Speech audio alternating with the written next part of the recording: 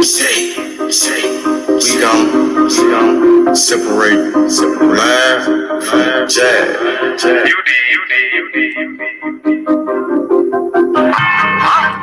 might understand me. Damn is better than damn. Oh, we're better than no music. Trap. I'm on my motherfucking trap shit. I'm on my motherfucking trap shit. I'm on my trap shit. NBA, I'm the number one in trap. 57, nigga on his ass out. Nigga came at me about a fucking bitch. D57, I laid his ass down quick. Blah, boom. Yeah, all that shit. Niggas talking shit. Wrong with all that shit. 20, 50s, 100 shit, I want it all. First round draft pick, that's how I ball. Big she bad, but I put that hoe on pause. Trap. I'm on my trap shit. I'm on my motherfucking trap shit. NBA baller, I'm that trap pick.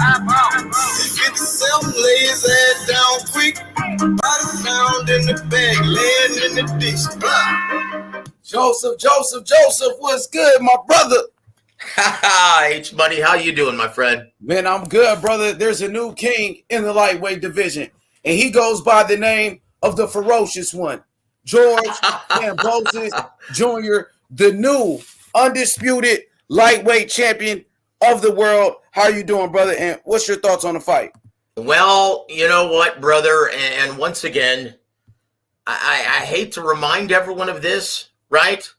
But do you remember when I came on your show about a month and a half ago, 2 months ago, and yes, I stated that this was going to be a potential problematic matchup, and not just because of George Kambosos, but because of everything that Teofimo Lopez was going through, right? His struggle to make weight, the grave injustice that his team did in, well, taking this to purse bid, Triller winning this, Triller scheduling this, postponing it 6 times, right?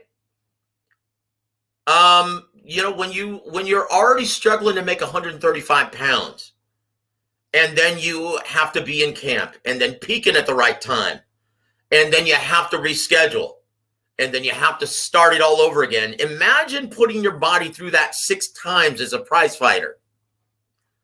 And a month and a half ago, 2 months ago, when I first came on your show, I said, look, don't be surprised if Teofimo Lopez and Devin Haney, one or the other, maybe even both, struggle in their fights, in their respective bouts. Because both men have outgrown the 135-pound weight division. Do you remember when I told everybody that? Yeah, I remember. You know what? And as much as I love Teofimo Lopez and Devin Haney, you know, as much as I love these prize fighters, you know, it just comes, you have to surround yourself with people who are going to give it to you straight.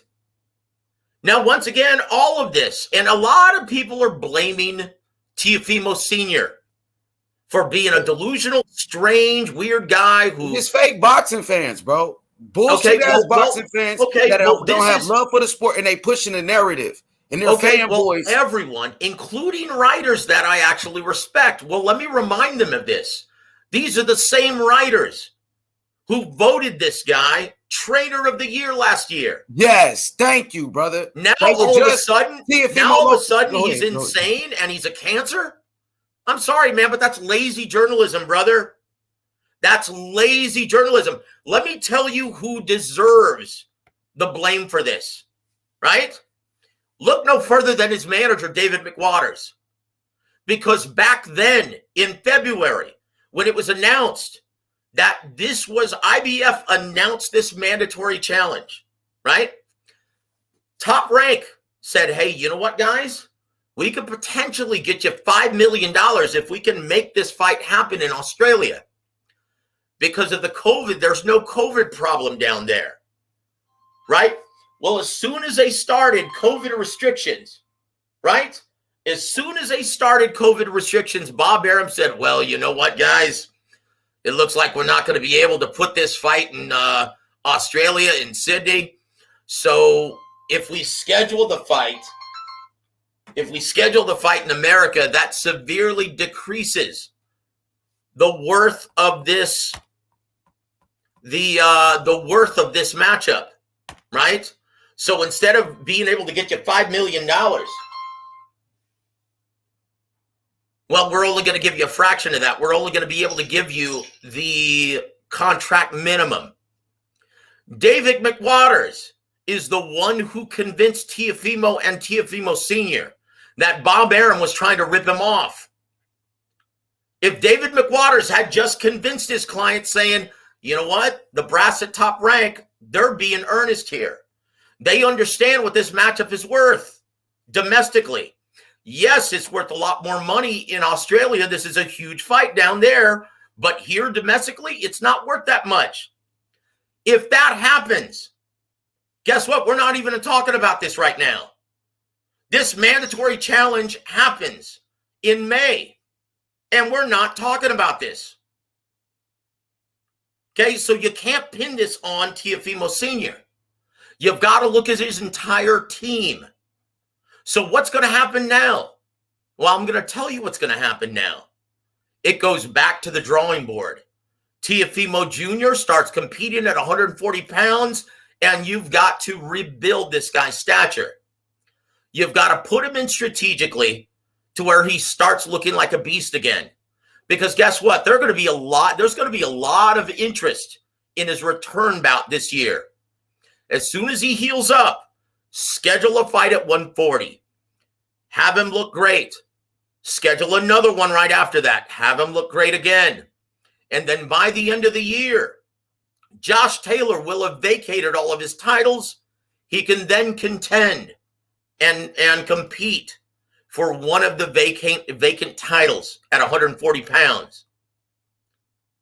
Trust me when I tell you this, Bruce Trampler, Bob Arum, Todd DeBuff, Brad Goodman, that's going to be their strategy in rebuilding Teofimo Lopez because they understand he's a better fighter than what we just saw this past Saturday night. And he could be the future of boxing if he's handled properly. So all of these people who are saying, oh, his dad's a cancer, you need to fire his dad. Oh, his dad's delusional. You know what? His dad's been delusional. His dad was delusional enough to convince his son that he could beat Vasiliy Lomachenko when no one thought that he could. So is his dad really the cancer behind all of this? Does he need to go? That's just lazy journalism. That's guys who don't want to actually think about this and don't know what the fuck they're talking about. That's guys who don't understand the business of boxing. Right? They learned their lesson. Do you really think they're not going to listen to Brad Goodman and Bruce Trampler and Bob Arum ever again? No. They took their licking. They're going to move up to 140 and they're going to rebuild. Okay? What's going on, bro? What's going on? That's the reality of this, guys. Yo, what's good, brother? Boxing, we got our special guest, Joseph Aran, on the panel. What's going on, Joseph? Yeah, Joseph, I totally agree with you, man. We got a lot of fake boxing fans. Boxing fans are the most toxic, and I think they're the ones. Boxing fans, they're fans of fighters now, bro. It's really all they do is cause controversy. Well, here I'll tell narratives. You, H Money. I'll tell you where the breakdown occurs, right? And Emmanuel Stewart once told me this. He said, "Look, the way fight fans are, and this just started to become a problem on social media before he passed away. Mm-hmm. This is what he told me. He said, look.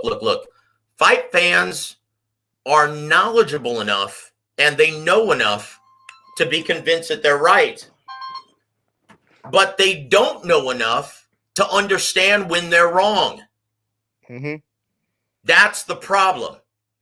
So you have all of these fight fans on social media with a voice, and they're truly convinced that they're right, and they all think they're experts. And why? Because compared to their next door neighbor who doesn't watch boxing, boy, they very well seem like an expert now, don't they?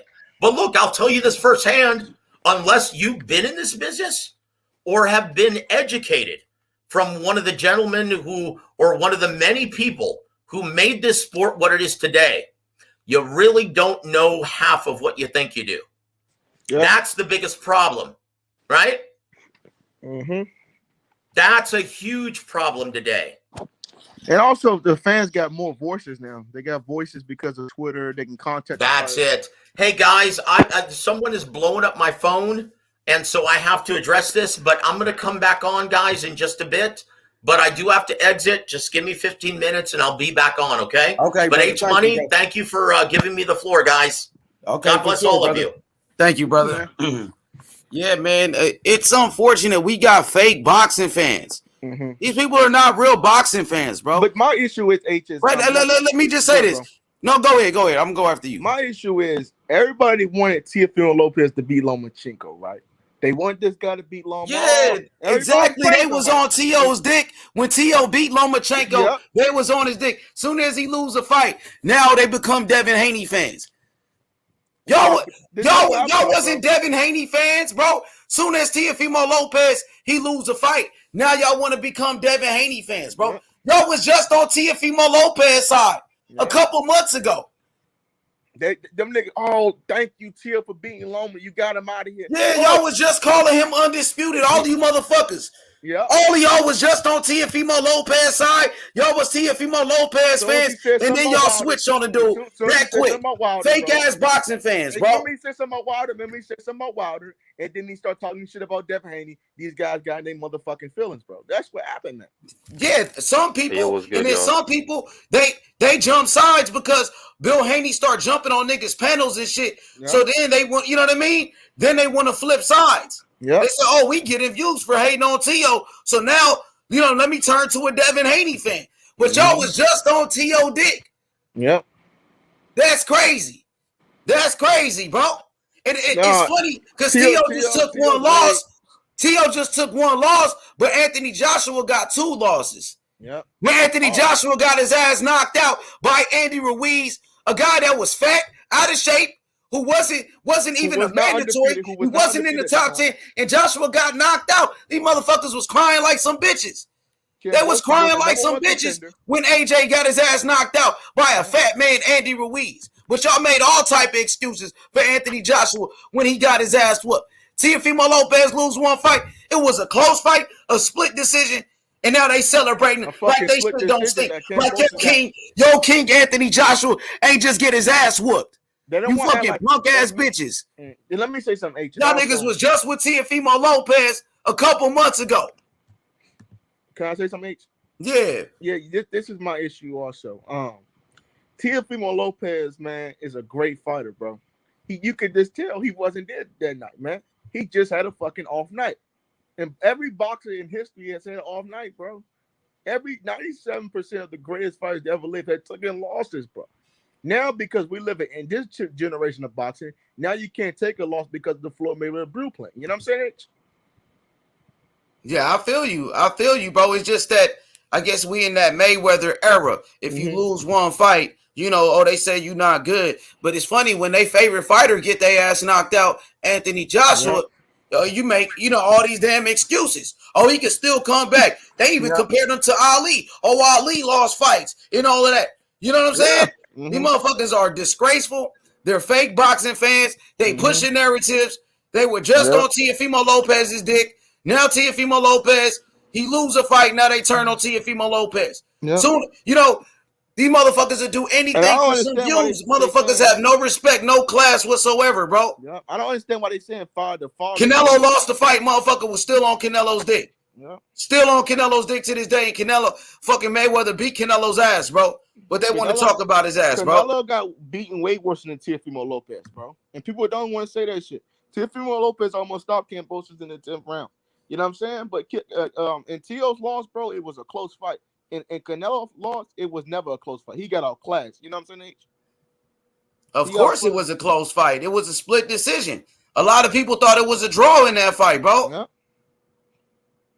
I had it as a 7-5 for T.O., but You know what I'm saying? You know what I'm saying? That's crazy. Teofimo Lopez, he still was an undisputed champion. Yeah. He still beat the number one pound for pound Vasiliy Lomachenko as the underdog. You can't take away his accomplishments, bro. Nope.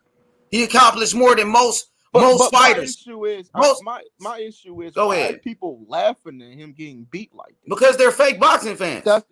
But they're not real boxing fans. That's why. They're not boxing fans. They're fans of certain fighters. They're fanboys of certain good? fighters. They're really what's good, nostalgic?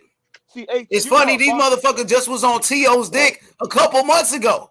Yeah. Then they jumped on Devin Haney's bandwagon. You know what I'm saying?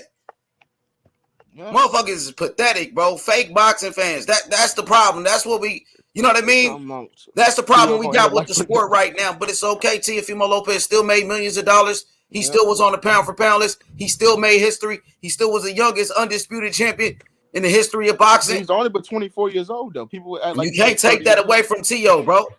He lost the fight to the better man that night. In the process, by you guys doing that, you taking away from Kambosos. They won't even call Kambosos undisputed, and he beat Teofimo Lopez. And they say, oh, Kambosos, he's not calling himself undisputed. Yes, he is. Yes, he is. You just look on his fucking Instagram. Kambosos calling himself undisputed right now. Right now.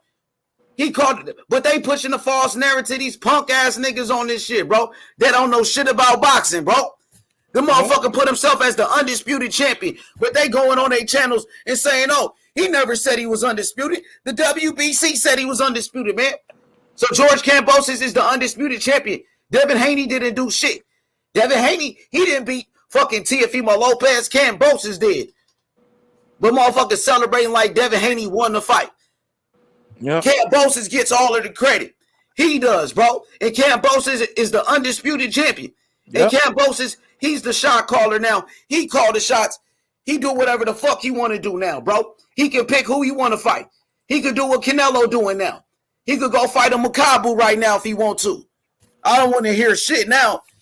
That motherfucker could do what Canelo doing, go fight a Rocky Fielding or whatever, bro. Or a Yildirim. Let him go fight a Yildirim after he just shocked the world, bro.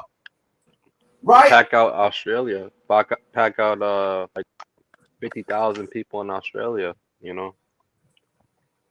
Kambosos is undisputed. Sell out. Motherfucker better call Kambosos undisputed in this motherfucker. I tell you that. After he just shocked the world and beat Teofimo Lopez like that, bro. Get that man his credit. But instead they're going to say, oh, Devin Haney this, Devin Haney that. Talk about the belt that Devin Haney didn't fight for, motherfucker. Look at this shit right here. We go to Kambosos, his Instagram right here. What does it say? It says Kambosos is the undisputed champ. This is what he put on his fucking Instagram. That's his shit. But they say, oh, Kambosos never said he was undisputed, which is a false narrative. George Kambosos Jr., this is his Instagram. Go follow him. It says right here, undisputed champion of the world. Undisputed champion of the world. Explain that shit, you punk bitches. Can't explain that because now they going around Kambosos. He doesn't say he's undisputed. Yes, he does. Nice. Just cook your bitch ass right there.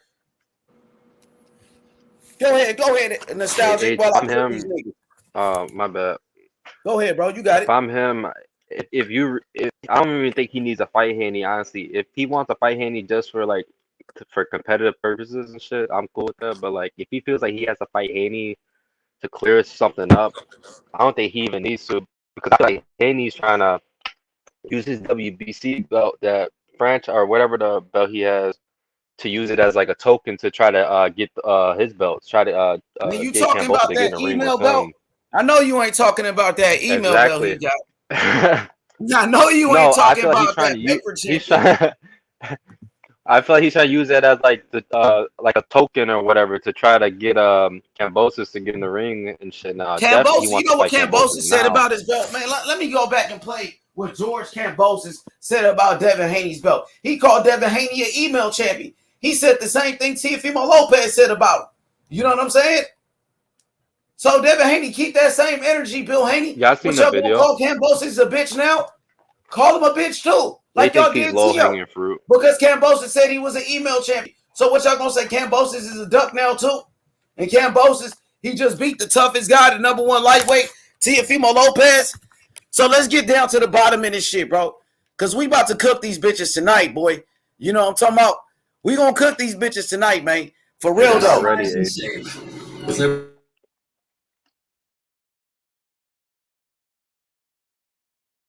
Keep cooking, bro. Keep cooking. I'm about to play this shit. All right. Nah, I mean, I don't like this shit. The way that this shit's going on with these guys want to call Kambosos out. No, I never seen all these people come out the woodwork like this when Tio Exactly, won bro. Loma. Exactly. It's weird. Yeah, I got it right here. It's bad for the sport, man. Look, I got it right here. While George Kambosos Jr. exposes Devin Haney. Exposes Devin Haney as an email champion. Here we go right here. This coming from Kambosos himself. This is 6th time. Because of the whole. Here we go. I ask you this because of System healthy and snap strong. You're a no-nonsense guy, George, and you are very honest. So let me ask you this because with his victory over Lomachenko, a lot of people have brought up this argument, a lot of boxing fans, some of which are split. They're saying like, hey, he's not really undisputed because of the whole Devin Haney situation. When you're coming into the fight, do you see him as the undisputed lightweight champion, or do you feel that there is an argument there, a little muddle the water, that's not Teo's fault, that's not Devin Haney's fault, it's the organization's fault, but he can't call himself undisputed? No, he is the undisputed champion. He has every single belt, and when we fight, it'll be for every single belt. You know, Lomachenko had the WBC belt. Obviously, they decided to make a franchise title, which is like a super title, super belt, just like the WBA has. And he moved on to that, obviously, title. He beat the guy who was a WBC champ, Lomachenko. Now, Devin Haney never fought for the title, never won the belt properly. You know, he was an interim champion or a super, whatever he was, a super champion. And all of a sudden, he got an email or Gmail or Yahoo mail, whatever you want to call it, and he became a world champion. If that was me, I would have said, listen, I'm putting the email in junk, in spam, and I ain't accepting it. I'm sending it back because I like to earn things. And even if I don't, obviously become a world champion and something goes wrong, I'd rather know that I gave my all and no one gave it to me. Now, Devin Haney is parading different. He thinks he's the full champion. He thinks he's the WBC champion. If he wants that false sense, but I bet you when he looks down deep in his eyes and when he looks himself in the mirror, he knows he didn't earn that belt. And a lot of the fans know that he didn't earn that belt. So I look at Lopez as the undisputed unified champion at the moment. Okay. Did you guys hear that? Did y'all hear that? He called them a Yahoo champion, Gmail champion. George Kambosos exposes Devin Haney. Exposed him. He said we was fighting for the undisputed title. On his Instagram right here, George Kambosos put it, undisputed champion. He just put that. So what do you guys got to say? What do you have to say? But now they're lying. They say Kambosos, he never said he was undisputed. Look on his fucking Instagram. George Kambosos, he already called Devin Haney a paper champion, an email champion. So what do y'all got to say? What do y'all got to say? All they do is lie, HLD, while we keep it real. That's why Bill Haney got mad at me, because I said Teofimo was the undisputed champion, and he is. George Kambosos is the undisputed champion. He is. He beat Teofimo Lopez. He won the fucking franchise belt, the WBC. They got him as the undisputed champion. So what do you have to say now, bro? What you gonna do, Bill Haney? Are you gonna sue the WBC? Let me know, Bill Haney. You said it. You said you was gonna sue the WBC, not me. You know what I'm saying? So keep that same energy, bro. What y'all gotta say now? It is transferable. He just won the belt. It is. You know it's transferable. Teofimo Lopez won the franchise belt from Vasiliy Lomachenko. George Kambosos, he just won the franchise belt from Teofimo Lopez, bro. It's the truth. Yeah, that belt's been on 3 people's waists already, bro. That's crazy. It's the truth, bro. We already had 3 franchise champions in the lightweight division. Lomachenko, Teofimo Lopez, now George Kambosos Jr. You see it right here on his Instagram. He just put it up. But these motherfuckers acting like, they some bitches, bro. They fake as fuck. They fake. They were just Teofimo Lopez fans. Y'all was just Teofimo Lopez fans, but now y'all want to act like you Devin Haney fans, bro. You niggas fake as shit. fucking fanboys, bro. George Kambosos is the undisputed champion. Straight up. He's already undisputed. He said, what's the definition of champion? That is not Devin Haney. I mean, he said WBC doing what they want to do. Hey, man, Bill Haney's with it. He's still with the WBC, right? He's not against it. He's not against it. He getting paid from the WBC. So all I do is speak the facts, bro. That's all I do. I got more facts for you. When Kambosos, he beat Teofimo Lopez, the WBC on their Instagram, they welcome Kambosos as the undisputed champion, bro. Soon as he won the fight, they called him undisputed. The WBC, bro. You know what I'm saying? So what y'all got to say about that? Bill Haney, what you got to say about that? George Kambosos, his promoter, they already calling him undisputed, bro. Don't get mad at me, get mad at George. But y'all trying to be friends with George all of a sudden. When George gonna talk bad about you. George already exposed you. But now y'all texting George, y'all begging George Kambosos for a fight. My nigga, it's pathetic, nigga. This is the WBC right here. As you can see, this is the WBC. They say it. He said, WBC boxing, hashtag, and the new undisputed champion of the world, George Kambosos Jr. And then you got Devin Haney fans in the comment section saying unified. But the WBC didn't say unified. They said undisputed. As you can see right here, they said undisputed. So what are you guys going to say now? Are you guys going to bitch and complain about that and cry about it? George Kambosos, you heard what he said. The WBC saying this man is franchise already. George Kambosos himself, he calling himself undisputed already. So what is the fucking argument? He won the belt in the ring. He did it the old-fashioned way. He was the underdog and beat Teofimo Lopez. But now they want to take away from George Kambosos and his accomplishments. Now they want to take away from George Kambosos making history in boxing, bro. You know what I'm saying? Keep it real. Let's go. And let's go to his let me go back to George Kambosos, his Instagram. So let me show you this Shadow Ghost. Hebrew. Who they think they fucking with, bro? Y'all not on my level, nigga. Y'all niggas not on my level. Bill Haney, you're not on my level. Bill Haney, explain this shit. Even your fanboys. You know what I'm saying? Your fanboys, that was, first they was Gary Russell fanboys. They was going against Devin Haney. You know what I'm saying? Some of your fanboys, first they were Teofimo Lopez fans. Now they just jumped on the bandwagon. You know what I'm saying? So many Teofimo Lopez fans none jumped on the Devin Haney bandwagon all of a sudden since Teo lost one fight.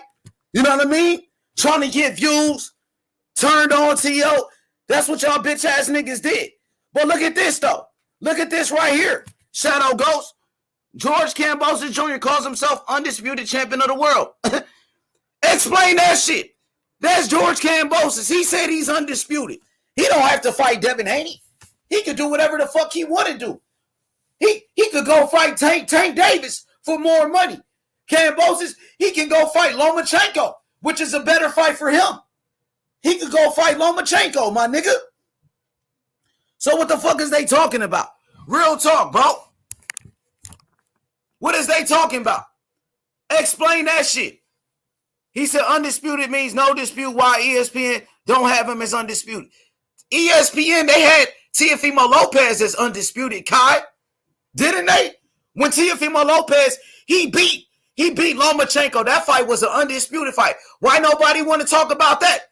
Since you want to mention ESPN, let's talk about how ESPN, they had Lomachenko versus Teofimo Lopez as an undisputed fight. Yes, they did, bro. Now you capping, now you lying, bro. Now you capping, now you lying. I could pull it up right here where it said Lomachenko, Teofimo Lopez was undisputed on ESPN. I ain't got to lie about shit, nigga. I ain't got no dog in the race, nigga. I ain't got no dog in the race. I'm just keeping it real. You know what I'm saying? So I could pull it up right here where they said that shit was a motherfucking undisputed fight. Teofimo Lopez, Lomachenko. They promoted it as an undisputed fight, bro. What you mean, bro?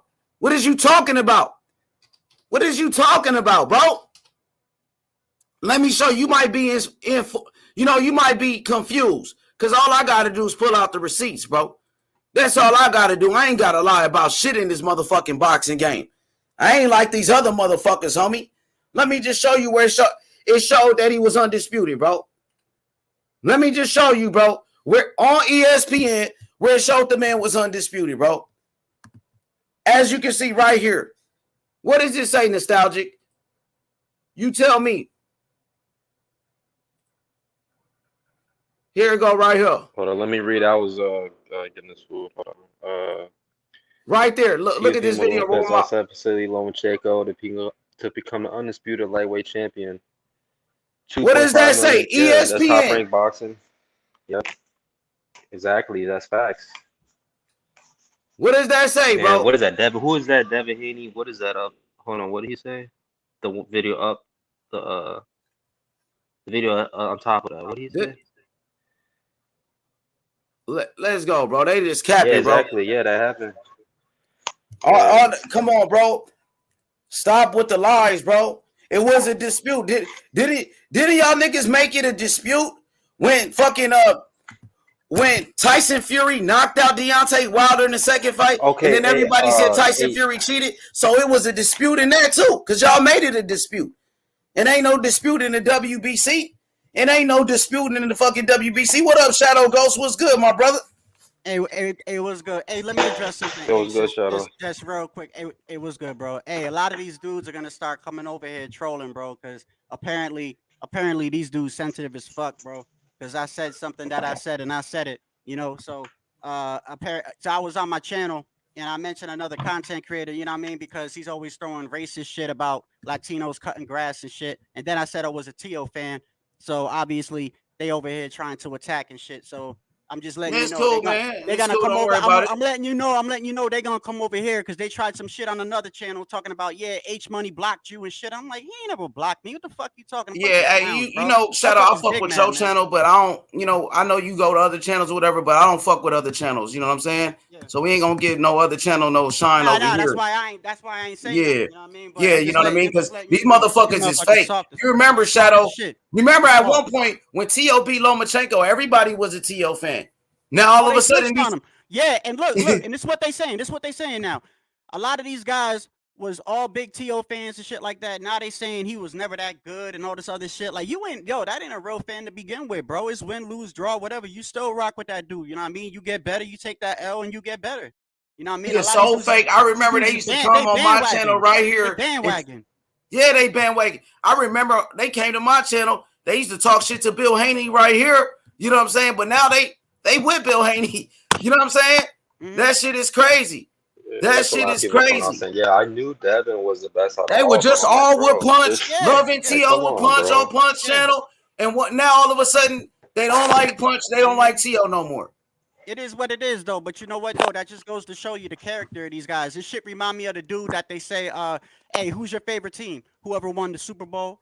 You know, and then like, you know what I mean, that next year that team is ass as shit, and now they ain't fans of that team. It is that fan to me, bro. You know what I say though? I say this: if you're not a fan after a fighter gets a loss, you were never a fan to begin with. You was never. Like, you were never a fan. You was never a fan. You was never a fan. You're gonna talk about and say, oh, he was never that good, but just before the fight, you was a big fan and you was repping him. Then you was never you was never a real fan. You were never a fan. You were just there for the ride. Over here. What the fuck out of here with that shit soft. That shit is fake as shit, bro. For real, bro. Y'all fake as fuck, bro. They just was on Punch channel all with T.O. loving T.O. There for the ride. Then they turned on T.O., jumped on the Haney bandwagon, all of that shit, dog.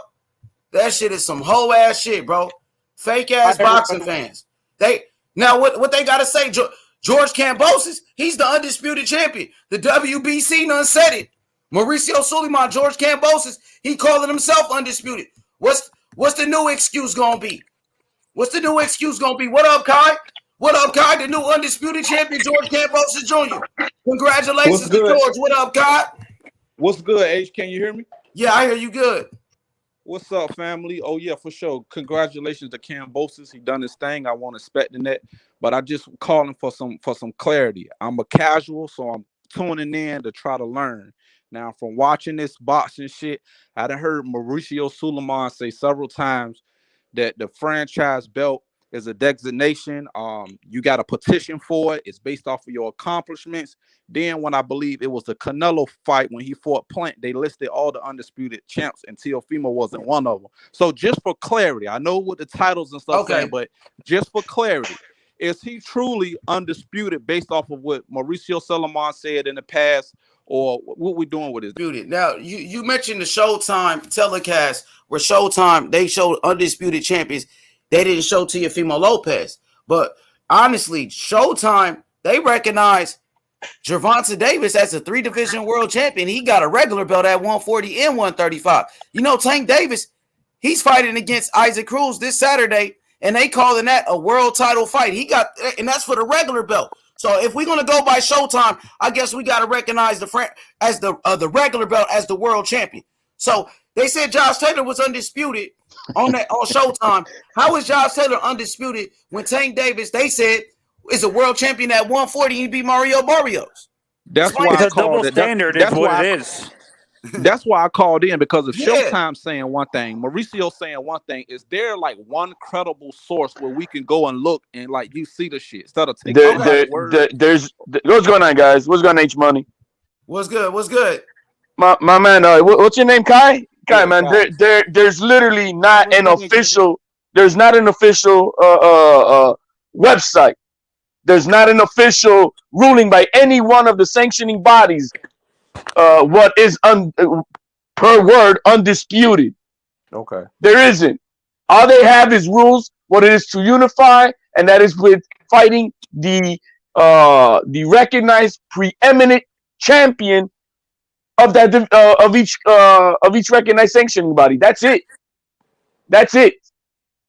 So each one makes up who is their supreme champion, who they declare as what their champion is, and that's it. Gotcha. So right now, so when my confusion came in, and I get exactly what you're saying, but why my confusion came in is when Mauricio Solomon tried to double down and say, well, Teofimo isn't, undisputed, the franchise belts, yada yada yada. But then it's like they double. He's never said that. He is. He's never said that. Mauricio Solomon have said that on the YouTube channel before. I don't want to name. No, he missed. No. That was a guess. He misspoke because the way, if you see that, play that. I know the clip you're probably talking about. It's the only time in over a year that he's the unified one. When they right. That the guy's like, well, unified is the undisputed unified, and he was like, blah, blah, blah, blah, blah, and like, what the fuck? So anyway. Hey, but there is something confusing though. Did you see Did you see the interview with Kambosos' trainer afterwards? I forgot, man. You talking about his dad? Well, yeah, was it his dad? It was somebody, but he said that they wanted to fight Devin. Oh yeah, yeah, you saw that though. And yeah, that they running with what Kambosos' daddy said. But if you go by what Kambosos is saying on his Instagram, Kambosos is calling himself the undisputed champion. Yeah, look, that's what I'm saying. It's confusing though because it's like the father. It's like, but look, the most important thing is you got Kambosos himself. Yeah, Kambosos been called Devin Haney an email champion. He been said that. How you gonna go fight for a secondary title just because all the nostalgic fans don't like that there's change? Because this is what I've been rocking with since I was a baby. And man, it's called evolution. It's called change. There's a supreme belt with the WBC, and and the top title is the franchise champion. Bottom line, it's no different than the WBA. I mean, what the fuck? I mean, how stupid is that? Then if you want to say that Devin Haney's got a paperweight because he's not a champion. Champions have to beat somebody to be a champion. For all the champions that I recognize, all their hands were raised in the ring. I saw Devin Haney get a belt on a fucking little press conference like it was like my son getting a fucking participation trophy. They're trying to, Eddie Hearn and Devin are trying to use that belt as collateral to try to make that fight with Kambosos. If I'm Kambosos, I wouldn't. Let me say this: when Kambosos and Tio was fighting on Triller, they called it an undisputed fight this whole fucking time. Kambosos, he was saying, I'm fighting for undisputed this whole time. Eddie Hearn, the zone get the fight, and then they switch it up a little bit. But Kambosos, his whole mindset going into this fight is that I'm fighting for undisputed. That's why you see him as an undisputed champion on his on his Instagram account. That's why his promoter, Lou DiBella, calling him an undisputed champion. They got the belts now. Eddie Hearn ain't his promoter. Eddie Hearn is not his manager. His manager is Peter Khan. They call the shots now. So what do you think that Josh Taylor meant when he told Teofimo you have unfinished business at 135, meaning Devin Haney, if he was already undisputed? He's talking shit because he's just throwing shade. Just like his best, the goodies with the Haneys. That's all, man. They have the same trainers and shit. So the point of the matter is, where the confusion coming from, I think I got it now, is the WBC green belt was once held as a prestigious belt. But as into recent years, that has changed. And now there's another belt that's over top of that. And I think people ain't really fucking with that. So I think that's where the confusion coming in. So the clarity is the franchise belt is the supreme new WBC belt. No, I wouldn't agree to that either because Canelo doesn't have that and he's undisputed and Josh Taylor. Canelo does have that. No. Canelo does have that. Well, Josh Taylor doesn't have he was it. Like the first or one Usyk, with the belt, right? When Usyk didn't have it either. And Crawford didn't have it at 140. So it's just fucked up. Mauricio just fucked up the whole thing, bro. Do you recognize a champion by somebody who didn't fight for it in the ring? I looked at Kambosos and Lopez as champions, though. I don't even care about the belts, bro. I don't need a belt for you to know who's the guy. I don't need the belt. Exactly. I know who's the guy. Look, let's put it this way. Who's the guy, bro? George Kambosos Jr., he's the fucking guy. He beat Teofimo Lopez. Look, Tank Davis. Tank Davis.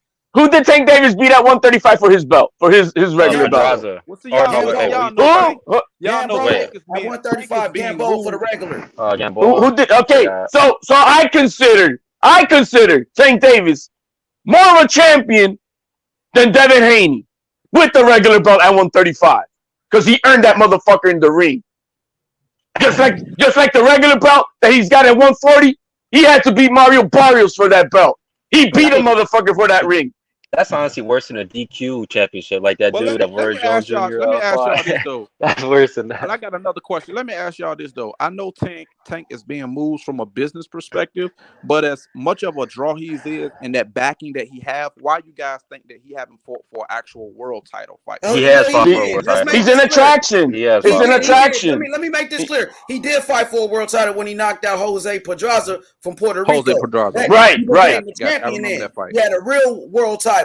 I think he came back and won a real world title too because he got stripped for his belt and he won. Was that at 138? Was that at 130? Yeah, that was at 130. Yes. Right. Okay, so he is a former world champion. A real one, supreme champion of his division. Yes. So did he vacate that belt to go to 135? Yeah. Okay. All right. I'm getting it. You see that? Now, why hasn't he fought? You say? Well, I mean, look. I mean, I'm going to take by the words of Leonard Ellerby. They are running a business. I can respect it. It is. You know, and when he says that, I'm going to respect it. They are running a business. Since the kid can bring in attraction, they come. Look, his last fight, they generated well over $20 million. You know what I mean? In gross revenue. Hey, if people don't like it, just don't buy the fight. Right. So, you know, I'm not a hater. And this one thing that I didn't like, I was hearing people saying when Teofimo lost his fight. I knew that he went in there with a lot of emotions for one, trying to knock him out and all of that shit. But I'm hearing people saying he on drugs, his daddy on drugs, he's suicidal, his career is over. I'm like, he had one loss. Yo, this man had one loss. Maybe he need to be. Go ahead.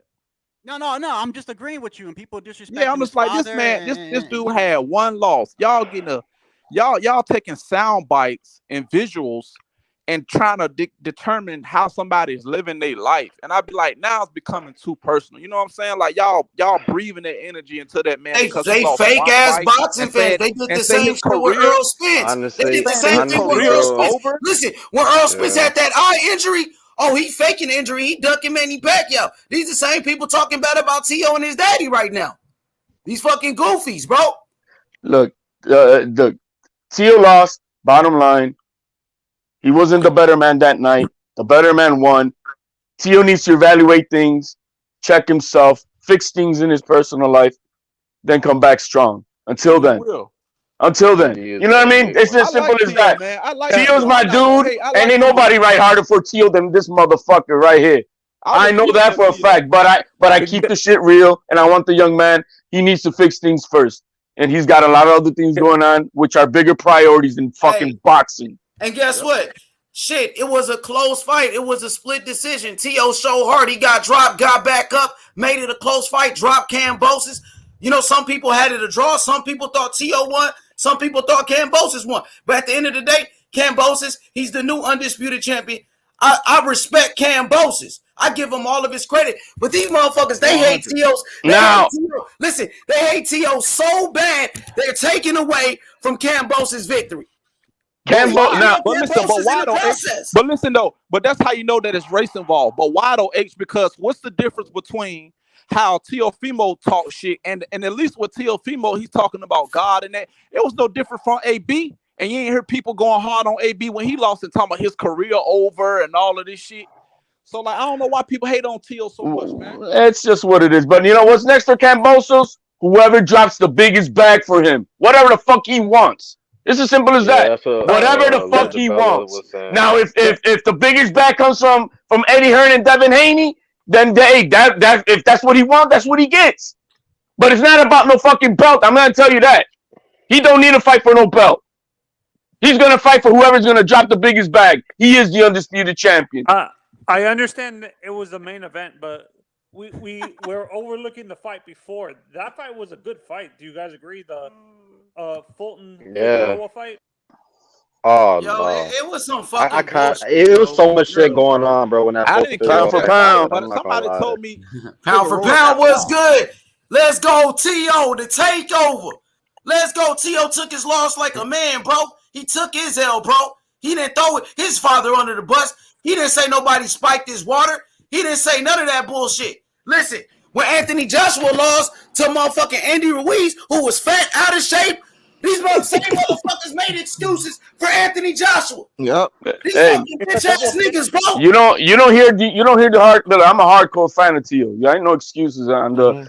Yo, man, I saw some floppy gloves out of fucking Kambosos. I saw Eddie Hearn walk around the fucking corner next to his water, man. I don't know. But ain't none of that bullshit. But one thing, or his daddy poisoned him or some shit. We ain't saying right. I mean, no, man. You know, my issue is it's okay. They talk all that shit about Teo right now, like they favorite fighter Anthony Joshua wasn't knocked out by fucking Andy Ruiz, got dropped 4 times.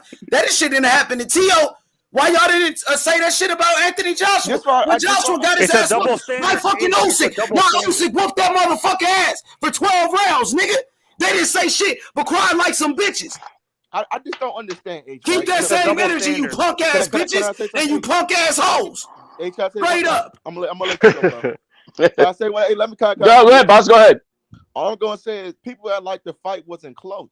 Kambosos won by split decision. It could have went in the way, and that's why I understand. It wasn't like a unanimous decision that he won. Now he beat Teofimo Lopez. I mean, that's no excuse, but the fight was really close, and I think people acting like Teofimo got his ass whooped. You know what I'm saying? He was. You know what I'm saying? Because he didn't. It was just a close fight.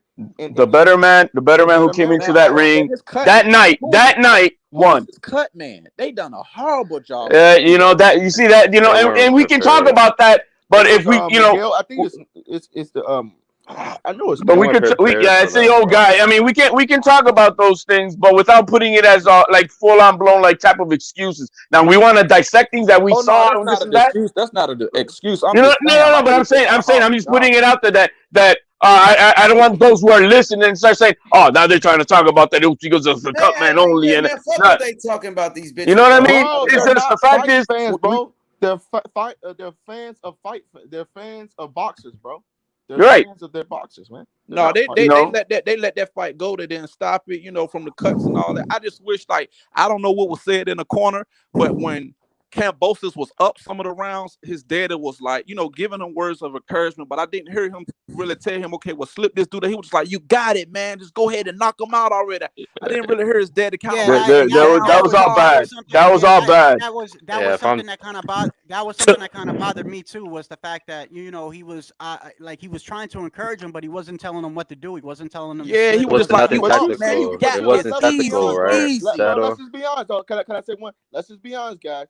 That was not the same Teofimo Lopez who fought Lomachenko. Absolutely not. We all know that. You know why?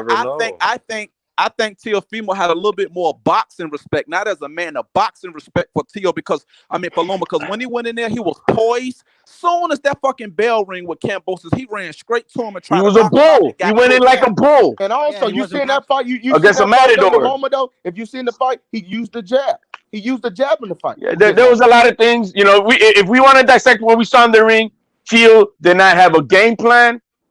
So, but he did not have a game plan. He said he spent $250,000 on a training camp. There's 3 camps I think that were done, or 2 camps, and who knows? You know what I mean? I'm not whatever that is. Calvin Ford, Tank's trainer. Calvin Ford, Tank's trainer. Before the fight, they asked him about it, and he said, "You know what? I don't know because Kambosos is hungry, and that extra time for them postponing that fight could give him time to figure Teo out, and that's exactly what happened." He fought the worst version of a Teo, man. Hold on, HOD. If you remember too, a couple of weeks. What was it? H. It was like a week before the fight. About 2 weeks before the fight. You remember when Teo Sr. came on here and we were asking him questions, and I asked him, I said, hey, how's that guy that used to, the veteran Cuban coach, Jorge Rubio? I remember. And he said, nah, we got rid of him and we got rid of a couple of people and stuff like that. And I was thinking like, damn, I remember that's the guy. They even had an article about Jorge Rubio, about how he helped him with Teofimo prepare for his Jorge helped him with the defense, man. Yeah, but the Cuban coach, right? Hold on. Go ahead. That's what I'm saying. That's what I'm saying. He helped him with the defense, and then when he came on here, he said that he had let a lot of people go, and it was just gonna be. But to me, I'm thinking honestly, just trying to be critical. There's a lot of boxers that have like a trainer for defense, a strength and conditioning coach, a cut man. Like you can't just take everything on yourself, bro. That's like no, man. No. Look, man. When you're a president of a company and you want to run a company successful, you gotta have always a lot of people in positions that can do jobs even better than you in certain areas. That's how you're gonna succeed. But he had Joey Gamarz though. He had Joey Gamarz as assistant. Yeah, he wasn't there either. It's crazy because Kambosos was. Hey, Shadow, bro. I think they thought they had that shit figured out, bro. How the fuck did Kambosos know everything that was going on in the camp like that? That strategy that Teo, he wouldn't have been prepared for the Teo that fought Lomachenko, that fought Coleman. That Teofimo Lopez would have stopped his ass. He would have stopped him. He would have broke him down.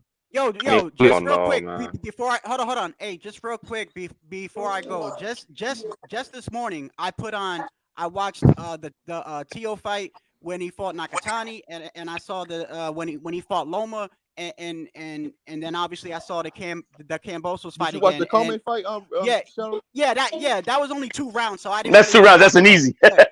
So, but hold on a second. I'm agreeing with what you're saying, brother, because he did not fight nothing like that. And all those other fights that I saw this morning, he was using his jab. He was going to the body. Lomachenko had a red welt on his rib starting in the second round. He came out there. He came out there emotional. He wasn't throwing no jabs. He wasn't setting up his punches. And then when he was losing, his father wasn't honest with him. And I just got to keep it a buck. But I'm still just because a person lose, I ain't gonna sit there and say, oh, he was never that good. Oh, he was overrated. Motherfucker, we're not saying this for a justification for his loss. No, that's what I'm saying. But hold on a second. These guys are saying he was never that. If he was never that good, he would have lost one of those fights with Nakatani. Lomachenko, he almost lost. Lomachenko would have beat the shit out. No, he didn't almost lose, bro. That was unanimous decision, bro. Beat Lomachenko was the best fight. He won that fucking fight, bro. I thought someone it was a learning experience. He probably struggled a little bit. Watch the fight. He won the fight. Most important. And then he came back and knocked out Coleman, and then he fucking beat Lomachenko. It was a tough fight. My bad, bro. Yeah, it was a good fight. A tough fight. He learned from it. If you see H, bro, Teo was not focused in that fight, bro. Like with the Coleman and Loma fight, you could tell he's got a lot of things going on. I'm not gonna put it out, but he's got a lot of things going on. I mean, that I'm telling you, it'll bring any man to his knees, any man and woman to their knees. I don't care who the fuck you are, how strong you are of a physical fighter. I don't care how physically gifted you think you are. But when you got these other type of things going on in your life, it will bring you to your knees. And I don't give a fuck who you are. That man publicly said he thought about suicide and stuff like that. I can imagine the shit that's going on. 3 times, but nobody want to talk about that. How was his kid, his baby mom, his wife, took his son away from him. What? Come on, bro. Yeah, Are him you and saying they kept pushing the fight back? What about that shit with fucking Top Rank? Hold on. H. Hold on. You said his kid, his baby they just had, she took him away? Yes. Yep. What? Yep. And How she y'all got heard the about back. that? Hey, hold on. Just I 12 remember days his ago, mother- man. Hey, hold on. They're having Remember problems. I'm not gonna say he took them away, but they're having problems. Remember they had that man. little story on ESPN how the mother didn't like the girlfriend, bro? She was right, bro. She was There's, right. yeah, you see, there's. I mean, look, man. I don't want to. Let's not get into. But I just say, man, he's got a lot of personal shit that'll bring. I don't look, man. This is boxing. This is a job, and if you have those type of problems at any fucking job, bro, that shit is on your mind 24/7, and you are not focused to be a killer. Ain't no FMLA in boxing yet, damn it. You know, so it is what it is. He was unprepared for that fight. He was not the best fighter, and the best fighter won that night because he was more prepared to fight, and that was he that. lost to the better man that night, George Kambosos, and we give George Kambosos all of his credit. He is now the undisputed champion in the lightweight division. He has all the belts. He's the king of the lightweights, bro. He's already undisputed. Let's stop hating on Kambosos and saying, oh, he's not undisputed. He got to fight this guy. No, he's undisputed, all right. He beat the top guy, Teofimo Lopez, who beat Lomachenko. Now Kambosos, he's on the pound for pound list. Joseph, what's going on, boss? Joseph, what's good, brother? You back? How you doing, guys? Thanks. Sorry about that, man. It was just business. Someone's blown up my phone. I had to tend to it. But tell you what, I'm back. I've got my sweet amber medication with me. I'm feeling good. And you bring up a really good topic right now. So how good is George Kambosos Jr.? Well, we don't know. He's a great fighter. He's a great fighter. I'll tell you. He's a great fighter. Once again, and I hate to bring this up again, but I talked about this a month and a half ago when I was on your show. I said, look, this is going to be a difficult fight for Teofimo Lopez. And this is even if we see the best version of Teofimo Lopez, which I doubted back then too, because of everything that he was going through physically and emotionally.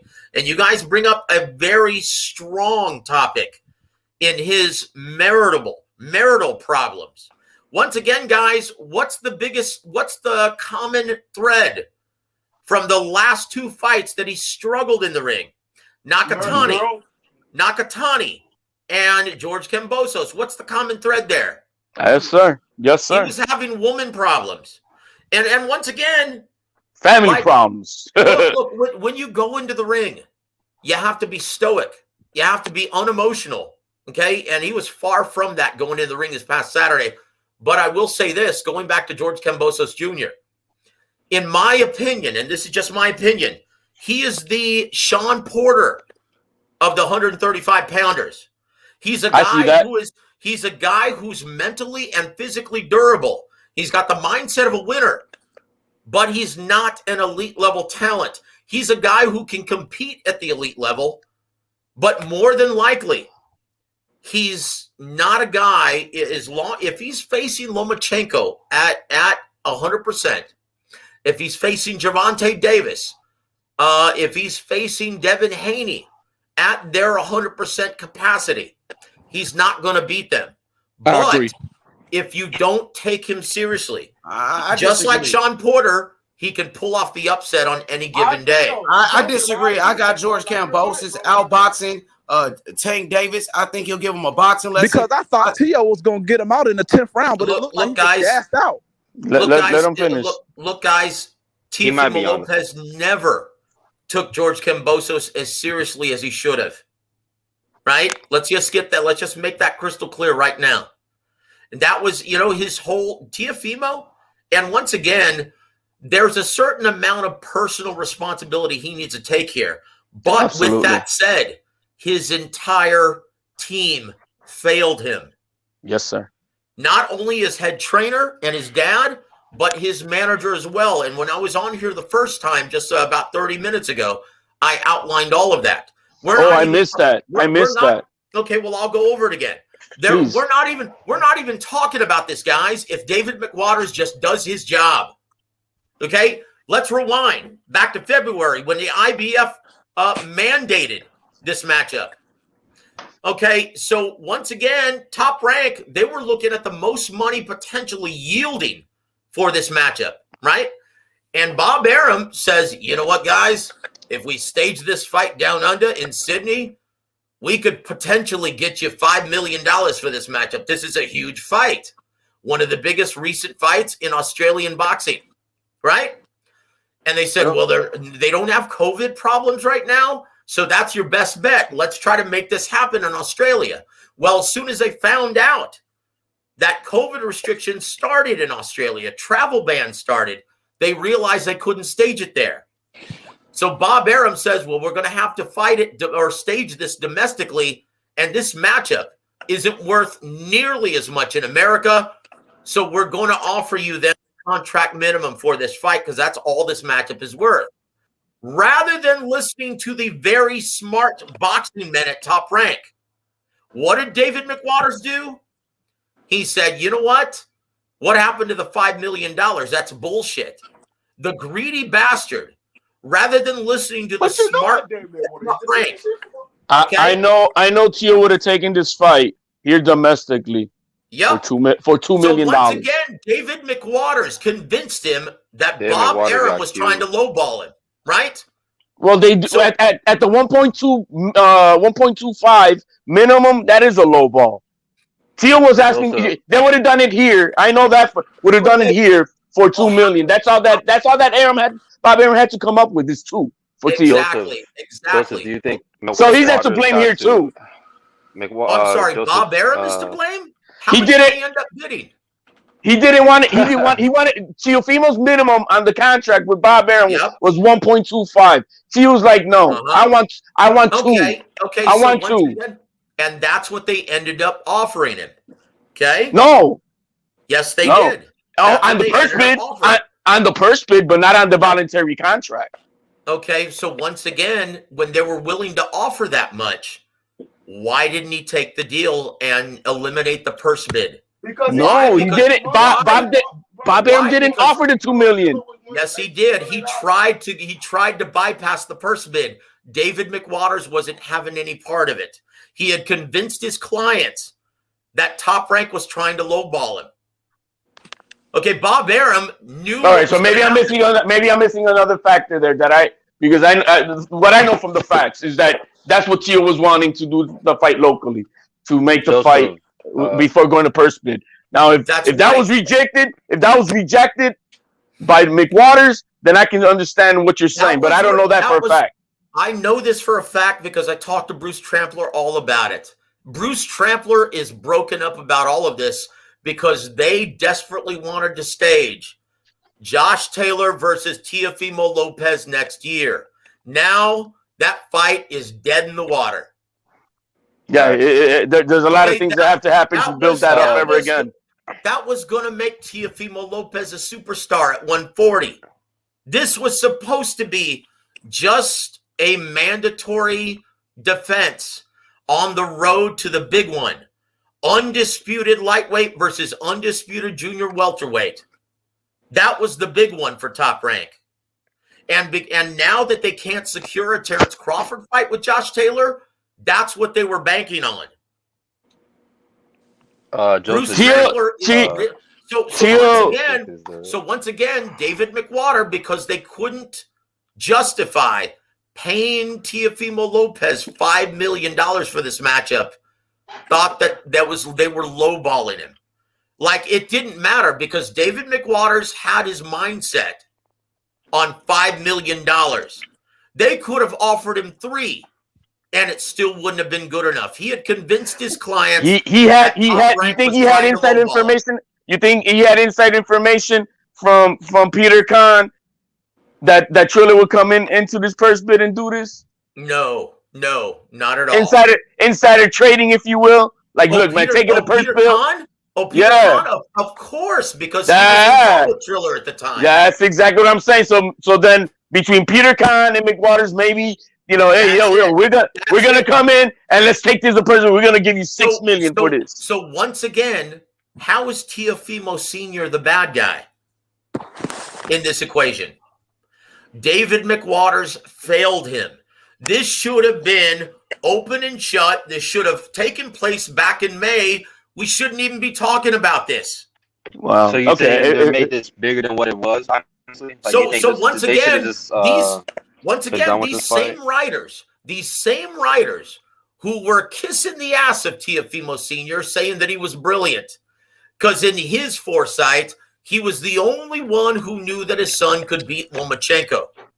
So now, fast forward a year later, all of a sudden, Teofimo Sr. is delusional and crazy? Yep. There's something wrong here, guys. And once again, you can't just pin this on. That's lazy journalism. You can't pin it on Teofimo Sr. All of a sudden, he's a whack job, but last year, he was trainer of the year. Best I mean, if he was the best trainer in the game last year, though. He was the best trainer in the game last year. Oh, he took away Loma's angles. Look how Senior did it. Look how he did it. Yep. Look, and look, it's lazy journalism. The real poison pill here. The business wise, David McWater. David McWaters is to blame here, guys. I know this for a fact. So when it comes to the business, when it comes to the business side. When it comes to when it comes to the business side, which boxing is a business, with what you're saying, if it's as accurate as you're saying, then I can understand you definitely who is to blame. Okay, with the business side. Think about this. Once again, look at the chain of events. Triller doesn't get involved. If David McWaters just listens to the very savvy people at Top Rank, that look, they have an investment in Teofimo Jr. They want what's best for Teofimo Jr. They're lock, stock, and barrel invested in this kid. They think he's going to be the next big star of boxing. So why wouldn't they have his best interests at heart? It's David McWaters, guys. Well, I mean, this is what I gotta say. This is fair play. I'm sorry. Once again, HLD. Once again. We wouldn't even be talking about this had they just listened to Top Rank and taken this offer. Dude, I'm not arguing. I'm trying to put a point. Shut up. I'm sorry. Go ahead, sir. No. With everything that you're saying, it makes total sense.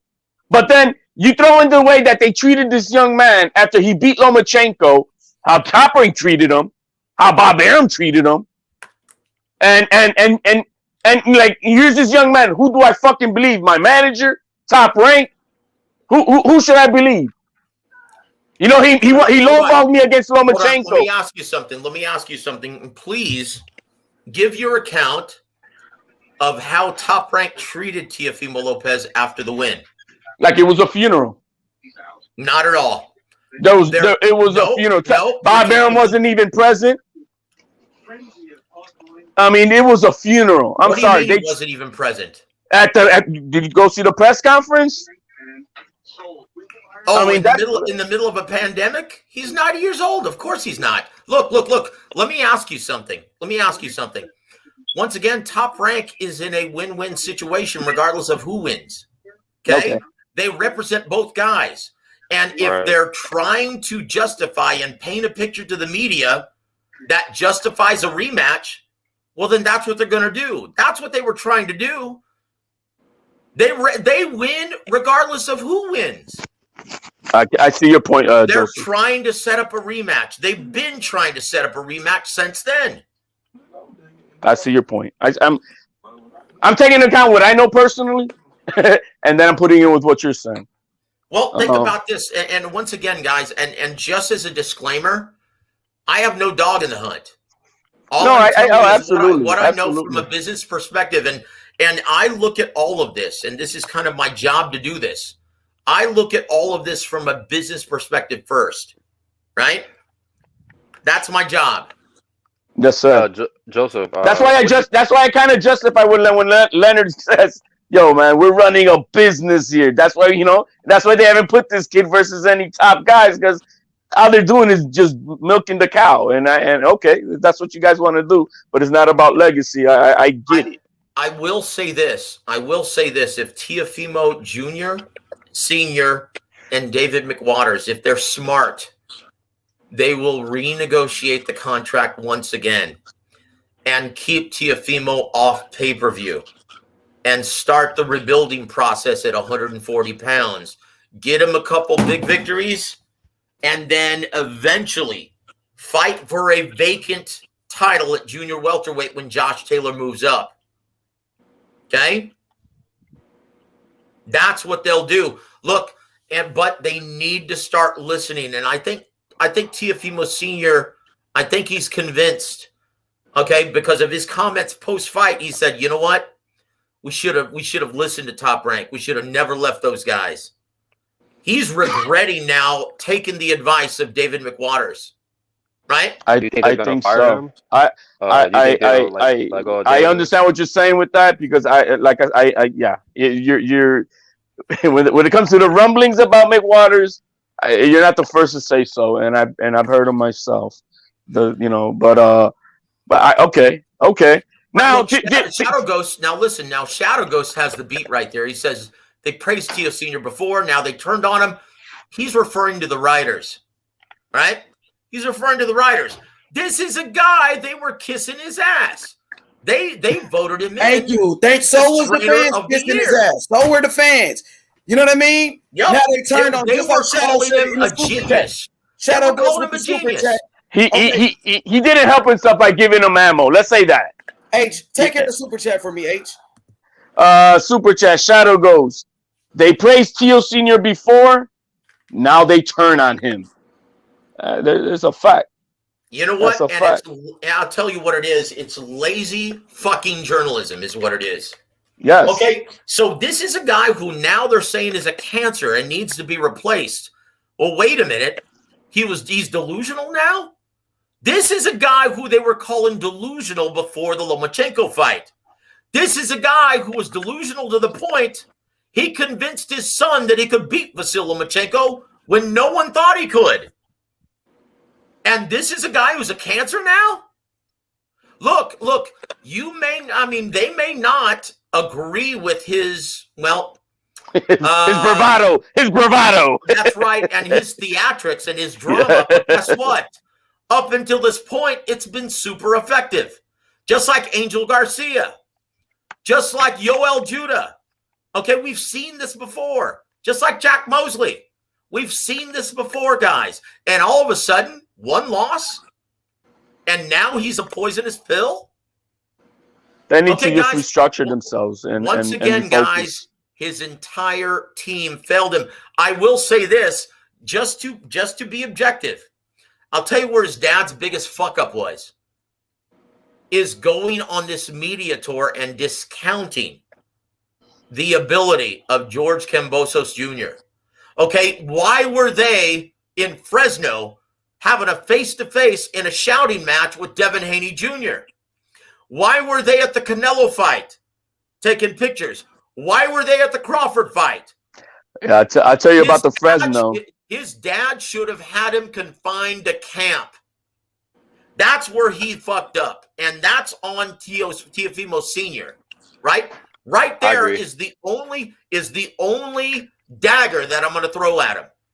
But otherwise, his dad has been very, very good for his career. Say whatever you want, but guess what?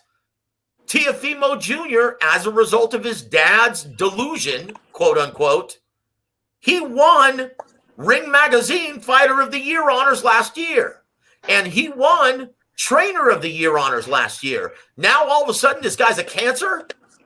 Man, get the fuck out of here, man. That's lazy journalism is what it is. And a lot of hate. There's a lot of hate that comes with that. There's a lot of whatever you want to call. Why? I want to know why. Look, writers are supposed to objectively view this shit, right?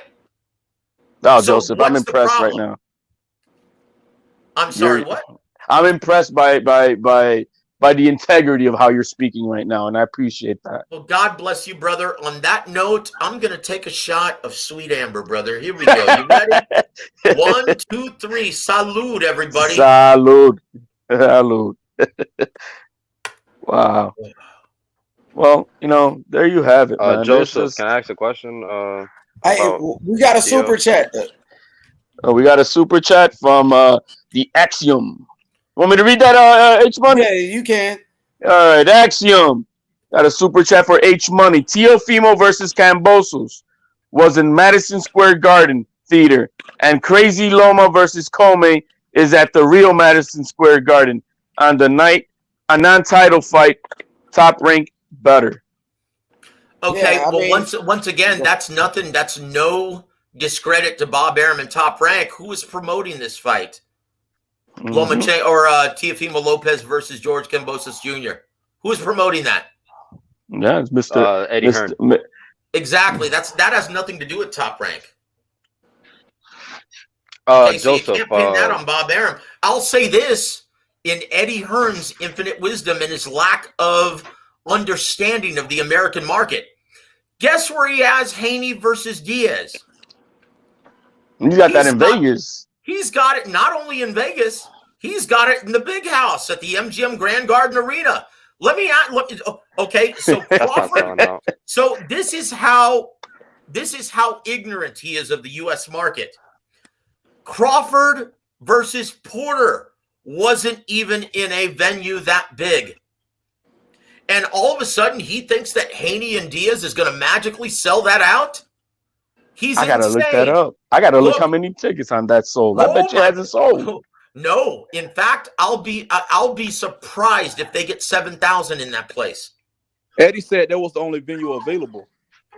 That's bullshit. That's bullshit. That's bullshit. He's going. Look, he took, and he sold, and he's one hell of a salesman.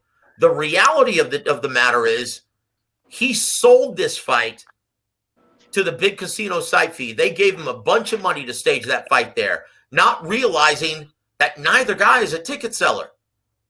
They're going to lose their ass, the MGM Grand. MGM, they're going to lose their ass on this. And Eddie Hearn doesn't give a shit. You know what? Because he's going to win out. When this fight doesn't sell, and Devin Haney wants to demand $3 million per and fight Gervonta after this, Davis is that week too. He's gonna say, you know what? I'm sorry, but the ticket sales, they don't justify you demanding $3 million from this point forward. Depending on the matchup, we can't justify giving it to you. So Eddie Hearn, it's a win-win for him. But Bob Arum knows that too. Bob Arum knows this very well. Once again, he didn't promote Kambosos versus Lopez. No. Joseph, I have a question for you. Yes, sir. I'm wondering when it comes to you brought up site fees. Do you think honestly that can be do you think the site fees, like doing fights at these casinos, is actually a better proposition for boxing in general, or do you Fuck no. would you rather Fuck do it at no. the big stadiums? Look, the way it used to be, right? Before promoters got lazy, they used to have to beat their feet, but they always brought the big events. Okay, not Leonard versus Hearns, not events like that.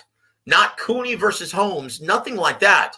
But the events the size of Haney versus Diaz or Kambosos versus Lopez, they staged all of those fights where real fans of boxing could attend. And they depended on the live gate. They actually beat their feet and promoted the shit out of those fights. Fast forward 30 years later, promoters are lazy. They're always going to choose the big casino site fee over having to peddle tickets. And that's the problem with boxing. Once again, guys, these paywalls and these big casino site fees are ruining the sport. Like, let me ask you, do you know the importance of club shows? What, in Vegas? No, anywhere. Do you know the importance of club shows anywhere? That's how you make real fans. That's how you turn casual and mainstream sports fans into diehard boxing fans. The club shows right now, okay, is what is turning casual and mainstream fans into diehards. That's the importance of them. And why? Because they're accessible.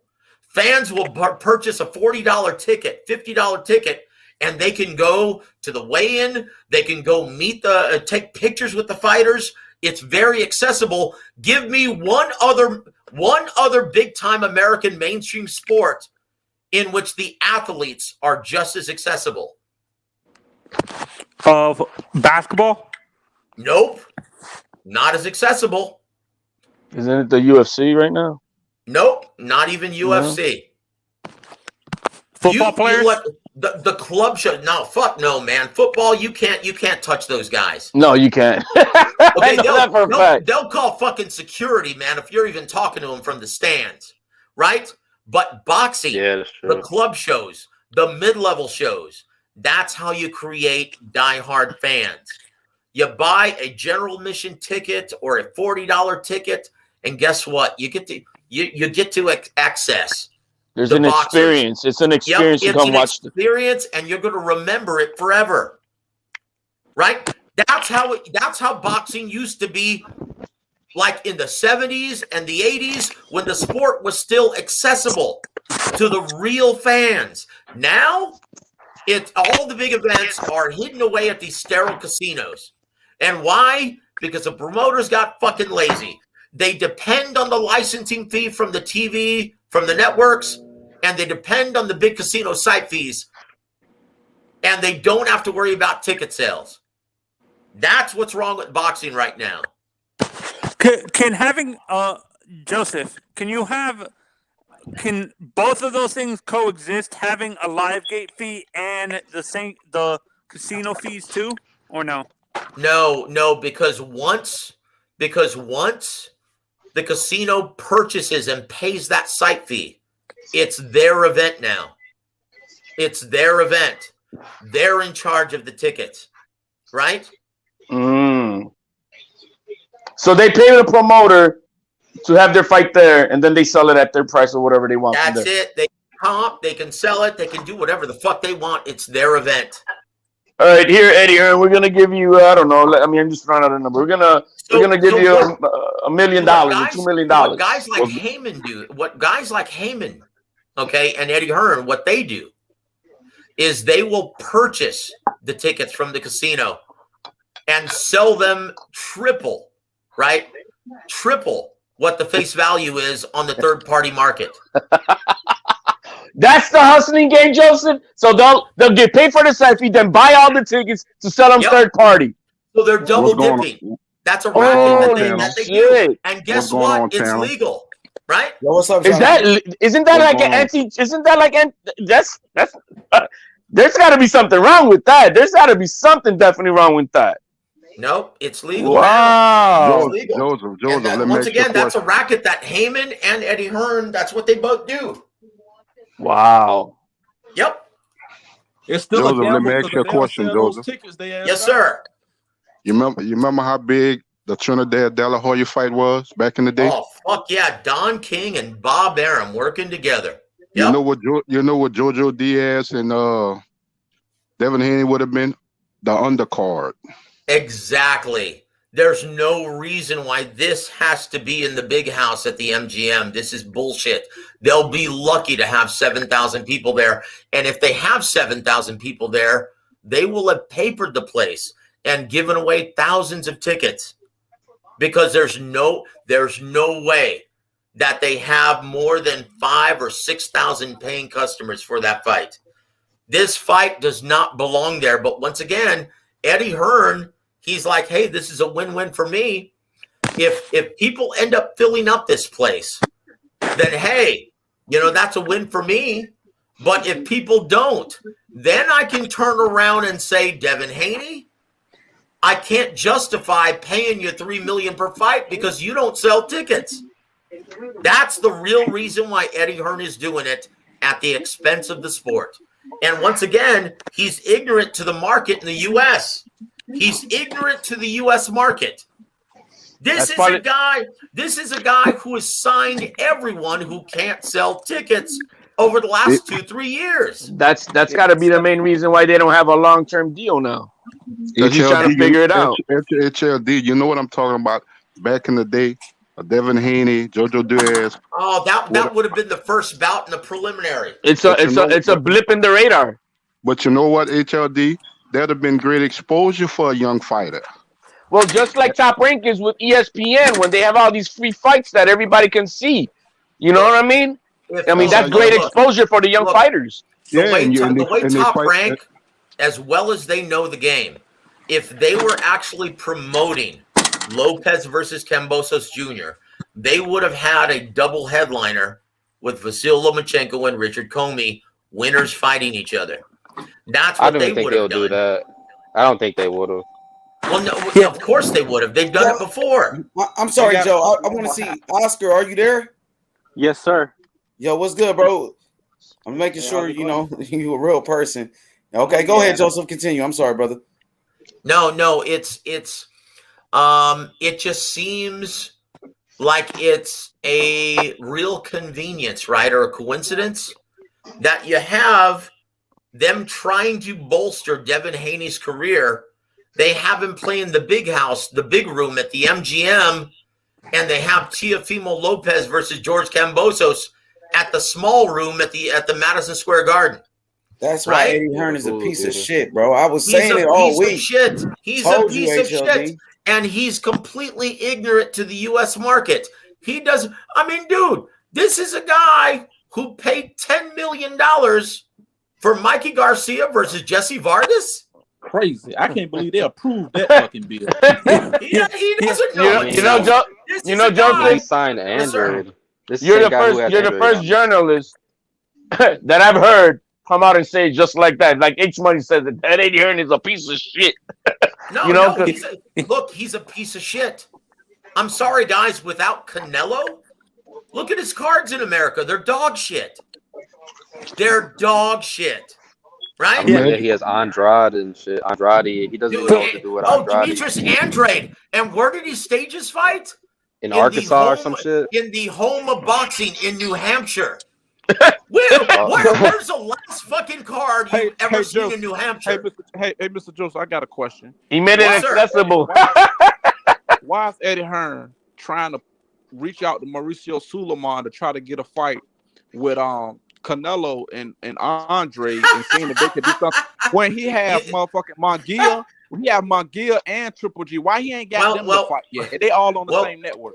Well, once again, thank you, Kai. That's a great question, brother. Look, and I'll tell you, it's okay, and it's of no consequence. Okay, because Canelo is at the point where he can do whatever the fuck he wants, and there's not a damn thing that WBC can do about it. Now let's rewind, right? Back to the WBC convention. When he dropped this bomb on everyone and said, you know what? I'm moving up to cruiserweight and I'm going to face the WBC cruiserweight champion. What did Mauricio Suleiman do?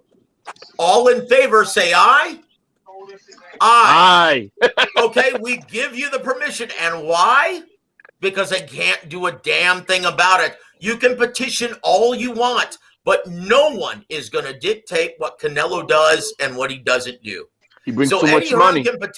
Eddie Hearn can petition all he wants, but Canelo is going to do whatever the fuck he wants, and all the sanctioning organizations are going to fall in line. And why?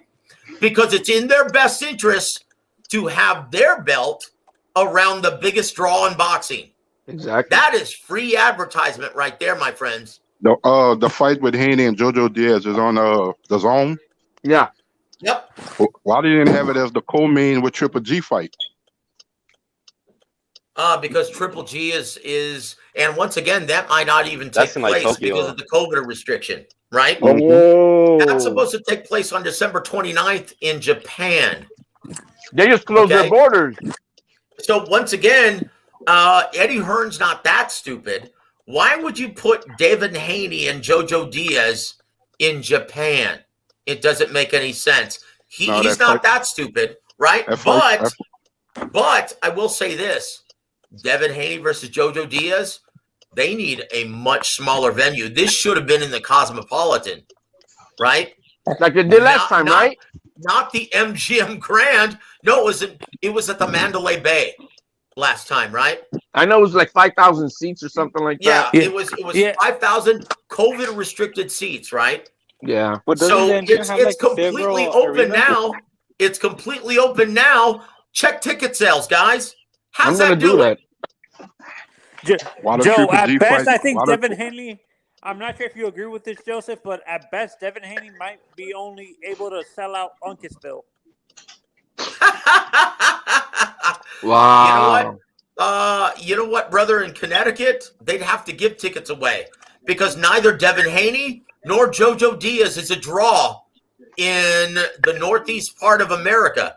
That once again, guys, you have to understand in the business of boxing, boxing is a regional sport. JoJo Diaz versus Devin Haney should be in Southern California. Yes, sir. I thought of that too. Should have been in Oakland or something like that. Why the Triple G fight couldn't be in the States? All his big fights was in the States. Oh, because of the amount of money they were throwing at him from the Japanese promoter. That was Murata. Oh my gosh, dude, Ryota Murata is a rock star over there. This is a guy who's a former Olympian, right? Hey, he's a legitimate champion. They're throwing sick money at Triple G over there, right? For that unification bout. Why haven't GGG for Andre? Because he doesn't have to. Because he doesn't have to. Look. Guys, Triple G is on his victory lap. Yeah. Okay, he's at the tail end of his career. He's accomplished. He's already a first ballot Hall of Famer, regardless of whomever he fights from this point forward. He's on his farewell tour. He's on a victory lap. He's on his farewell tour. He's going to fight whomever he wants, whether anyone likes it or not. And DAZN is right now having buyer's remorse because of that. They paid him big money, didn't they? Yep. And look, Karma Serene is absolutely right. That fight now is in jeopardy. That probably won't take place on December 29th any longer. Do you guys think that fight could be moved to Russia where Hey, H Money, can you add my brother Young Bill, please? If Magia wins his next fight, does he become the mandatory for Andre? Look, for Carlo. let me just tell you, there's a reason. There's a reason why Golden Boy chose Gabe Rosado. Because he's been the mandatory for 2 of the title holders. They understand he's not ready. He has a lot of work to be done, right? He got past Gabe Rosado, but he was getting hit with a lot of flush right hands. Yeah, it was a war. It was a war, definitely. Look, and an older guy, I know he's an excellent counterpuncher, Gabe Rosado, but an older fighter is hitting you with that many right hands? What do you think Sergey Derevyanchenko would do to him? What do you think Demetrius Andrade would do to him? What do you think Jamal Charlo would do to him? What do you think Gennady Golovkin would do to him? They would whoop that dude's ass. He is a work in progress, and because he's only 25 years old, they've got time on their side. Golden Boy Promotions, you can say what you want about them, but I know firsthand that their matchmakers, Eric Gomez and Roberto Diaz, are very smart.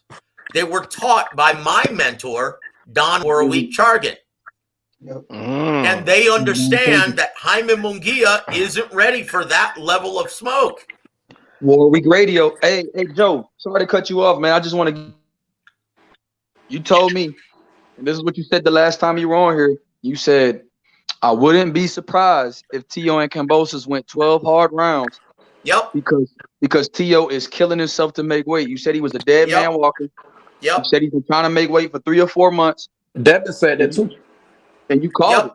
You called it. And look, guys, and once again, it's because I don't have a dog in the hunt. Okay, I'm just looking at things objectively. Thank you for bringing that up, Young Bill. I appreciate that, man. But once again, and it's no fault of Teofimo Lopez. His team did him a great disservice. And no, it's not just his dad.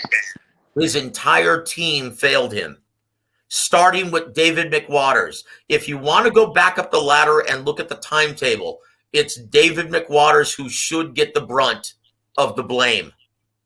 He's the one who convinced his client that Top Rank was trying to rip him off. Okay? So if you want to blame anyone and throw the major dagger at, that's David McWaters. His dad is the same guy who convinced his son that he could beat Vasiliy Lomachenko. You tell me if he's delusional. You tell me if he's a cancer to Teofimo Jr. I don't buy it. That's lazy-ass journalism. Right. I mean, Right. his I interview agree. yesterday was kind of Wow, crazy. I got a whole different view I with agree. you talking today, Joseph. A very different painted view. Hey, but Joe, you Because you come have to go to the genesis of the issues and where it starts at, and I appreciate your knowledge and your insight on what you just brought Well, here thank tonight. you, HLD. And and I'm also Joe, you shocked. also said And hold on, I'm going to say this. I'm shocked that more journalists aren't doing this. Okay, this is their fucking job, right? Go to the root of the problem. Okay, don't just get pissed off because you thought Teofimo Lopez was going to knock out Kambosos in the 3rd round, right? Within 3 rounds. Don't get sore because your prognostication didn't come to fruition. Okay, right. no. Now, once again, I'll go back to Emmanuel Stewart. Emmanuel Stewart told me a long time ago that resumes and trinkets are for writers and networks who don't quite understand what they're looking at yet in the ring. And I'm sorry to say that most boxing writers who get credentialed to be fucking ringside don't know what the fuck they're looking at. And I can tell you that firsthand. Amen. Because I've talked to all of them. Yes, sir. Every fucking event, I believe I've that. talked to all of them. And you know what? When I'm there at ringside, I'm fucking schooling all of them. And it's an embarrassment, brother. Like these guys are boxing writers. This is what they do. And you know what? They're glorified fucking fans who don't know what they're looking at. My brother, Young Bill, he knows so much more than these cocksuckers. And that's the reality, guys. Joe, do you think most of these writers are more worried about clicks than actual facts? That is the God's honest truth. That's very insightful. They run in clicks. I know that for a fact. They run in clicks. If you're a Showtime guy, they're all Showtime guy. If you're a Top Rank guy, they run in clicks. They're just worried about getting credentialed. That's all they're worried about. Like when they report pay-per-view sales, like it's funny. Like let's take Terrence Crawford versus Sean Porter. You remember when Terrence Crawford was bad-mouthing ESPN and Top Rank for not making this accessible to cable and satellite purchases? You did. I remember you mentioned that the other time. Okay. Do you remember that?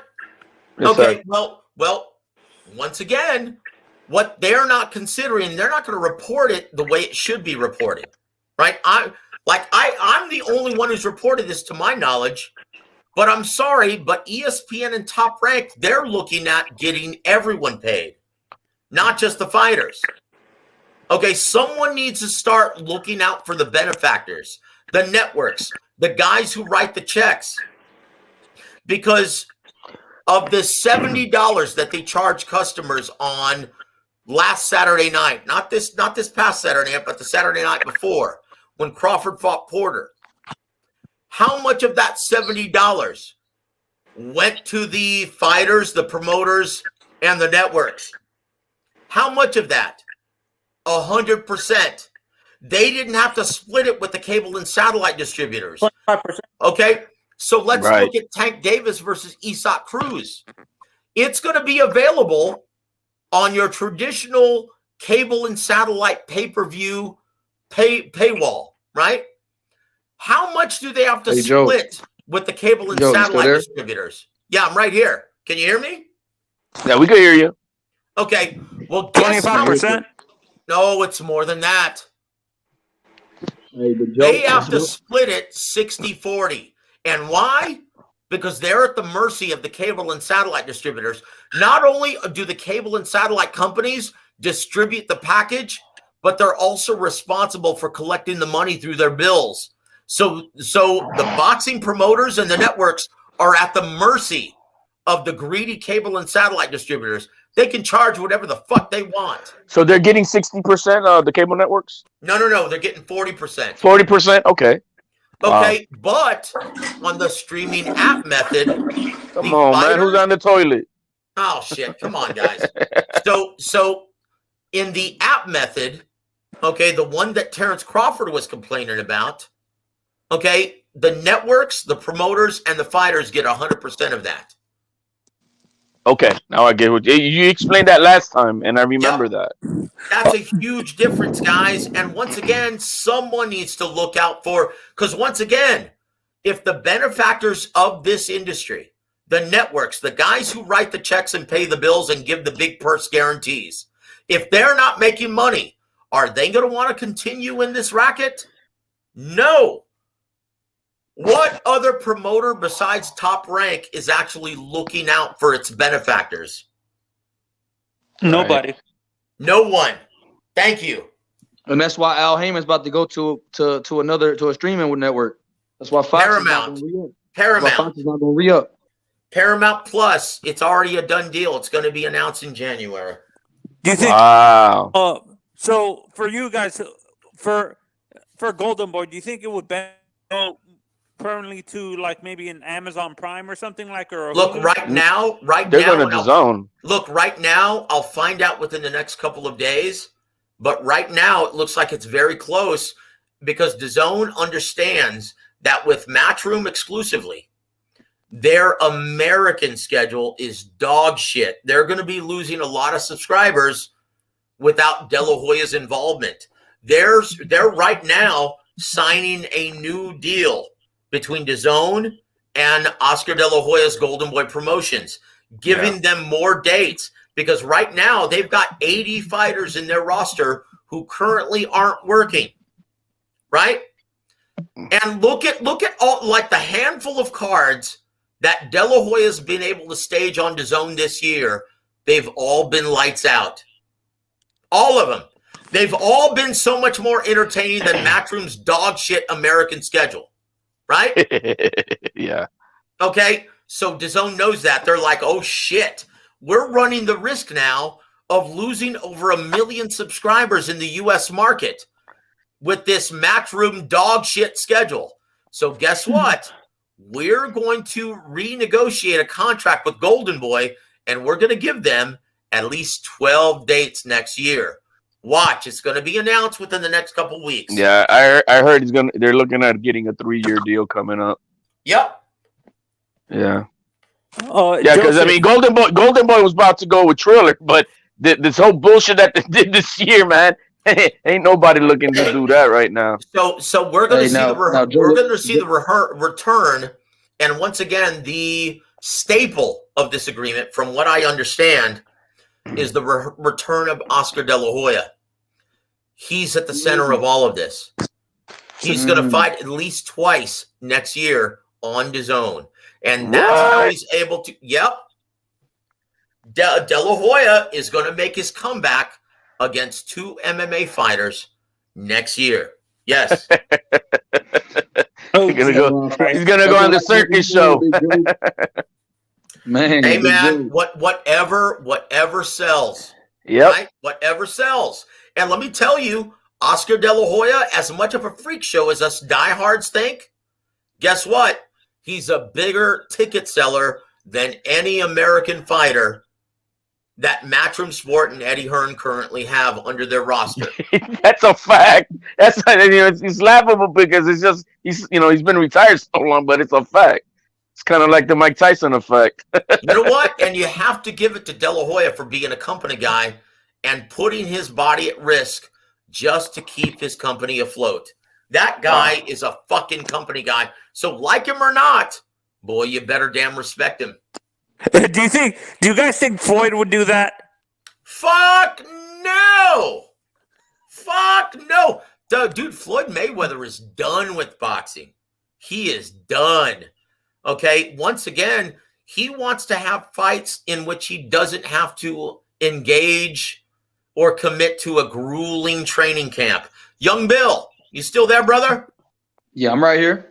Okay, well, educate everyone and tell them what it does to your body to commit to a grueling 6 or 8 week training camp. Man, these dudes are injured. They injured every day, man, Joe. I mean, these dudes go into every fight injured. This is what it is. They always drained as hell too, Joe. Drained as hell. Every fighter comes in the ring, 70-80% of what they were before they came into training camp. Absolutely. None of them make it in the ring 90%. None of them. Absolutely. Wait a minute. Did someone just post that Joseph, you ain't no expert at all? Did I just see that? I wouldn't pay mind to that, Joseph. I wouldn't pay no. I'm telling you, I've learned not to look at any of that. You know, just hey, man, you get the respect of the panel and the rest, whoever. I wouldn't pay mind to that. You got our respect. I tell you that. Thank you, guys. That means a lot to me. Yo, I Thank got you. a question about Tio. Hey, Yes, sir. Yes, sir. Let's go back to Tio. Go ahead, That's sir. me. Let me ask you real quick. No, you go ahead, YB. I'll go ahead. Is that Kai? No, that's me. What you talking about me? Oh no, who's about to ask the question? No, it's me, bro. Who's me? You can go. But who's me? Say your name. I can't see who's on the screen. Nostalgic. You gonna hear me? No, man, you're popping. That's why. Hey, yeah, Joe. I was about to ask you. So is Tio a hype job? Nah, come on, bro. I had a good question, bro. Is that a real question? Is Is Tio it ESPN overrated? hype job? Can he come back and is he a hype job and can he come back and do big things at 140? Well, we're going to find out at 140 pounds, but I will say this. Before he ever steps foot in the ring, okay? He needs to do what Deontay Wilder wasn't willing to do, and that's seek professional help. Because his elements go far beyond the ring, right? He needs to seek professional help. He's fighting a lot of demons right now, and he's questioning everything at this time, and it's serious. Ryan Garcia, Deontay Wilder, Teofimo Lopez, they need professional help, and it's nothing to scoff at. This is serious because boxing is serious. The last thing we ever want to see is another Oliver McCall incident in the ring, right? These guys, they have to be brimming with confidence before they ever step foot in the ring, or they're going to lose at the world-class level. You can't discount anyone. You have to be brimming with confidence to fight anyone at this level, right? So in my opinion, and this is just my opinion, he needs to get his personal life in order. We're on board with that. Or he's never going to reach his full potential as a prize fighter in the ring. I am so that is 100%, and I don't care what anybody says. Those issues that he's got are so much more of a priority than boxing that until he gets them resolved, it doesn't matter. Yep. And the maturity of Kambosos on that night on Saturday. This is where I loved where Kambosos earned my respect. Even he knows that when Teal said, I want to do, it would rematch, I want to be with my kid. He's like, man, forget about these motherfucking belts. Forget about all this is shit. Take care of your family. I'm going to he say knows. this, and I'm not sure if this is controversial or not, but it seems like, in general, when you look at it seems like these boxers, like Teal, for example, the reason why he hesitated a little bit before he took this on to admit that he was suicidal is because as boxing fans, we portray these guys to be invincible and superhuman. We expect them not to have mental issues or anything like that. Do you guys agree, or am I looking too much? Well, I'm glad that's why Mike Tyson has come out so boldly on this topic of how important all that shit is. You know what I mean? He's one guy who walked on this planet like he was like just unbeatable, unbreakable, impetuous. It was nothing could do anything to him.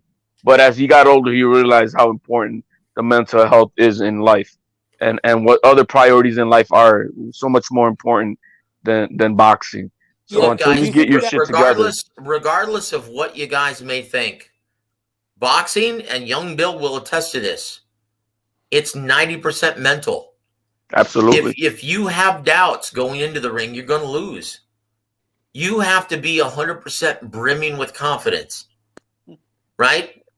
You have to be prepared for anything that could potentially happen in the ring. And if you're not, that doubt is going to creep in during the fight. You're fucked when that happens. And who's in charge to take care of that for the fighter? Oh, dude, you're in there by yourself. But the trainer, he's got to prepare you for anything that could potentially happen in the ring. Absolutely. Okay, so it makes no sense, right? If you haven't prepared in the gym, like it makes no sense to start barking orders about something in the ring if you haven't worked on it in the gym. Young Bill, what does that do to a fighter if you start barking orders and you haven't worked on it in the gym? What does that do to a fighter? Confuses him. Tio was confused. Yep. He was confused after the first round. After he got knocked down, his dad said, relax. And he also said, go get him out of here. Yep. It was I mean, like you said, when AJ had multiple people in his corner against Usyk, he was confused. Yep. I feel like AJ got beat, but he was also confused. I mean, you Yeah, can't get 3 or 4 different. Relax. He said, forms of advice. The last thing That's you need it. is having 3 or 4 different views on what's going on in the ring and trying to tune all that out. Relax. That's it. Relax. And what are you waiting to get him out of here? Which one of the two is it? You know what I mean? Exactly. Look, his entire team failed him. His dad did a horrific job preparing him for the best version of George Kambosos Jr. Okay, you can't deny that. But does he accept the entire blame? No. This all started in February with David McWaters. This all started in February with David McWaters. That's a tough one. He's probably gonna get fired, in my opinion. Who knows? Who, Tio Senior? Nah, he's not gonna David get fired. McWaters is someone's getting fired. Someone's getting fired. Sure, I know that for sure. Either. Okay, so who's they're about to flip that firing? upside down. Who's going to do the firing? Okay, let me ask you this: is he going to fire his dad? I don't see it. What I see happening is him bringing on a co-trainer, right? That's what I see happening. And they fire those guys. They fire like all those guys ahead. Well, I don't know if it's that they fired him. I think it's more to the realistic scenario that they didn't want to work with Teofimo Sr. because of how overbearing he is. Right? So once again, this is a big dilemma. Who can actually coexist with Teofimo Sr.? Well, that's look, this is where I'm not gonna pull any punches. Teofimo's 24 years old. He is a married man.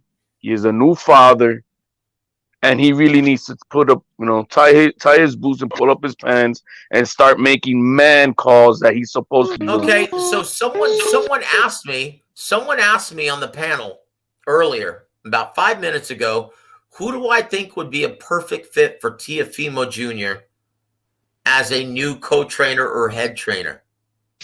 And I'll say this, but I don't think they want that kind of element in their camp at this time. And that's Eddie Reynoso Jr. or Eddie Reynoso and Canelo Alvarez. They don't want that kind of element in their camp. No. They extended that offer several months ago, or maybe even 2 weeks ago. But at this point, it's a huge distraction. But in my opinion, Teofimo needs to be mentored by a guy like Canelo Alvarez who has that kind of experience. Yes. Eddie Reynoso would be perfect defensively to add those new defensive wrinkles to Teofimo's his talent, right? I mean, I think you should come go to on. Robert Garcia.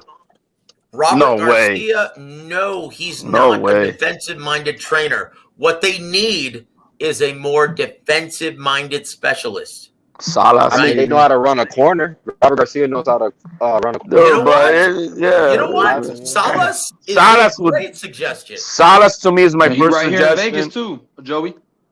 Ismail Salas is a great suggestion. I think Salas to me. I think Salas is not only old enough to be a mentor. He's a man. He knows his shit. He's a teacher. He's not a trainer. He's a teacher. You know what? Also, Virgil Hunter would be great. Also, Buddy McGirt would be great. There are so many knowledgeable trainers out there that would be a welcomed addition to try and help Teofimo Lopez see his true potential in this sport. There are a lot of guys who would be willing to do that, but Are they going to be able to coexist with Teofimo Sr.?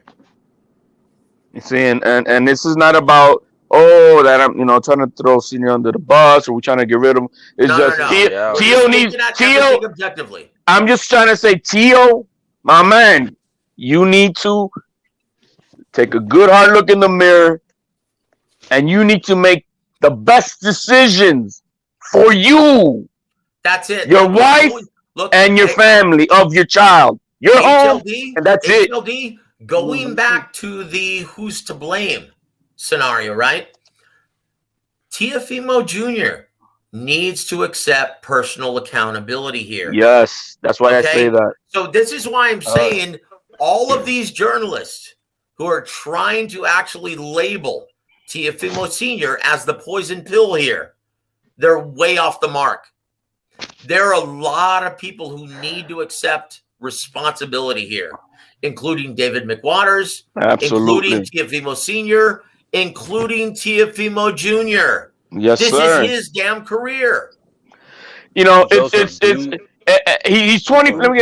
He's young enough. He's 24 years old. He's coming into this most crooked, crazy fucking sport with a lot of sharks everywhere.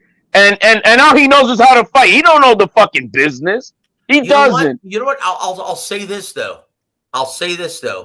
That's all he should have to worry about. He needs to have the right people in place. Fighting. He needs to have a team that's not going to fail him this time. Right? Who should be the cut man for Teofimo? He is the undisputed champion. Okay, he's a rising star, and it should have been. It should have been Stitch or something to that effect. You can say what you want. You can say what you want about Miguel Diaz. Whoever was that cut man for Tyson Fury versus no. Otto Wallen. Hold on. I'm finished. Let Joseph finish. You can say what you want about Miguel Diaz, who was Teofimo Lopez's cut man. That guy, okay, Miguel Diaz, I know him personally. He is one of the most experienced cut men and trainers in the business today. He is a little long in the tooth. He's old. That's what I'm saying. But he is one of the most knowledgeable cut men and trainers in the business today. If you want, dude, the cut man is the last person who deserves blame for any of this. Oh no, and that's why. But it's trying to put in the best people around you. Let go of their nutritionist too before this camp, and I didn't like that. Yeah, I'm sorry, young Bill. What? Tio and Tio Senior said they didn't have a nutritionist for this camp. Okay, that's where they fucked up, because I promise you this: if they had a nutritionist, his mama is his nutritionist. He wouldn't have had he wouldn't have such a big problem making 135. His mama is his nutritionist, and that's who they always. Okay, well that's where they fucked up once again. And that's who they wanted, because you remember before that. I think it was the Nakatani fight, and that's when they was first having problems in their camp, and they was talking about they brought in a nutritionist, and that's where they fucked up. They was like they didn't need all that. They needed the family close. Tio Senior and his wife. And hold on, because that's the recipe they had. I'll say this. He's from New York, right? He resides in New York. Teofimo. They should hire Chris Algieri as a nutritionist. No, he resides in Vegas now. Oh, he resides in Vegas now. Okay. Yes. Well, that's a problem. But they need to hire someone like Chris Algieri, right? Who is a school he's an educated nutritionist, right? Yeah. They need to hire someone like that. They need to hire someone who's in charge of meals and portions. Otherwise, he's never going to be able to make 135 ever again. In my opinion, yeah, they've already resigned to the idea that they're never going to fight at 135 pounds ever again. In my opinion, that's a huge mistake. Hire a nutritionist. Hire a conditioning coach. Lobby for the rematch. If you have to go to Australia, do it. Because guess what? Big money. Rematches are big money. Everything is rectified if why he in this situation right now. If you actually rectify your loss and defeat George Kambosos in a rematch, all is forgotten. Once again, among fans and writers, you're only as good as your last fight. Yeah. And if Teofimo Lopez, if he goes back and beats George Kambosos in Sydney, Australia, all is forgotten. All is forgotten, right? Hire a conditioning expert, hire a nutritionist, make 35, and go back and beat George Kambosos in his home territory. He's got the money now to pay these people, so that's what I would do. That's what I would do. In my opinion, though, that's not going to happen. No. In my opinion, they're going to start all over at 140 pounds. Yep. But as far as the corner, you got to have the reason I say I'm talking about the Cameron Diaz is because my man, he could barely get up on the ring. That's how the old man is old.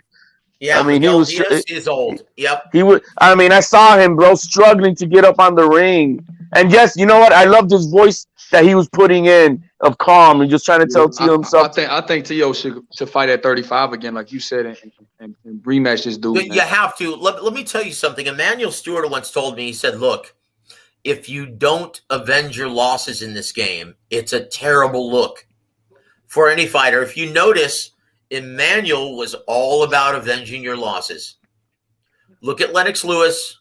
Look at Vladimir Klitschko. Look at Tommy Hearns. All of his fighters, he stressed, you know what? If someone beats you, no shame in that, but you better go back and avenge your loss, or else it's going to haunt you throughout your entire professional career. But I guarantee you, if that was to ever happen, like if they were to, then we'll have a rematch clause. Let's say he avenges it, then he's going to have to go to a trilogy, you know, and we're going to have that circle of stuff going around. Unless he decides to just vacate at that point. But what's wrong with that? What's wrong with that? You know what? Beat his ass and then vacate the titles and move it to 140. But you know what? At least you avenge your loss. Tio got to rematch this dude, man. Yeah. In my opinion, it's not gonna be a good look unless he does. That's just my opinion. And once again, I'm a little biased because I learned from Emmanuel Stewart. He always stressed that. In my opinion, though, Top Rank, after talking with Bruce Trampler, they're going to start him from scratch, try to rebuild at 140 pounds. Yeah, how do you think Bob feels about this? That's what I want to know, because you know Bruce Trampler. Let me tell you something. Bob is like, well, if this guy thinks that we're going to put him on pay-per-view after all of this, he's got another thing coming. So the first course of action is going to be to restructure his contract once again. Damn. Yep. I just want to say something real quick about the situation with Tio. He was off for a year, right? And you got to look at his financial situation. Y'all are talking about hiring all these conditioning and training coaches. Is like he was off for a year. He wasn't making that much money before. So you gotta look at his situation. Him and his dad were trying to do it on the cheap. That's what the reality of it. Man, they in this position because they was chasing money. If they just would have took the money Bob was offering for the fight, beat his ass when he already had the momentum, he already had all that. He would have been that shit would have been. We would have been looking at once Devin again Haney or some shit like that. So once again, if David McWaters just listened to the brass at Top Rank, we wouldn't even be talking about this, guys. We wouldn't be talking about this. This would have been over and done with by May.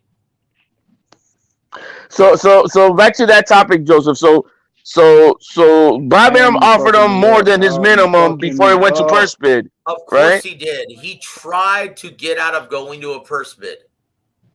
They tried.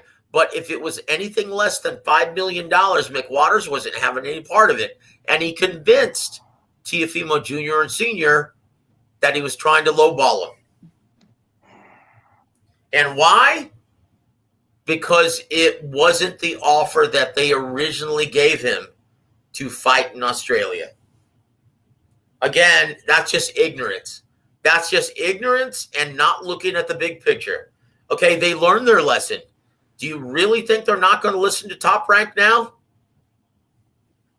They're gonna listen to everything they So gotta what's say. your accountability to make waters? If you were in the Lopez position, is he a fired I man? would fire his sorry ass. Yes. And replace him with who you think would be a credible person? It doesn't matter. It No? He doesn't was in matter the at this corner. I point. seen that. You know what, man? Replace him with anybody. Replace him with Mike Miller. Replace him with Mike Miller. Mike Miller is one of the best managers and attorneys in boxing right now. But to the I ain't gonna lie, man. It ain't that many people to blame in one man's loss, bro. I'm gonna keep it a Hey, box. Joseph. Boxing a No, boxing go a ahead, lonely man's sport. It ain't that many people to blame in no loss, bro. But I can't blame Yeah, them for Joseph. going that Triller We're route. not talking about the loss. You know We're what? talking You know about the what? That's- circumstances. Bro, we're I'll tell you. I'll tell you about the Bro, business of stop it, boxing. bro. Quit playing. You're not I'll tell listening you- intelligently. I'll tell you Hey about Joseph. the business Hey of Joseph. boxing. Hey Yes, Joseph. sir. You say he should have. You say he should have just took the deal with Top Rank and fought him in May. But can you really blame them for going with trying to get the $7 million, because it was almost guaranteed, except for the pandemic happened. Nobody seen that coming. Nobody was going to turn down that $7 million, and we all actually thought he was going to beat Kambosos. So we really can't be mad for him not staying and chasing that bag. Of course you can. You can't tell me. I mean, think about it logically, brother. I've been saying that shit was stupid. Think about it logically. You've got a promoter that is still in the red. You're like, they've invested so much money in Teofimo Jr. Okay, they have his best interests at heart. But they were still going to get a percentage, though, right? It was just because they won purse bid. He was still signed to Top Rank. That's not the way it works, brother. No. Well, help me understand. I'm a casual. I'm trying to learn. No. That's quite all right, brother. Look, it's awesome that you're asking these questions, just so you understand. But look, you have to understand that Top Rank was in the red before all of this. They know what Teofimo Jr.'s potential is in this sport. Okay? The fact that David McWaters didn't want to listen to the brass at Top Rank that were trying to protect their investment speaks volumes of David McWaters. They need to can his ass. Okay? Just on the business side. On the business side. Yep. But we wouldn't be talking anything of this had Teofimo blasted this dude on Saturday. And we would not be talking about this at all. They look like geniuses. We wouldn't even be talking about this if they had just accepted Top Rank's offer and avoided purse bid. Okay, that trumps everything. Facts. But if he still would have lost, would an outcome would have been different? I'm not sure I agree with that. But if he still would have lost, would an outcome would have been different? Bro, Nick, bro, they would have if Top Rank would have paid for this fight, they would have fought in February, bro. None of this bullshit would have happened. He would have had the momentum. He would have. No, he would have fought. He would have fought like in April or May. He still would have had his weight close enough to his weight where he ain't. Look. From what I was told, from what I was told, the fight was going to happen under Top Rank's banner in May. Okay, so this is how far back this goes, right? And you there, Joseph? Joseph, you went quiet. wanted Teofimo versus George Kambosos Jr. Yeah, man, to we be in good the, though. Listen Like to Tio this. lost, man. You know what I'm saying? Listen to You this. know me. I just think that I think he should rematch George. I think he should accept his loss. And Of course. Listen to this though. Triller originally paid for this event because they wanted Teofimo Lopez and George Kambosos to be the co-main event of Jake Paul versus Ben Askren in April. Right? So if they had just accepted that offer, we wouldn't be talking about this right now. And they would have fought in front of the biggest pay-per-view audience of the year. Because, like it or not, Jake Paul versus Ben Askren to date is the biggest pay-per-view event of the year. Bigger than Canelo, bigger than Floyd. It's the biggest pay-per-view event of the year. That's crazy. Wow. If they had just accepted the offer that Triller initially gave them, we wouldn't even be talking about this right now. That's where Eagles came into play right there for that. So once again, you can't just blame one person. His entire team failed him. If they would have delayed the fight even more, it would have been over a year since his last fight. Then, right? Well, It was over a year. So It was over a year. You know, I mean, in my opinion, that's a no for the fans. That's a loss for the fans. So let me explain to you what happened. As a fight fan, I'm gonna tell you what happened. What happened this past Saturday was a plus for the fight fan. They got to see an upset. Now, I didn't want Tio to lose, but as a fight fan, you want to see the possibility of an upset like this to happen. It was gonna happen whether it happened last Saturday or in the future in February or May. All right. The fact that it happened when it happened, I think it was a good thing for boxing. I think it was good for boxing. I think we all were entertained to a level that we were not expecting. Nah, not everybody. It was too much. It was too much ego in that shit. Because you got to remember that they was talking that shit, talking about Floyd was trying to fuck up his day and all that other shit because he was fighting on. Well, that's a fact. Like Floyd tried to put his date on their fight date. And then they moved it. That's a fact. Look, guys. But check this shit out though. Devin Haney and Tank are fighting on the same day. Devin Haney would be damned if he moved this day. I don't give a fuck if Tank is. They're not fighting on the same day. Tank is fighting on Sunday. They fighting on. I said the next day. It would have been the same. Floyd fought on the Sunday too, bro. Guys, They're not fighting in the same venue though. Q, that's the difference. Hold on, Q. They're not fighting in the same venue. T.O. and Floyd fighting in the same venue. No. That's Look, going back. It was on different. Yes, days, it was. It was It was Miami. Within a different day, though. T.O. was going to fight on the Saturday. Floyd was going to fight on the Sunday. In the same venue. Guys, okay. Going back. Go ahead, Joseph. Different locations, bro. One in LA and one Las Vegas. Okay, you're not making sense right there. Just say something. You're not making sense. And Mayweather tried to put it on Tio's date, and the state did not allow that. Look, guys, Stop it, man. Q, you're just writing on some bullshit, bro. One mic. Triller moved the date because Floyd and them were pay-per-viewing. In the same fucking venue, bro. It does matter. Guys, going back to the original date in Miami, right? Just go ahead, Joseph. Triller changed it. Okay, what are you talking about, my nigga? You don't let no nigga move you off your date. You still can fight when you want. It wasn't. Nobody moved him off his date. Triller moved him off his date. He didn't want to change the date. Bro, this what I'm saying, nigga. The date still got moved. I ain't saying who moved that motherfucker. But then, bro, it don't got nothing. Why? So what is the point? This is nonsense. Can I clarify this? You're not making no fucking sense. Can I clarify this, please? And at the end of the day, my point was. He should have fought him way earlier. He was gonna fight him in June before he got. You can't say he, man. When you say he, say Triller. Say Triller. Stop throwing shade on Tio when you say that. Say Triller should have stayed there. Talk right, bro. I can say it how I want to. You just talking half-assed to throw shade, bro. I can say it how I want to fucking say it. Yeah, when I call you a bitch for it, bro. I want to fucking say it, nigga. And I say the way I say it, you a bitch for that. I can say it how I want to say it, nigga. Let's not get crazy, bro. Come on, yeah, don't get crazy because I can say it how I want to say it. Okay, guys, to clear this up, right? Floyd Mayweather Jr. and Leonard Ellerbe strategically chose Miami as the same city and the same, like the day after. They said, you know what? All the media is already going to be for the Triller event in Miami. Let's schedule this in a different venue the next day so that during fight week, all the media can be in one city. They were actually trying to work with Triller, and Triller got cold feet and decided to change the date like a bunch of fucking morons. Like I said, nigga. Fuck y'all talking about? Triller did. Triller. I don't got a word shit how I said it, nigga. It's his fight, his date. But give you a saying fuck that about. Tio should have fought him the day of. Yeah, he should have, but he didn't want to change it though. Q. That's all I was saying.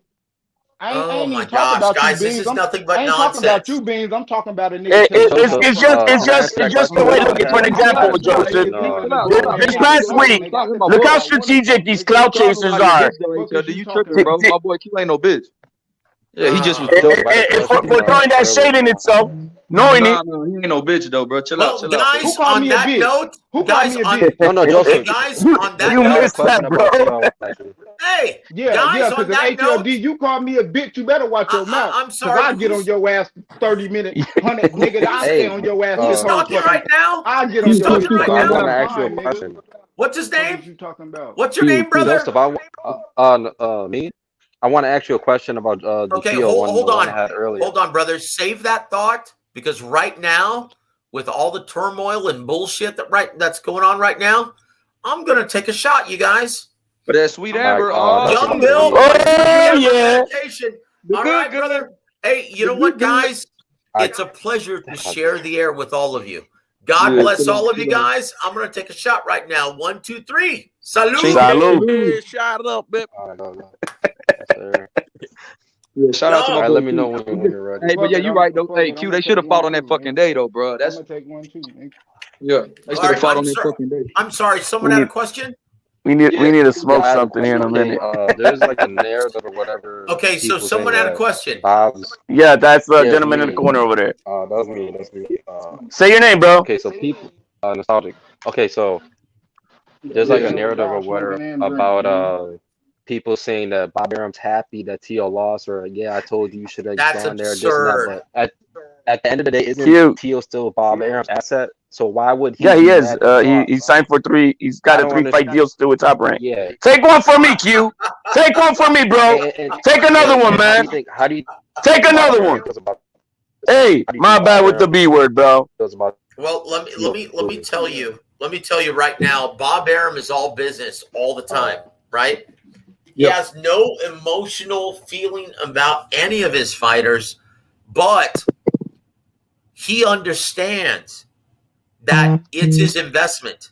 He's going to try and protect his investment the best way he can, but he understands that if his fighters don't want to go along with what's best for them in the infinite wisdom of Top Rank, there's not a damn thing he can do about it.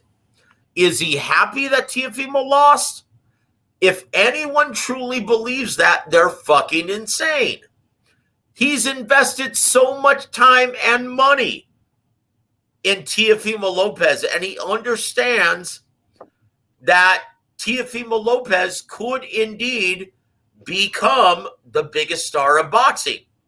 With that said, if anyone thinks that Bob Arum is happy that he lost just to humble him, they're fucking high on crack. Look, after speaking with Bruce Trampler, everyone is deflated that Teofimo Jr. lost. That ruins all of the plans that they had for him. Joe. Now it's back to the drawing board. Okay? No one at Top Rank, including Bob Arum, is happy that this happened. That's asinine, guys. Bob Arum's probably thinking about how can he use one of his 2 fighters to try to get all his belts back. It's going to be the Aloma or try to get Teal back in a rematch. Look. At the end of the day, belts don't fucking matter. Yeah, he's not It's gonna your overpay ability for to them sell belts. tickets and draw ratings. That's it. At the end of the day, what's going to work for Teofimo Lopez? It's going to be interesting what they decide. In my opinion, they're going to try and start all over at 140 pounds because think about this. Whether you like Teofimo or not, there's going to be a lot of interest in his next fight. So if it's on free ESPN, that's going to draw huge ratings. Yeah, his next fight is an obligated ESPN fight. So what that means, they're going to have to renegotiate their contract to put him on free network ESPN rather than ESPN pay-per-view, like they had negotiated earlier this year. They're going to have to renegotiate that contract, and right now, as humble as Senior and Junior is after their loss, they're going to be able to do that. But at this point, they're going to have to start listening to Todd DeBuff, Bob Arum, Carl Moretti, Brad Goodman, and Bruce Trampler. They're going to have to start listening to those guys. Okay? You tried it your way. guess what? It blew up in your face. Now, start listening to the experienced men who have been doing this for 50 years. I agree, Big Joe. That's it. Yeah, I think as you say, it starts with they're gonna. I mean, if McWaters has given them all the wrong stuff and advice, and on the business side, they need to can his ass. They need to can his ass and go with Mike Miller.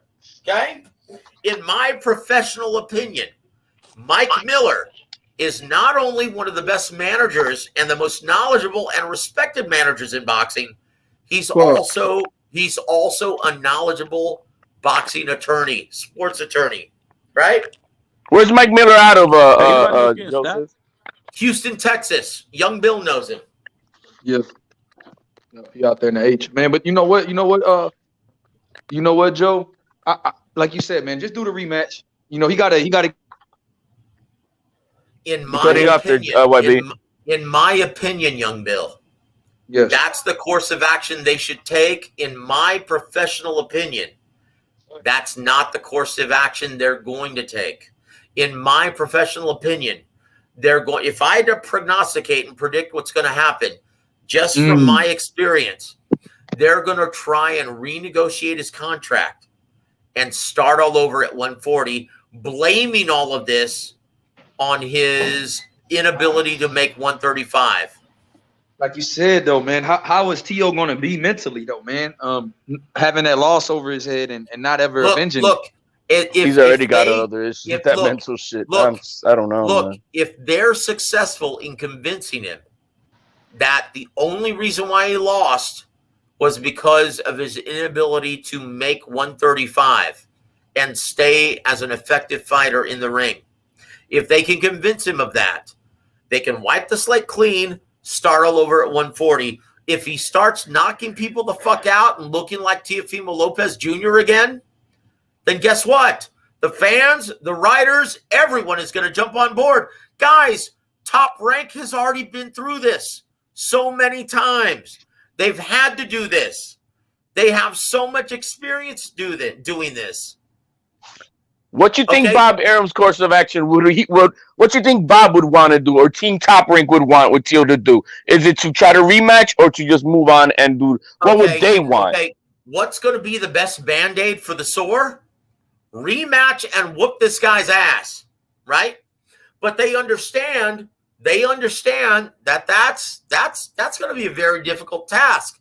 Now, looking at the business of boxing, most fighters don't realize, young fighters especially, that damn it, this is a business partnership. When you actually engage in a matchup and a promotion, regardless of whether or not you're rivals, at the end of the day, you guys are business partners. Do you really think George Kambosos Jr. is going to want to give Teofimo Lopez another multi-million-dollar payday because of what an ass he was? That's the biggest obstacle that they have to overcome at this point. Young Bill, you know this. You're business partners at the end of the day. Something that fans don't want to hear about, but at the end of the day, that's the reality. They're both making money for each other. Yeah. Exactly. Say what you want. Bad blood aside, at the end of the day, you guys sign on the dotted line to make each other a lot of money. So with all the bad blood that transpired during this entire promotion, do you really think George Kambosos Jr. is going to want to give Teofimo Sr. another multi-million-dollar payday? In my opinion, and with my experience of the fight game, that's the biggest obstacle that Team Teofimo has to overcome. In my opinion, they would be wise in sending George Kambosos Jr. a nice fruit basket and kiss his ass. Yeah, you got do whatever you got to do to make it happen. Yeah, exactly. If he's able to health wise do this, I know for a fact there were a lot of complications even afterwards. Oh my gosh, if you ask George and his father, they can't stand Teofimo Jr. and Sr. That's the biggest obstacle that you have to overcome. In my opinion, they need to make nice with those guys. They need to start kissing their ass and saying, "Hey, you know what? I'm sorry for what transpired. I'm sorry. I'm sorry for what transpired. But you know what? This Most is people still can't stand senior and okay. junior. Okay. So And what junior, they should do, what they should do, is say, you know what? I'm sorry for what transpired. That was our bad. We were just trying to sell the fight. In my opinion, though, George, this is still the biggest money fight that you can make at this time. Convince him of that. Play nice, kiss his ass, and do whatever you have to do to make the rematch happen. Now, once again, guys, fans, they don't want to hear this shit. But this is the reality of the business of boxing. You guys, a lot of money in rematches. You guys are business partners. Okay? That's the reality. So, in my opinion, that's what needs to be done. Do you agree in these rematches like such? They're always the biggest draws. These rematches like this. I mean, right now, if he was to go with Devin Haney, think about this, HLD. Think about this as a fan. How much bigger do you think the rematch would be? I think it's a hell of a lot bigger. Yes, of course. Now think about this. What fight? Let me ask you this: what fight outside of a match with Gervonta Davis would be bigger than a rematch with Teofimo Lopez for George Kambosos? Maybe no. Okay, since you put it like that, nothing. Because I was gonna say shit. Exactly. A fight with Tank Big. Exactly. Hey, why be laughing? You know I. But once again, George, there you go. He creeped you over with that one, man. Okay, he gave him a spoon of sugar. So let me ask you this though, George Kambosos. Let me Right, ask you this, though, Joseph. brother. Okay, let me ask you this though, brother. What are the chances of Gervonta Davis agreeing to go to Australia to fight the George Kambosos? See, that's the slim thing and none. Okay, so Joe, that's not going to happen. Hey, he's the only guy who didn't call him out of everybody yesterday. I think Loma was. Okay, I think Loma was Australia. Hold on. The gentleman wants to say something. Go ahead, sir.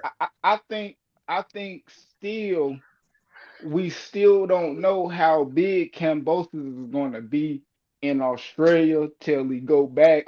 See if he gonna be on these commercials, endorsements, news. No, bro. We got to see how on Australia. The loyalties in countries are different, bro. Yeah. No, see, but that's what I'm saying though. I got to see how they embrace him because we would assume that Josh Taylor would get way more embrace. Hey, Q, what happened? It's not as big as I thought.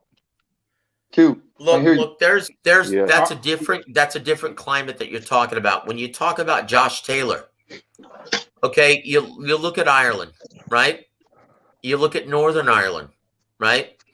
Are they considered part of the UK? Some people say yes. Some people say no. No, they're not. But they're not. Look, there's a reason. I heard it both. Here, listen for a second. Listen for a second. When you look at where Josh Taylor is from, he doesn't have a ton of UK fans for a reason, because Northern Ireland isn't considered part of UK, right? Right? I mean, no, he's from Scotland. He's from Scotland. I'm sorry, Scotland. My apologies. I mean, I don't know. I've never been there, but so I'm just going off what I see online. You know, with people over in the UK. You know that's why I said I just have to see when Kambosos touched down on this soil how he is embraced with that, or is everybody gonna embrace him and he get all that love like. You damn right, cause this ain't America. The motherfuckers gonna show love to their champions. Yeah. But we I gotta see. Australia, you talking about Australia, right? I know Tim Zoo get that love. You talking about Australia, right? Yeah. Okay. Kambosos right now is the hottest thing in boxing, bro. Look, guys, I can tell you this: if Joseph Parker, okay, who's not a hot commodity in boxing right now, if he can draw 20,000 plus, George Kambosos Jr. will fill up a 40,000 seat venue. 80,000. He said 80,000. Now the thing with you said Joseph Parker, he's from New Zealand, and he's Australian. You know. That's right. That's right. Well, let's just be modest, okay? Let's just be modest. Let's just say 40,000, just like Jeff Horn and Pacquiao, right? Okay. Jeff Horn versus Pacquiao was a huge fight down under, and that had 40,000+. Let's just say it does that, right? And here's why Gervonta Davis will not fight down under, because now you're talking about Showtime pay-per-view having to alter the time. When are they going to stage that fight? At noon in Australia? No, it's not going to happen. You've got to think about the pay-per-view time. It's not going to happen. If it's on ESPN, Teofimo versus George Kambosos Jr., okay, you can showcase that during the day. That's different, okay? So, and once again, if you're trying to promote a pay-per-view, where's the media going to be at? Okay, because it's on Showtime pay-per-view, Gervonta Davis, that creates a lot of logistic problems for a fight with George Kambosos Jr. That's why I stated earlier, you can already cross that out. That's not a possibility. Right? Right. So once again, in the business of boxing, there are so many things that you have to consider, right? Like fighter availability, network dates, pay-per-view, right? You have to consider all of that, in my opinion. That's the best course of action for Teofimo Lopez. Okay, make nice. Make nice with George Kambosos. Kiss his ass. Do whatever you have to do. Give him the big lion's share of the purse. Do whatever you have to do to make that rematch happen. Because George Kambosos Jr. wants the rematch, you dig? So I think the best case scenario for Teofimo is to say, let's do it at 140, and this can be Teofimo's rematch and introduction to the 140 weight class. For what? He got Kambosos at 140? Look. I think you're hell right. no. Okay, Kambosos is small I'm as shit. sorry. What is your name, brother? Phantom. Gentleman who just made that point. Speak up, man. Whoever said Kambosos at 140. Phantom, I'm in the corner. Phantom, all right. Speak up. All right, Phantom. Phantom. So once again, in my opinion, when you think about what's going to happen, okay, when you think about what's going to happen and more probability, in terms of probability, what's going to happen, in my opinion, and especially after talking with Bruce Trampler, right, today, I just spoke with, or on Sunday, I'm sorry, I spoke with Bruce. More than likely, they're going to try to go back to the drawing board and start him at 140 once again, blaming all of this on his inability to make 135 any further. In my opinion, though, okay, the smart move would try to avenge his loss against George Kambosos. The only way that that's going to happen is to make nice and convince Kambosos that it's still the biggest money option for him at 135. And realistically, it is the biggest money option if Teofimo is willing to do it. But that's a big if. Right. At that point, that would be Bob Aaron's guy who's going to have to then, make nice and smooth that all over with them. You know what I mean? If Teofimo decides to want to do such a, that path. But then, we have to work on the magic of Bob Arum to pull it off and convince the Kambosos and Lubella that this is the best fight. Like I said, that's a big if. And Lubella is a money guy. He's a money guy, right? Is that going to 140 for Kambosos Jr., you still get to keep all your belts. That would still be a good option. And wait a minute. If George Kambosos just won the lineal title at 135 pounds, he's not going to move to 140. No. Why are you talking about him competing at 140? There's no risk for him to move up and take one fight at 140. You see what I'm saying? He's never fought at 140. It's a big risk. No. You're fighting with Zach St. compete in a non-title fight, that's not going to happen. Who's going to want to see that? Look, that's not going to happen. Look, George Kemp, okay, regardless of what happens, unfortunately for Teofimo in Top Rank, George Kambosos is in the driver's seat now. He's going to dictate terms. He's the boss. And they just have to deal with it. In my opinion, Teofimo, Top Rank, just by talking with Bruce on Sunday, they're going to start him from scratch at 140. They're going to try and renegotiate his contract and start him from scratch at 140, blaming this loss on his inability to make 135 any further. And you know what? If Teofimo comes back in his next two fights and looks spectacular, everyone's going to believe it. Everyone's going to believe it. Because it's the perception. Because it's look, this I know for a fact. My man was in the hospital seriously on because of this thing. This dehydration and rehydration was really bad. Really bad. Jose Ramirez fighting Jose Pedraza, Kush. Yep, that's it. That's happening in February. February. Yeah. Jose Ramirez and I mean, at 140, Teal. At 140, Teal's got Jose Pedraza. It's Jose Cepeda, right? No, Pedraza. Okay, Pedraza versus Ramirez. Yeah, that's happening. Yeah, in February. Cepeda just got his. He petitioned and got. Became, he's got the next mandatory with the WBC for Josh Taylor. Yeah, that's not going to happen. Josh Taylor is going to have his mandatory, his one-off, and then he's going to try and move up, right? But here's the problem with that. Top Rank can no longer secure a fight with Terrence Crawford. Nope. For Josh Taylor. So where does he go? What happens? That's why I think he's going to have to stay for a little longer.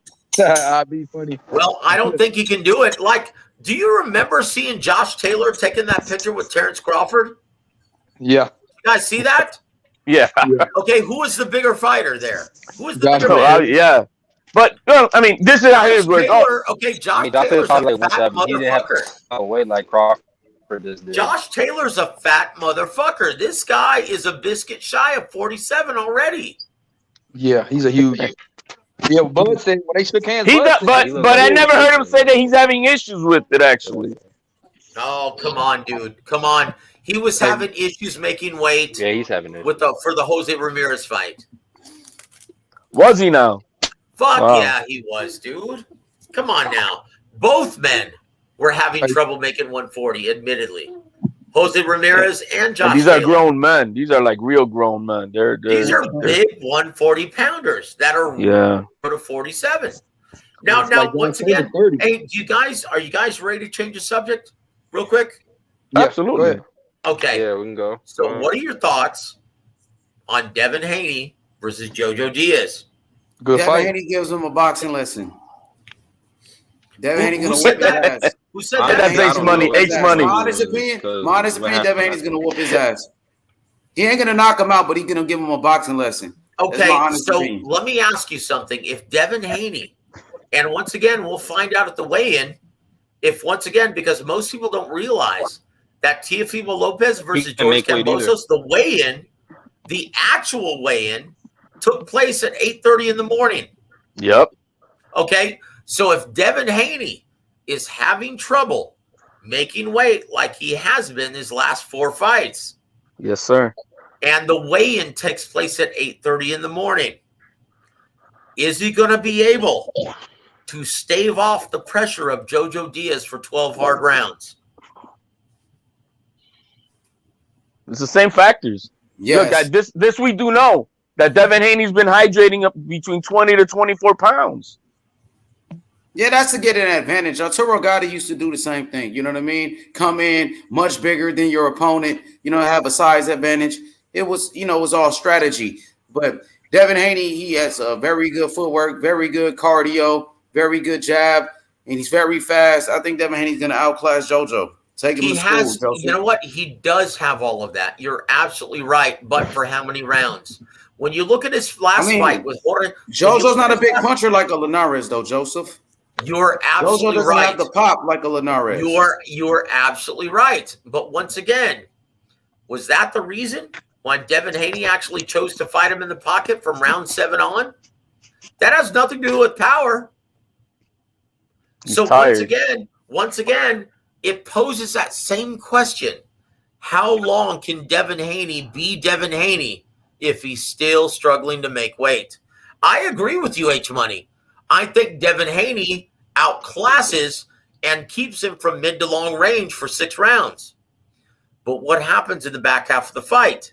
In my opinion, Jojo Diaz doesn't have the same power as Jorge Linares. And in my opinion, that's the difference in the fight. I agree. Devin Haney wins a unanimous decision. For sure. And Devin Haney learned from the mistake that he made. He got experience in that Linares fight, you know.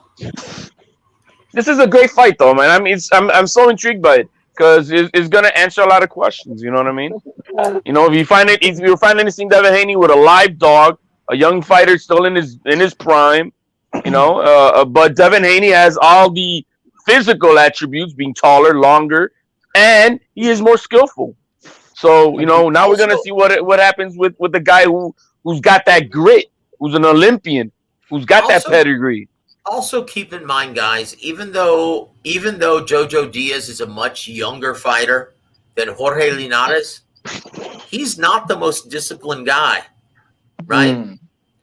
So once again, I think H Money is absolutely He's gonna get that Gamboa treatment. I think Devin Haney, as long as he can make weight, I think he outboxes and outclasses Jojo Diaz to a unanimous decision, 8 rounds to 4 or 9 rounds to 3.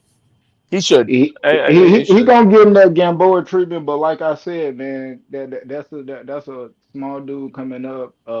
For Devin Haney to make a statement, and you know, just to me, it really don't matter, you know, and everybody else's eyes. To me, he got to knock him out. I need that knockout. Okay, well, guys, don't discount though. Don't discount. Can't say that get the knockout. We just seen what happened to T.O. and that's what he was trying to do to make the fans happy, bro.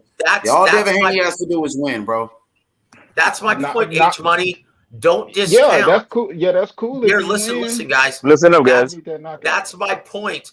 Don't discount how traumatic it is for a fighter to really struggle to make weight. We all saw what happened to Teofimo Lopez, right? Jojo Diaz is not going to have any problems making 135. Y'all blaming that on the weight? He's going to be strong, man. He's going to be strong, at least durability-wise. Young Bill, I was on the show two months ago, month and a half ago. I put Devin Haney in the same category as I did Teofimo Lopez, right?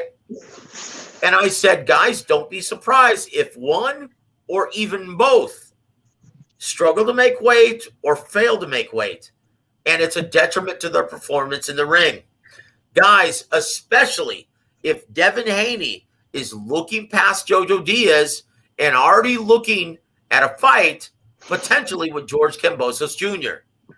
We've already seen that this is a detriment to his performance, just as it was Teofimo Lopez. In my opinion, we're going to have much more focus and insight this Friday when we see the weigh-in. But Devin Haney is way more skilled than Teofimo is on his worst day. Teofimo didn't show good skills in the ring. He looked healthy. He didn't look really gassed. He just didn't show enough skills to beat George Kambosos. That's what it looked like to me. Yeah, he got outboxed. I think T.O. didn't look like. I don't think he looked that healthy to me. But he looked bloated, man. He looked bloated. Guys. He looked emaciated. He like dog shit, bro. I don't know. I watching that, T.O. did not look fucking healthy. He did not look explosive, and we know he's explosive. Look. We've all seen what kind of power Teofimo Lopez has. Right. He had no crack in his shot on Saturday. None. Young Bill, did he have any crack in his shot? No. He didn't. But that's a attest to Kambosos. He took that away. He took that away from him by standing. Nah, I don't know about that, dog. Like, no. You got a good point. Go ahead. But T.O. did not look. That was not the best T.O. We know that. Bro, you make punchers. T.O. did not, and I ain't taking nothing.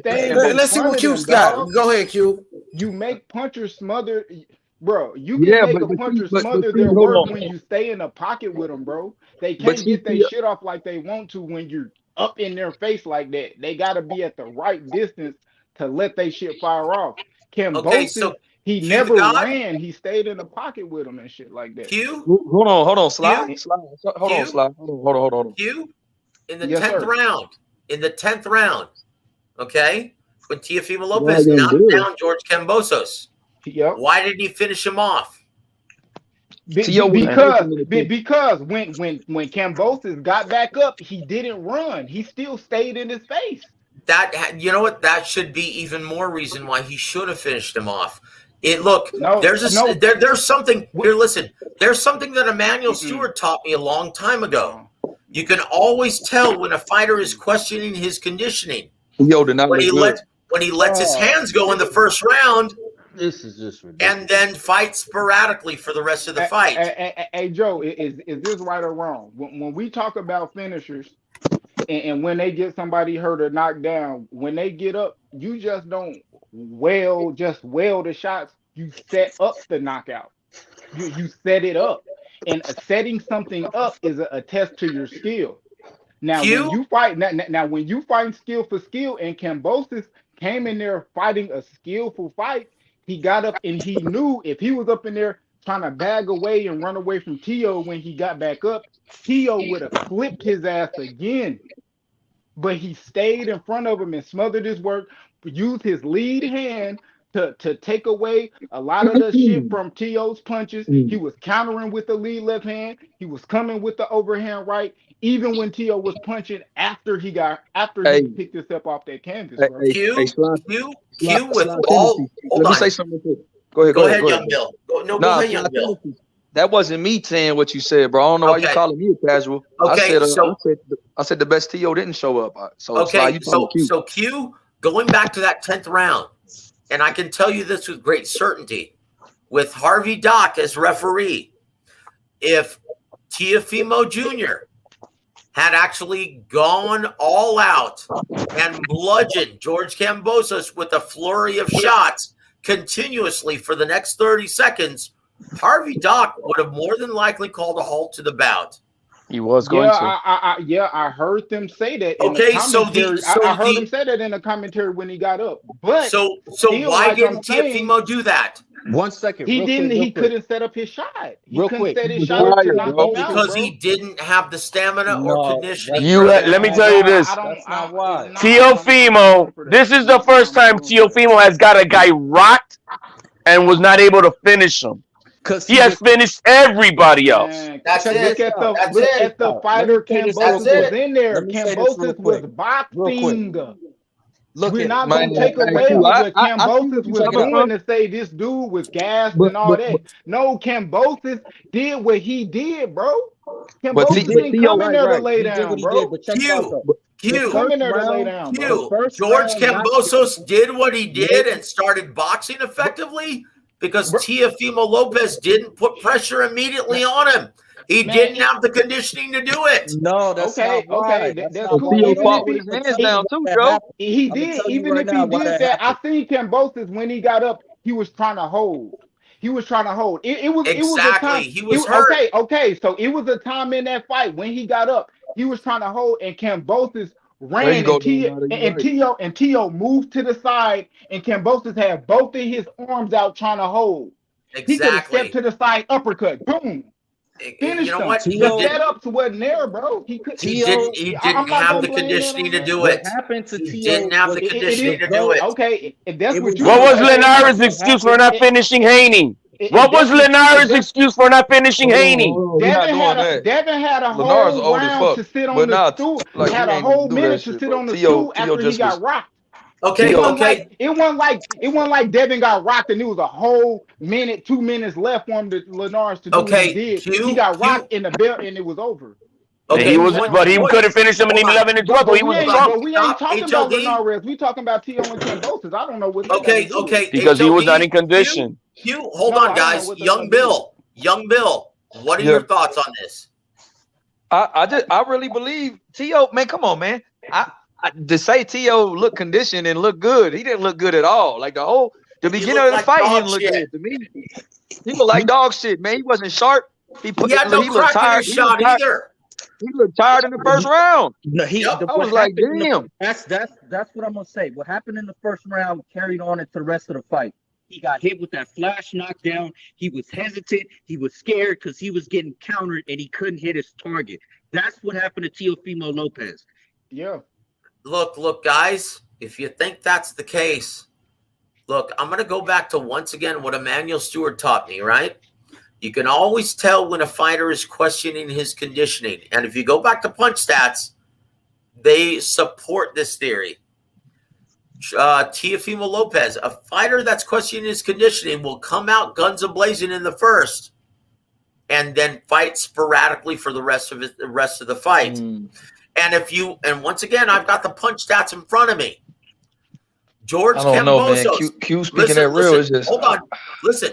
George I didn't see that Kambosos. shit, man. George Kambosos outworked Teofimo Lopez in 10 of the 12 rounds fought this past Saturday night.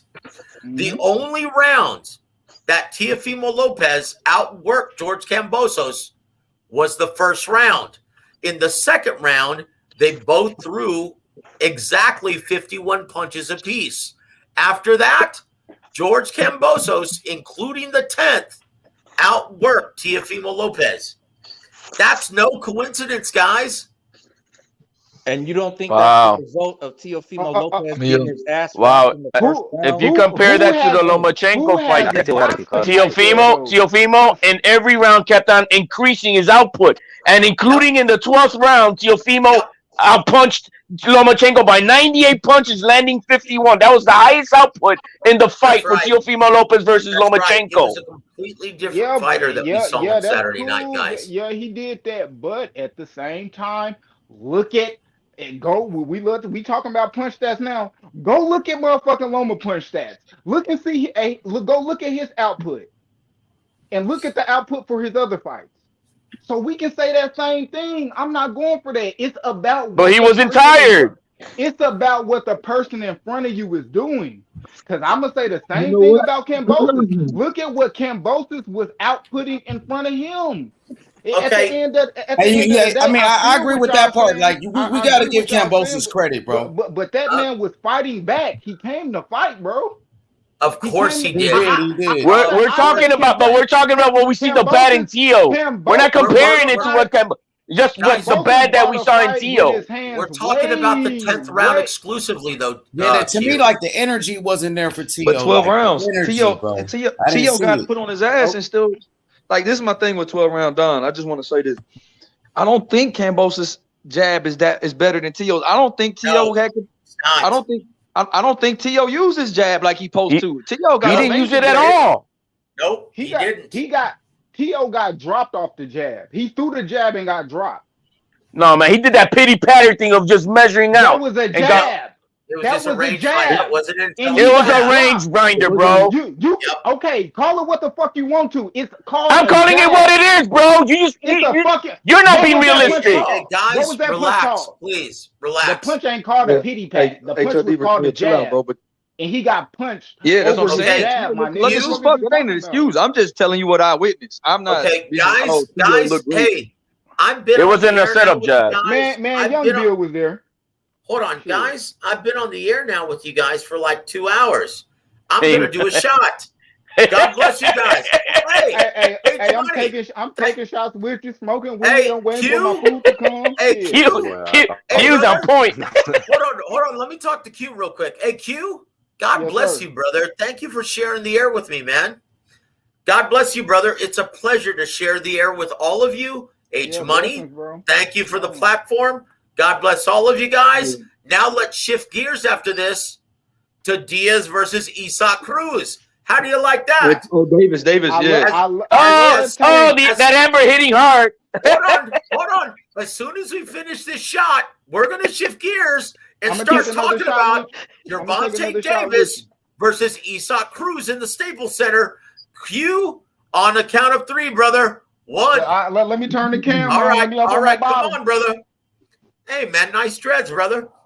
Oh, yeah, appreciate it. God bless you, brother. Hey, you What's ready? The king without a crown. You ready? 1, yes, sir. 2, 3. Salud, my friend. Shout out to my boy Q, man. Dreadlock brother in the building. Salute. Hey, came with the crown. Hey, came with the crown. I get to it because he took a shot for me too earlier, bro.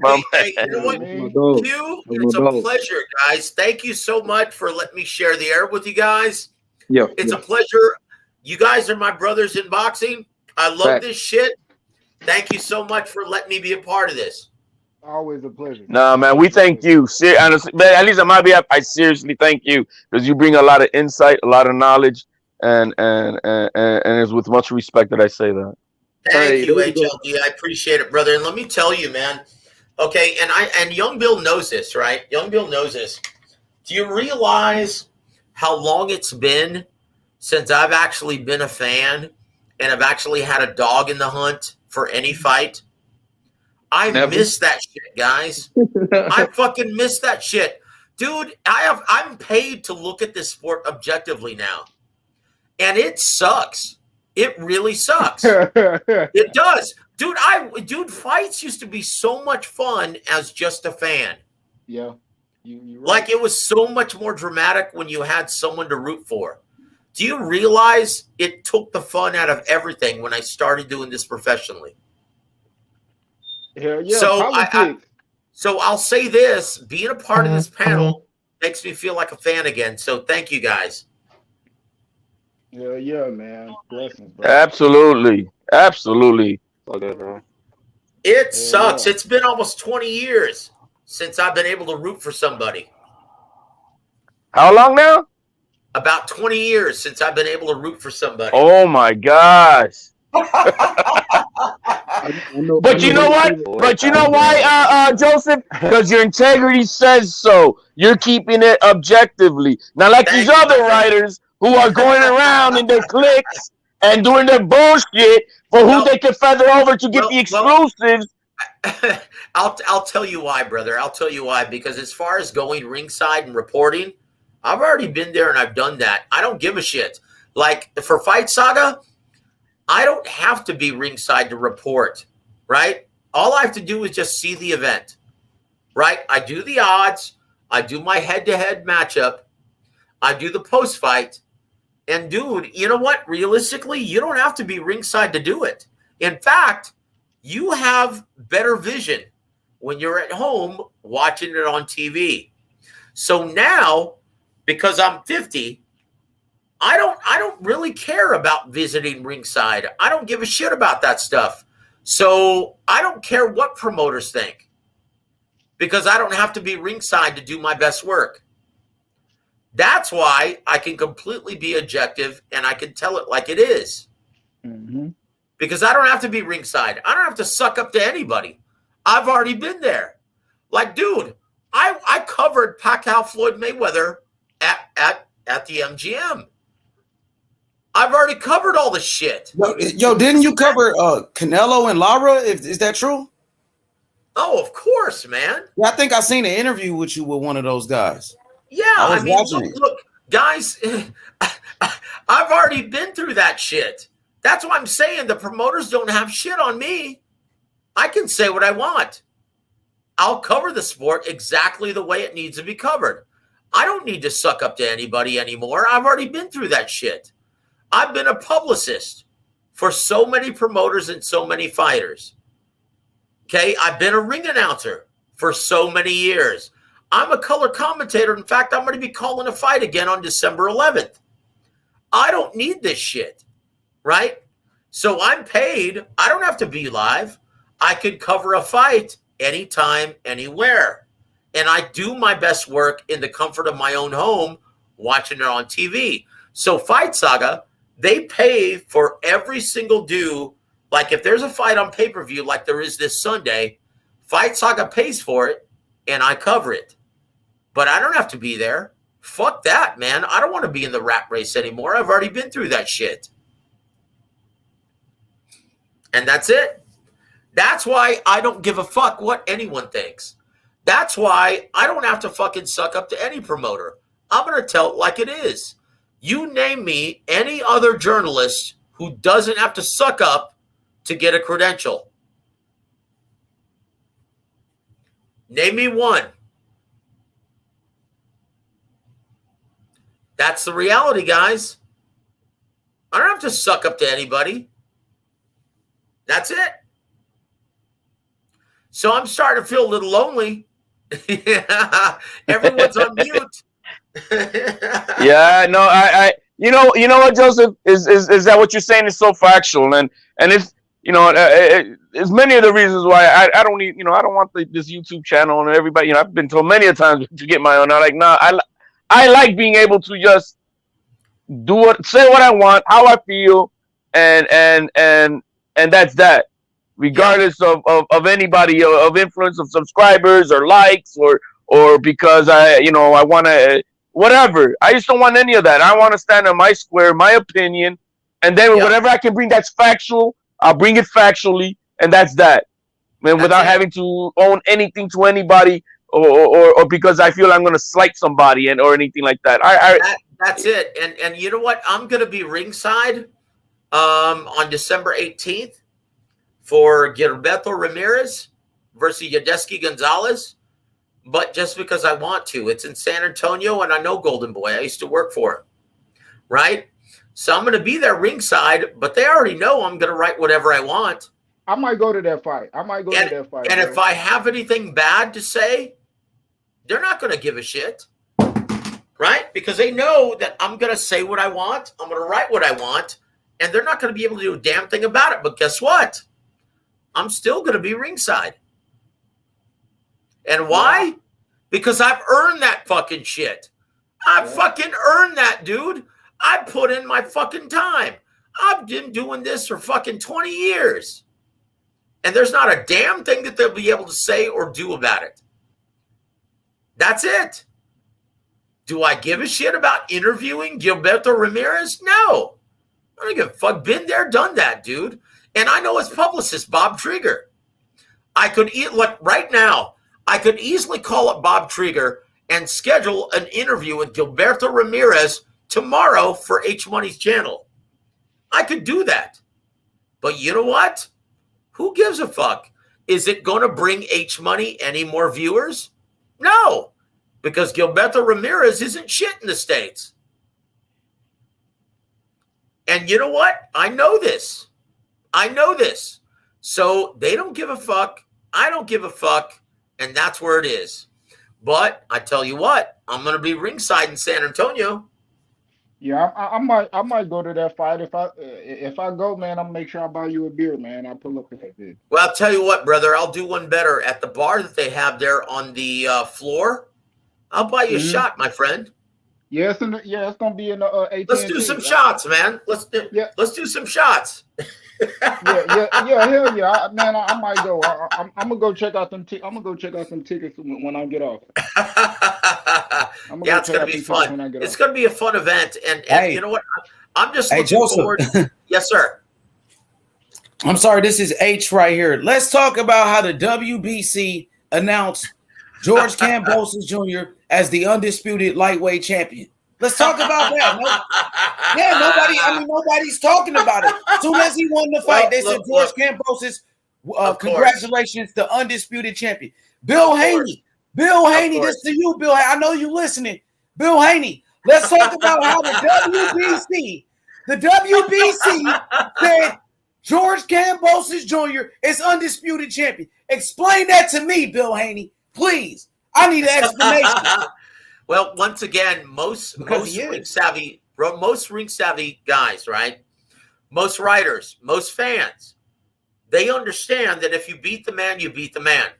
If you beat the man who beat the man who beat the man, you're the man, right?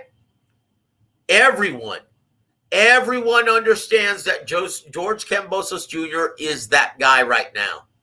Devin Haney, dude, as talented as he is, he never had to beat anybody, okay, within the top 20 to gain that distinction.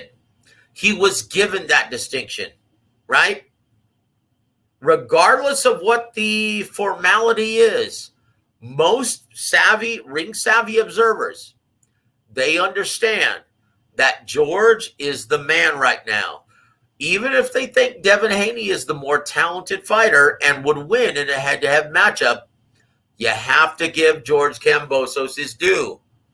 Right? That's not a given. I mean, I think a fight between Devin Haney and Kambosos, that's a 50-50 fight. Kambosos has more experience than Devin Haney. Kambosos can box. He already beat Devin Haney's trainer, Mickey Bay, who has a similar style to a Devin Haney. You know what I mean? I think it's a 50-50 fight, honestly.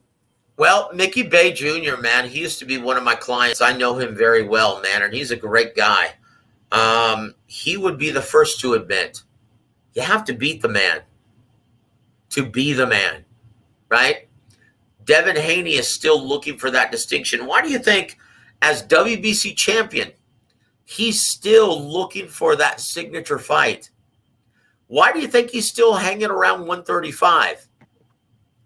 He's not for his health. I mean, seriously, why do you think Devin Haney is still? Why do you think Devin Haney's still hanging around 135? He's still looking for that signature win because he doesn't have it right now currently. That's the reality, guys. Is JoJo a signature win? JoJo Diaz? Fuck no, man.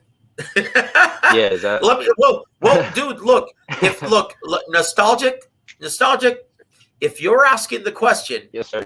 you already know the answer, don't you?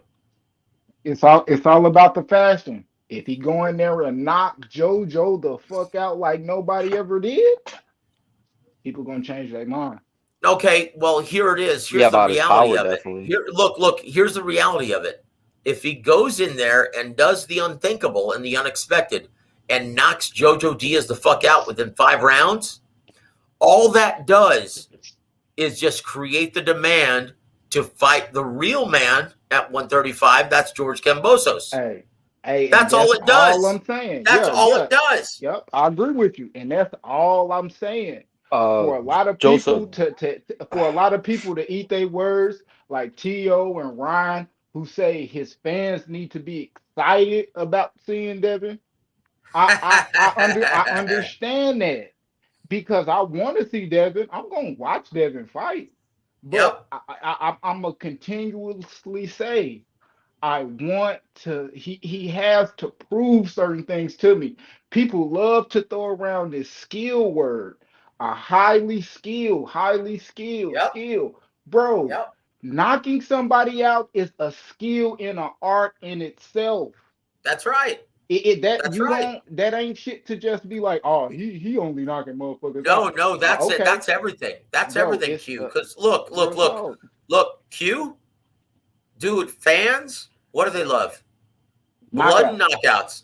Blood and knockouts, brother. That's where the drama is. That's where the money is. Hey, they was mad. They was mad Kenny Porter stopped that fight. They want to see a motherfucker die. Fuck yeah, man. The bloodthirsty fans of boxing, they want to see a definitive finish. Yeah. And they all feel that they were deprived of a definitive finish that night. Why do you think Errol Spence reacted the way he did?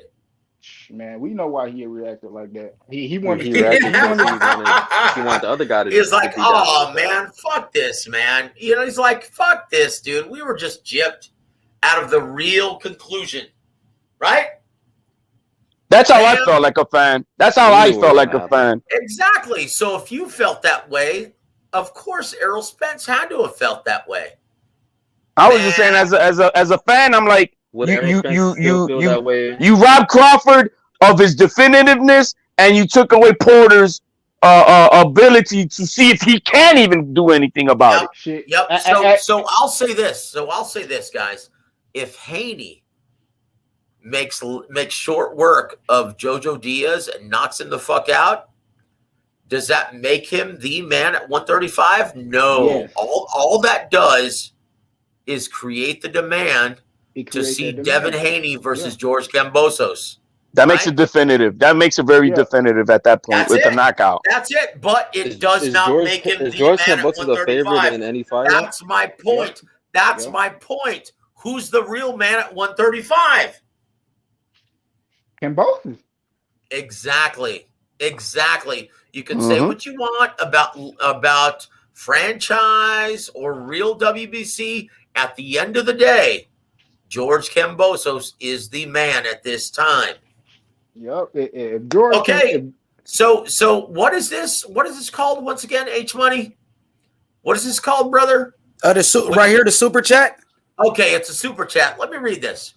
Everyone loves Junior when he made a game plan to beat Loma, but when Teo loses, everyone want to dogpile him except H and a few others. Great fighters lose.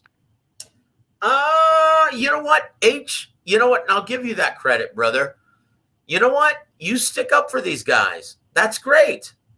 That's my boy, T.O., man. I love T.O., man. He made history. And, you know, I started off, I wasn't a T.O. fan at first. I grew to love this kid. And I still love him. Win, lose, or draw, I'm riding with Teofimo Lopez, bro. You know what? On that note, H Money, I'm gonna do a shot. Q, you want to do a shot?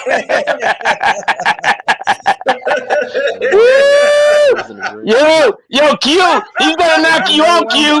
Hey, Q, he's gonna knock you out, Q. Hey, you know I be ready. You know I. Joseph is gonna knock you out tonight. I think he's gonna. Hey, those shots are coming in quicker now, bro.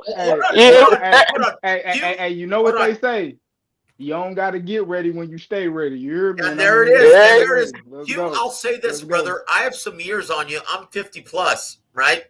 So I've got a lot more experience and I got a lot more liver damage than you. So here it is, brother. You ready? On the count of 3. 1, 2, 3. Salud, my friend. Salud. God bless, bro.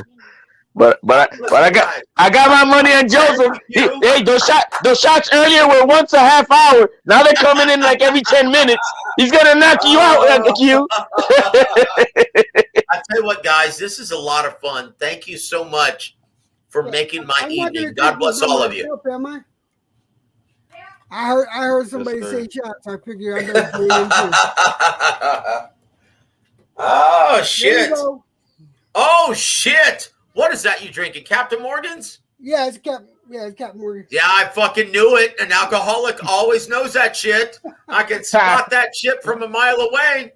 Do you want to do back-to-back shots or something? Is that what you're saying? Talk much. I have guests in the house, which is why I wasn't paying attention. Okay, so what you're saying is you want to do back-to-back shots at me. Is that what you're saying? Here we go. Let's do this. Even though Q just did some tequila, you want to do some rum with me? Is that what you're doing? Hey, y'all gonna have to match the J. You feel me? I got my J roll up. Y'all gonna have to match the J with me.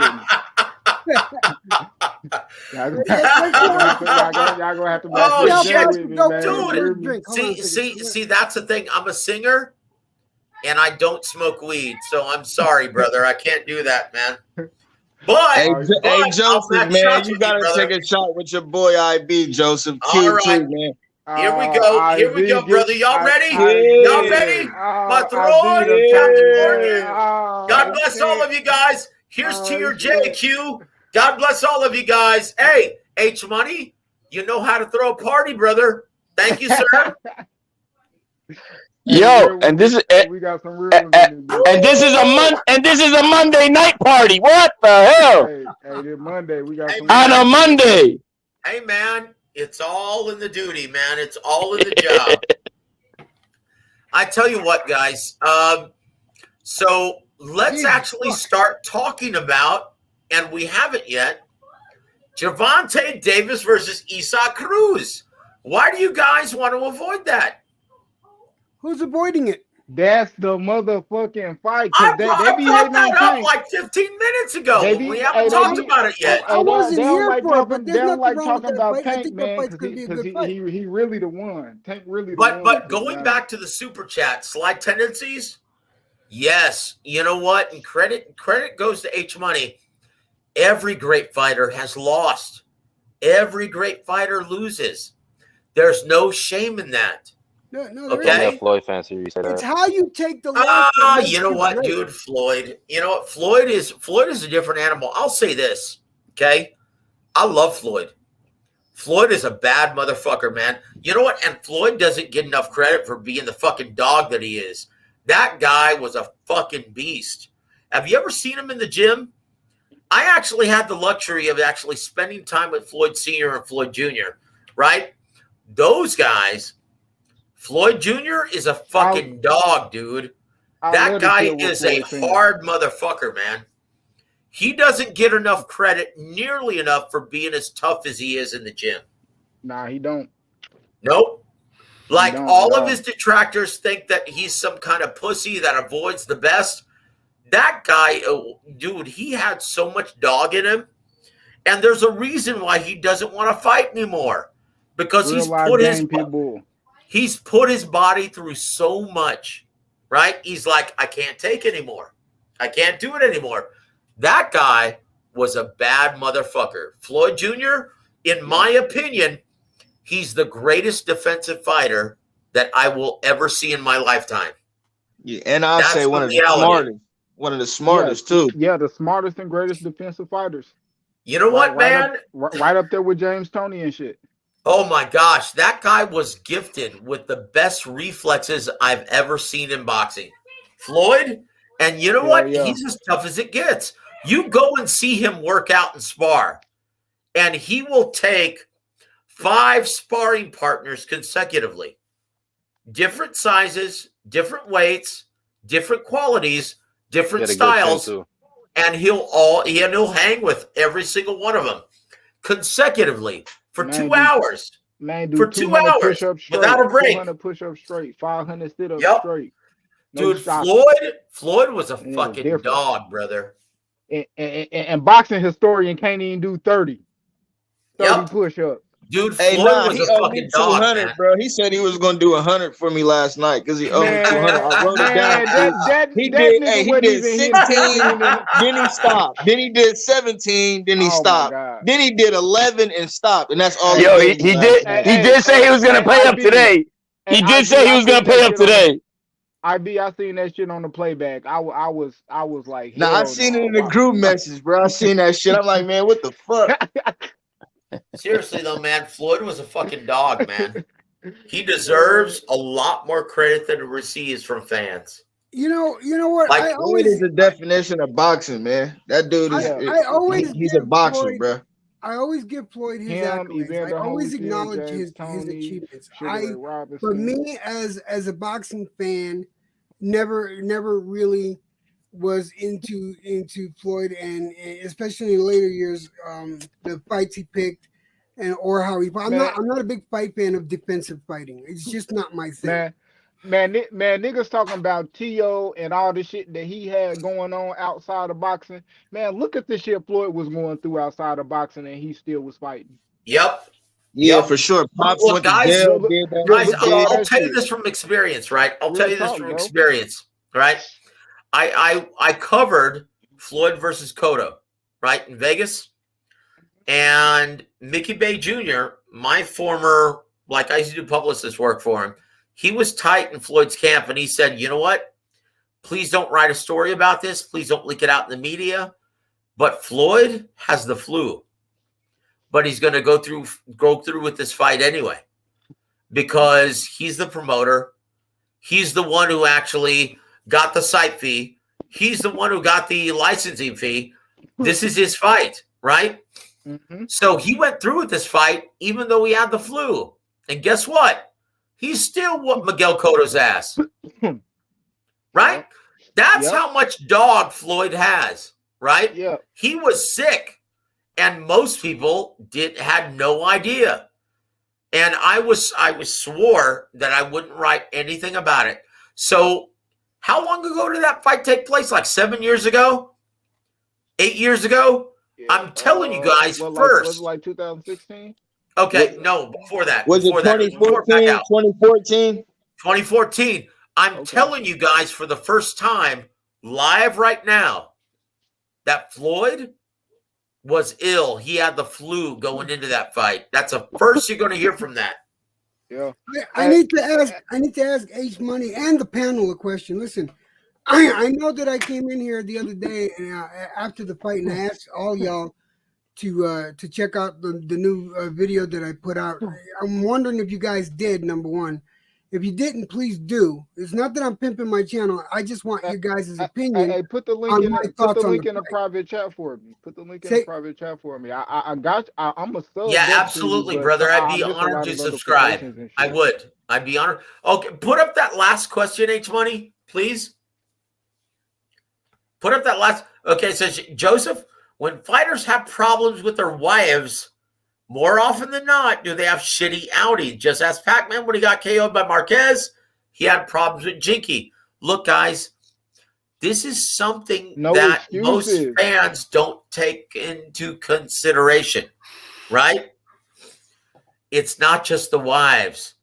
It's the injuries. It's the camp. It's the grueling wear and tear that these camps have on their bodies. Look, I'll tell you this firsthand. When a fighter goes through a grueling camp, they're never 100% going into a fight, ever. But here's the difference between boxing and every other major pastime. When you're in the NFL, if you're not 100%, you can sit on the sideline. You can sit on the sideline and still make your contracted amount, right? Or they dope you up. In boxing, you're not going to make a damn thing unless you see fight night, right? So more often than not, you're going to see every single fighter, including Devin Haney, including Jojo Diaz, including Teofimo Lopez, including George Kambosos, everybody, you're going to see them with some kind of ailment going into the fight. That's standard, right? That's standard. But listen, you got to admit, though, if a fighter stays in shape. See, I could understand what you're saying. I get what you're saying. If a fighter takes a lot of downtime, let's say a fighter fights 3 times in a year. Okay, just say a fighter fights 3 times in a year. Okay, if in the interim, in between the fights, all right, he uses 2 months to train. That's the minimum. You take 2 months to train. What you're doing in the time that you actually take off. What you're doing in the time that you actually take off can affect what's going on during training and how the end of training happens and how you feel at the end of training. Like there are boxers like Floyd himself that stayed in perfect boxing condition throughout the year. So that when he went through a training camp, it wasn't that hard. It gave him the opportunity to tune up and fine hone his skills. Okay, Electrojed don't do that because they Electrojed. That's your perception, my friend. Because let me tell you, Floyd, and once again, I just told you he had the flu going into the Cotto fight, but he understood that he's not going to make $35 million unless he goes through with the fight, right? Oh, no, there's so many instances when Floyd was pissing blood leading into the week of the fight, right? Let me tell you a story of Jesse James Leija, right? Very good friend of mine in San Antonio, Texas. James Leija, he once told me that, you know what? I always had it in the mindset that I was paid to train because fight night, that's the fun part. That's the part where I see the lights, the cameras, all my friends. I get to dress up. I get to come out. Hey, that's the fun part. The training is where all the damage is done. Okay, most fans don't realize that's where all the wear and tear, that's where all the damage occurs during the training camps. Okay? That's where the hard part is. Do you realize how much wear and tear takes place during sparring? Yeah, that's what I was about to say. That's just like being in a boxing match. All the sparring sessions back to back, day after day, when it's time to spar. Broken ribs, groin pulls, muscle tears, broken bones. They realize, hey, you know what? I've already borrowed so much money just to create this camp and to fly sparring partners in. I'm never going to be able to pay this off until I make it to the ring. People don't realize that's where the real wear and tear happens, is during camp. Guys, so that should really change your view of what these fighters have to go through to make it to the fight. Absolutely, Joseph. And I would like to say this, and it's still the motherfucking takeover, bitch. You know what I'm saying? Teofimo Lopez, homie. He made history. The youngest undisputed champion in the history of boxing. And you could never take that away from that man and his father. Teofimo Lopez, his father was the trainer of the year. For all you little cockroaches out here hating, using his name for fucking views, fuck you pussies. It's still the takeover, bitch. And still the takeover. You fucking pussies. Straight up. Former undisputed champion, Teofimo Lopez. Everybody took a loss. Canelo took a loss. You know what I'm saying? Anthony Joshua took a loss. That's what happens when you fight the best. George Kambosos, he's a great champion. He's on the pound-for-pound list now. He's undefeated. He beat Lee Selby. That motherfucker can box. He boxed over 200 rounds with Manny Pacquiao. He learned from the best, from one of the greatest. So we got to put some respect on Kambosos' name. Everybody want to shit on Tio. In the process, you hating on fucking Kambosos. What type of boxing fans are you? You pathetic motherfuckers, bro. You know what I'm saying? Oh, yeah, we gonna cook, Joseph. We just getting started. Hey, you know what? You know what? I'll say this. H-Money, here's to your rant, brother. 1, 2, 3. Salute, brother. Everyone get ready. Do you have your shots ready? I'm going to hit the gas 2 times for you. All right. Do you have your shots, guys? Do you have your shots ready? Captain Morgan, I got my shit right here. You ready? I did.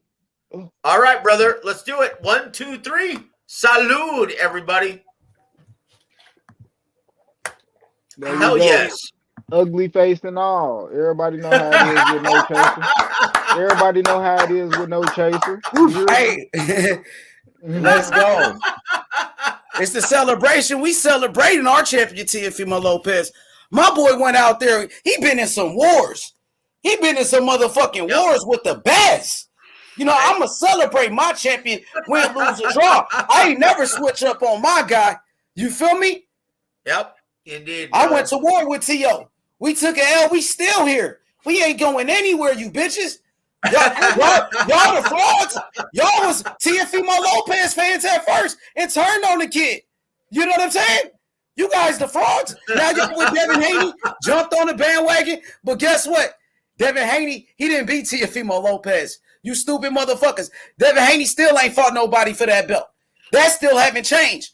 Now, my question to Bill Haney and the Devin Haney fanboys, why is Mauricio Suleiman in the WBC calling Kambosos undisputed? Because he's already undisputed. And we could debate that any day of the week. Explain that shit. Explain why Kambosos, he put undisputed world champion on his Instagram. Explain that. Explain why his manager, Lou DiBella, calling him undisputed. Explain that to me. Kambosos. That's why you already know. Nigga, it's still pressure. It's pressure for life. Bill Haney, you know what I'm saying? You talk behind my back. That's how the beef started with me and you. Yeah, because you said I was your brother, but then you talk behind my back. You can't explain that one. You can't explain that. So guess what? We gonna keep it real. I'm gonna tell the truth about you, bro. I'm gonna tell the truth. How you called up Virgil Hunter after that fight with Linares, when Linares almost knocked out Devin Haney, and you called Virgil Hunter for help. You called them for help, bro. You know what I'm saying? That's the truth. He need that. Let's talk about how you running with the LDBC, Bill Haney, pushing those false narratives, and you motherfuckers, you know, turned on Teofimo Lopez to join the LDBC. Y'all with the LDBC with Devin Haney and Bill Haney? That's what y'all doing nowadays? Y'all saying the same shit as Aki TV. You motherfucking frauds on YouTube. You fake boxing fans, bro. I know Kambosos is the real champion. EJ, Kambosos is the new undisputed champion. He beat Teofimo Lopez, bro, not Devin Haney. Yep. You know what? I don't disagree with anything you just said whatsoever. You know I keep it about as real as I possibly can. My big thing is like I'm gonna continue to say this. The fans are the winners from this past weekend. The The fans got a chance to see what can actually happen when a surprise happens. Just like Teo was the underdog when he went up against Loma. This time it was Kambosos was the underdog when he went up against Teo. This kind of shit happens. But for you to turn your back on turn your back on Teo like that, in my opinion, that's a gross underestimation of weak journalism, brother. Of a fighter such as Teofimo. It's weak journalism, brother. Say again? It's weak journalism, brother. It is. It really is. And to go down that road and to continue down with that narrative, all it does is it hurts the sport of boxing. But a true fight fan won't make excuses. I don't make excuses for Teo whatsoever. I don't, you know what? I have to care. I don't care about what happened in his family life. I don't care about what happened in his personal life. What I care about is what the man does in the ring, because I'm interested in the fight game. You know, I understand these things affect the fights in a negative or a positive way. But at the end of the day, what happened in the ring is what matters. What matters is the man look. He went in there with, in my opinion, this is just my opinion. He went in there with the wrong attitude. He thought he was gonna clear out Kambosos in the first round. Didn't happen. He walked into a hard shot and got knocked down.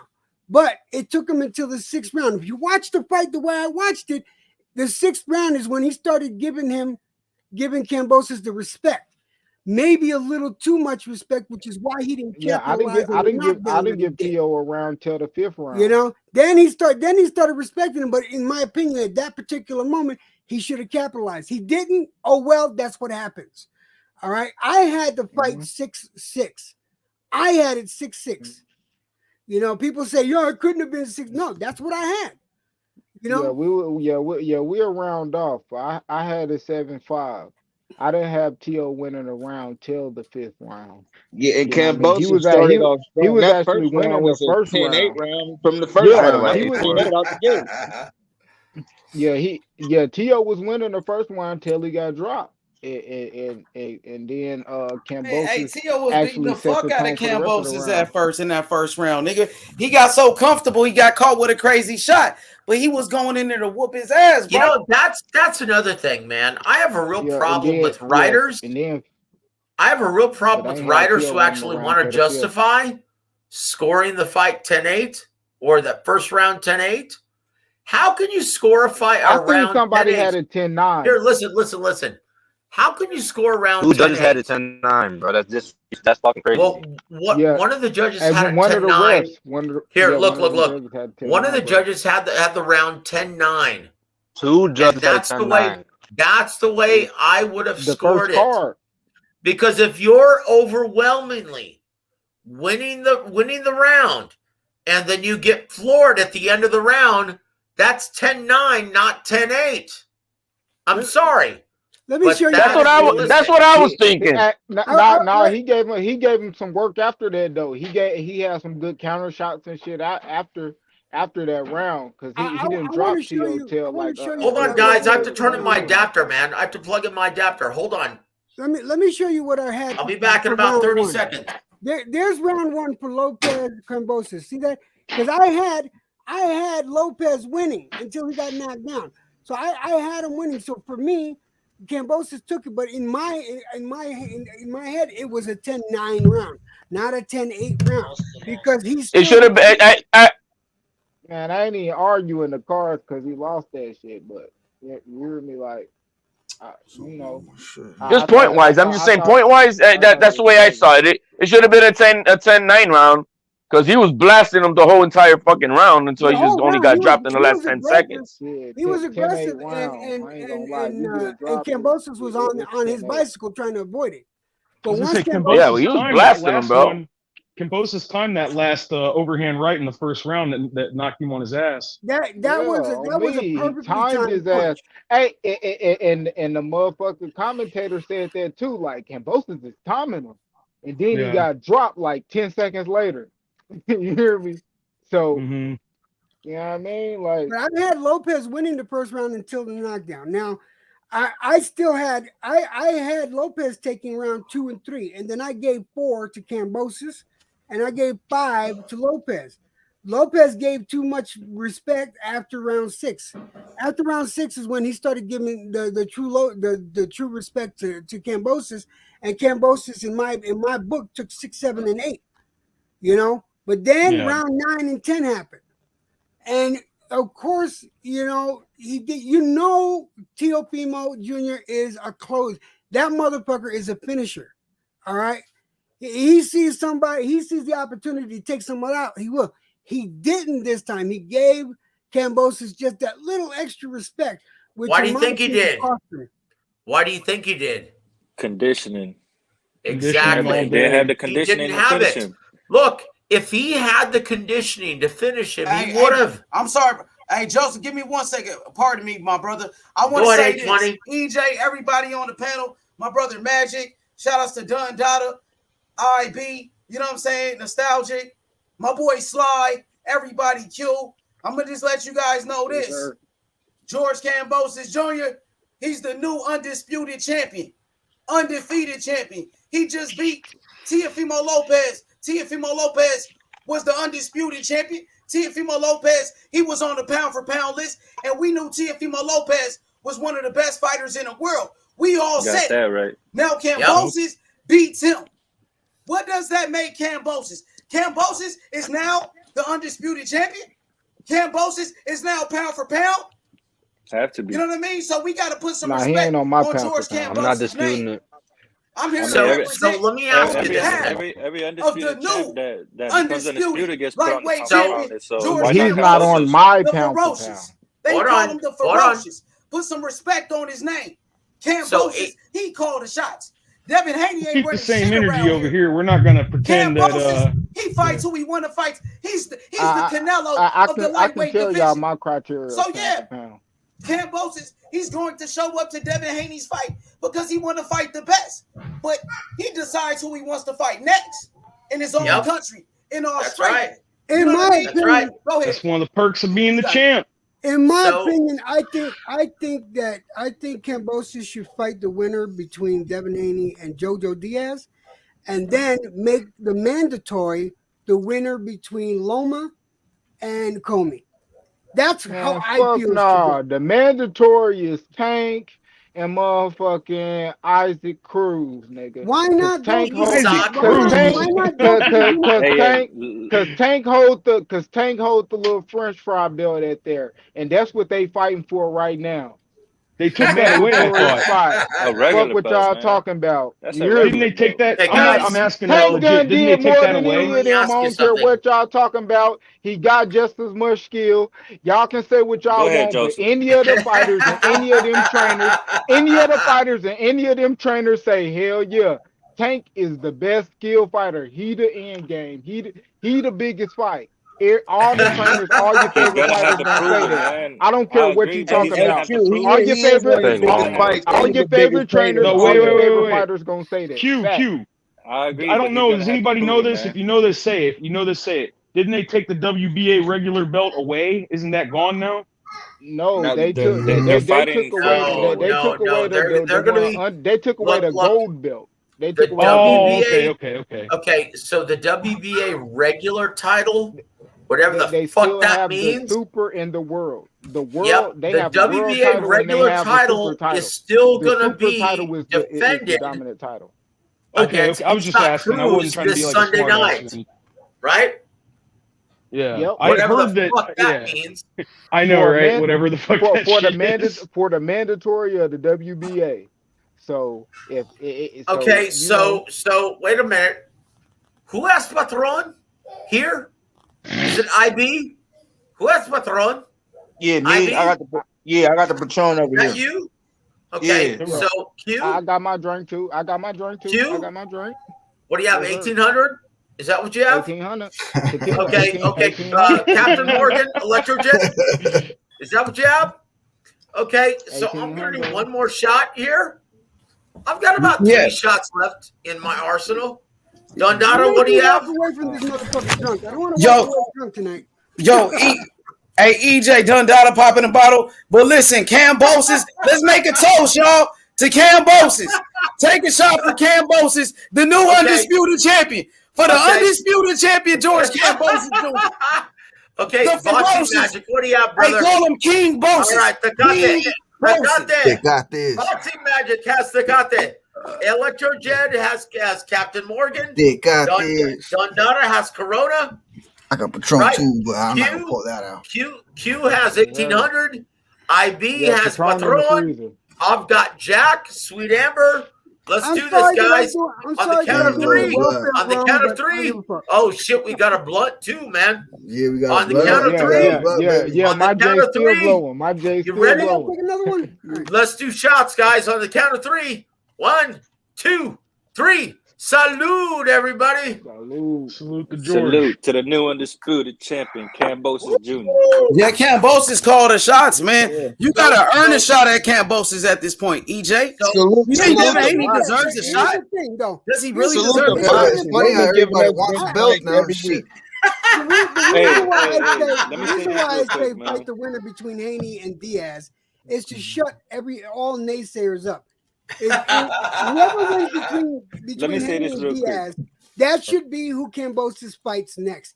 Then all fucking questions are solved. No, It ain't no questions right now. Kambosos put undisputed on his Instagram, so he's not confused. He's the guy with the belt. I feel you. The thing is, this is to quell the naysayers up. Yeah, they make narratives, bro. They said Tyson Fury cheated Wilder. That was a narrative. Hey, I ain't gonna lie, Lomachenko they still doing needs his them. get back, man. He's a champion. He deserved the rematch. Yeah, Loma needs his get back, man. Lomachenko versus Kambosos. That's still an undisputed fight.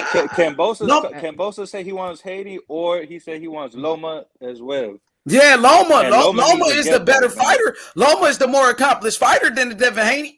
You know what I'm saying? He had 3 belts. How can he not fight for his belts again, man? Exactly. Yeah, Loma's got more competition, better competition. That'd be a better too. win for Kambosos to beat Loma. Way bigger Loma win, is way a more bigger proven win. fighter than Devin Haney. Nah, Loma, I ain't gonna lie. Loma, he gonna fight Shakur. Bob Arum said he want that fight. Nah, what about Tank gonna though? make that fight. Kambosos can fight Tank Davis. That's Man, actually the biggest hell fight. yeah, that's what I'm saying. That's the fight but I'm I thinking don't- about. But I ain't gonna lie, Tank. Nah, he Loma focus on deserves his get back. Tank focus on Isaac Cruz. You know, Devin can get the fight, whatever. And then if I Devin agree, though, really brother. want that smoke with Tank, if Man. Devin really want that smoke with Tank, he'll fight him for undisputed. And It's let gonna him- be. It's not. It doesn't have nothing to do with who deserves, man. It's gonna come down to who drops the biggest bag. Bottom line. We know that's gonna be Eddie Hearn, man. But are they gonna want to drop the bag? Tank can drop the bag, but are they going to drop the bag? That's different. Yo, you're right. Panel question. If he do drop the bag, that's the only way. We know Eddie Hearn gonna give moving up to Kambosos a big 140. bag. Because you want to stay at 35. And Kambosos, his manager said he might just take a tune-up fight. You know what I'm saying? He said in his home country, like you know what I'm saying? You know, just like a fight like Canelo. You know, like a he like gonna a do what he Canelo. want to do. Like a pit bull cruise. Yeah, something like that, just for the people, like a free fight. Pitbull Cruz to beat Kambosos.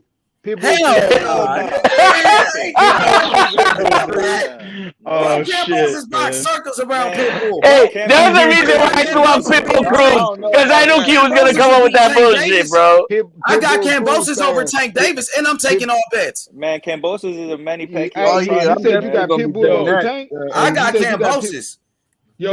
I got a panel question. We can bet that. I got Kambosos over Tank. I got a panel question that I heard on. Even Joseph said they won't let Tank come out and play. They said they won't let Tank fight Kambosos. Tank ducking Kambosos. That's what I'm hearing for sure. Yo! Let's I do got it a next panel then, question. Q. Why not? Why they can't do it next then? Here we go. I don't know why they can't do it next. Tank got because they don't want that smoke. Mayweather Promotions won't let them fight Kambosos. Tank got to get Why is past that, Isaac Joseph? Cruz. Tank ain't get it past Isaac Cruz. Tank actually the smartest in the situation. Well, Kambosos. Because niggas wondering why Tank not talking about, oh, let me fight Isaac Cruz. Nigga, he fighting on Sunday. Let him clean this dude up, and then he'll call that Because we dude know out. he's only When he fighting get the in-house mic in fighters. his That's face, why we didn't when he mention get the Kambosos. mic in his face, with everybody that bought them motherfucking pay-per-views or everybody be streaming that motherfucker, everybody gonna hear him say it. You hear what I'm saying? Tank is that guy. Fuck I what you got talking about. Kambosos beating Tank Okay. Davis. I'm gonna just let that be known. I got I'll say Kambosos. this. I'll say this. Okay, guys. I got Tank. Guys. I got Kambosos over Lomachenko too. If you want to bet that, I got Kambosos over Loma. Guys.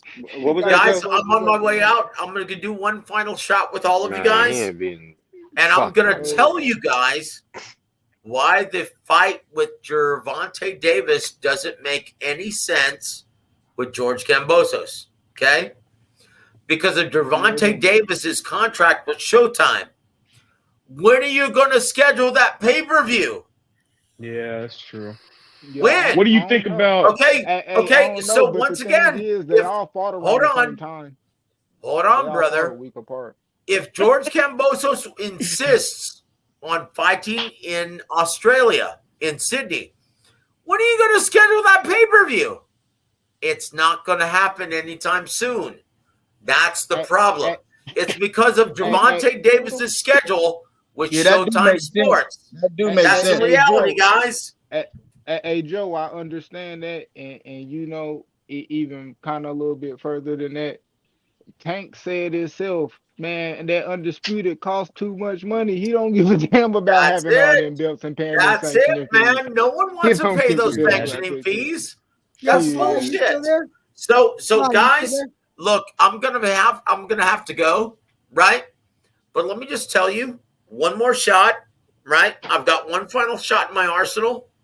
Patron, Captain Morgan, 1800, whatever you guys want to do, right? God bless you guys. Thank you so much for letting me be a part of your evening. God bless all of you. On the count of three, let's do this. You ready? Hello, let me take my shit off. Okay, hold on. H-Money, thank you, brother, for being the gracious host. God bless you, brother. Look forward to more insightful evenings. On the count of three, you guys ready? 1, 2, 3. Salud. Salute. Yeah, sir. Joseph, that's it, guys. I'm out. Joseph, God bless all of you guys. Have a good evening. Inside knowledge, Joseph. We appreciate you, bro, all the time. Yeah, I appreciate it, and hopefully you get to check out Sly. The channel is linked in the private chat. If you want Okay, I got you, man. Yeah, I wanted to subscribe to you. I didn't have a chance to. I was gonna ask y'all. Tank was on The Last Stand with Brian Custer, and he flat out asked him. He said, "Do you think Floyd's holding your career back from like bigger fights?" And I wanted to see what everybody thought about that. Man, I don't think What did Tank Davis say? Holding someone's career Tank back. said, of course, he gave like a real political answer, like, no, he's not doing that. He's not gonna.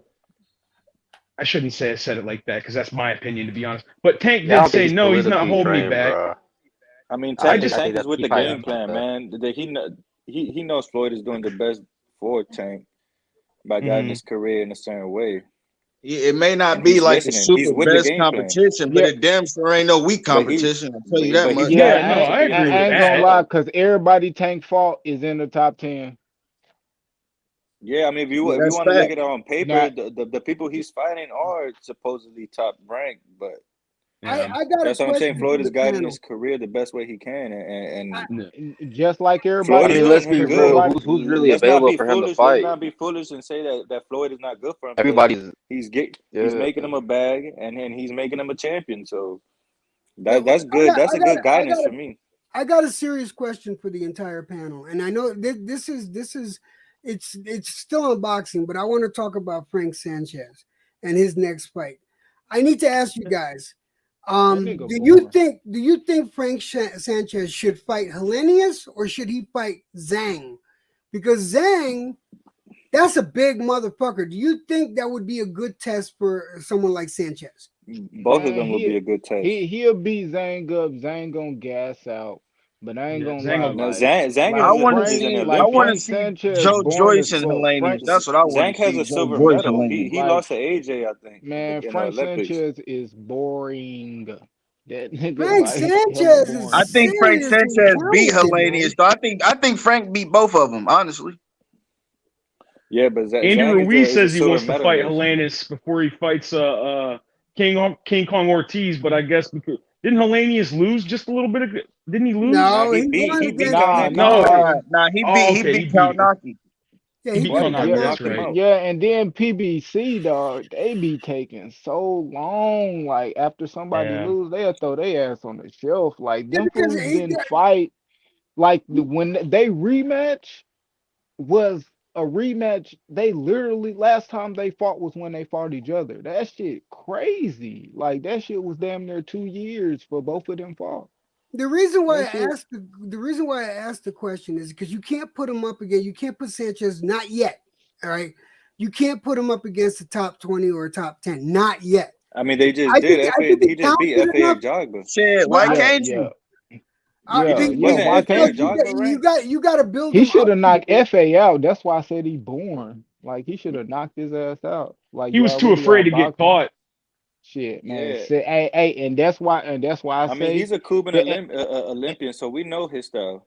Yeah, but that's why I say setting up a knockout is a skill. When you can knock Yeah. somebody, you know what I mean? Y'all love to just fly by that shit like that, but setting somebody up to get You knocked the fuck out, gotta make that them take a walk skill. into So it when you too. don't It's do not it, just your power. You gotta make like them walk into it too. so that's what I'm saying. When you Yeah, but both of clearly them were outboxing fighting like they somebody, didn't want to get knocked out. Even FA Jogba Yeah, wasn't that's true. They were both fighting like they as were the both gonna aggressor as get he destroyed. usually So Yeah. was. what would be the best fight for yeah. Sanchez? Hey, As and that's why first you of got. all, to make it a He's step up. His next fight is against Hey, is against an Olympian. and that's why you bait He's motherfuckers fighting under in. that Ortiz card, isn't he? Against an Olympian. He's got a couple losses, but he's still an Olympian. Yo, what's good, my brother? Shoot the five, Xavier Porter, my boy. What's good? What It's up, your boy shoot? H Money in the building. You know, shout out to my boy Teofimo Lopez. He took the loss. You know, he's a great champion. You know, he made history, and he took a loss to another great fighter, George Kambosos Jr. George Kambosos Jr. He shocked the world. It was a great fight in New York City. What's your thoughts on the outcome? First off, I was live. First off, good looking on bringing me on. I was live in the building. I seen it all from the jump, from the beginning to the end. Basically, Teofimo got outboxed. He came in with the wrong game plan. He came in too aggressive, too emotional, too angry, and got caught in the first round. And once he got caught in the first round, he was shocked. He was stunned, just like his father was shocked and stunned. And he had no control of the fight ever since then. You know what I'm saying? He came into the fight, like I just mentioned, really strong and aggressive, and thought that he could just come over and just push the takeover as he is on Kambosos.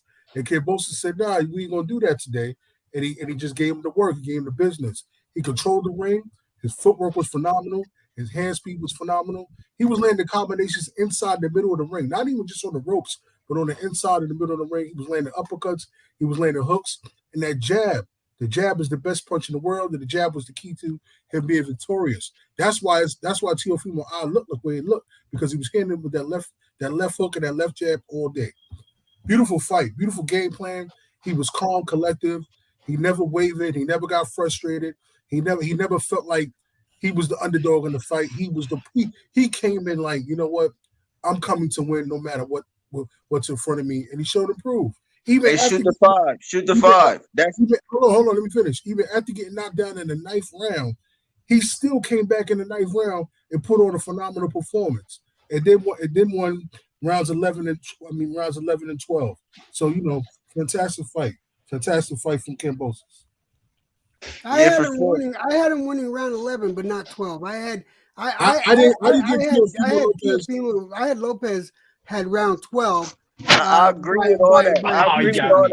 I agree with all that shit. Shoot the five. The bigger question though is we know what Kambosos did, but the bigger question I think the fans want to hear is what Teofimo didn't do.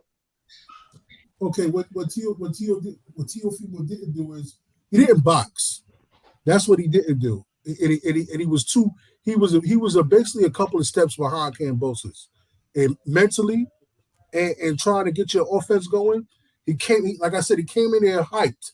He ran to the ring. If y'all saw the ring walk, he came in from a whole nother side of the ring. Usually fighters come in on the side and they walk in. He came in from a whole nother entrance. Then he ran through the crowd. Then he ran down the crowd. That's a lot of energy you exerting already right then and there. So now you really hype. You get inside the ring. You use a lot more of that energy. And then once you got knocked down, now you're not only a points behind, but you're a step behind of what this guy's already putting in place mentally. So now you got to figure him out. And once you get caught in that storm, it's like you trying to process what's going on around you, and he just couldn't keep up the pace. So that's the reason. That's the real reason why he lost. His game plan was off. His game plan was coming there to knock him out. He kept saying throughout the whole week, "I'm gonna knock him out in 2 rounds. I'm gonna knock him out in 2 rounds." And he almost got knocked out in the first round. He's lucky he didn't get hit with somebody with some major power. Real talk, because he got hit with a clean right hand. A clean right hand. When a fighter get hit that clean, sometimes they don't get up. A lot of times, I should say. Yeah, he's got a hell of a chin, that's for sure. That should also prove his chin, though. He has a pretty good chin because he got hit with so many punches, including that damn right hand. That right hand was phenomenal. That right hand was phenomenal. It was placed perfectly. And hell yeah. And if you look at Kambosos, how he moved, how he just moved and circled him and just let him walk right into it. Bong. He was comfortable. Look how he dressed all week. He looked like 007. He had the ill contract killer is what he looked like. The peacoat, the black gloves, his hair was slicked back with shades. He was cool all week. Everything that Teofimo was doing and yelling and his pops was doing, I got a lot of love and respect for them. But they were too overhyped. And I think trying to make weight also kind of hurt him because you got to understand Teofimo is a growing young man. He's still like 23, 24. He's still growing. And he hasn't fought since the Lomachenko fight. This was his first title defense. And he caught COVID. So that played a part in it also. But at the end of the day, you're the world champion. You're the unified world champion. I never proclaimed him to be undisputed. I always proclaimed him to be unified. And so, he was a step behind Kambosos the whole night. And But he is undisputed though. He was undisputed. He beat Lomachenko though, brother. He's not undisputed. He was. Kambosos is the undisputed champion now. They're not undisputed. Why the president Mauricio Suleiman said Kambosos was undisputed? I don't know why he said it because that's. He's the president. He's the president. You know what I'm saying? Let me ask you this: How can he be undisputed when Devin Haney still got the WBC? Because the WBC said he is undisputed. They said it today. They made the franchise title. How can it? He has the franchise, but he's not undisputed. Yeah, but you just said the franchise. WBC. Look, it's not that we're trying to say who's right and who's wrong. The franchise title was made by the WBC, and they say it's the highest belt. And look, we can have an opinion on the franchise title being shit or whatever. But that's the thing, though. Haney didn't fight for his belt, bro. You got to take it up with the WBC. So let's not count any WBA super. I just don't. You're right. You're right. I just don't agree with it. I think, like you just mentioned, Devin Haney didn't fight for his belt. So I definitely 100% agree on that. Because I got the rules right here. I got what Mauricio Suleiman said.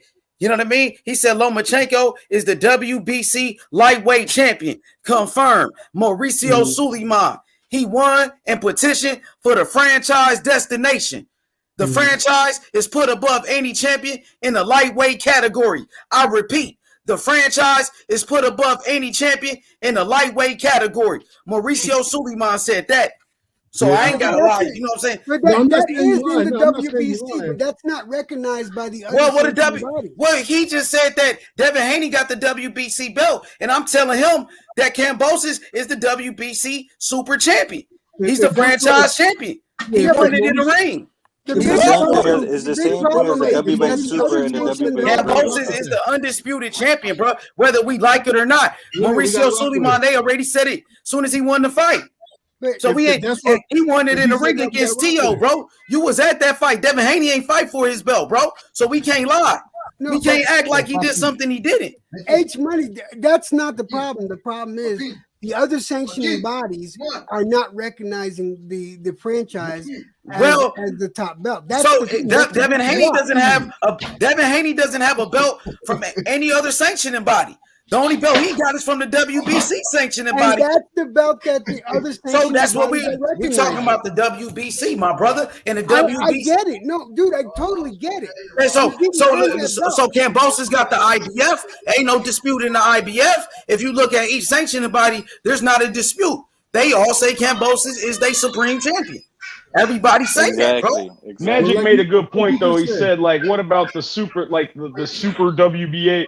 Like all these belts, they make belts up too, and they don't, Hey, you know, they say they don't WBA recognize that super belt, but was everybody made has to for recognize. the super belt was made for Lennox Lewis because he was trying to go for undisputed and got he is the stripped by it. president of the WBC. If that's what he said, then that's what it is. That's law on their part. We just got to move forward and go from there. But again, the fight was a great fight.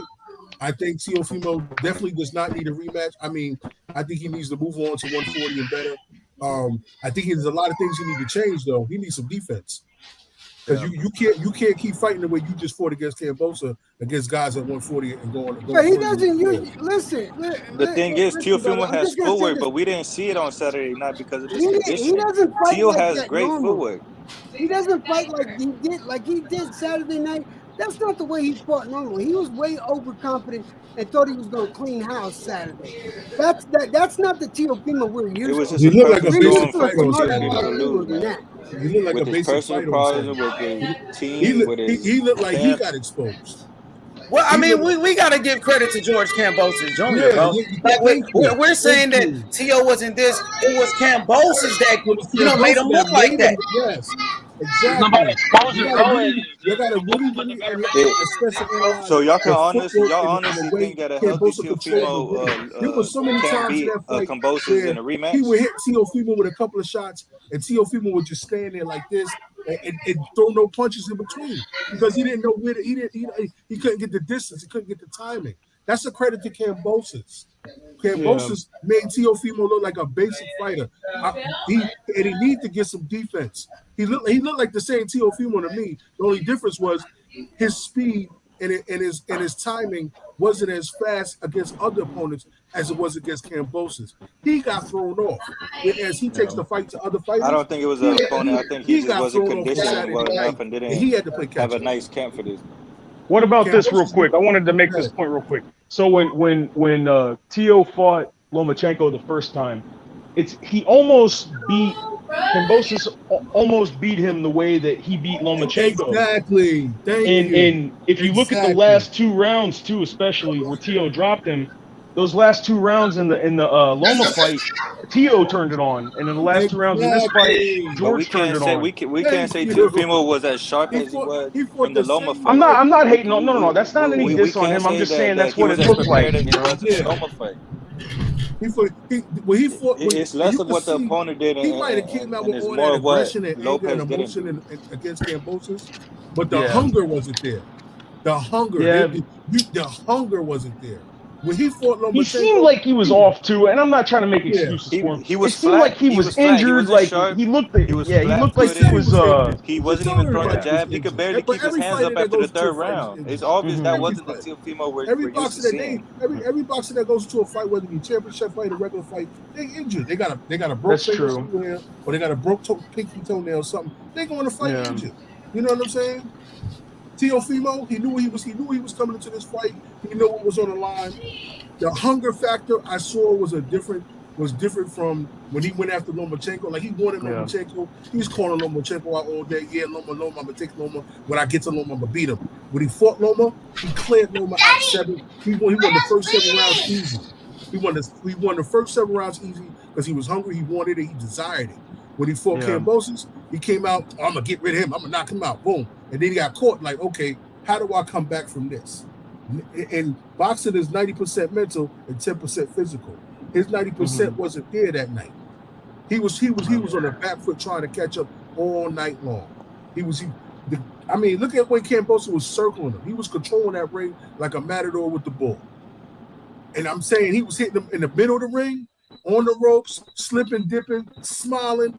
He was Sugar Ray Leonard in him. Come on, bro. He's very confident. Yeah, he was very confident. He's a great fighter. He got skills, bro. He's the undisputed champion. He's pound for pound. But we can admit, He's a just like pound we for were saying pound. before, Tio didn't have a conditioning coach. He didn't have a nutritionist for this fight. He That's didn't have not- Joey we can't Gamache blame in his Kambosos corner for for that. this fight. You can't blame Kambosos for We that. had to That's on point that Tio and out his too. team. We had to point that out too. He didn't have But Joey that's on, Gamache in his but corner. that's on Tio. No, But that's on no Tio and his nutrition, team. no conditioning. But that's on Tio and his team. You the world champion. Yo, You I think waiting a whole year for this fight is what really fucked it up, man. Yeah, I think that had a lot to do with it Wait- too. Waiting too long for this. Is Most that my mic? definitely. Is that my mic? Or But that's look, somebody else? I agree with all that, but I also understand that On George. top of look, that, his man, personal problems outside the ring. I understand that, but I'm just. It all started. Ain't nobody in here it all bigger fan of started Tio with than Floyd me. I love Mayweather Tio, wanted but that date for a circus and shit, and then it Hey, fucked it all hey, up. Because you know On top what? of that, I think that shit. Teofimo tested for COVID. Mm-hmm. Yeah. It's just a perfect storm. It is Tio's worst nightmare came true. Yup. All I'll the tell you nightmares what. came true. If All we, the if nightmares. the next Tio that's coming back, it's gonna be. I just can't wait, man. I hope he's gonna go to 140. I know this much. You guys would hate me as boxing commissioner because any fighter that doesn't fight more than twice in a fucking year, and it takes them a year to fight, they're getting stripped. If I was commissioner, I'd strip any boxer. Yo, that that's the didn't fight in a IBF though. That's the IBF in What's general. the year? They be. What's his name? The dude that Anthony Joshua knocked out for the IBF title. He only held the title for Charles 29 Martin. days. Charles Charles Martin. Martin. He only held the title for 29 days, and he had to I don't think defend that was it a or mandatory vacate. fight though. That's not even a real champion. That's just the title I don't holder. think that was a mandatory fight. Well, he though. got Nah, the he he built got for the the bread. title. Charles Martin just built for the I bread. think Charles Martin gave AJ the shot. He just wanted that money. That was the Yeah. biggest payday he ever got. He just wanted that money fighting Joshua. He domed And him he too. thought Joshua was I mean, black. look at I IBF. know, They stripped Karma. I the sound cash like cow and I sound like Canelo. a mean uncle, but that's just the way I feel. I know a lot of people don't agree with me, but honestly, man, no reason. You don't fight in a year, I'm taking your shit. Fucking earn it back. I'm serious, man. Gary I'm Russell serious, Jr. man. Gary Russell. Where's he get? Like once I Damn. don't even Don't, think I I seen like one Gary, of his man. fights Don't do live. Gary like that. Isn't he the one that does Hey, once a it's year? true, and man. shit? This man has only fought once a year Yeah. for like 5 years straight. He's blaming management. I Man, seen him he on don't an get interview the last WBC. week. He's blaming management. Like I'm Well, not he saying did he's a lot. right, but Yeah, He did a but lot for he has himself, said though. no to fights offered to him. He That's has said true, One no. yeah. thing about Gary Russell, he did a lot to mess up his own situation by talking. Just Oh, like yeah. Andre. Just by like Andre doing, did. doing What what is he he like? did. 35 now? Yeah, like doing what Yeah, you he's did in media and doing what you did with that. When he did that shit, when Leo Santa Cruz pops, no Yeah. one was feeling that. That was that like wasn't cool. Yeah. no one was feeling that at all. And then you talking ish about Al Heyman, and you talking about Floyd Mayweather, and you talking about how they won't let him Yeah, fight. once Devontae he talks shit Davis. about Al Heyman, yeah, your career is pretty much You on the shelf for You life, can't brother. do that shit, You man. on the Yeah. shelf for Oh, life. I Hey, Uh, read hey, y'all something know, somewhere that it's in the contract that you can't say nothing you can't about talk bad about Al Heyman. Heyman. Yeah. In the first, NDA, yeah. Uh, I read some shit like that Non-disclosure somewhere. agreement. You can't You on the say Non-disclosure shelf for anything. life, agreement. What? Of He's Al a great Heyman or the record that we'll never PBC. get to hear. He's on the shelf for life. Radio You know stations how will never play his record. and you know how bad they talk about Bob and shit, like Crawford and Tio and Yeah, motherfuckers Crawford talk said that shit to Bob's face. Yeah, he don't like fucking. nothing. Like nothing. Yeah. Like When Bob is really trying to do these guys, trying to shape their career good, like how they trying to do with Yeah. Shakur. There's a reason why the whole Olympic team has signed with Top Rank. Exactly. With but Duke Bob played a Reagan, big role Keyshawn behind Davis. Crawford's career, bro. Bob played a big role Look how many behind people Crawford's has career. the whole Olympic team basically signed with Tom Rank. Oh yeah. Well, I think that's the what Terrence was mad about with Bob is that Bob, he figured, oh, I've earned all this because I've taken 2 weight classes now, so I should be able to get the fights I want to get and get the money I want to get. And y'all know how Bob is. He He's did gonna be get like, the no, money he wanted to get. He just didn't get the fight.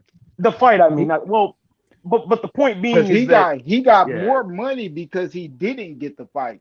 Like every time he didn't get a shot at Earl Spencer or a champion, he got an extra Hey, $1 just look at it million. like this. Everybody Bob was saying Arum that is Bob not new Arum to was this shit, though, lowballing. man. Everybody said they lowballed Porter with $1 million, but when they did their pay-per-view, they only did 190K. So was that really a low ball of $1 million to Porter? No. I don't think so. Nope. He's gonna lose money, and that's what I meant. Like, and that's why Especially Bob when was he saying really that don't even shit. deserve to be there and shit.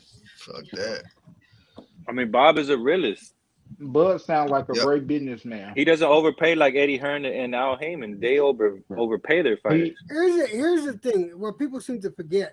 Bob Arum has been in this business for years. In this business since before I was born, and I'm fucking. He outlasted Don King.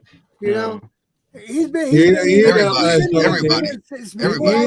Don King. And Bob Arum. Yeah, I mean Don King got Makabu as Hell, his premier Canelo about fighter. to fight a Don King fighter. Yeah, but Top Rank. Bob got to deal with ESPN, and Don King, his premier fighter is Makabu. Makabu, yeah. That's a Don King fighter, correct? Yep. That's exactly what I'm saying. And nobody knew who the fuck he was until that's what I'm saying. Yeah, Bob Arum has a deal with ESPN, so he outlasted Don King. Yeah, Tio. By the way, he's got 2 more fights on ESPN. That's what his contract is. They were supposed to be pay-per-view, but I doubt that. He got 3 fights. 3 fights. Tio should have stayed loyal to Bob. Yeah. You know what? And his dad said that shit too. His dad said, he "Look, we stayed loyal, man. We made a mistake. Fucking screwed him over, man. Because Bob built fucking Tio, and then you want to scratch for more money." And everybody's saying Bob is the worst to Crawford. It's not Bob's fault. He couldn't get Crawford those names. H schooled me on that. Per fight. H schooled me on that. Yeah, he got $3 million. H schooled me on Bob Arum because I thought it was funny when he did that shit, and then I thought about it, and I was like, man, Crawford wouldn't be where he is right now without Bob. Exactly. Bob wouldn't even be pound for pound. I can't take that away from him. Yeah, he wouldn't be pound for pound, and I can't take that away from him. This is why I'm not mad. I'm not mad that we don't get Valdez for Shakur next because he's building both fighters. Shakur. Bob is building Shakur up. And he did it smart too, because look, Shakur fought the African dude, and everybody, it was a snoozer. And then he comes in and fights Herring and puts him on, and everybody's on him again, you know. So he's doing it smart. I'm telling you, Bob knows what he's doing. Man. Yep, I agree. I'll give him that. And anybody that's young, you know, and the amateurs coming from the amateurs will sign with Bob. Exactly. Facts. Look at Keyshawn Davis. Away. Yeah, Keyshawn Davis. I was gonna say, that's true. Absolutely. They were all signed with Bob. All of them. He knows how to build fighters. And he's not scared to lose Crawford. Bob's not scared to lose Crawford. Look how many other fighters he got. He got a lot of people. He got a lot of Puerto Ricans too, you know, and a few Mexicans here and there. But he don't seem not scared to lose Crawford. Yeah, he got Crawford's already like 34. He's gonna be 35. He's gonna let him go and do what you do. You know. Who is Oscar De La Hoya wasn't scared to lose Canelo either. You know, he wasn't scared to lose him. He got Ryan, he got Munguia, he got a couple other ones. He wasn't scared. Virgil Ortiz. He got other dudes he could bring up. So if it's time to go, it's time to go, man. It's like your expiration date is coming in. It's coming soon. To stay with promoters their whole life either. You feel me? Because once they get to a certain level, they could go out by themselves and do their own thing. Wasn't Pacquiao very loyal to Bob Arum? Yeah. And then they shoot him overseas versus Jeff Horn. And they screwed him over there. And after that, Pacquiao's on some grimy shit though too. And I'm not trying to defend Bob. That's what everybody thinks is gonna happen to Crawford. I'll defend Bob on that because Bob. I mean, Pacquiao's got a fucking history of doing that too, of signing with dudes behind their back and shit. So, and he did Bob dirty on that one. So he went to Al Heyman. He went to his. He went to his dude. Yeah, but Al Heyman, he went to his main rival. Paying him the big bucks for him though. He was. Heyman, yeah. I don't even think Pacquiao needed that. That was like the ultimate betrayal.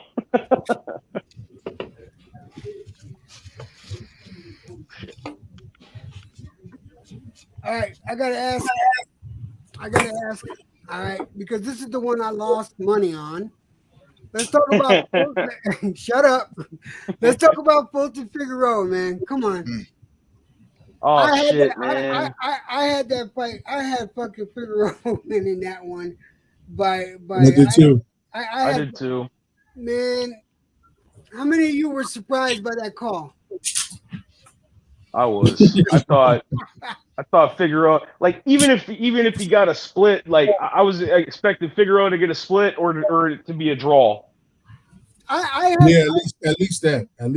$20 on Figueroa for the decision. It was, and I went down specific for split decision, which is what happened. But there was no way that in my opinion that Fulton got more points on the inside than I had that fight a draw.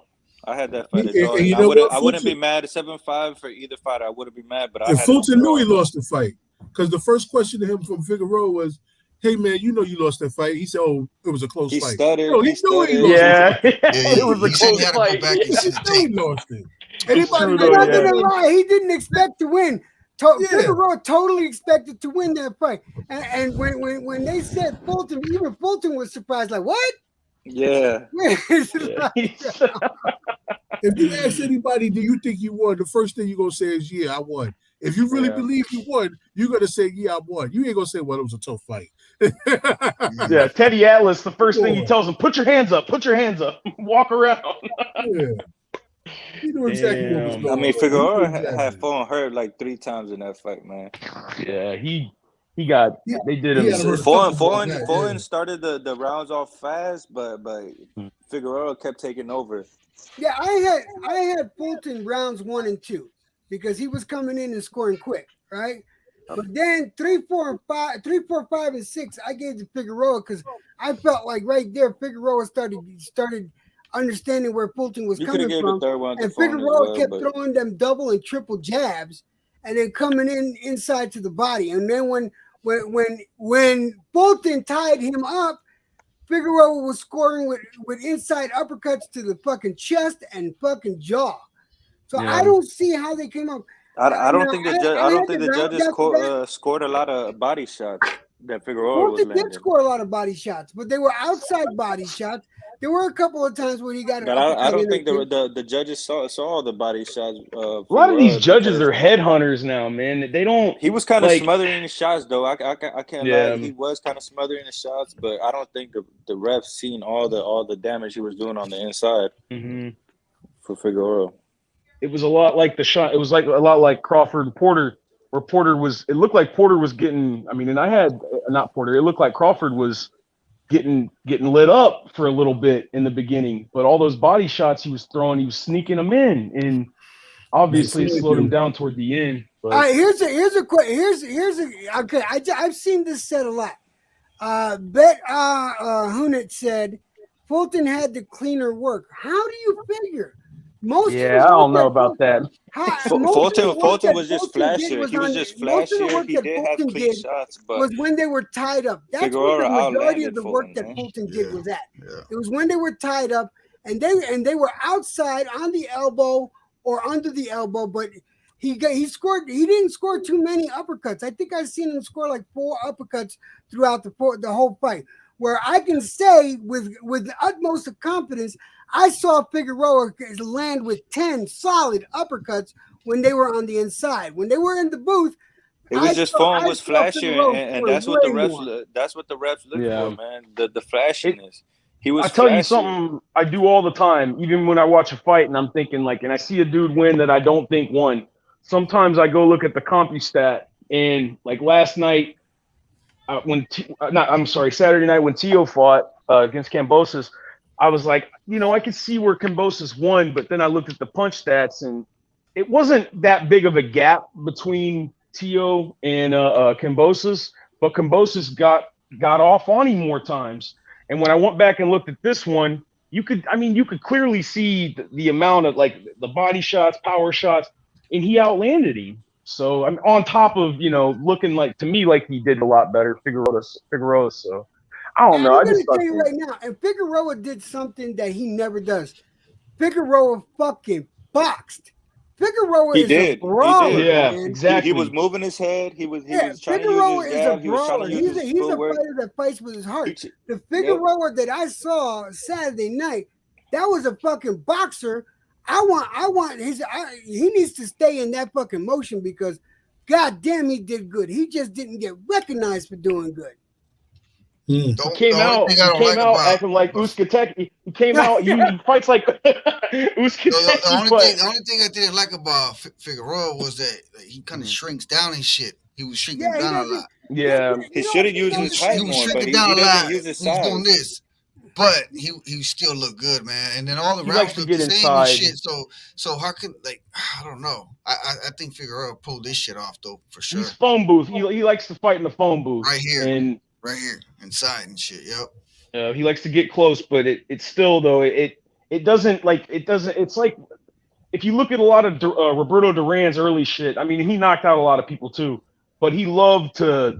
I don't know if you guys know what sticky fingers means in boxing, but he loved to get sticky hands. He loves to get on a dude and like just put the hand, stay on him the whole time. Don't give him don't give the dude don't give him a chance to breathe. Yep. I got to respond to Pounds. Fulton had no choice but to fight off the back foot. Figueroa didn't give him an opportunity to come forward. There's a difference there. He had no choice. That's how you beat a flashy style too. Look at what happened to Sugar Ray Leonard.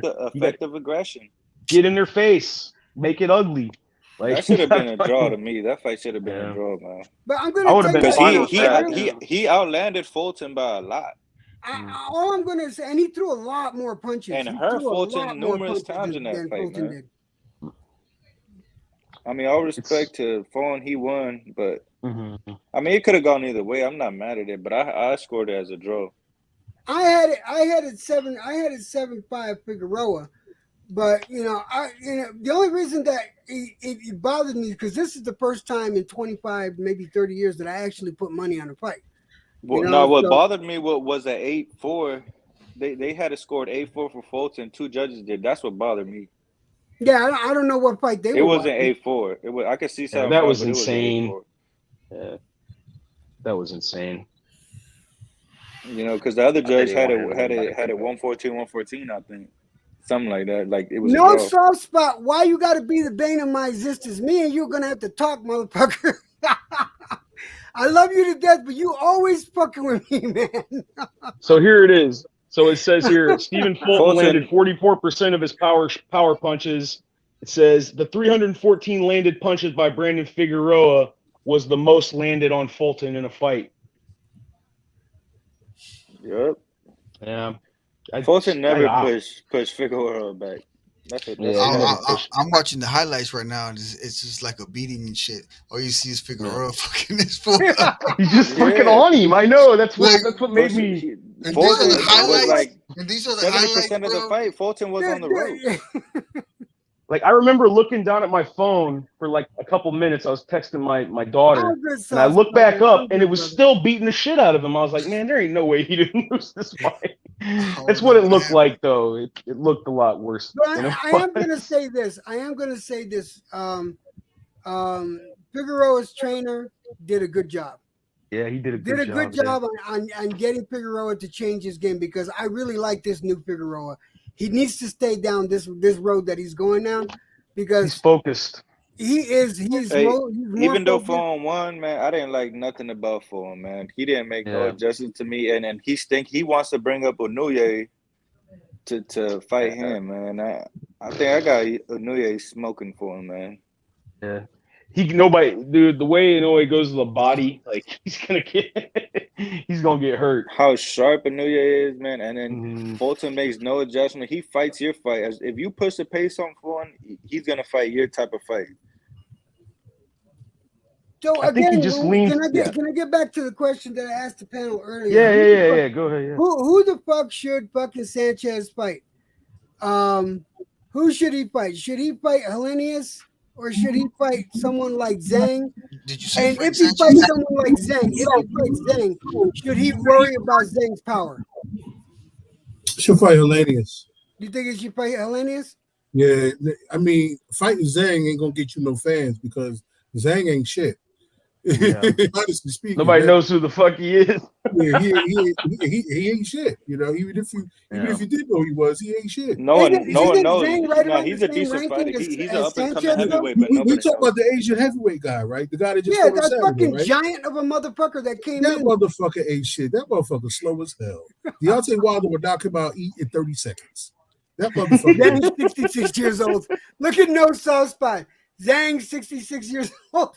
Oh shit! Come on. He's up and coming. He's that dude is slow as hell. That dude Zhang is like traditionally 6'7", though. That Zhang dude is is like slow 6'7". as hell, man. He has no Traditionally, speed. Asian fighters do better in smaller weight classes. That So dude is that's a fact. That dude is that's slow. probably why he looks smaller. Come on. I ain't gonna lie, he knocked Zhang the is fuck like out of Lewis, 6'6", man. 6'7", man.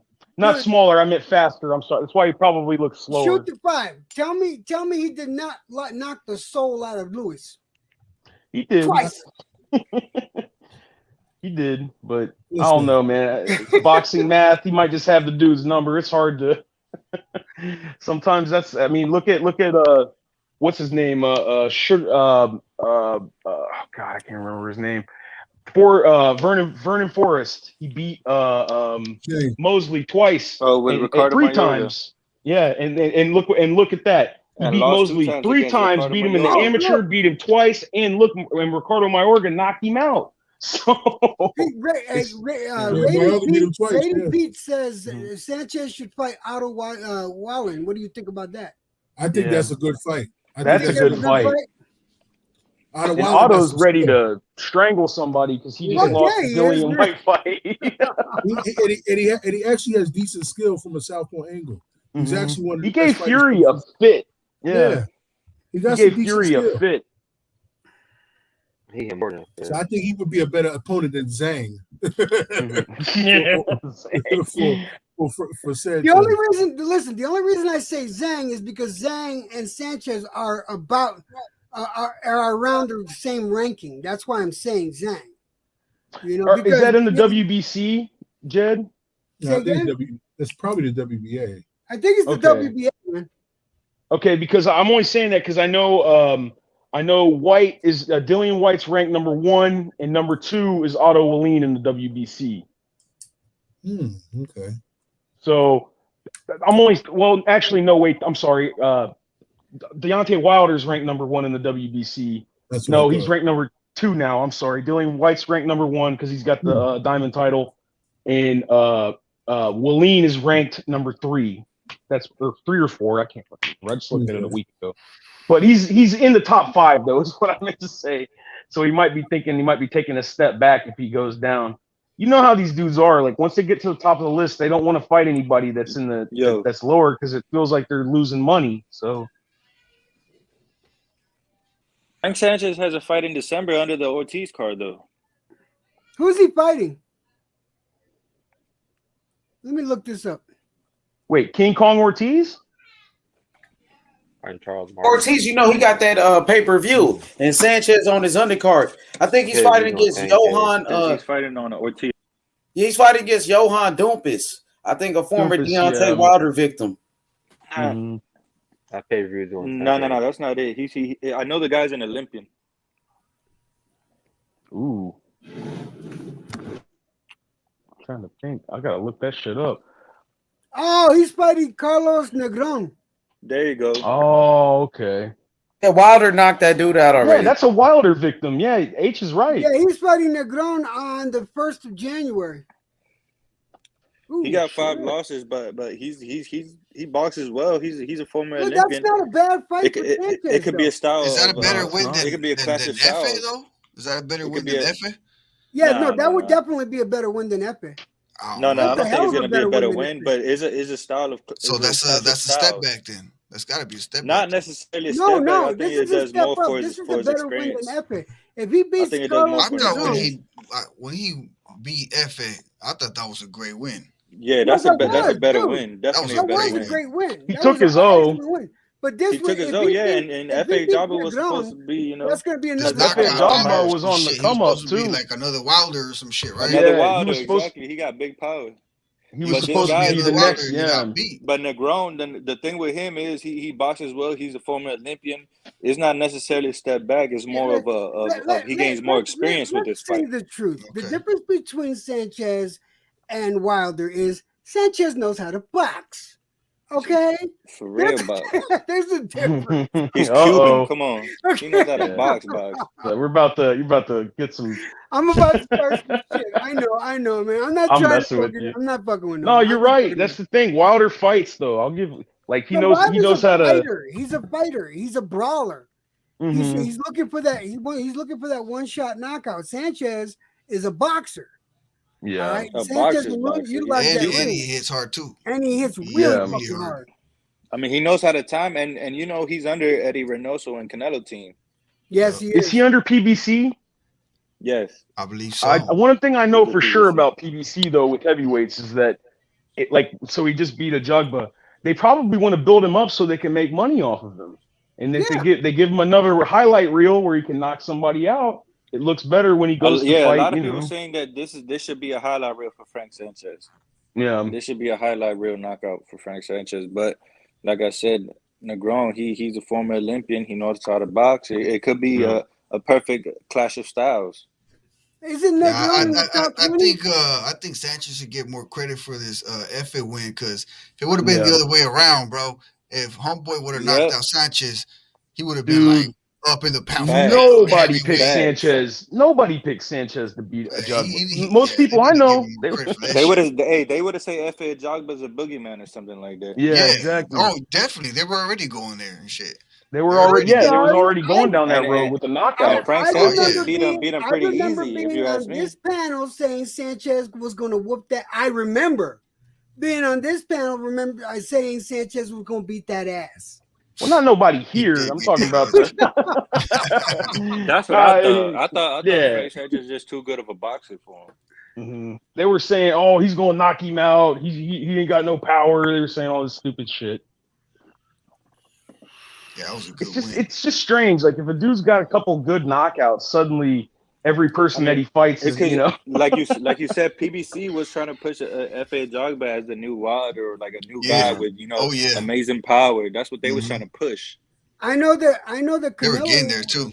I know Canelo was using he had good knockout wins. Sparring partner the past few months, getting ready for Plant. I remember that because I seen some of the video, and he was and Sanchez was his sparring partner. So Alvarez can get ready for a bigger fighter.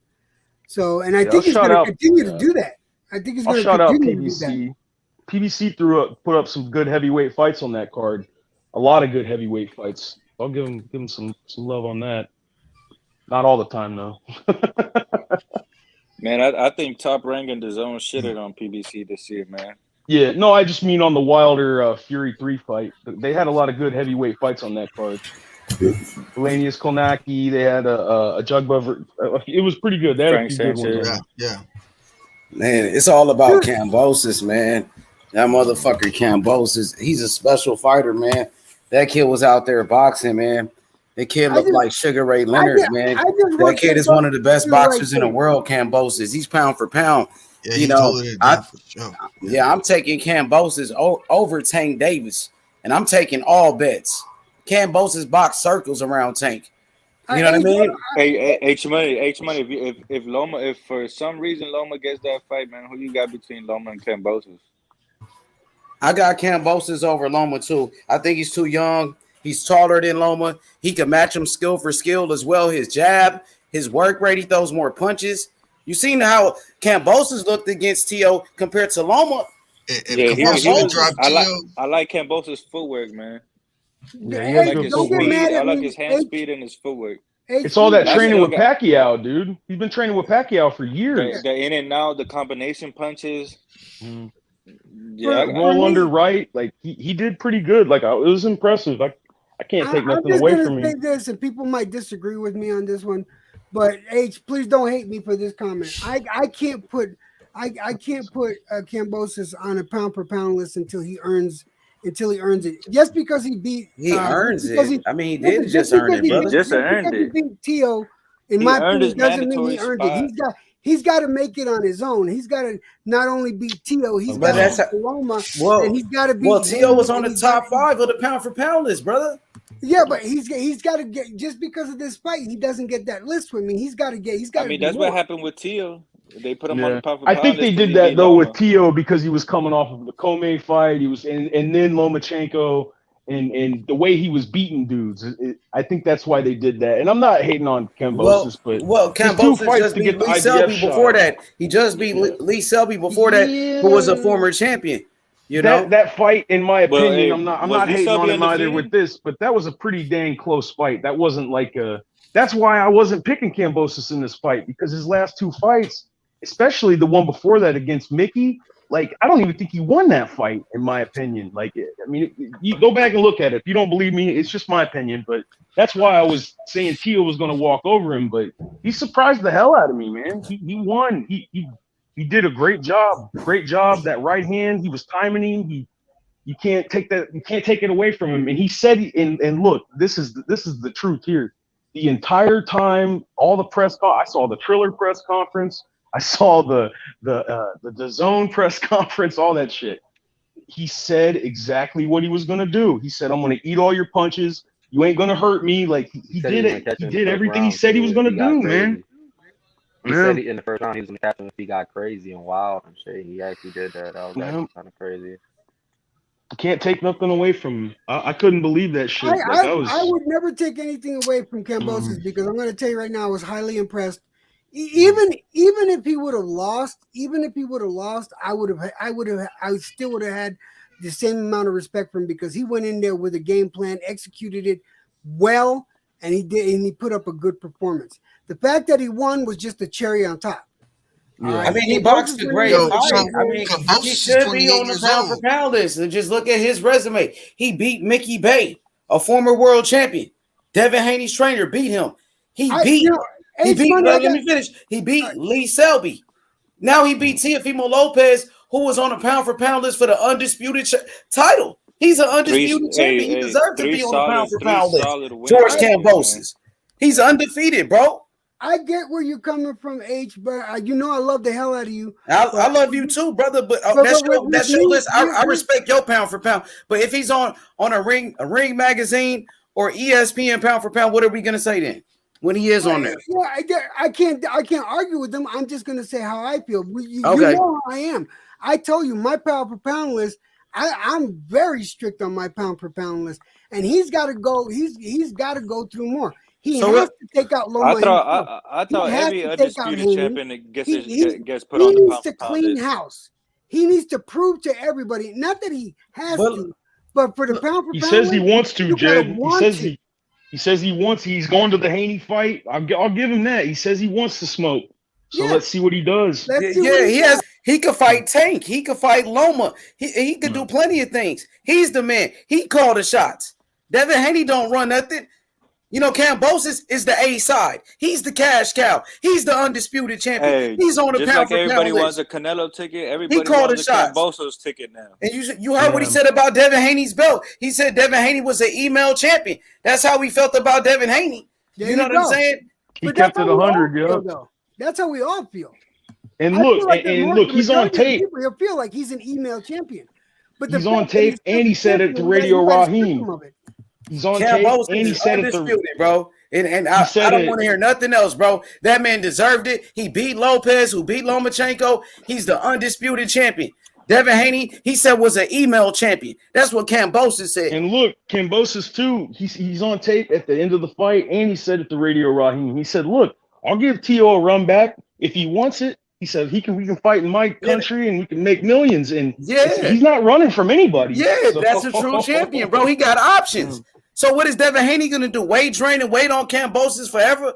When Kambosos might fight Loma, he might do a tune-up fight in his country, give the fans a free fight. You know what I mean? A welcome back home type of fight, like Canelo does. You know what I mean? Yeah, man. I mean, if you're Kambosos' promoter, you're licking your chops right now. You know what I mean? I'm moving him like Mayweather. I might do the same thing what Tank is doing. I'm gonna tell you right now. You know, people right now, because people are sleeping on Australia, And Australia, that's money. Yeah, of lately, Australia got a huge boxing. Hey, the Don said not undisputed. Well, the WBC said he was undisputed. And guess what? George Kambosos, he said he's undisputed. His promoters say it. That's what it said on Triller. That's what it said on ESPN. He don't give a fuck what DAZN said, because DAZN said it was undisputed already too. I showed the facts already. Yeah. So we already debunked all of that. And yo, on top of that, man, the Don been talking shit all night, man. On top of that too, Eddie Hearn is on tape telling Punch. He said, "Look, if Teofimo Lopez was my fighter, I would say he's undisputed, but I can't because I manage Devin Haney." He said that shit on tape. Yeah, yeah. The Don, put some respect on Kambosos' name, buddy. His name is King Boses. You hear me? King Boses. Hey, not Kambosos, King Boses. It don't matter what other one say. Man. He got the belts, Coco the Don. We still got the belts, buddy. I didn't lose shit, motherfucker. I still got the belts. King Boses. Undisputed. Y'all got to come get the belt from Kambosos. The WBC said it. You're wrong and you've been wrong, buddy. You know what I mean? H is just keeping it 100, man. He's not gonna replant a flag. He's gonna tell the truth. It wasn't like that was a robbery, dude. He won that fight. Facts. Absolutely. Absolutely. And Kambosos said Devin Haney was an email champion. He said Devin Haney is a fake champion. Kambosos roasted Devin Haney already. And I got more respect for that because he came in saying that shit. He didn't say it. Like he could have went the whole other way with it. And I think he's a good fighter. He fucking wants to smoke. He said this motherfucker's an email champ. Exactly. He doesn't. Come on, man. Yeah. What up, Puro? You know what he said, man. Undisputed game. Canelo and Kambosos. You know what I'm saying? Undisputed. You know what I mean? Can you hear me? Yeah, we hear you. Oh yeah. It don't matter what none of them say, bro. You know the WBC recognizes Kambosos as their champion.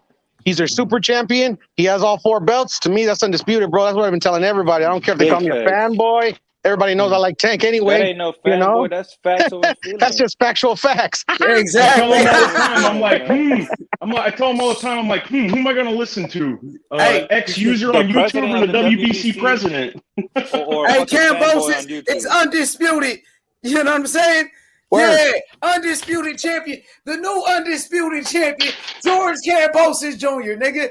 And he said Devin Haney was an email champion, homie. King Boses. We run shit, bitch. You feel me? He's the undisputed champion, bitch. How about that? You know what I'm saying? Hey, H, I'll take you on that bet, though, with Tank and Kambosos, though. Yeah, I got you. That's a good bet. I'm taking that. Hey, I hope Mayweather let him play. Let him play with the big boys. Daycare Promotions. Yeah. It is a good bet, though, but I got Tank all the way. I got Kambosos. I got Kambosos all day. The undisputed champion. Can I say my opinion on that one? Can I say my opinion on that one? If he doesn't take him out by 9, Kambosos will win it by decision. That's straight up how it'll happen. For sure, Tio couldn't knock him out. If he doesn't take him out by 9, I agree with that. If Tank don't get him out of there, Fucker got a chin. That dub. Yeah, Tank don't like to suck wind. So once he starts getting tired, like it's gonna be a lot harder for him. Tank don't like his Tank power don't like goes. He could box, but he don't like to box. He can't fuck with Kambosos. Kambosos on a different level. He just beat Tio, and Tio was better than Tank. You know what I'm saying? Tank make the same mistakes. Hey, Kambosos is a Manny Pacquiao prodigy, man. Yes. Facts. Manny Pacquiao prodigy. Next Manny Pacquiao. Manny tweeted him. Manny tweeted him and said, "I hope all those rounds, those thousands of rounds we did together, paid off." He told me that. He's a Manny Pacquiao prodigy, man, in the making, in the flesh. I'll say this too, and this is no disrespect to Tio at all. I'm glad Tio don't have to cut the weight no more, and he can go up to 140 and get some more fights. But this puts some new. As soon as George got the belt, all these dudes that don't want to fight each other suddenly now this flips the lightweight division on his man. Now Kambosos is the best lightweight in the world. Kambosos is the best lightweight in the world. not why even should Kirk Stevenson want to call out Kambosos because he thinks he's a cherry pick. He didn't talk about Because he thinks he's He easy don't want work. that smoke. He just He talking. didn't talk about He Teal just like thinks that, he's man. easy work. I'm not saying that he is. When Teal be He's Lomo, not. that's the thing. Kambosos That's beats funny. these guys, Sly. I got Kambosos. He just beat the best young fighter in boxing, Teofimo Lopez. And I'll tell you this, I got Kambosos over Haney. Me too. Oh, hell yeah. Easy I work. don't know about Tank. I don't know about easy work, but yeah, I got Kambosos. Look, I got here's why he Kambosos beats over Haney right now. I'll tell you why he beats Haney right now. Because one of the reason that Haney got hurt in the Linares fight is because he got tired. And we saw Kambosos get hurt late and came back even stronger. He was dangerous when he was hurt. He was the most dangerous when he was hurt. Hey, my boy Winter TV, he said Ryan Garcia next for Kambosos. Ooh, that shit gonna cold. Oh, hey, I know people are gonna hate on Ryan, but that would be a good ass fight. Hell yeah, Ryan bigger than all of them. Devin Haney talking about followers. Ryan got more followers than him. Shit. Yeah. Kambosos already undisputed. He can fight anybody. Shit. Look what Ryan did with Ryan Campbell, man. I ain't seen nobody beat Luke Campbell like that. I got Kambosos, bro. And I'm taking all bets. I'm taking all bets. I got Kambosos over Haney. And we can bet it. Kambosos over Haney. What's up with it? Where Bill Haney at? Let's bet, Bill. Where you at, Bill? I got Kambosos. Bill's on fucking suicide watch. The only fighter that could beat Kambosos right now is Vasiliy Lomachenko, man. He's They the don't only want one that that got a shot. Kambosos. Okay. I don't know They about better all file that. that petition. Right now, man. File that Vasiliy petition good. for Kambosos. He coming to your fight, man. He looking for Devin Haney. He already beat his trainer. He beat Mickey Bate. Come on now. What's up? Haney versus Kambosos next. Who won it with Kambosos? H, you got Bill swinging in air right now. Okay, you know what? all this woulda, coulda, shoulda bullshit. Fuck that. Haney versus JoJo. I want to hear who's where and who's gonna win because I'm gonna say mine right off bat. Everybody's been sleeping on Diaz. Everybody, and a lot of y'all in this channel right now keep sleeping on Diaz. I'm calling Diaz. I haven't been sleeping on him. I'm saying Diaz gonna win this one. I ain't sleeping on him either. It's a tough one, but I got JoJo split decision. It's funny because for the Teo fight, we said JoJo had a better chance of upsetting anybody. And, because I guys think about it. Hey, what I'm gonna do? He ain't what I'm knocking gonna do? out I'm gonna go watch a bunch of JoJo fights. But as of right now, I got Haney winning by decision. I got JoJo by decision, and I'll stick to that. And conventional wisdom. I'm gonna go watch a bunch of JoJo fights, but as of right now, I got Haney winning by decision.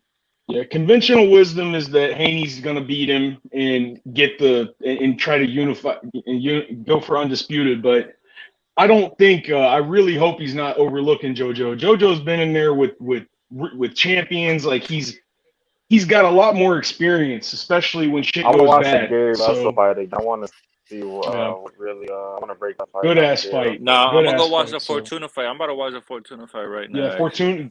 All those are good fights, but yeah, watch Fortuna, Russell, and what's his name? Tevin Farmer. Tevin Farmer's probably Tevin Farmer. The best fight you could probably go watch. What type of shit? That Farmer fight was nasty. Hey, if you look at it, JoJo has fought 3 different boogeymen in 3 different divisions, man. Dude, I just saw Tevin Farmer comment on Office Honcho's Instagram saying that he never got his run back with I can't remember his name, but he got into like a big argument with people. He'd be like talking to regular people on Instagram, fighting them and shit. He hasn't even fought like 2 years. Hey, y'all remember at that time, Tevin Farmer, the fight to make was Tevin Farmer versus Tank. Yeah, I remember that. When JoJo fought him. I'm willing to put a bet on JoJo. I really am. I think I might. I think I might put a bet on JoJo, honestly. I don't see back-to-back upsets like that, bro. That'd be fucking crazy. That would be, man. But this is the first time. This has been a weird year for Devin Haney's fighting an in-prime fighter, man. You know what's so crazy about this Kambosos fight? It's like I don't even want to listen to people's predictions no more because it seems like there was no evidence that he was gonna do what he did to Teo. No evidence that you can find any of his fights, bro. Like it just at this point, bro, if someone said JoJo or someone says fucking Isaac Cruz, knocks out Tank in first round, I don't care, bro. Like, go.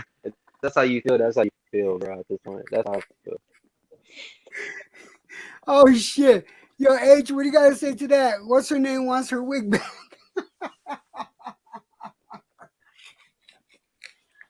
Yeah, Tevin Farmer, he just said he's going to 135.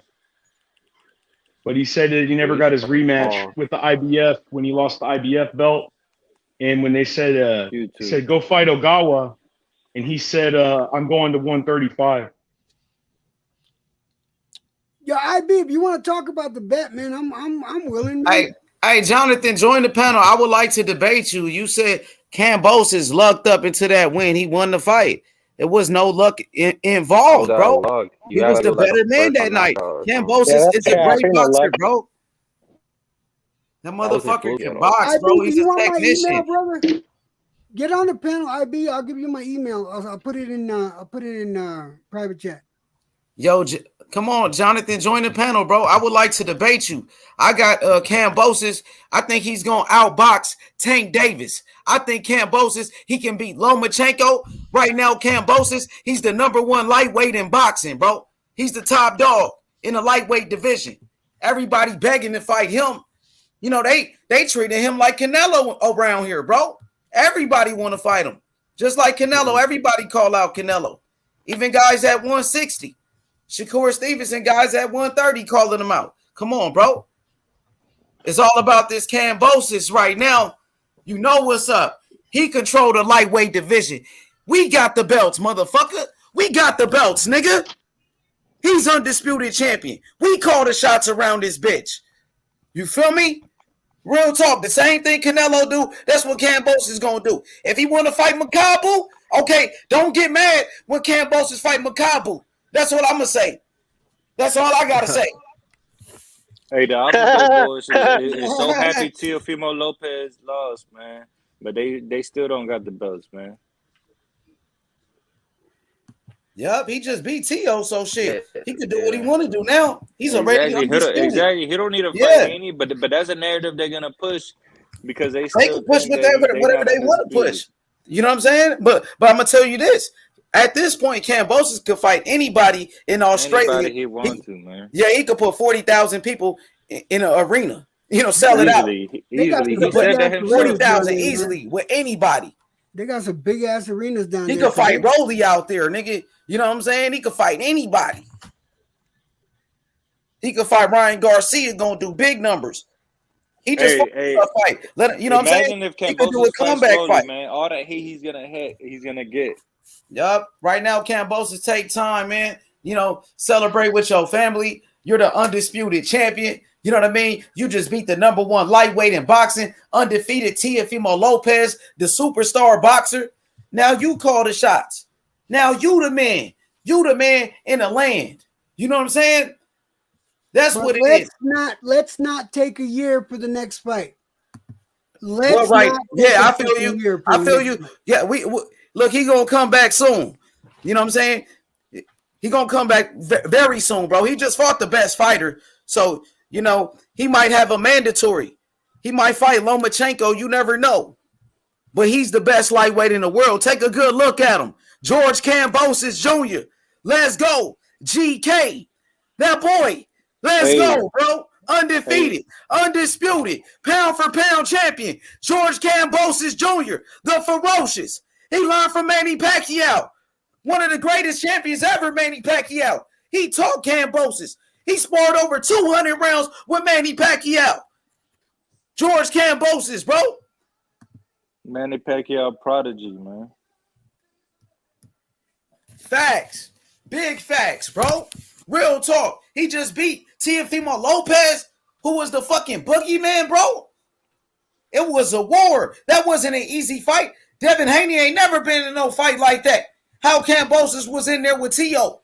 They went to war. He got dropped too. He dropped Tio. And that's what it's all about, bro. That's the greatness right there. That was a great fight. Kambosos, he proved it. He proved he was a great fighter right there, bro. He deserved his respect. He deserved his respect for sure, bro. And they try to take away from him. Oh, they said, you know what I'm saying? Making excuses. calling him a bum. Oh, T.O. got beat by a bum. That's what they saying. Y'all disrespecting Kambosos. Kambosos ain't no bump.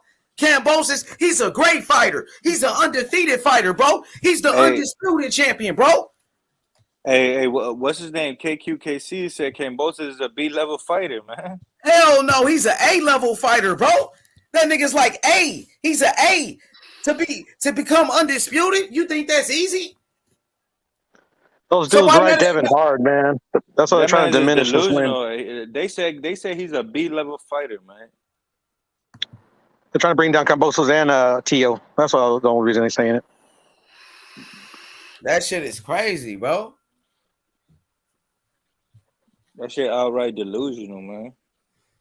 You know what? You know what I got to say to that? You get your ass in the ring. Let's see if it's A or B. All right. Facts, Jed. Facts, brother. You fucking guys. It's so easy. Look, man, I love the fact that we can get up here and talk about the shit. But it goes all. I'm not going to back to them disrespect anybody that has the heart to get in the fucking ring. Man. You know, these guys got the heart to get in the ring. I got to respect that. I give my opinion as a fight fan, as a fan of the art. I give my opinion like that, but never are you going to catch me disrespecting a fighter, calling them this, that, and the other. These guys got the heart to get in the fucking ring. Fucking know your role and check yourself.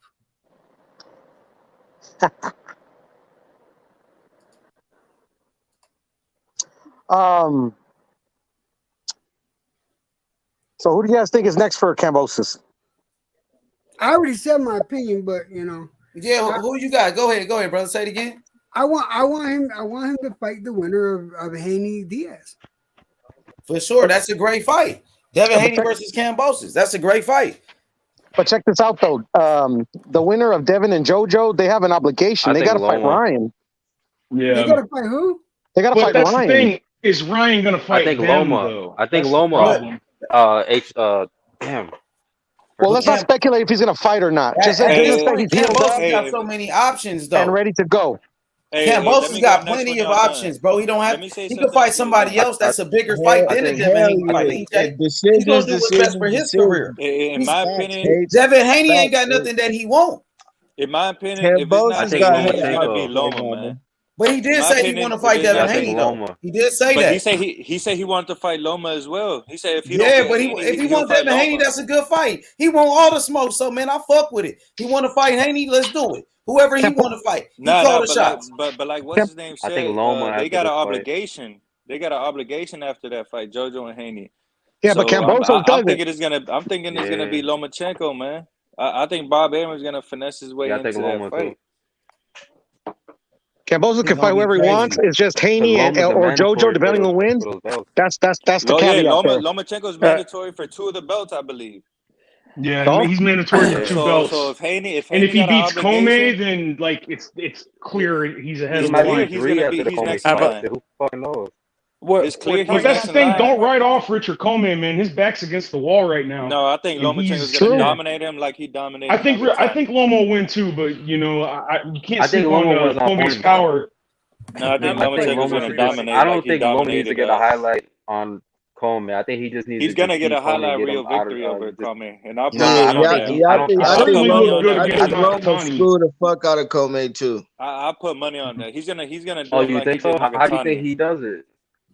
Like he always does. Using his footwork. Pure outboxing him, making him look. You're outboxing him, using his footwork, using his timing, his distance, his angles, especially. Comey is a strong fighter, man. He got some pop, but he ain't got nothing. He got to punch his Loma. When it goes skill for skill, it's no comparison as far as boxing. He's gonna outbox that boy, man. I think Comey though.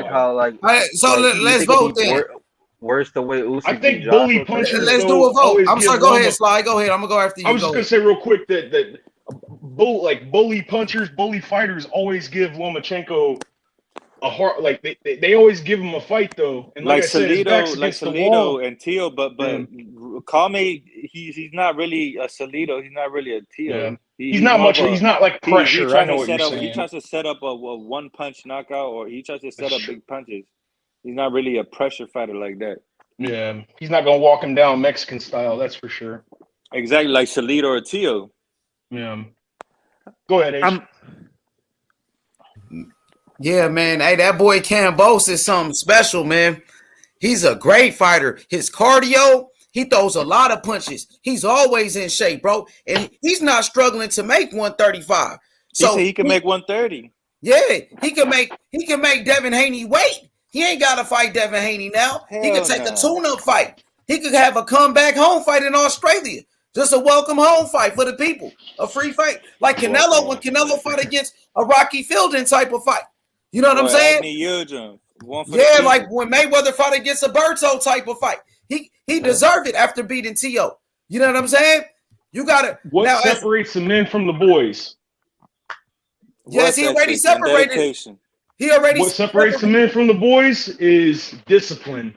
And I can tell you right now, yep, Kambosos has definitely got discipline because he was in shape to fight for almost a year. Yeah, no offense to the Lopez family, but it looked like it was a man versus a boy that night, man.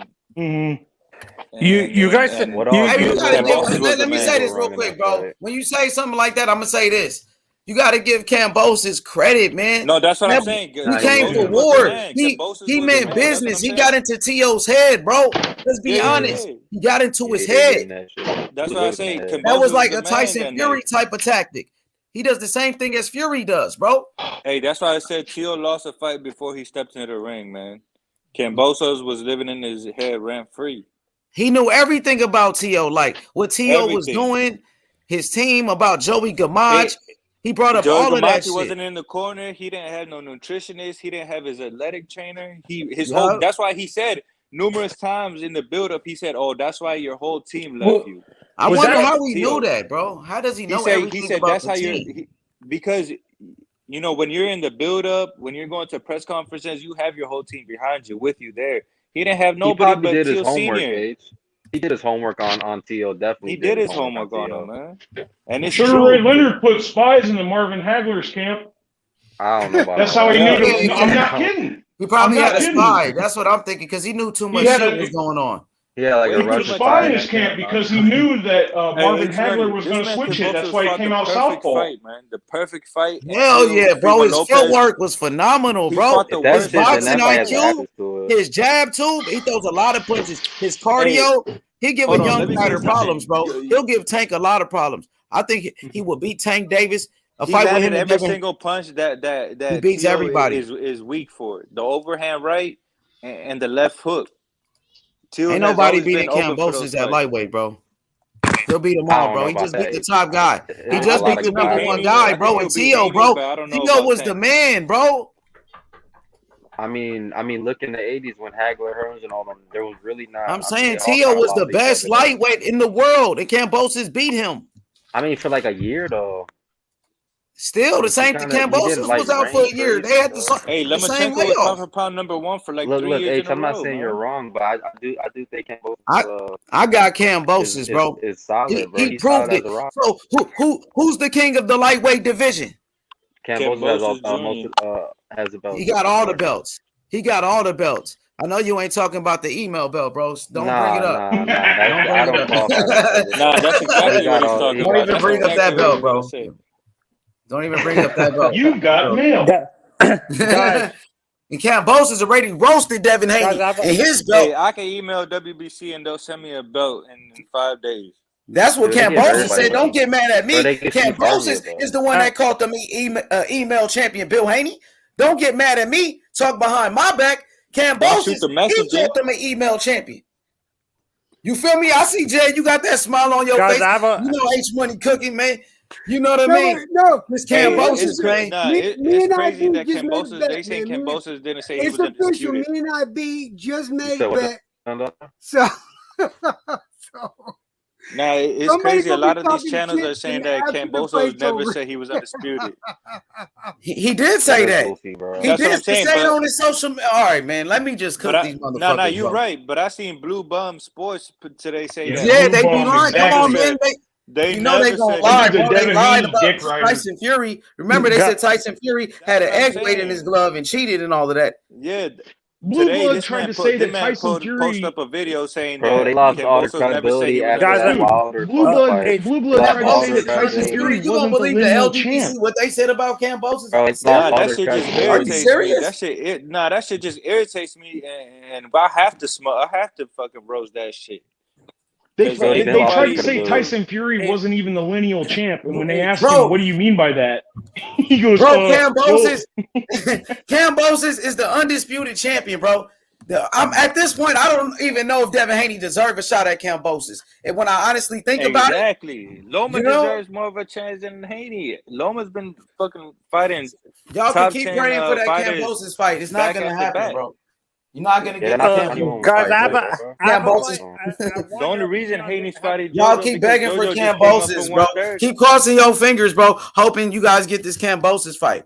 It's not gonna happen. Kambosos called the Hey, shots. somebody, man. Hey, we He know the got the Alpha sauce Bell now. boys You know is what they listening, say? man. Fighters turn into divas. You know what I mean? Kambosos can do what he want to do now. He doing what Canelo does. Okay, then. Haney, honestly, I can't believe I'm saying this. Haney's becoming Floyd Money Mayweather before he's Pretty Boy, basically. Before he was Pretty Boy. He doesn't want to be Pretty Boy. Trust me, he does not have that in him. No, that's what I'm Man, saying. Pretty Boy for all the top contenders, man. And these guys don't want to do that Pretty Boy phase, man. That's why I give so much respect to Tio, because he's fighting killers after killer, man. Yeah, no, and what I want your guys' opinions. I'm not sure if this fight's ever going to happen. How about with Fulton just beating Figueroa? How about Fulton versus Akhmadaliev? Does that fight happen or no?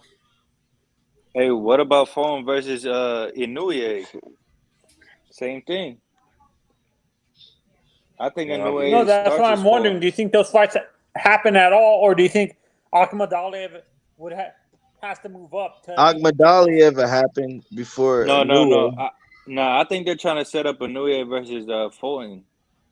Aren't they I think on that's two the fight different they're trying to set up. promotions though? Isn't he on Top Rank Inoue? Yeah. And Fulton's on. Well, Fulton. I don't know if he signed a PBC. Oh. I don't know if he said Fulton is exclusive to PBC. Akhmadaliev is a more dangerous fight for Fulton, to be honest. Do you guys agree? They both dangerous. They got both like dangerous. fighters on Akhmadaliev still got 2 belts. Yeah, so I want to see that unification between Akhmadaliev and Fulton. And Akhmadaliev is big. I think he get Fulton out of there, man. He big and strong. I think I might lean towards Akhmadaliev in that fight. I think he could get Fulton out of there. We seen Figueroa almost knock out Fulton at least twice in that fight. Yeah, he looked like he was about to go out. Honestly, when I seen it live, it looked like Fulton was about to go out, man. I thought he was gonna stop him at points. Yeah. Twice. I felt like when I watched it live, I didn't watch it again, but I watched it against live. the ropes. Oh, not against ropes a lot now. Yeah, it looked like he was about to get Fulton out of there. Yeah, when I look at MJ, his eyes look dizzy. MJ Akhmadaliev, he reminds me a little bit of Lomachenko. Do you guys agree? Akhmadaliev? No. I don't think so. I think he's more of a. Nah, he ain't being Loma. Is that what you said? I don't think he's more of a. I don't think he's more of a like a technical guy like Loma. He's more of a. Do you think he's more Triple G than Loma? He like a pressure type of dude. Like he apply hella pressure. Exactly, a little bit more of a Loma of a Triple G more than he is of a Loma. But he's not like a Triple G, but I'd compare him more to Triple G than I would to Loma. He has Triple G's power in the lightweight division. He has pretty good power. He has pretty good power for 122. He might have more power than Fulton, actually. How about Valdez versus what's his name? Navarrete? Kambosos. Nah, Valdez is at 130. Hey, Anthony, call him King Bosis, my brother. That's his new name. We call him King Bosis. We call him King Bosis now, Anthony. King George. King George, there you go. Hey, we got people calling him George just Rambo. Go with King George, did you? Really? Hey, we got people calling him George Rambo as well. So he's Rambosis now? Ferocious Kambosos. Yeah, George Rambo.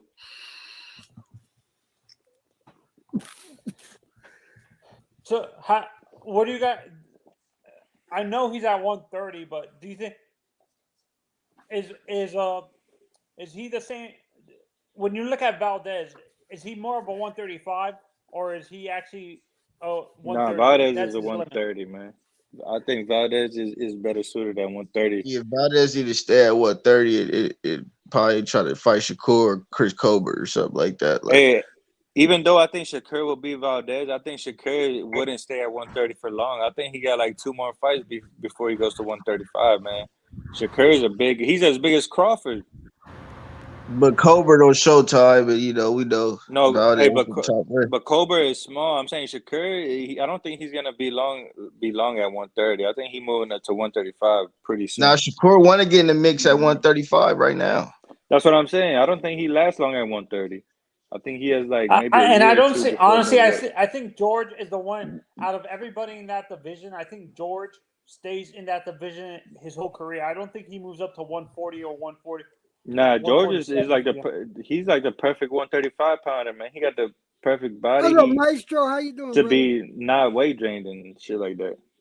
Yeah, no, and this is why I'm saying I think once Teo, Devin, and what's his name move up, the other champion, Gervonta permanently, I think the guys at 130 and one guy specifically at 126 is going to skip 130 and go to one. I think Navarrete honestly would be better suited at 135 natural. Nah, I think he'll be better at 126, man. Navarrete he's pretty tall for the division, but he's pretty small body. I think he better be suited at 126. Can somebody tell Gary Russell Jr. to move up? God damn, and fight somebody, please, please. Man, Gary Russell's too small, man. He's too small. So please move up. Please move up. Gary He's Russell too small Jr. for 130, man. He need to stay at 126 and get a Santa Cruz fight or something, man. So what are you talking about fighting Crawford and shit? Like, how long ago now? That man only fights one time a year for like the past 5 years. And he only fights his mandatory. Like that's all he does. Yeah. He gets no. Dude, he's not even. I don't even bring him up, bro. He's not even worth talking about. With Navarrete. I honestly. Yeah, he could fight Navarrete too. Yeah, no. I think at this point in time, Navarrete beats him. I think at this point in time, Navarrete beats him, bro. Yeah, Navarrete I agree with hands, bro. Hey, Piro, what up with this JoJo shit, man? You trying to bet some push-ups? $20, $50? What up? Shit, can you hear me? Yeah, I can hear you. All right, cool. Yeah, shit, I can do a push-up to save my life, man. I'll bet you some cash though. Yeah. All right, bet. We can bet some cash on that shit. Just let me know what you're trying to bet. All right, let me think about it. You know, I got a lot of money, you know. Puro. Yes, sir. We were just talking about Navarrete. Do you agree with me or Dondada that he's more of a natural 126, or do you think he's actually more of a natural 135? In your honest opinion. Give me a second, fellas. I got to take care of something real quick. I'll be right back. Navarrete? You talking about is he a 126 or is he a 135? You just skipped 130. I don't think he even fought at 130. Navarrete got the height on him. He got some size on him. Navarrete's body. Nah, he's perfect for 126, man. I think Navarrete. How old is Navarrete? He's like 28, 27, 28. Yeah, I think he's late 20s, bro. I don't know. I think he's going to be great, bro. I thought he was like 25, 26. I think he'll do right now. His best weight is 120, 122, really, but he couldn't make the weight no more, so 126. Hey, Joette gave Navarrete a run for his fucking money. I don't care. He did. That's big facts. And Shakur Stevenson had a pretty easy time with Joette. But this is I can tell you this, Joette. I mean, Shakur did not land as much punches though. he threw way more. But Joel was better that night against Navarrete than the Joel we seen with Shakur Stevenson. I can tell you that. I'm gonna tell you because Joel was pretty young when he fought Shakur Stevenson. Joel fought with a fucking purpose when he fought against Navarrete. He fought with. He looked better against Navarrete. Yeah, he really did. He looked like a way better fighter than he did against Shakur Stevenson. No, I do. He was way younger too. I actually think Joel Gonzalez will eventually be a champion. What's the highest Inoue can go? Can he go to I think it's 122 is the highest he's gonna go. Man, that's the thing with Inoue, bro. I really wish he was like at least 130 pounds, bro. Like, no, if he was 126, bro, it's like he's too I think 122 small, is a bro. Hey, but look how much trouble he had with Nonito Donaire. And Nonito was old as fuck, kind of too, right? In that fight. Yeah, I but mean, Nonito he did win Donaire a is belt, big. though. He's big for the. Hey, Nonito Donaire for a game though. No, but Nonito Donaire is big for the division. What weight did they fight at? 122, right? Or was it 118? It's probably 118. 118, I think it was 118. But Nonito Donaire is big for 118. Donaire was 118. It was 118, yeah. So I think 122 is the max that New Year's gonna be, man. He's just not big enough to be at 126 or Man, I feel like he'll be like let a way alone bigger 130, star, man. bro, if he was like a little bigger, bro. Like, yeah, man. Hell yeah. Maestro was good, my boy, man. You know, man, good to see you once again. Man, my boy Teofimo Lopez, man. He took his first loss, man. Man, he took his first loss. Shout out to the takeover, Teofimo Lopez. He came up short, but he fought a great fight. Shout out to the takeover, George Gambosis Jr. H Money. The ferocious. He called himself the ferocious, though. He the Yeah, ferocious. he's the emperor. He took over New York City. Undisputed. I was there live at the fight. I'm showering with this shit. I went to bed with this shit. I woke up with this shit. Hey, he's undisputed champion, though. Why you don't call him undisputed, though, Kambosos? You should call him undisputed. He's the emperor. He's undisputed. He's the king. I can't call him undisputed. He is, I was just joking in the chat. I had to finish up my business in the bathroom. I wasn't going to disrespect the channel like that. I mean, why you don't call him undisputed, though? Look, with all due respect to George Gambosis and to Lou DiBella, who I interviewed at the end of the fight. Look, Devin Haney has a legitimate dispute with the WBC, and look. Well, Kambosos said he was an email champion. He called Devin Haney an email champion. That's what he said. He is an email champion, but he's also the WBC champion. Look, honestly, H Money, no, like jokes. Let's put jokes aside. At the beginning, the WBC had 7 stipulations in place about the franchise championship. It was a award, it was a trophy, it was a designation. It wasn't a championship. And when Devin Haney, my battery. If I could rebuttal to that, Anthony, let me say this now. The WBC, they said the franchise is the supreme champion, as I can see right here from Mauricio Sulaiman. When Mauricio Sulaiman said it himself, he said Lomachenko is the WBC lightweight champion. Confirmed, Mauricio Sulaiman. He won and petitioned for the franchise destination. The franchise is put above any champion in the lightweight category. That's what Mauricio said. You know what I'm saying? The franchise is put above any champion in the lightweight category, bro. So George Kambosos, he's the supreme champion. He's the franchise champion. That's what the WBC said. They just said it today. They said it right after the fight. Matter of fact, bro, they said Kambosos was undisputed. So what you mean you can't call him undisputed? He called himself undisputed. You know what I'm saying? I think what he's trying to say is that WBC, they keep changing their rules. But if y'all remember correctly, WBA Super Belt, when it was created, they didn't have mandatories. Yeah, absolutely. But after some time passed, they eventually put mandatories for the WBA Super. So it's just a new title, new rules, and they're going along as they see. That's just what it is. But the fact of the matter is that WBC they recognize Teo as a WBC champion. Yeah, no, Kambosos as the undisputed champion. Now it's Kambosos since he beat Teo. Yeah, and they already said it. So yeah, I mean, you giving him all of this credit, Maestro, but you call him the Emperor, but you won't call him undisputed. He is undisputed, as you can see right here on his social media, on his Instagram. It said undisputed champion of the world. Twitter. Where'd Maestro go? He fell off. Come back, Maestro. I mean, come back. He got hit with too many facts. I don't think he's trying, and like a lot of people, I don't think a lot of people are trying to argue the point of who's the true champion, but the fact that is their argument. That is the argument. That's the only reason they want to see Devin Haney get the title shot, because Devin Haney hasn't even fought a fucking mandatory, bro.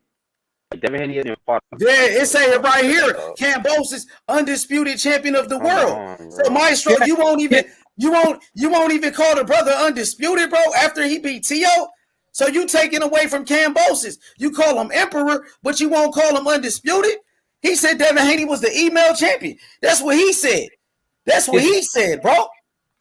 So let's keep it real. Devin Haney still hasn't fought nobody for his belt. Nothing has changed. Tio lost. You celebrating that Tio lost, but Devin Haney still never fought nobody for the belt. And Kambosos is undisputed. Kambosos is and Kambosos is the undisputed champion.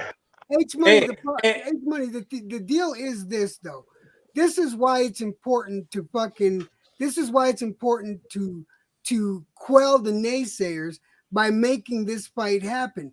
Taking that one accolade away from Haney is important. What accolade? He ain't got no accolade, bro. It as little as it means, we know everyone disrespects him because it ain't about disrespecting him. It's the fact that he never fought for that belt. That's all it is. I get you, man. I get you. It's the truth. The thing is, because it's a point of contention, we need to quell it and cut it down. So that's how come I keep saying that Kambosos should fight the winner of Haney versus Diaz. This way, no fucking contention will be there.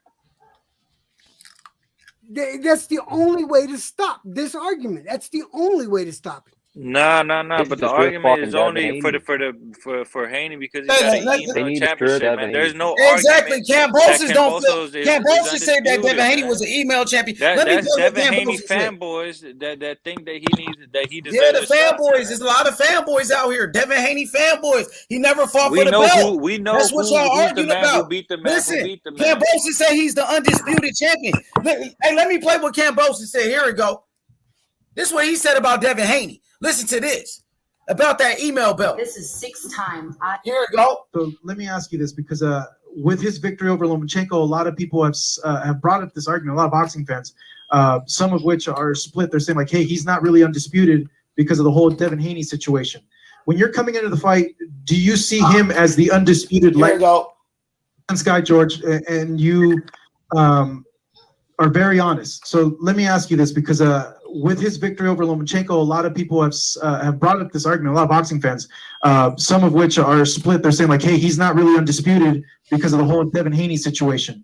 When you're coming into the fight, do you see him as the undisputed lightweight champion, or do you feel that there is an argument there, a little muddle the water? That's not Teo's fault. That's not Devin Haney's fault. It's the organization's fault. But he can't call himself undisputed.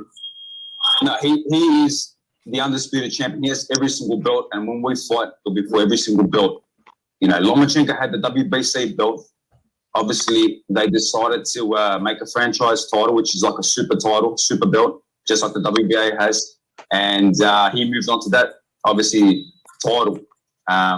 He beat the guy who was the WBC champ, Lomachenko. Now, Devin Haney never fought for the title, never won the belt properly. You know, he was an interim champion or a super, whatever he was, a super champion.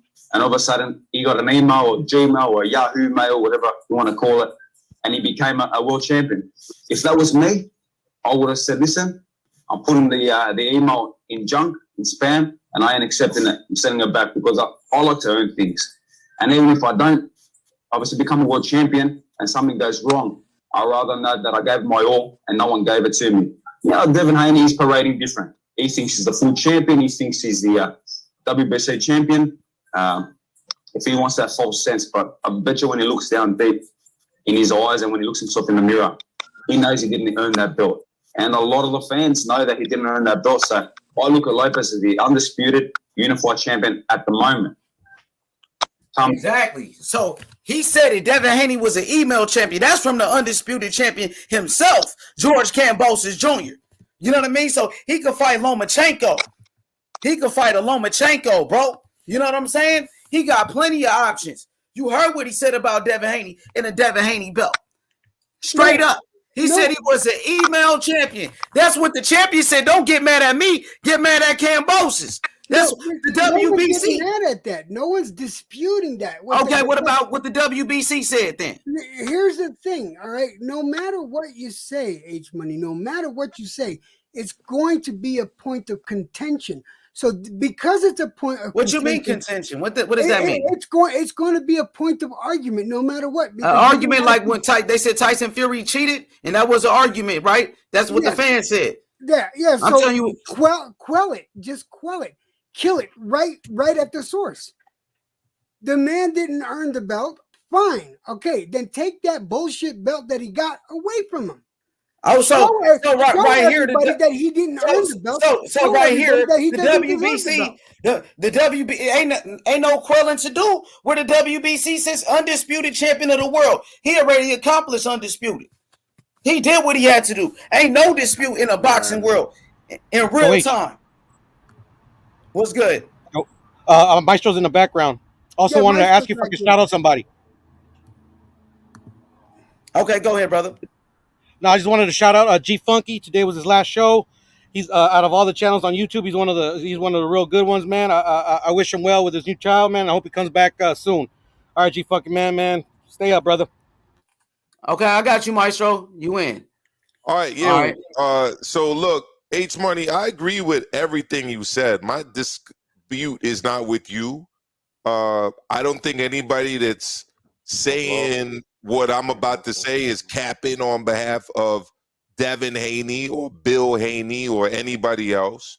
But if you could do me a favor, bro, I think you trust me enough to let me share the screen real quick, and you can always, of course, disconnect it if you so choose to. But I just want to show you exactly what it said on the WBC website about the Super Champ. Well, now they're calling it the Super Champ, but originally it was called the Franchise Champ.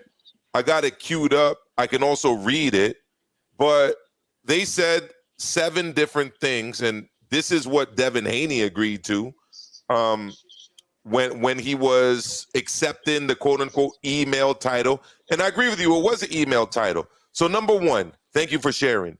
This is right off the WBC website. This is what they said when Canelo accepted franchise. Number 1, the franchise champion designation is exclusively appointed of the WBC Board of Governors by a majority board of the board. Boom. Number 2, the designation is not transferable and is exclusively. But they changed the rule. We know that. Let me say Teofimo Lopez, he won the belt against Lomachenko. That's the first time. And now Kambosos just won the belt on Saturday. He just fought for that belt. And none of this it's transferable. They changed the rules, bro. They changed the rules, bro. Everybody know that. I understand. So this doesn't even matter because they changed the rules as they went. We're all acknowledging then that the WBC changed the rules in at the WBA, when they made the Super Belt, they changed the rules. Yeah, the WBC just said he was undisputed today. Right. You know what I'm saying? They released it today. I agree with all of that. But this is the thing. Devin Haney has a dispute with the WBC. There's no dispute. There's no how is it a dispute in the WBC? Josh they said they just said Kambosos is undisputed, my brother. How is that? Oh my goodness. Josh Taylor wouldn't be undisputed because Davis is what does this say? The WBC. You brought up the WBC. Right, the WBC boxing says. And the new undisputed champion of the world, George Kambosos. I got it. H Money didn't post that. WBC. They said that. They said that, bro. I got it. H Money. As soon as he won the fight. Right, I understand that, but let me put it this way. I'm here in New York City. I live in the Bronx, New York. Nearest bank to me is Chase Bank. Okay. If I sign up for an account at Chase Bank and the fee for that account is free, right? And then all of a sudden, I start seeing fees in my account because Chase Bank changed its rules. Yeah, Chase Bank changed its rules. But I'm not just. But you still gotta count with them, don't you? Hold up. You still got the account Hold with up. Listen, I'm not done making my point. After I make my point, you could say whatever you want to say. If Chase Bank changed its rules, Chase Bank changed its rules. But I still have a dispute with Chase Bank because when I signed up for the account was free. And all of a sudden now they're charging me. I got you, but guess what? That's why Bill Haney said that he was going to sue the WBC, and he never did. But and let me play that video. No, let me play that video when Bill Haney said he was going to sue the WBC for what you talking about. Right quick? Hey, this is just easy work, man. He's Bro, undisputed. let me just drop this video. Okay, brother. It's a dispute. All I'm saying is it's a dispute. There's no dispute. There's a dispute in the streets, but if you want to go let his papa tell you what makes the belt authentic.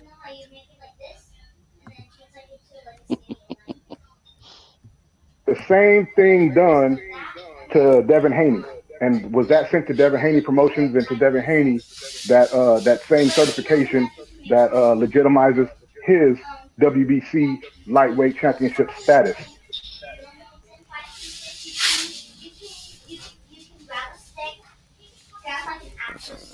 Oh, come off mute, Bill. All right, there you go. There you go. Go ahead. Absolutely. Devin received that the certificate. The certificate always authenticates the belt, but then he would have to receive 2 certificates.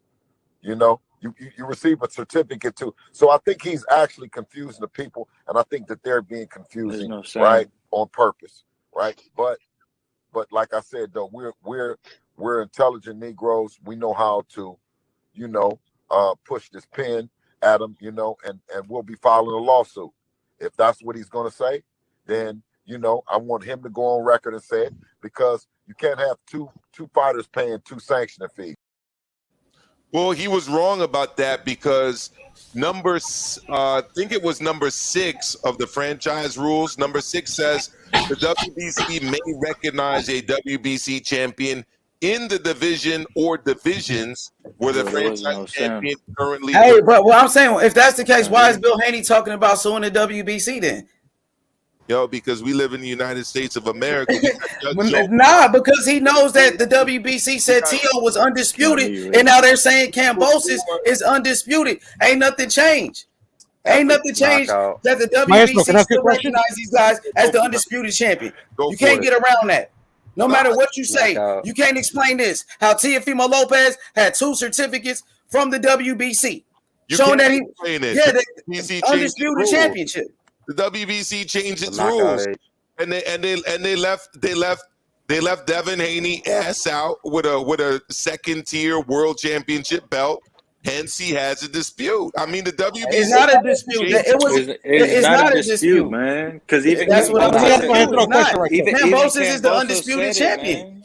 Kambosos is undisputed, bro. I'm gonna keep the same energy. Let me ask Maestro a question right quick. Yo, Maestro. Yo. If me and you are having a dispute, but we can't agree, we would go to a mediator, right? Yeah, or to the courts. Or to the courts or whatever. So in this case, Mauricio Suleiman is the commissioner of the WBC, right? Correct. So he would settle the dispute between Devin Haney and Teofimo Lopez, but now George Kambosos, correct? Correct. To me, he's already said it clearly in many interviews that he considered Teofimo Lopez the supreme champion. So the dispute to me is now moot. You're right. Look, under the rules of the WBC, George Kambosos Jr. is undisputed champion. There's no doubt about it. So what are you saying? All I'm saying is that Devin Haney Devin is not what. But and I agree with you right there, Maestro. Devin Haney has a belt. Yeah, this is the God's honest truth. What I'm about to say right now. Okay. Go ahead, brother. I was at the fight Saturday. I interviewed multiple people at the fight Saturday. I talked to people from George Kambosos' team. They have decided that they are not flying back to Australia this week. Instead, they're flying to Vegas. Why? Because they want to go see Jojo Diaz and Devin Haney live. They want to get up onto that ring apron after that fight, and they want the winner. So all of this is just us talking on the internet, because at the end of the day, the undisputed champion, we can call him that. That's fine. Yeah, Kambosos. That's it. Thank you, brother. It's a real nigga that's going to show up on Saturday in Vegas, stand face to face. Hey, fight. Maestro. Yes, but I'm with you. I'm with you, brother. It's the same thing how Josh Taylor is the undisputed champion at 140, yet Tank Davis still has a title at 140. It's the same thing. Yo, but here's the difference. Tank has a WBA 140 pound regular. The difference is Kambosos. Josh Taylor don't have a franchise. That's a difference. But Kambosos ain't talking Josh Taylor. But Josh Taylor has a super belt. Kambosos ain't talking Josh Taylor. Kambosos ain't talking catch weights with Josh Taylor. Kambosos is talking going to Vegas, challenging the winner of that fight face to face to make a fight with the winner of that fight. So at the end of the day, this really that's what matters. The only reason this mattered before is because Teo was talking about dropping the titles, fighting Josh Taylor, leaving the division with fractured belts. Yo, Kambosos, he's not talking like that. He's saying, I'm the best. I'm staying. I'm ruling over this division. Which motherfucker's next? Let me take him. There's a big difference. Teo couldn't make the weight no more. And Maestro, let me say this though. Go for it. Kambosos, per what I've read and per what they've reported on, Kambosos wouldn't be able to fight the winner of Devin Haney and JoJo anyway. They have an obligation to Ryan Garcia.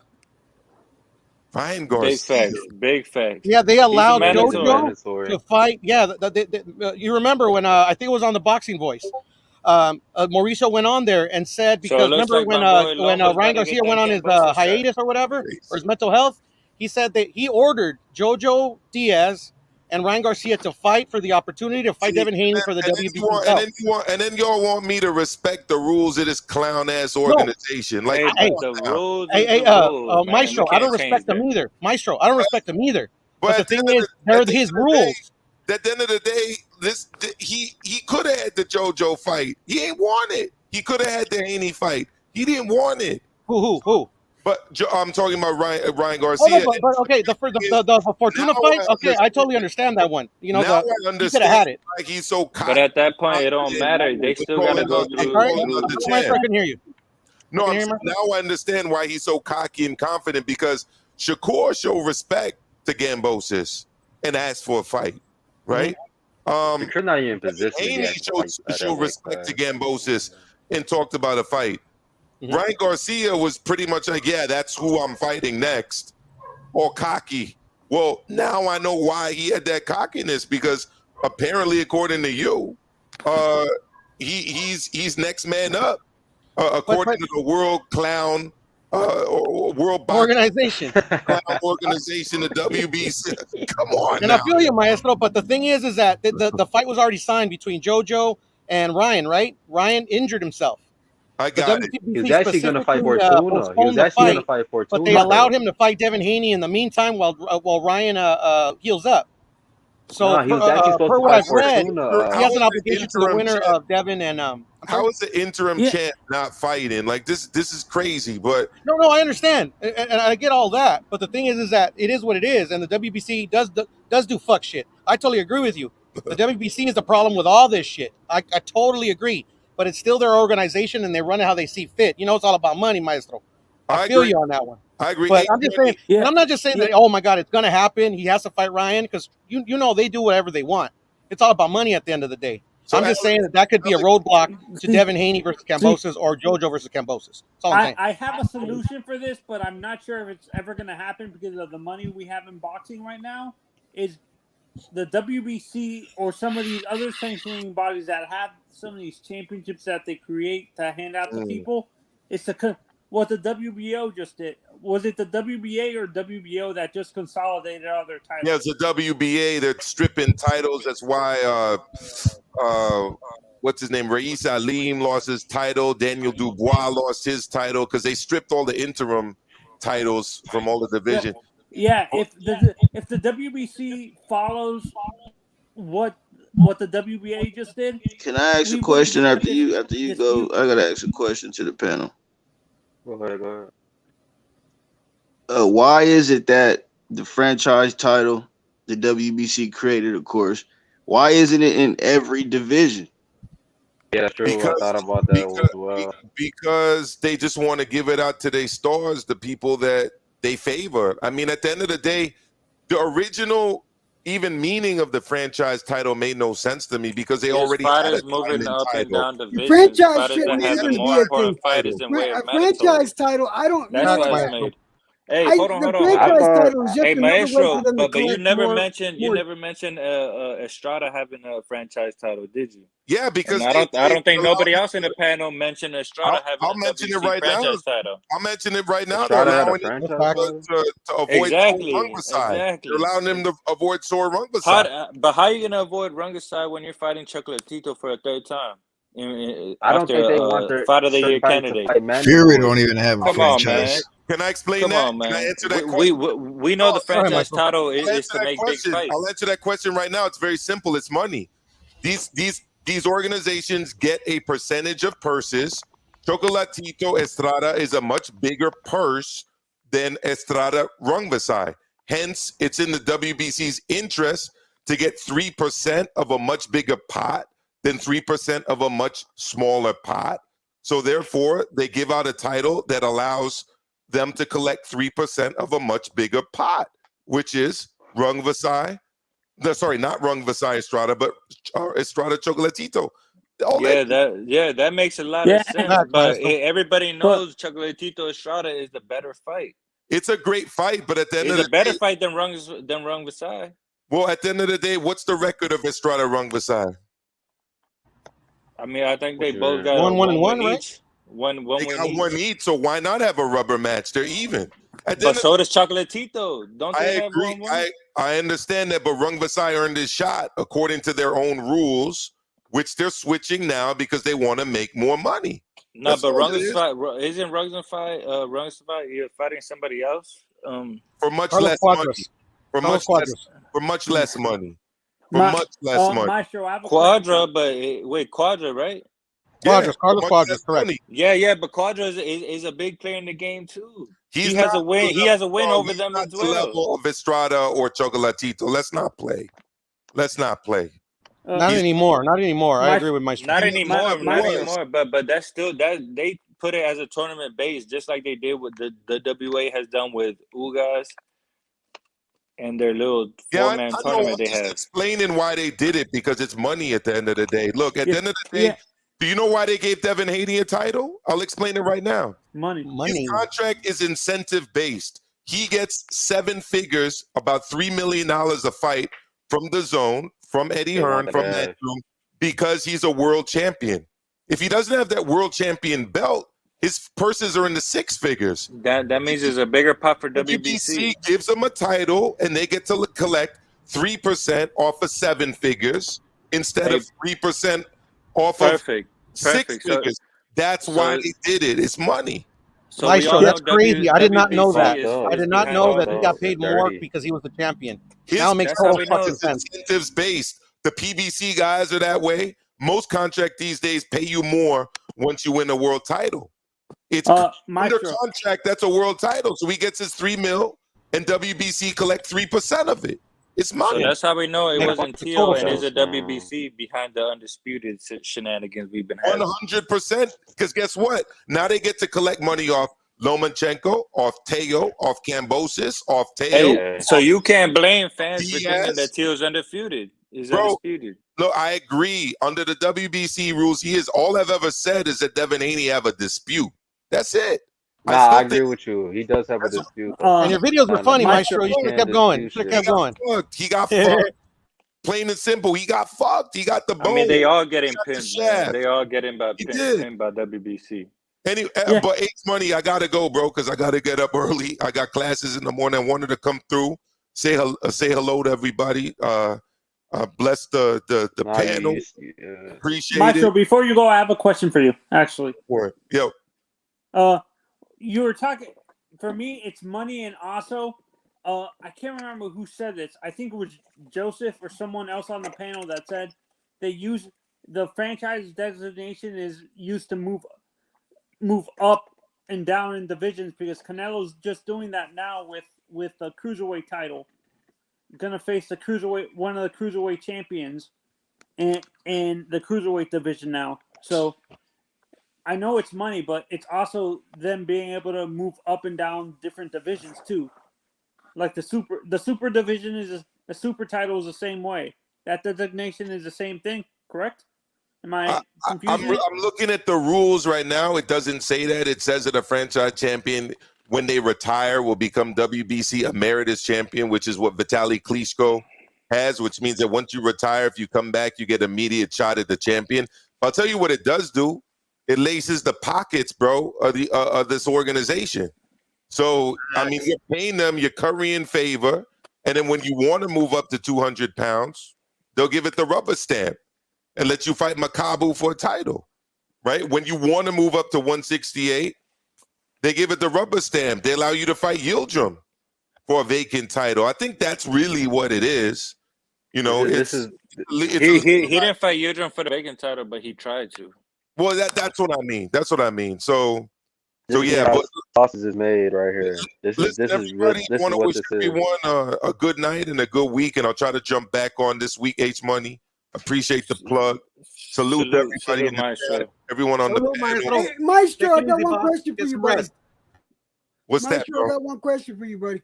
Dude, I keep trying to get on one of your panels, man, and I don't know who keeps preventing me from getting up there, man. Can you make sure I get up on your next panel? Send me an email, El Maestro Amilcar. That's my first name, AMILCAR @gmail.com. I'll drop it in the chat. Just send me an email. All right, brother. Hey, hold on, real quick. Hey, before you leave, Maestro, JoJo or Haney, who you got? I was just about to ask that. But I'm gonna, you know what I said on my show that got people pissed today at 8? Because of who JoJo is in his past, I need to see the weigh-in. I need to see the weigh-in. I need to see how he looks, and I need to say if he makes weight, then I will give my prediction. But right now, it's a 50-50 fight for me, I think, because JoJo's a really good amateur. You talk to anybody from USA Boxing, he was top of that class in terms of his skills. He cuts the range down. He's good inside fighter, volume puncher. He's trouble for anybody. And what we do know about Devin Haney, he doesn't really have one-punch knockout power, the kind that's going to deter the inside ferociousness of JoJo. So that right now it's 50-50, but I want to see the weigh-in. But I'll be back to follow up. Smart man, Maestro. Smart man. Wait for the weigh-in. I want everybody here to watch Lyndon Arthur against Anthony Yard 2, because that's going to be a good fight in England. What are you specifically looking for at the weigh-ins? Waiting for that one too, boss. I got Yard in that one. Hey, Maestro, what are you specifically looking at in the weigh-ins? What should I look at? I want to see that he's looking like he's in shape, and I want to see that he makes weight. He's going up to 135, I thought, right? So he should. He is. But he's fighting closer to his natural body weight than anybody else. Pardon me, say that again, Electric. He's fighting closer to his natural body weight than anyone else. Yeah, he is. But we'll see. But we know. We gotta let Maestro go, bro. He's trying to leave for like last 10 minutes. Hey, but Maestro, one thing about it, brother, is no doubt about Kambosos being a great fighter. Like you said, the Emperor, and like I said, the undisputed champion. You know what I'm saying? Ain't no doubt about all of that. That boy put on a clinic, and Teofimo Lopez is a great fighter, and he made him look average in there. So right now, Kambosos, he's the king of the lightweight division. You know what I'm going to tell you as I leave this? I don't know if you heard me say this before, but I was live at the fight, right? Before the walkouts of the main event, this is after Vasiliy Ogawa. Remember I told you guys on Friday that was going to be a good fight, and I picked Ogawa. Teofimo Sr. led a parade to the ring where they were showing off all of the belts. DJ was playing the music. He was dancing in the ring for like 15, 20 minutes. Wasn't warming up his son. Wasn't giving his son last-minute instructions. Wasn't in the change room with his son. Kambosos came out, did his thing with the Sparta stuff, and then Teo came out by himself. He should have been back there with his son. He shouldn't have made it the Teo Senior show, showing off for the fans, dancing, parading the belts. at the end of the day, I felt he let his son down. Well, I mean, I shout out to agree with that. Teofimo So you Lopez. think, Hey, Maestro, let do you me think say this. Let me say this real quick because I don't just want to shit on him. His father, of course, was the trainer of the year in 2020. Whatever happened, it happened. You know, they took the loss. We accept the loss, but there's a new king in the lightweight division, and that's George Kambosos. And I heard somebody tell a lie today and say Kambosos, he never called himself undisputed. Leading up to the fight, Kambosos was calling this an undisputed fight. After the fight, Kambosos said, I have all the belts. He said, I am the undisputed champion. Now he puts it on his Instagram, his social media, undisputed champion of the world. That's what he said. It's all true, H Money, but at the end of the day, everyone should check But out. what's not true. People said he never said that. And that's the narrative that's going on. That they said Kambosos never said it, so it's over. Nah, he said he is undisputed. This shit just getting started.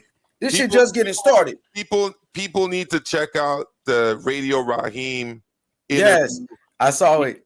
He denied that it was embarrassing. Kambosos win. He said it was a 10-2 fight, just like Teo did after the fight. He's saying that the next time Teo fights, it's going to be on pay-per-view. That in 2 fights, he's going to be fighting Josh Fuller. I mean, I could go on and on, bro. I mean, just he sounded drunk too. He sounded watch the interview. He did not. We ain't gonna say he's drunk and all that. Come on, bro. I know, Maestro, you didn't say that, but Nostalgic said that. Nah, bro. The man wasn't drunk, bro. No, I know people. Come on, don't start making shit up, though, bro. I'm not gonna make it up. All right. What I am saying, H, is that he didn't do right by his son by not being there before the fight and with the in-between round instructions. I don't even think that that's debatable, but listen, I'm gonna leave it like that, panel. I'll be back soon. Wish everyone a good night, and thank you, H Money. Hey, when you do a video with Kambosos, can we get a Kambosos, the undisputed lightweight champion, on Maestro? Let's talk about the undisputed champion. Invite your boy H. Mr. George Ferocious Kambosos, the Spartan Emperor, is the 135-pound undisputed champion of the world. That's right. There we go, Maestro. Devin Haney's got a little bit of a dispute, but it don't matter because the winner, JoJo Haney, is going to fight him, and that's all that matters. Hey, I love you, bro. I'll see you later. Peace, brother. Peace, Maestro. All right, bro. Yo, H, I'm actually at work, man, so I'm going to drop off. I'll get back on in a minute. Okay, P. All right, brother. Hell yeah, man. So, but he did say he want that Devin Haney fight. He said he going to the fight. He said he want the smoke with Haney. So, man, if Devin Haney get that fight, that gonna put Devin Haney on the map. And that shit gonna be hard to beat him in Australia. And if Devin Haney do that, you got to say Devin Haney a legend at that point. Devin Haney had to beat JoJo Diaz first. I think he gonna smoke JoJo. I don't think so. I think Devin gonna smoke him. Yo, I just don't know why. I don't know who's gonna win. I don't know why Bill Haney said, "Oh, we sending Kambosos contracts," but I never hear him say that shit when Teal had the fucking belts. Like, you're gonna send fucking Kambosos the contracts now that Teal lost the belts? Like, hey, yeah, I'm watch how easy these guys are about to get in the ring with them, though. Just watch how easy they make these fights. Everybody's lining up, bro. Watch how easy they make. Watch how easy they just sign those contracts. Watch how those contracts get signed like that. I'm gonna tell you why, because they're sleeping on Kambosos because they think Kambosos got lucky. They think he just all the stars aligned on Saturday for him. That's what they really think. They think he just they think they sleeping, boy. They're gonna have a fucking bad day. Yeah, yep. All of a sudden, all the contracts are dropping on all those belts and shit. But when Teal had them, it's just showing how they really are. Like Shakur, you got Shakur, who not even in Division 1 to fight him. It's just crazy, bro. I was like, what the hell? Like, now you're gonna send contracts out. Now you're talking about all this and that. But when Teal had the belts and shit, like, very hesitant. Nobody cares. Very hesitant, shit, bro. And it's funny because they Loma was kind of getting called out too a lot before he lost. I feel like they thought they were trying to get him on the way out. Who knows? But they wait, who the fuck said that? Huh? Somebody said some stupid shit in the chat. Wait, what was that? Hold on, let me go back up. I didn't read the chat, bro. No, I read the chat. It's too much crazy Someone shit. said that fucking Tio lost to a bum or something like that. Who said Yeah, that? see, I told you, bro. They want to disrespect Tio so bad, then they disrespect Kambosos. Man, this the Go ahead, bro. Go ahead, HOD. What'd you say? The panel's full for a good minute. What's good? What's good? Was good. The panel's full, man. Yo, man, this crazy. Yeah, exactly what you guys are saying. They're talking about sending contracts, but they missed the meeting with Bob Arum in June. Yeah, they missed the convention last week, or the week before, to go to WBC for the petition. But now they're sending out contracts. Yeah, all of a sudden, fucking Kambosos got like 6 contracts in his mailbox and shit. Like, it's funny, sign, man. motherfucker, sign. It's like, It's what funny. what Yo, and how all these guys are calling out Kambosos, but yo, not one of them called out Tio, bro. Not one of them, except for Devin Haney verbally, right? But we all know that was all cat. Ryan and Shakir ain't say nothing about Tio. And just say something. Ellerby said Tio's never getting the fight. We already know that. So what? Hey, what type of girl will you recognize who has a big booty? One that was born and gifted with a big booty, or a girl who grew up and then got her ass just injected and shit. Which one has the real booty? The one grew up with one. Not the one Right. So we're gonna recognize Devin Haney as a champion when he didn't go through the process of going to the fucking ring and beating somebody, but because he has a belt, that's not a dispute. That's just being stupid. He's not a champion. Champions have to defeat somebody in competition to become a champion. Who did Devin Haney beat? Mandatory? Has he even fought a mandatory for that belt yet? No, he has not fought a mandatory. He's not even, bro. Like, let's just talk about this fucking. So it's ridiculous. Look, Tank Davis is more of a 135-pound champion. Tank Davis is more of a 135-pound champion, regular champion, than Devin Haney is. Why? Because he beat somebody in the ring for his belt. Hey, he's 140-pound. He's a 140-pound champion because he beat Mario Barrios at least for. So, and if you want to say he's more of a champion than Devin Haney is. He's just not the supreme champion for the WBA because that belongs to the super title. And who has that? George Kambosos, who at 135. Who has that at 140? That's Josh Taylor. So I mean, come on, man, it is ridiculous. Trying to bring out some bullshit things about technicalities and shit. Yo, you're not a champion. Period.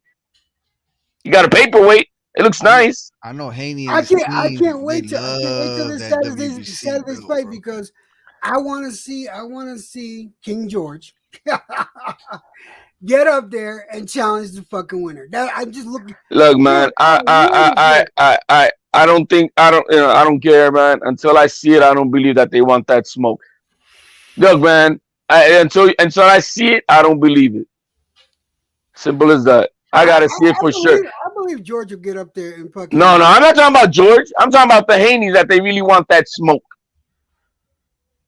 I want to see it signed, sealed, and delivered. But you do know Haney's not winning this weekend, right? Hey, I'm not. Look, this weekend. This weekend's a good fight. It's hard for me to pick. It has nothing to do with nothing, man. It's really hard because you got both. You got arguments on both sides. You got arguments that this kid has not fought anybody legitimate. He fought 2 old guys in a row, combined age of like 75, 80. I mean, what the hell? Wow. Both of them chinny. And then I mean, like, what are we talking about? He still couldn't drop any of them. That's crazy. So, and then, but what Devin Haney does have, he is skilled. He's got skills, and he's got, these are the 2 things I think that Devin Haney's got over JoJo. His skills and his physical attributes. He's a bigger kid, longer. I give her those things. You know what I mean? The physical attributes. You guys mind if I respond to a chatter? Armando, seriously? Shakur needs to be proven as far as I'm concerned. His best wins are a B-class Joet and a B-class Herring.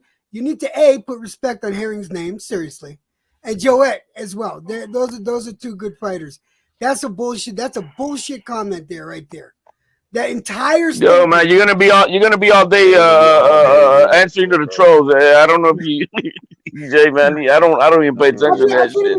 If I see some stupid shit, I gotta say something, man. Nah, man. Lions don't pay attention to dogs that bark, man. You know what I mean? You gotta know what's real and what's not real. And so those two things, I think, is what Devin Haney's got. He's got the physical attributes and skills, but JoJo, he's a young fighter in his prime. He's only 28 years old. He only lost to the Mr. Gary Russell. Yeah, he is only 28. You know what I mean? He is a live dog. He's got a pedigree. He's an Olympian. You know what I mean? So yo, man. I just think that it's and then my son was talking about. I just heard him. He was talking about, I got to see if JoJo can make weight. No, man. I got to see if Devin Haney can make weight. He's the one blowing up big time, looking like Skeletor on the nights of the weigh-ins every time he goes in. Hey, Jody, how was JoJo's gas tank? I seen his fights, but his gas, he's got a good gas tank. Okay, I think he's got a decent gas. I think just like Joseph said earlier,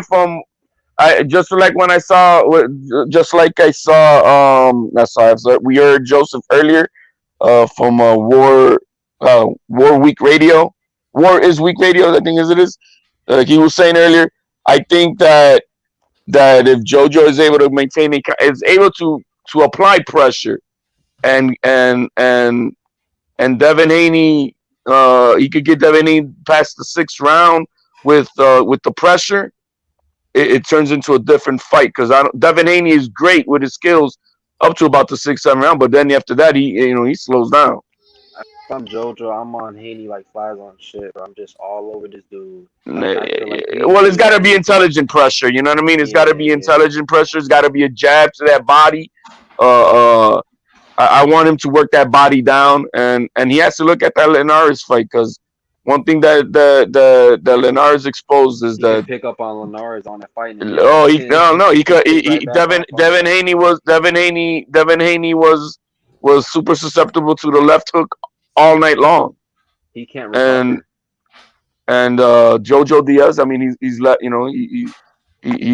a southpaw, so his power dominant hand is his left hand. So if you could catch Devin with those left hooks, it can make it an interesting fight. But it all depends if JoJo could get close in on the distance on JoJo. If JoJo is able to get on the inside and Devin Haney wants to do that, then we gotta, it's gonna be a good fight. I think overall it's gonna be a great fight, man. I can't wait. Out of all the fights, even because of my prediction, I thought, I was one of the ones saying that, man, Teo's gonna blast this dude. So I already had the forethought that, all right, Teo's gonna handle his business regardless. But the fight that was up in the air for me, that, man, I want to see, because this is Devin Haney's true first step-up fight, like a real step-up fight with a prime fighter. You know what I mean? Even though he is favored, it's not a 50-50 fight, but at least it's somebody, who hasn't been knocked out, who hasn't been knocked out 3 or 4 times out of his last 5 fights and shit. Yeah, we will all be a fool to what we seen last weekend to think that JoJo does. Well, that's boxing, and the thing is, no matter how it is, man, and this elite game, the more prepared fighter, at his best, even though he's not the best fighter, but his best at this elite game will be the very best at not his best, if you know what I'm saying. So Teo was not at his best, obviously not, and Kambosos was at his best, and you're gonna and that guy's gonna beat him. Same thing that happened to Buster Douglas and Tyson. Buster Douglas was at his absolute best,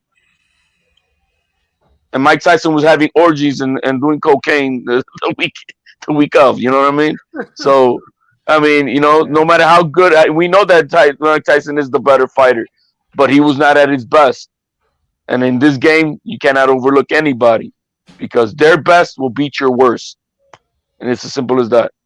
I mean, these fighters, man, they got so much confidence, bro. Like we seen legends get knocked out in the sport. Like what you think you can't get Oh, knocked H out or Money, something? man. I was just chatting with Michael Rivera. Yeah, we got to get him on a show one of these days. I was just chatting with him, bro, and because I was like, yo, man, what happened? What were you prepared, ready to go to take on Tank Davis on December 5th, man? What happened, bro? And he's like, man, I was ready. They didn't want it. They didn't want it, bro. Yeah, I would like to see him and Rolly too, or him and that dude El Rayo. That I would like to see one. Nah, Rayo's not even on this kid's level, man. Rayo's not. Man, Rivera's already a top. He's close to being a top 10 already. I would like to see him and Rolly. Him and Rolly. But the thing, they're all PBC. That's why he was like, man, why? I asked him. That's why we were talking in Spanish. I'm like, yo, man, why didn't he like, man? I was ready. They were the ones who didn't want it. Hey, that's like puncher versus boxer. Rivera versus Rolly. Puncher versus boxer. Rolly got the power. He got the skills. You know what I mean? It's gonna be. I got Rivera. I got Rivera. Rolly got that power though. You never know what can happen. He's gonna outbox Rolly, man. This kid is. I'm glad they're taking. Look, man, he's got the fight now with Linares, and I was telling him, look, man, that fight it's a great opportunity. I told him to study up the fight with Devin Haney. To see where his, because he's about the same size as Devin Haney, if not probably taller, I think. But this kid's got a phenomenal jab, bro. His jab is beautiful, man. I think it was one of the nicest jabs right now in the game. But I told him that, yo, man, to look out for Linares' beautiful left hook. And that Linares, likes to throw those combinations after clinching. Coming off of being up close, that's when he throw. That's how he caught Devin Haney with his combination where he landed him with that one shot. But I think it's a great opportunity. I told you it's a great opportunity, man. And if you're able to, to smoke this dude better than Devin Haney, you're gonna get your name on the map.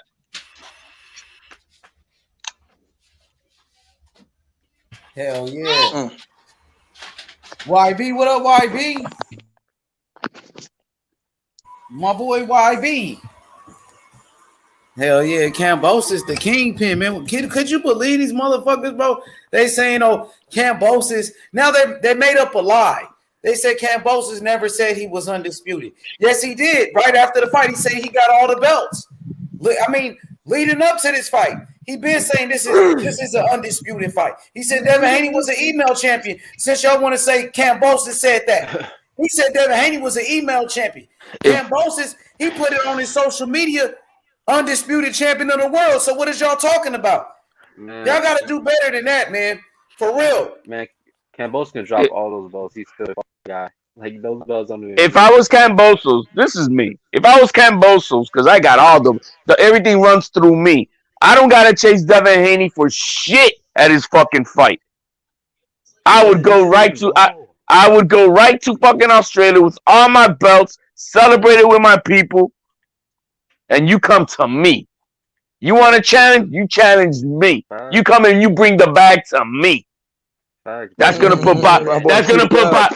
That's gonna put Bob Arum. That's gonna put Bob Arum on notice. That's gonna put Eddie Hearn on notice, and anybody else who think. Oh, and even Oscar De La. You want these belts? Come to me. You don't gotta be chasing nobody, man, to make this fight. What's important right now? Somebody comes and drops the big bag on them. And that's that. Joseph was really good, insightful earlier today on the show, man. I like all the insight that he brings in. Yo, what's up with this quietness? YB. Yo, YB, you got the same bracelet that Maestro was showing, bro?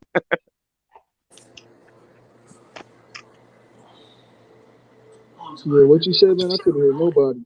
Yeah, you sound like you dropped off. Maestro was showing off some like a bracelet tag from the fight. Did they give that to everybody? Did you get one? Yeah. Yeah. Are you still rocking yours? Or you cut that fucker off? Ben cut that motherfucker off. Maestro was trying to show he went to the fight to support Tio. Yeah, he said he hasn't taken it off since, bro. Bro, you and this Maestro is funny, HLD. You guys are funny, bro. Stop being a conquistador, bro. Yeah, man. Stop being a fucking conquistador. Stop looking like Uncle Sam today, bro. Yes, that's fucked up, man. Call that to any one of us. You know that's it's gonna go down. It's like calling somebody a Christopher Columbus, man. Fuck out of here. But anyway, man.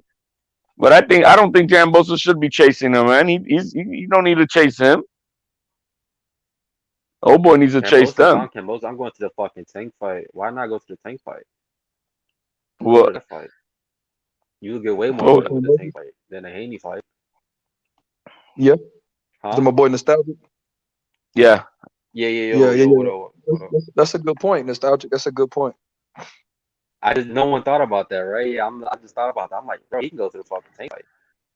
It's a thing, man. All roads go, to Undisputed goes through him. You want the belts, you got to come to him. Then all these fools coming out of the woodworks. Yo, nobody was calling out Tio, and now Bill Haney's saying he's gonna be sending out contracts. Yo, when did you hear him say he's gonna send out contracts to Tio? That's some crazy ass shit, bro. Bro, Haney acts like he has collateral because he holds a fucking a title. Like, bro. Like, he can't Kambosos, bro. Like, you can't even. He's got the WBC regular championship belt. That's what he's got. WBC diamond or whatever fuck those. No, he's got the WBC regular champion belt. That's what he is. There's no different than the super of WBA. Tank Davis is the WBA regular champion. George Kambosos at the 135 is the WBA super champion. Devin Haney's a regular WBC champion, and we got now George Kambosos as the franchise WBC champion. It's held above the regular champion. Kambosos could fight Tank Davis, and it's still going to be for undisputed. He could fight Lomachenko. It's an undisputed fight, no matter who he fights. I was just saying. I said instead of Kambosos going to Tio's fight, I mean not Tio, go to Haney fight. He should go to Davis. He should go. He can sit right next to Floyd Mayweather ringside Ellerby, bro. Like, he's just, if I'm him, bro, I'm fucking making that fight, bro. You know how big he'll be, bro, if he fucking beat Tank, bro. He'll be way bigger if he beat Tank instead of being. Yeah, but they're the only ones who didn't even. I mean, they didn't follow what everybody else did. They didn't do no. I didn't hear nothing out of Tank Davis about any type of call outs.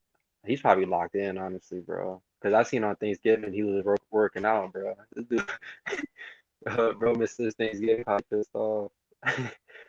Well, he's already, he's already missed, he's already missed weight, so it's not, he plus Tank's fight. Huh? Tank's fight is, this weekend, so he had to miss Thanksgiving. Yeah, man, he's got to be on point, be on weight. Can't afford to. He should go to Tank fight too. Mess up on weight when you going into a big fight like this, a week and a half out, 2 weeks out, So yeah, that's good on Tank. They're showing discipline. Hey, I'm happy about Tank because I still think Tank. Yeah, Tank potential. His ceiling's fucking crazy. Yeah, I wanted to see Tank and Tio so fucking bad, man. Yeah, I know, bro. I mean, we can still get that fight. I mean, but it won't be like what it was. Yeah. But I still didn't favor. Like I told Q, you know what I'm saying. I give it Tank hard time, but I don't favor nobody to beat him. I didn't know to get Tio the edge, honestly. I mean, he could still beat him. I mean, but look, until as far as the future with Tio, until he reflects on, he's got a lot of things he's got to fix in his life, and restructure and re-implement things, and he's got a lot of things he's got to do before he can even come back into the ring, in my opinion. He needs to take care of those business, that they're fine, they're good, there's acceptability, and maybe even a sports psychologist has to come into play, and reassess everything. Everything's got to be put on the table. Everything, everybody, every person needs to be put on the table, and everything has to be reevaluated on a serious note for the best interest of him. And everybody who's around him has to hold themselves accountable to be in the best interest of Tio and not for themselves. You know, and so everybody's got to be accountable, and then take it from there. Restructure things, whatever he's got to do. You know what? Before this loss, I got to keep the same energy on my part because I wasn't talking about Dave McWaters. I wasn't talking about his team. I wasn't talking about people not having his best interest. I wasn't talking about none of that. The only thing I was worried about was his weight before he lost. I was like, man, I hope he gets this fight over with because he don't look like the weight gonna be hard on him. But once he made weight, so crazy about that weight. He looked way more something in the Loma fight on the weight scale than he did on this fight, in my opinion. Well, like I said yesterday, and Joseph said earlier today, that was a stage. That's a staged. What we saw is a staged weigh-in. The official weigh-ins were hours before, earlier in the morning. You know what I mean? And so I just like you said, when they said they got rid of the nutrition, when the senior said he got rid of the nutrition, I was thinking like, man, I don't know what the skills of mom is with that stuff, so I can't say. But if somebody is a licensed nutrition and that's what they do, at least I can say they know what they're doing. At least, you know what I mean. If this is what they do, and I think I think that's very important, man. I don't even think it was that. I just think it was. Andy, what do you mean? If there's a fight too, I'm picking Tio again. Are you talking about if there's a rematch? And hold on, this guy asked me. My man, 12 rounds down. Shout out to you, bro. He said, YB, do you think Tio will be able to control his emotions against Tank or Devin? I think you meant. Shit, man, that's the thing that concerns me because I don't think he controlled his emotions for this fight. Shit, against Kambosos and all that. There's a lot of things that implemented those emotions. We did not see the Tio that we saw in all the other fights we've ever seen before. I've never seen him like this. Never. It's crazy because Kambosos wasn't really like a big like this wasn't like his like this wasn't like a Tank or a Devin or like a Ryan Garcia where like I could see like someone getting emotional trying to fight Ryan. You know, Ryan. There's a lot of things that led up to this. Had it been against Tank, he wouldn't have fought that fucking stupid because he know he'd have got his ass knocked out fighting like that. Yeah. What? If he'd have came in there on the first round trying to knock Tank out, he'd have got knocked out. You get what I'm saying? You can't go in there like fighting like you a motherfucking bull in a china cabinet without, you know what I'm saying, without no goddamn remorse, without no defects. He threw Costa to the win in the first round and got his ass clocked. This should be a fight stupid. You get stupid shit done to you. This is his emotions in this fight is an aberration of so many things that is going on. And he said it himself, man. He wants to release everything, all the frustrations in his life, all up on him, everything. And so that you can't do that. You can't do that. Yeah. So I mean, like I said, man, I think once he settles in, he clarifies a lot of things in his personal life, and dude, all those problems. I mean, I don't give a fuck who you are, man. It'll break you. I don't give a fuck who you are. So hold on, HT boxing. Comey was a real lightweight. I don't know what you were trying to insinuate that Tio lost to a real lightweight because Kambosos is a real lightweight. Oh, he's saying Loma wasn't no. He's saying Loma. Yeah, he's trying to say Loma was a small guy. Hey, look, you want me to say this? He lost to a better man that night, bro. Slack. We not cutting Tio slack. He looked. That's some stupid, bro. That night, y'all can hear me. Yeah. He lost to the better man that night, bro. It was what Kambosos was doing. Yo, what the fuck? Yo, I that argument that we all it's not a truth. So when Crawford goes up from 135 to 140, and had he lost to one at 147, we're just gonna say it's because he's not a real 147. You know what I mean? What the fuck is all that? Yeah, it's weird. I mean, maybe if it was their maybe their first fight, you know what I mean? But it's not. But Andy, to answer Andy's question, I would favor Tio in the rematch too, bro. Call me crazy. I think Tio would beat him in the rematch. Real shit. Even at 135, even though you know what I'm saying, I said all the shit I said about him struggling and all that shit to make weight. I think he will beat him at 135 again. Yeah, I really do. If the weight is such an issue, then the only way he's probably will have a great chance of beating him is they both go to 140 down the line, like a few years or some shit. It wouldn't matter by then. 35 or some shit. He got to fight. Dude, I think he just got to live. I think he just got to have to take the shot. I just think what you know. I know for a fact. I know for a fact that yeah, you know, he suffered consequences because of this weight train and the rehydration, and he had to be hospitalized for it. You gotta take this on. We saw the exaggerated swelling on his face, bro. Yeah, he got punched. I'm not saying he didn't. I don't favor Kambosos in a rematch either. I think Tio could win. Look, as bad as Tio fought, he still almost knocked Kambosos out in the 10th. Real shit. I don't care nobody say. As bad as he fought, bro, I never seen Tio fight that fucking ugly. No. He still almost got and Kambosos boxed beautiful out there. Pause. And Tio still almost knocked him out. You know what I'm saying? For me, I feel like if he go back into the drawing board and don't underestimate this dude, I feel like he'll smoke. I feel like he'll spark him in the rematch. Real shit.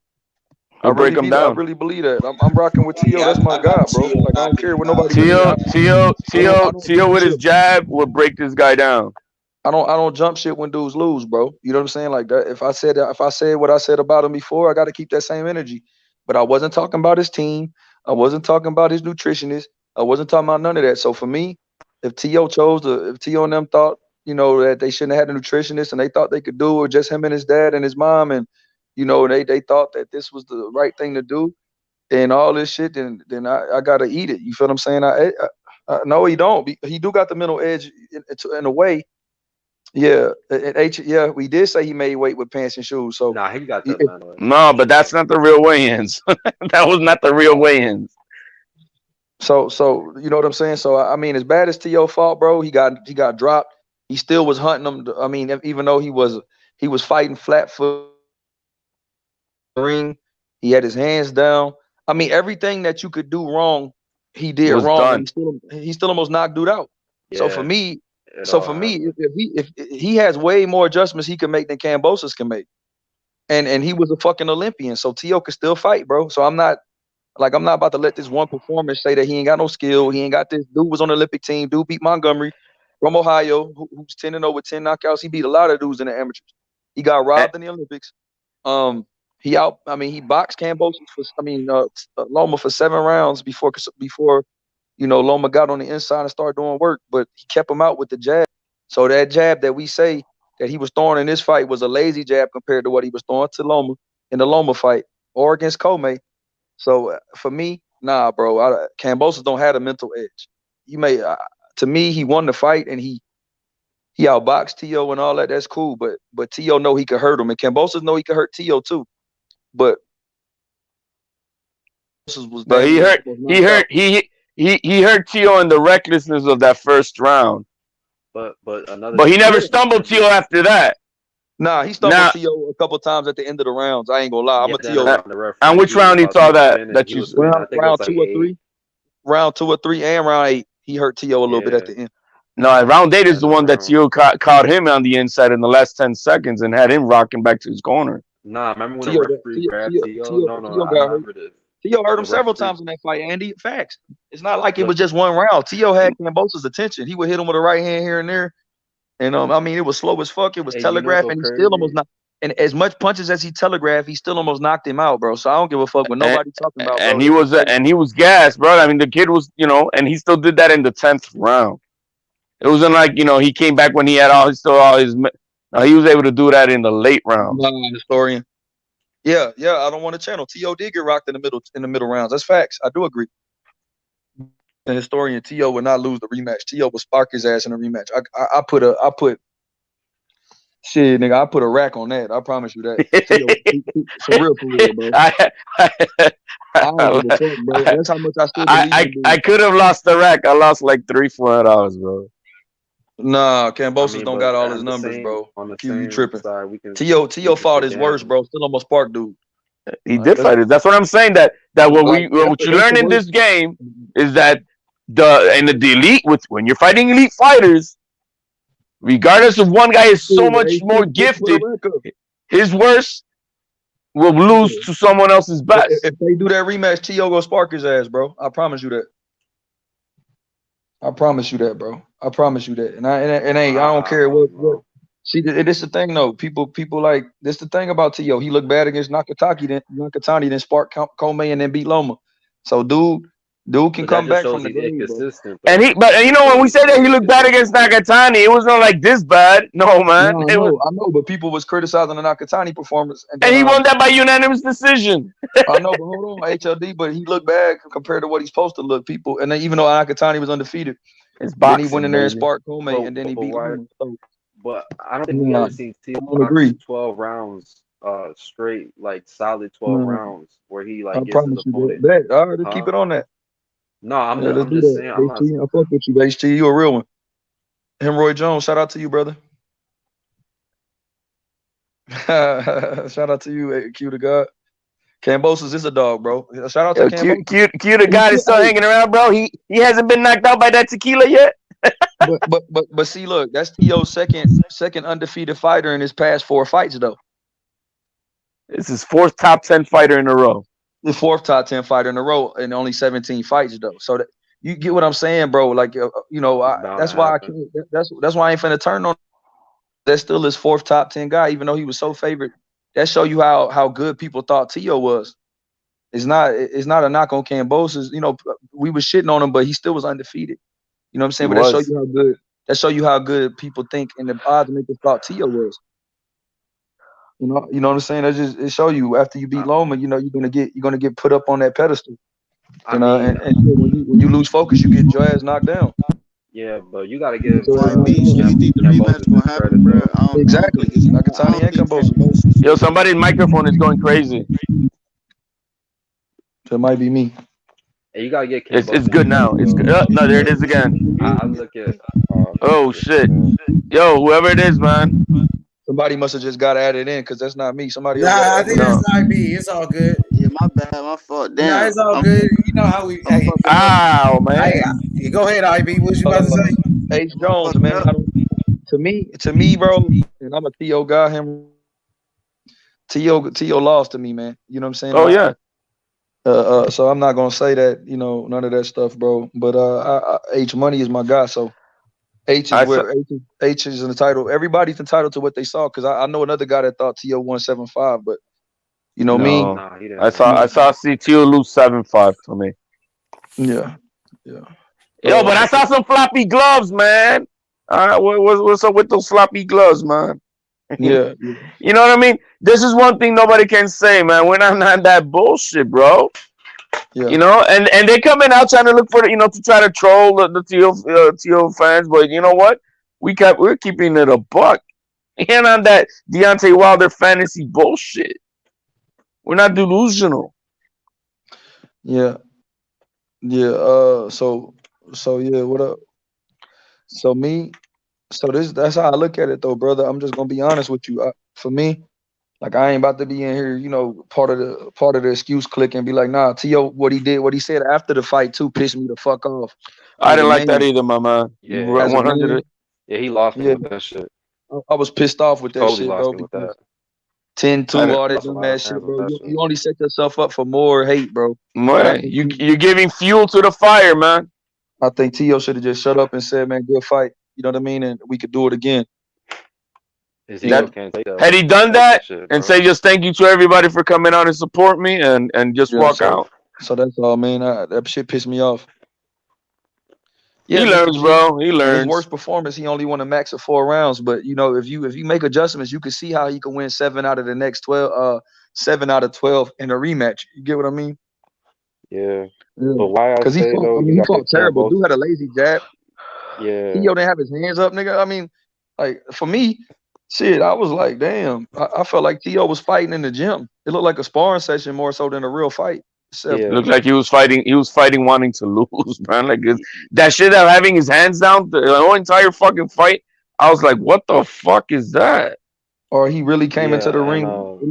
The first round was crazy. I was screaming at the TV, I was screaming at the screen in the stadium, like, yo, bro, calm the fuck down. And everybody that told me, they was like, I had called because now I got my girl in there watching boxing, and she was like, man, she was out there. She said she was screaming at the TV like, yo, what the fuck is he doing? In the first round, because she said he had no fucking defense, and like, she don't even watch boxing like that, but she was like, yo, he was swinging and not putting his hands back. Like in the arena, that shit looks like like up close, that shit look weird, man, because you like, oh shit, because you could just see the counter coming. You could see, like, when you there live and you see him swinging like that, you could see Kambosos waiting for him, and you could see Kambosos was just waiting on him to make a mistake because Tio came out that motherfucker like with no respect, respect. Because what happened to you? All right, he was swinging for the fences. You're gonna do that for 3 minutes. You're gonna slow down. You're gonna get tired. And so Tio then did that fucking reach jab. Yeah, I mean, that reach jab was flat footed, and oh boy, at that moment is when he exploded. Bam! It was in the last 10 seconds, and Tio slept on his shit. Yeah. So, hey, look, man, this is all learning. This is all learning experiences, man. Go ahead, man. Yeah. It seemed like if Kambosos can get through that first 2.5 minutes of the first round, he kind of got Tio beat. It seemed like if he got through that storm, like he made it out that storm. He took a lot of left hooks to the chin, and he ate that shit.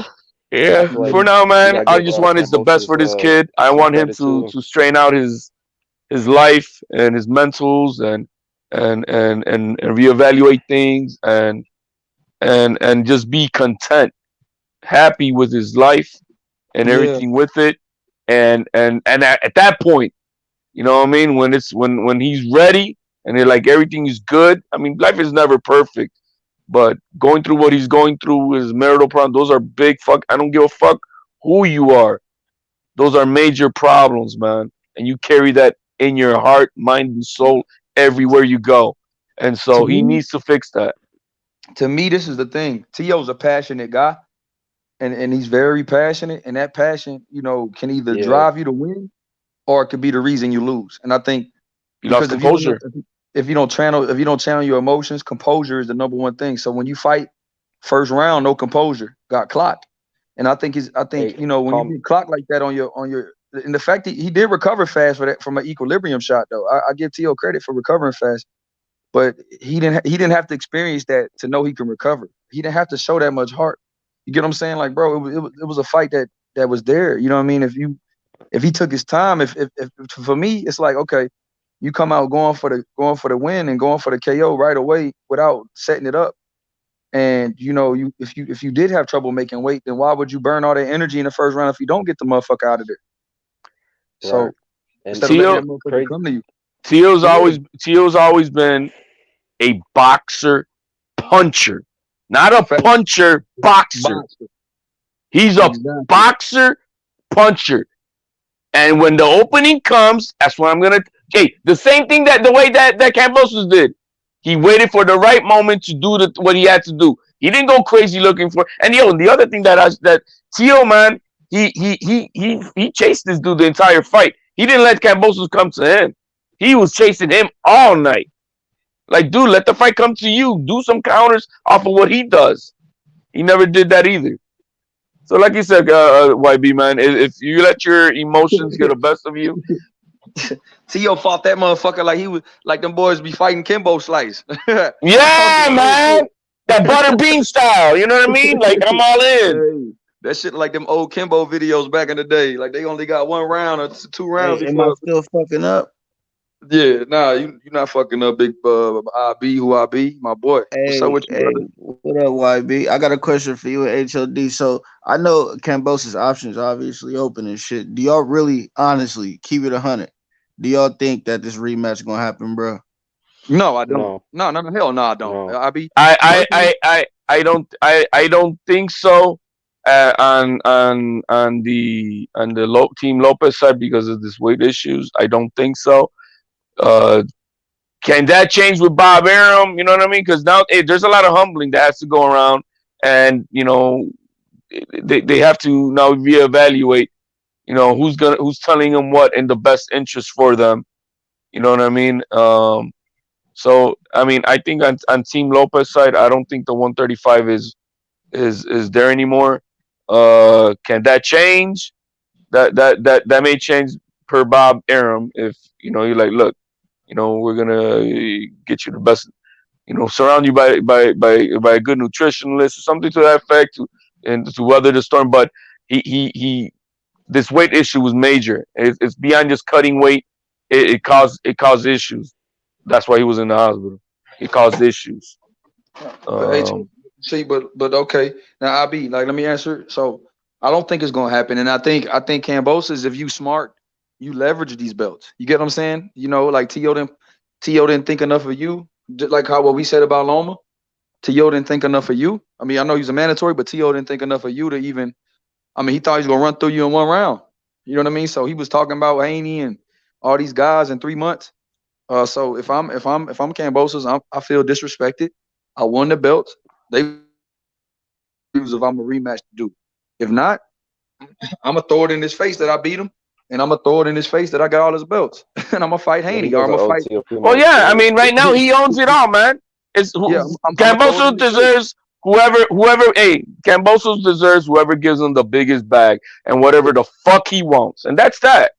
Yeah, I mean, I'm one of them dudes. I be as real with it. If I'm gonna give it out, I gotta be able to take it. If you can't dish it, you can't take it. If you can't dish it, you can't take it. You know what I'm saying? You gotta be able to both. Yeah, I know. So I just had to ask because now Kambosos out here. Like, I fucked him up. I broke him down. Just like Teal had all the options, bro. Decision at the end of the day. He did. Right, it's his. But you feel me? So we don't know what he's gonna do. Are they gonna be smart? Are they gonna? You know what I mean? They're gonna go for the biggest bag. Yeah. And that could be a dangerous fight, or they're gonna say, "Man, we could juice this for a few fucking good fights, and we just do what the fuck we want." Yeah, and see if I'm Kambosos, if a dude thought he could beat me in one round, and I took his belts, shit, they better throw me an offer I can't fucking refuse, because the way him and his dad was talking, and the way the fans was talking, like me, you know what I'm saying? I was one of them to add fuel to the fire for Kambosos, and so did you, so did everybody else. Everybody, man, that was on this TO train, So for him, I would rub it in their face. I would rub it in our face if I was Kambosos, because that's when you win and you do the unexpected, you better. I expect the fucking payday. And that's exactly that, which is the same thing that Teofimo was expecting, to get paid properly. You know what I mean? But anyway, man, what you go cook, brother?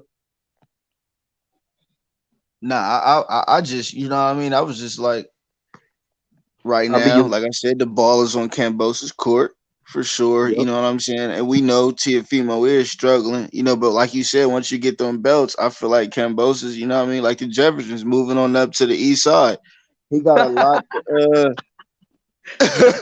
he got a lot on the line. I like that Devin Haney fight for sure. It makes sense. You know what I mean? And it'll leave a lot of, speculation answered if he do beat a Devin Haney, the real undisputed, quote unquote. But right now, I mean, you could say he undisputed. I mean, you could say Tio was undisputed. He beat Loma that had all the belts. But at the end of the day, the ball is on Kambosos' court, and he gonna make the decision at the end of the day. But that Devin Haney in Australia, bro, I think that's real lucrative to both fighters when it comes to the money, the fans, and it definitely makes sense. You know what I mean? But at the end of the day, man, I wouldn't mind seeing that rematch. They both knocked each other down. It was a close fight. Like I said, I would lean towards Kambosos, but it was a great fight. But I don't think that rematch is gonna happen. What I'm basically trying to say. Money wise, I think the rematch with Tio would be the bigger fight. As we always see, rematches are always a big fight. So, but. Again, man, Tio's got to take care of what he's got to take care of first, and whatever is best for him. If he can't make it healthy wise at this weight, then no. And then, man, get ready to. But HOD, let's say the rematch did happen, hypothetically speaking, and Tio lose again. What does that do for his stock? That'll be terrible. His career. If he loses at 140, what does that do for his stock? You know what I mean? It doesn't matter, bro. This is boxing. You're gonna lose or win. That's it. It's one of the two. If you go up to 140, you know what I'm saying? Get him a little, Zapata or somebody like that. You got a chance to rebuild yourself. He going to 140. A little Zapata, bro. It's not a little Zapata. Zapata is a lot more dangerous than Kambosos. I know. I'm just saying though, but going to 140 is a start to rebuild yourself. What you were saying, one. Go ahead, White B. Yeah, go ahead, bro. I mean, it is what it is, bro. He could go to one. Look, there's only one or two paths. Yeah, if he redeems himself and beats this guy and then drops the belts, or hey, man, if I come in healthy, I don't have to worry about this weight draining no more. Nah, I don't feel like Kambosos got his number though. Like honestly, bro, I don't feel. I feel like he won 12 went to this. Yeah, nah, I'm not dissing that. I'm not. It wasn't like a flash knockdown though. Like it wasn't like a knockout type Ruiz type shit where he just got caught Joshua his wobble. I mean, yeah, but it was a solid knockdown. It was a good right fuck. No, I'm not talking about the right hand that he landed. I'm saying like he was in there with trading with him for 12 rounds. It wasn't like he just knocked him out type shit. Like where it was like it could have been called like a fluke knockout type shit. You know, he kind of was in there with Teo. Teo couldn't adjust to his style that night. Now, one thing I did see is how Kambosos recovered from his knockdown. It only took him about a minute or so. And that's if you're a Kambosos fan, it's almost like that's a plus because now you can see he can get off that. Hey, I give him credit for that, bro. He was in Bambi legs after like a minute or so. Yeah, I feel you. I feel you. Yeah, he was good, man. He didn't do the Huggy Bear Haney's thing for the next 2 rounds, bro. Look. Right now, we ain't in the position of diss Devin Haney no more. You get what I'm saying? Devin Haney survived his knockdown. Survived his stumble. He ain't get knocked down. So I'm gonna leave Devin Haney out of this because Teo got bigger fish to fry than taking shots at Haney. You know what I'm saying? Oh, well, that's him. I'm just comparing that this man has a chin. He has a recoverable chin. You know what I mean? And so that has to be applauded that this guy can, he proved he had a chin. He was able to take at least the power that Teofimo had that night. Yeah. Mr. G, see, I'm just not willing to write Teo off because of this loss, bro. Absolutely not. Anybody who does that is fucking crazy. I can't. Anybody who does that is fucking crazy. The kid is what I said he was, bro. He's still talented, man. I don't, can we imagine writing off Canelo? Did Canelo get to revenge his fight against Mayweather? I mean, he fought all time great though, bro. Like, but did Canelo? You know what I mean? He lost. He lost badly, bro. He lost badly against Mayweather, and he still came back and look where he's at now. And that was when he was 23, about the same age that Teo is right now. So in about 5 years, if Teo clears his shit right, yo, man, he's good to go still. HOD. Yeah, go ahead, man. You might have answered this question yesterday. I believe I'm probably asked you this question again. I'll be fucked up. No, go ahead, man. People probably didn't hear it who are listening. After Teo get his shit together and shit, what you think he gonna do, bro? If he don't get the Kambosos rematch, what you think Teo gonna do? Like, what is the smartest decision he should make right now in his boxing career as far as his next fight? I think everything is set and clear, and he just says, man, let's say let's say he gets everything straightened out in his life and everything's good, but the weight issue doesn't get the rematch. I think then either a Barboza or a Zepeda 140. That's the way I see it.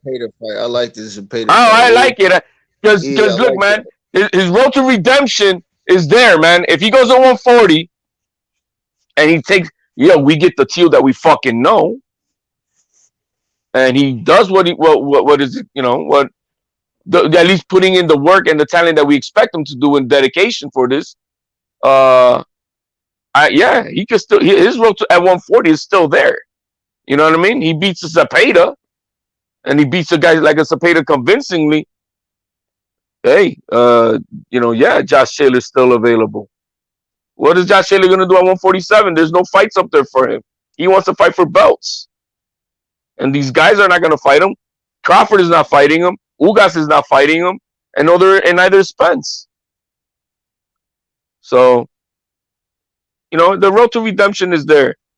It's just, he's just got to look, man, everybody forgets everything, bro. Nobody, who's really thinking about Canelo losing to Floyd Mayweather at this point in time in his life? It's just what you do next, how you pick yourself up, and how you improve, and that's where it comes down to. It's just right now we're in the bubble of what this loss did to all of our fans. It was epic upset, But it's yo, man, it's about getting back up. You know, it's about getting back up, reevaluate, and come back harder and stronger, and improve. And that's that. You For know, if sure. you let What's done is done. What's done is yeah, done. there's nothing you can do about it. So you know, exactly what many people are saying. Yeah, you gotta accept the loss. That's for any fucking fighter. Just like the same thing in life, bro. You gotta accept your losses. It is what it is. Because if you just start bitching about it, oh, but it could have been this way, and it could have been that way, and it could have been that. Well, regardless, it's done, and you can't do nothing about it. Teo's a fraud, bro. HLD, you're a nigger. Yo, man, who's that? Who was that piece of shit? What was his handle, bro? What was his handle, bro? What was his? What was his handle, man? What the fuck? Yo, he got one thing right when he said that. Yeah, motherfucker, I am a nigga, motherfucker. I dare you to fucking sue that to anybody up in this panel and face to face, bitch. Motherfucker. Ugh.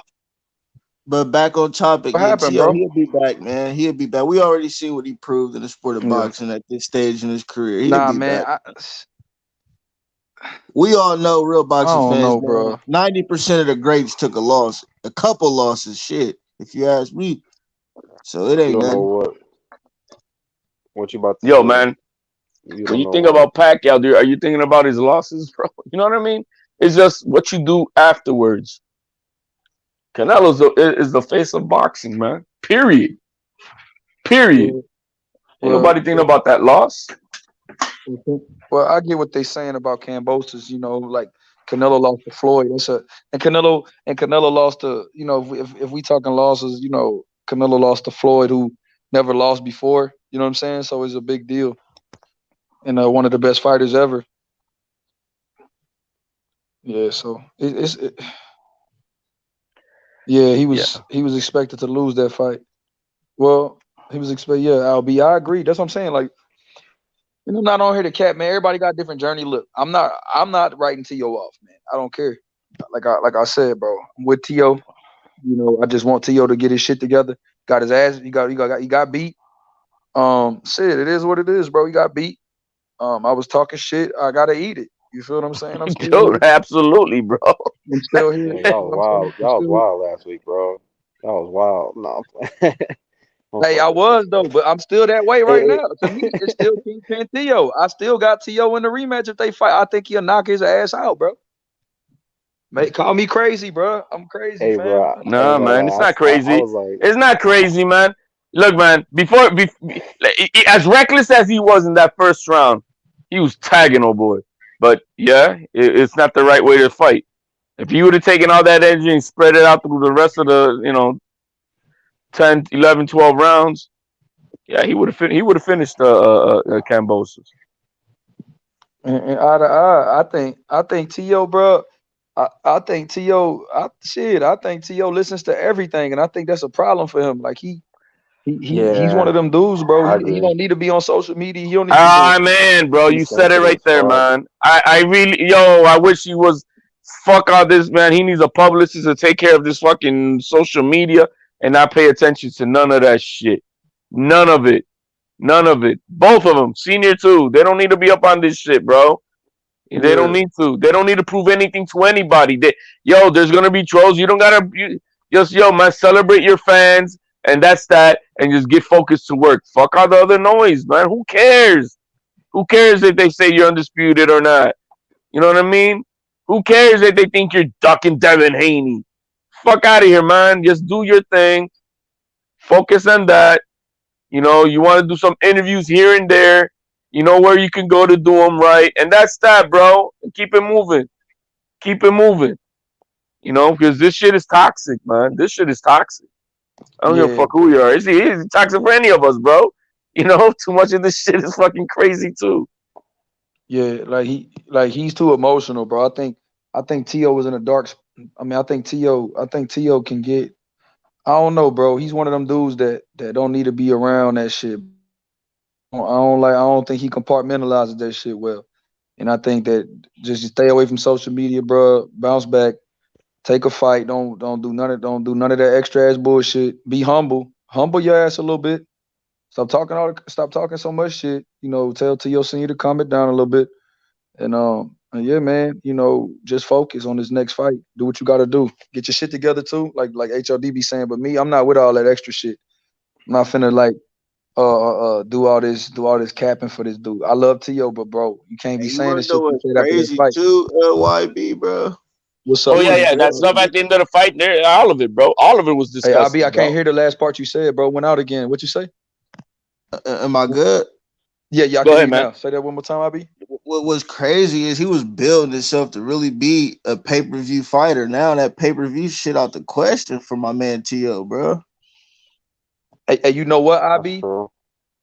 You know what, IB? And that's what I want. That's why when you asked me, is the rematch realistic? And I said no, but that would be the biggest course to a pay-per-view again, is to avenge that loss to Kambosos, go up to 140 after that, call, you know what I'm saying? And then the beef between him and Haney is so real. And it's so like it got so much attention that I think that would, if he was to avenge that Kambosos loss, I think that would be his quickest route back to pay-per-view. He would, because I was looking at the highlights, and it's over 2 million views from one day.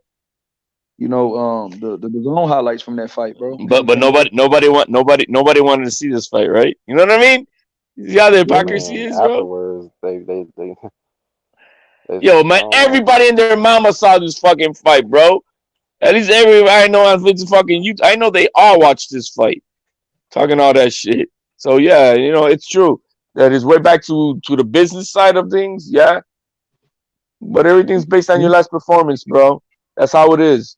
You got to come back and perform extremely well, Yeah. So that would be that would like Joe was saying, the best course of action, because I agree. You got 2 million views on that damn highlights. You know what I'm saying? For for a fight that we all thought was a walk in the park.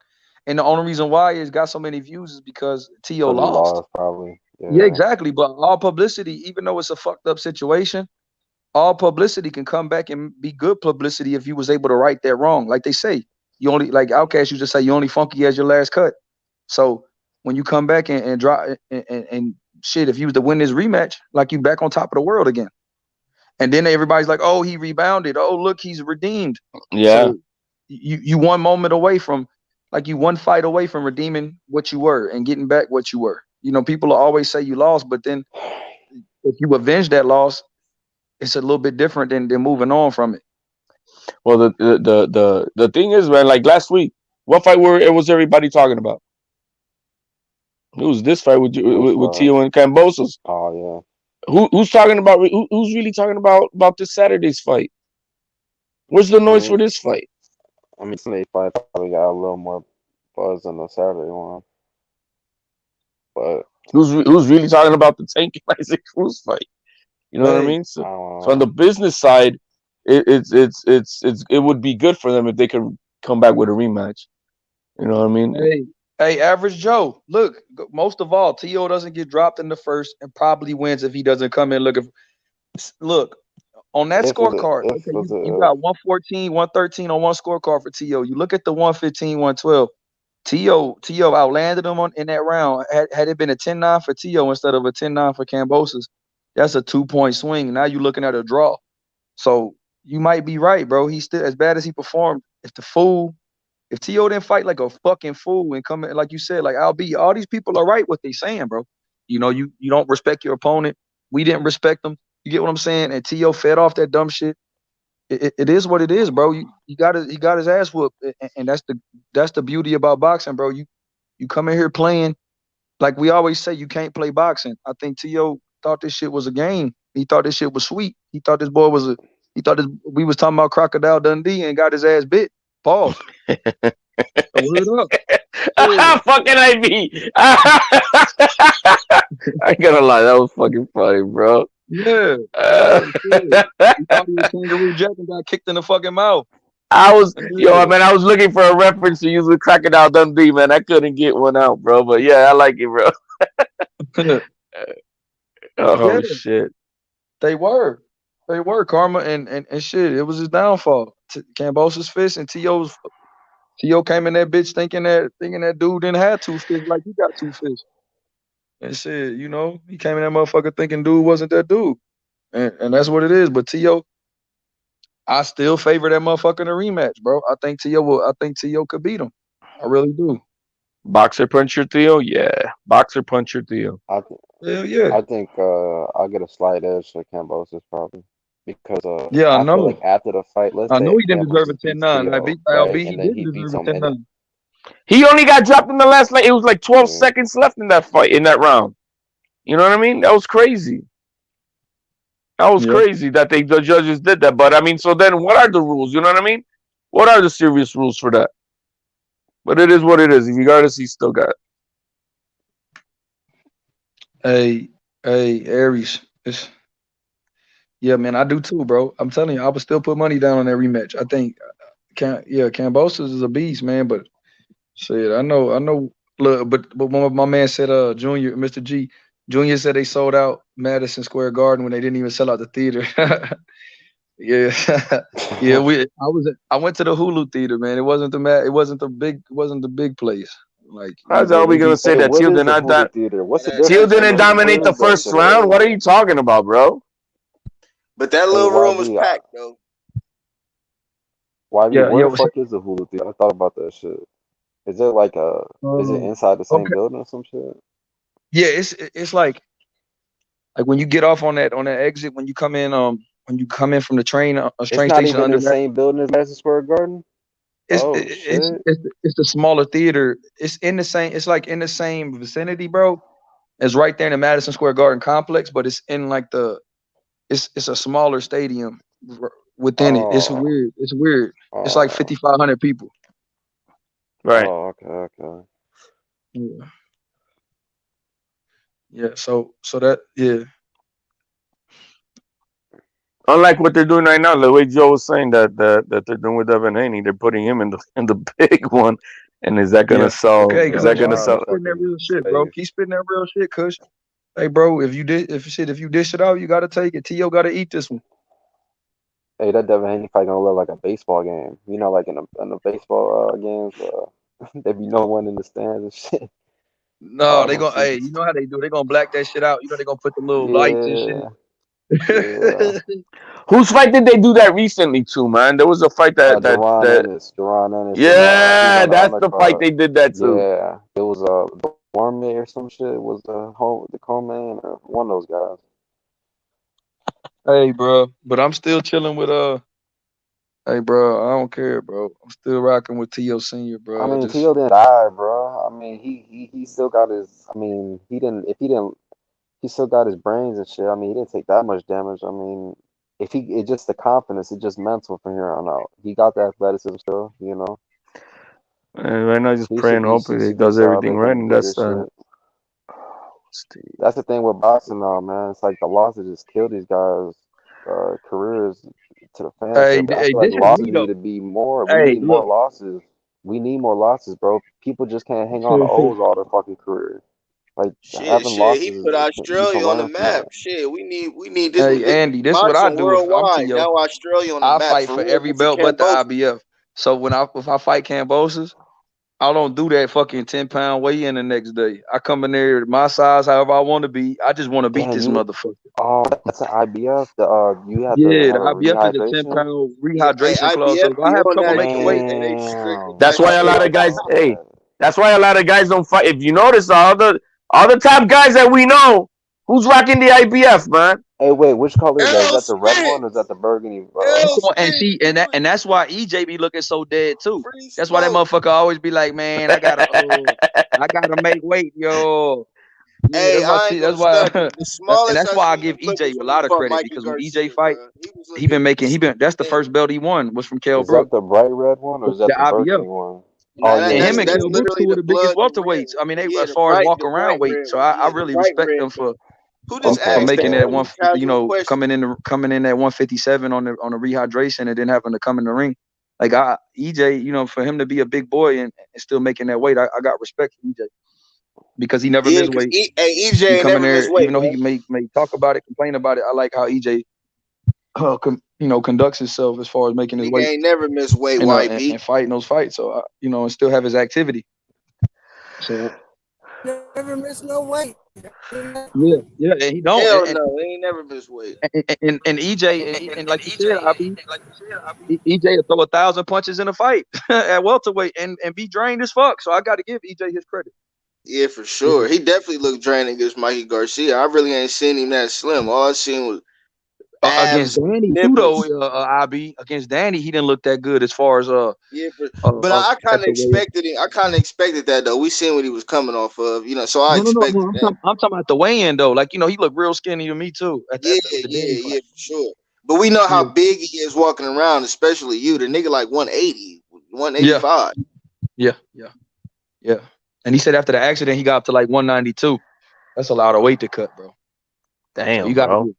Yeah, even Keith Thurman got down from 190 when he fought Pacquiao. To make 47. But yeah, if I was T.O., I would fight for my rematch, but I wouldn't fight for the IBF since he's saying he got so much trouble making weight. And you come in that motherfucker how like all these other dudes that ain't fighting for the IBF. They might come in 155, 154 fight night of the fight.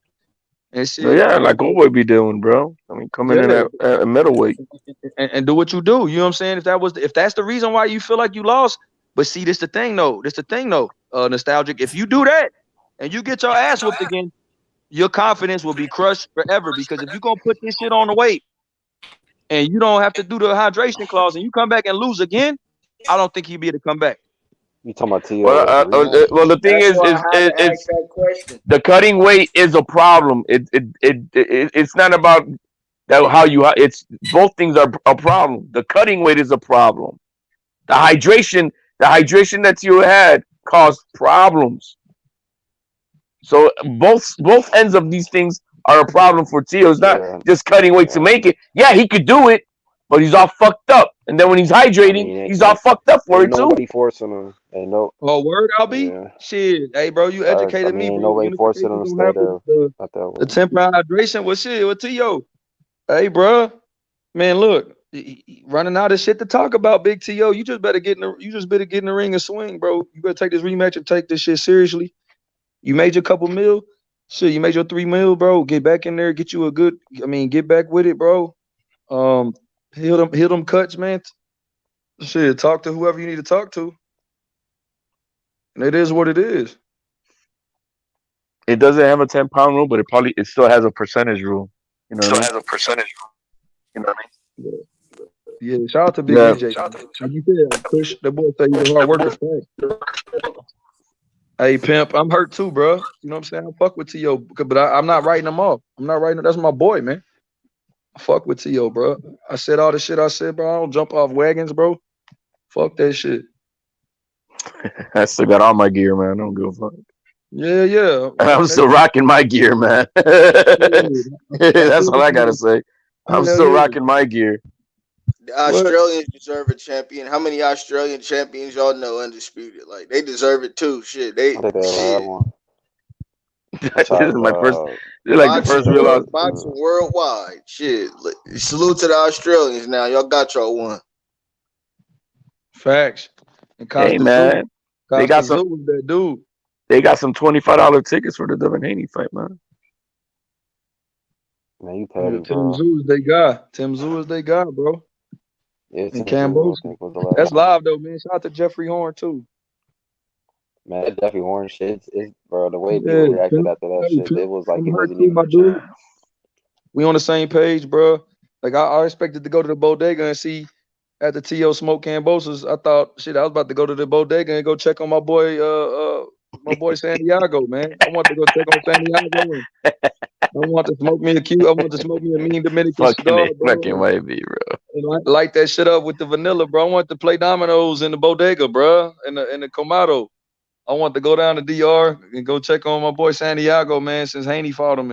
I want to do all that shit, bro. I told you. I told everybody.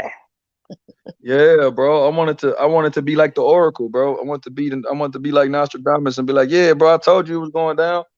And then I was gonna go search for all these other dudes' opponents that I ain't never heard of, bro. I mean, they ain't fought and been in no big fight since they fought the guys they fought. So Yeah, bro.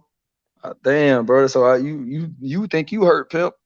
Shit, I talked so much shit. I was T.O. Senior the last 3 days. So shit before, and I even went to the fight. You feel what I'm saying? So shit, I seen my boy get beat up live. That shit hurt, bro. That's fucked up, man. I feel bad for you in that sense, bro. Nah, I don't, cause it was a good ass fight, bro. That shit was a good ass fight, bro. I don't. No, but I'm just saying in the sense that we can go to see. Yo, it'll be like me, man. If I was gonna go see my boy for the first time, and it'll be, yeah, it was a good fight. Hey, if I was you, I'll probably be like, dude, was that me? Because did I jinx this motherfucker, bro? I know you had that feeling, bro. Damn, you rubbing it in, bro. Damn, bro, you trying to HLD, man. He's trying to send YB. You've been emotional for the last 2 days, man. What's up, bro? You want suicide? Nah. What's up with them push-ups? Oh, damn. Are you mad? You want suicide watch, my man? Leave me alone, man. I'm delicate right now, motherfucker. Get on that floor. What's up with them push-ups? Hey, man. Yo, get them push-ups in, bro. You gonna talk shit to me? Get them push-ups in, bro. Narrative and shit, like. What's up with them push-ups, nigga? You did 40 push-ups yesterday. You said you was gonna do 100. He did 30. He did like 30 only, man. Stop capping, bro. He only did like 30. I be like, I'm out here in Vegas, boy, and I be like these motherfuckers at the casino, bro. That motherfucker collect. That nigga, Hey, I ain't gonna lie though. Say what you want. I'm collecting out this bitch. IB came up better than all of us. This motherfucker won $400 just chilling in the cut. Oh, yeah, bro. That motherfucker won money off of Fulton. And I thought Fulton, hey, bro. Don't tell nobody else, YB. Hey. I don't know. Hey, IB, I got your push-ups tomorrow. I got your push-ups tomorrow night, nigga. Tomorrow, come on. Tomorrow, bro. That's what he said yesterday, man. Well, I got half of them done. I'm gonna get the rest of them done tomorrow, nigga. Oh, look at this, bro, man. Come on now, bro. I was there, hey, man. But HLD, I've been seeing you getting angry, upset over the last couple of days because your boy lost. I mean, you know. Man, leave me alone, bro. I'm in a delicate state, man. Leave me the fuck alone, hey, bro. See, you in a delicate state, man. Come on, man. He's one of them punch drunks where he want to fight and get violent. I'm them punch drunk that want to. Like when I'm punch drunk, bro, I want to sit back and laugh and just be like, damn, bro, listen to the blues and shit. I'm from the South, so yeah, when you fucked up, you listen to the blues and you like, damn, bro, what the fuck just happened? What's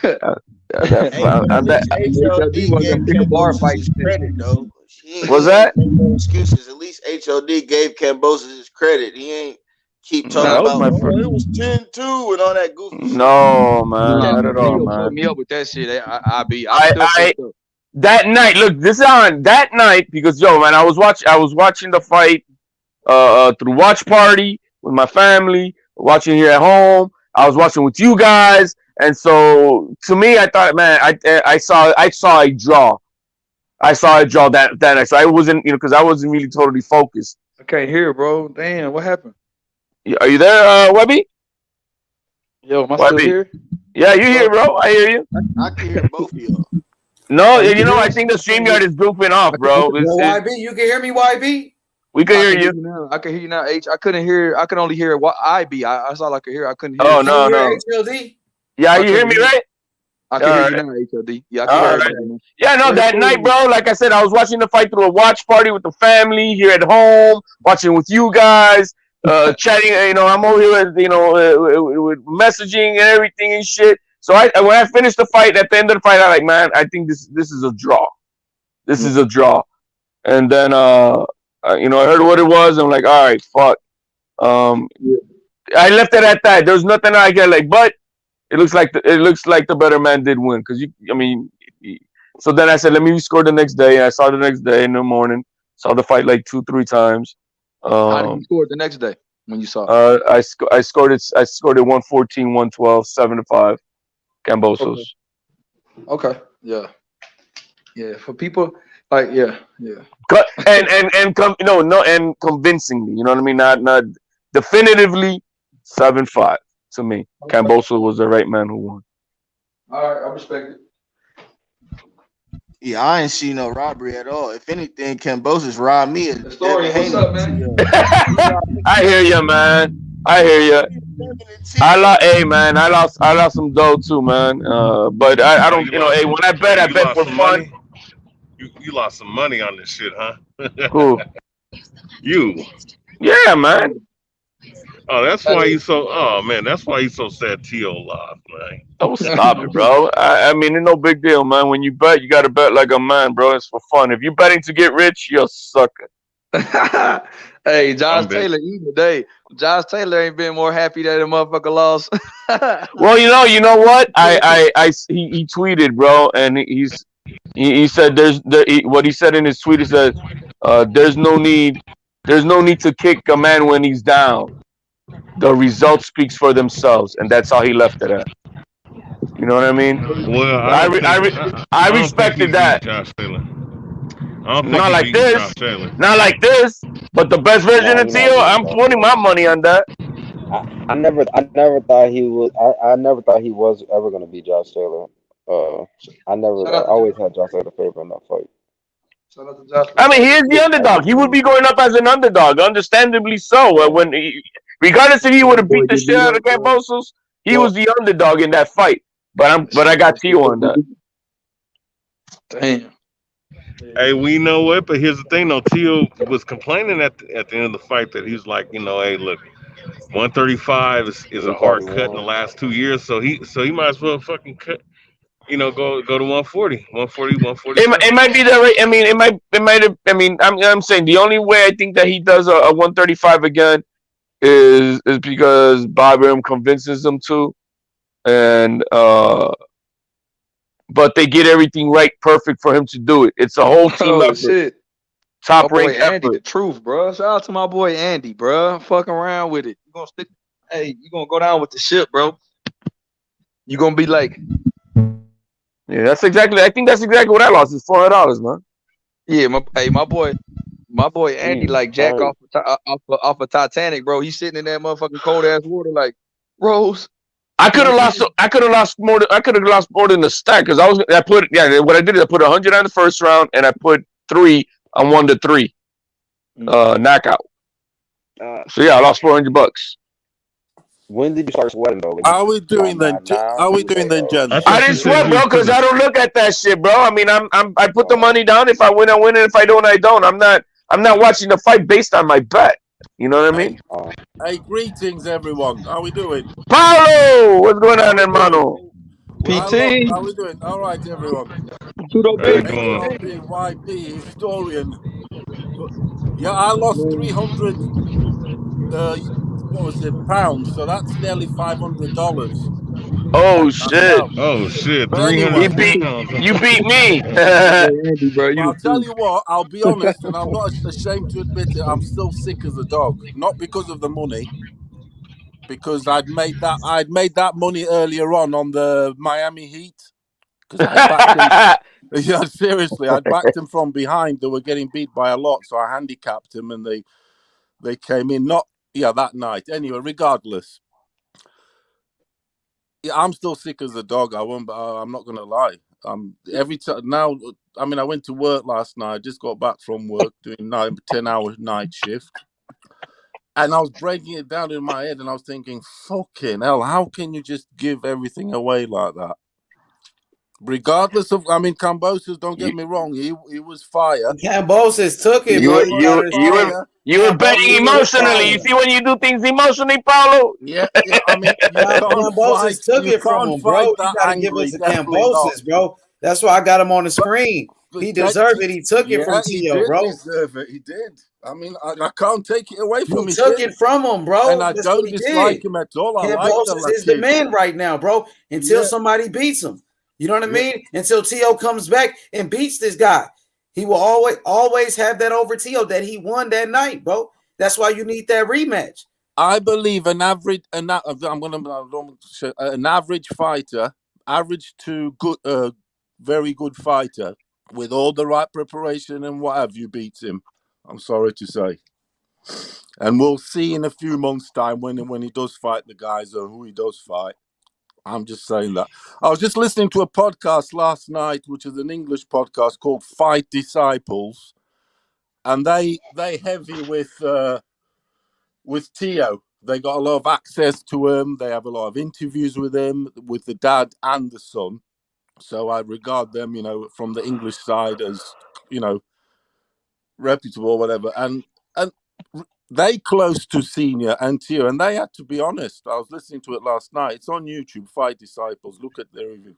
Fight Disciples. Fight Disciples. Yes, it's two guys. Yeah, it's interesting. Nice to get a different perspective. Fight Disciples. And they had to rip and just say, look, Senior was wrong, basically. The tactics, everything. And they're good friends with Senior. They interview him all the time, and Teo. They like the connection here for England, the fight size with Teo. They best mates. They had a lot of access with him in Vegas, and they brought up the fact that Teo recently changed camp, didn't he? He's now in Vegas, isn't he? No, Teo, yeah. Now he's in Vegas, where Plant was supposedly. Supposedly Plant left that, and now Teo's the boy in the gym. If you get me, they were on about it. So he's the new boy in the gym, this, that, because obviously he's moved over there and he's living there. So everything was different. This is an excuse, of course, and it's an excuse. But I'm just, we're just talking whatever because we've got plenty of time. Right? We're breaking it down. Exactly. But look at it all. You went. Yo, you see that video? You see Xander Zayas back there watching him warm up. The team was just his dad. Xander Zayas. Behind Kambosos. Yeah. He needs a whole the proper look at his team. Oh, yeah. Kambosos used to train with him once back then. Right there. Yeah. That was a while back. I saw an interview with Xander Zayas, and he was saying that, he used to be in the same gym with Kambosos, and so he's been there for a while. He's been with Teo, and he thought highly of Kambosos. He struggled with the featherweight. Everybody should, he's a great champion. He's undefeated. He just beat Teofimo Lopez. He's the undisputed champion. He's on a pound for pound list. Kambosos is a great champion, bro. From now on, people get his man his credit, bro. This kid he's a great boxer. He showed great skills in there, bro. He stuck to his game plan. He showed a lot of heart, bro. That was a war, bro. To beat Teo, bro. Teo came with it, bro. Teo came with the smoking round number 1, bro. Kambosos stood up to him. And at the end when he knocked him down, he couldn't put him out. Yeah, definitely. There wasn't that extra breath. But the one thing, and we were just saying that I really think that the Lopez need to stay off of fucking social media. But by those that are his true fans that are giving critique or and constructive criticism, that's what it is, and it should not be taken like jumping off the ship.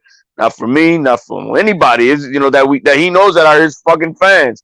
It's at the minute, it's me against the world. Every fucker hates him. Every single fucker hates him. But they haven't helped themselves. They need to totally change the tone, the convo tone, everything. No more this, that. Not even like fucking fuck this. The swearing.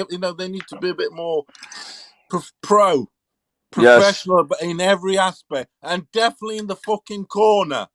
I want to see a fucking proper cutsman, because that was highlighted. You mentioned it yesterday, everything. He was going back into fight. I was watching the fight again, and he went back into fight looking worse than he came into the fucking...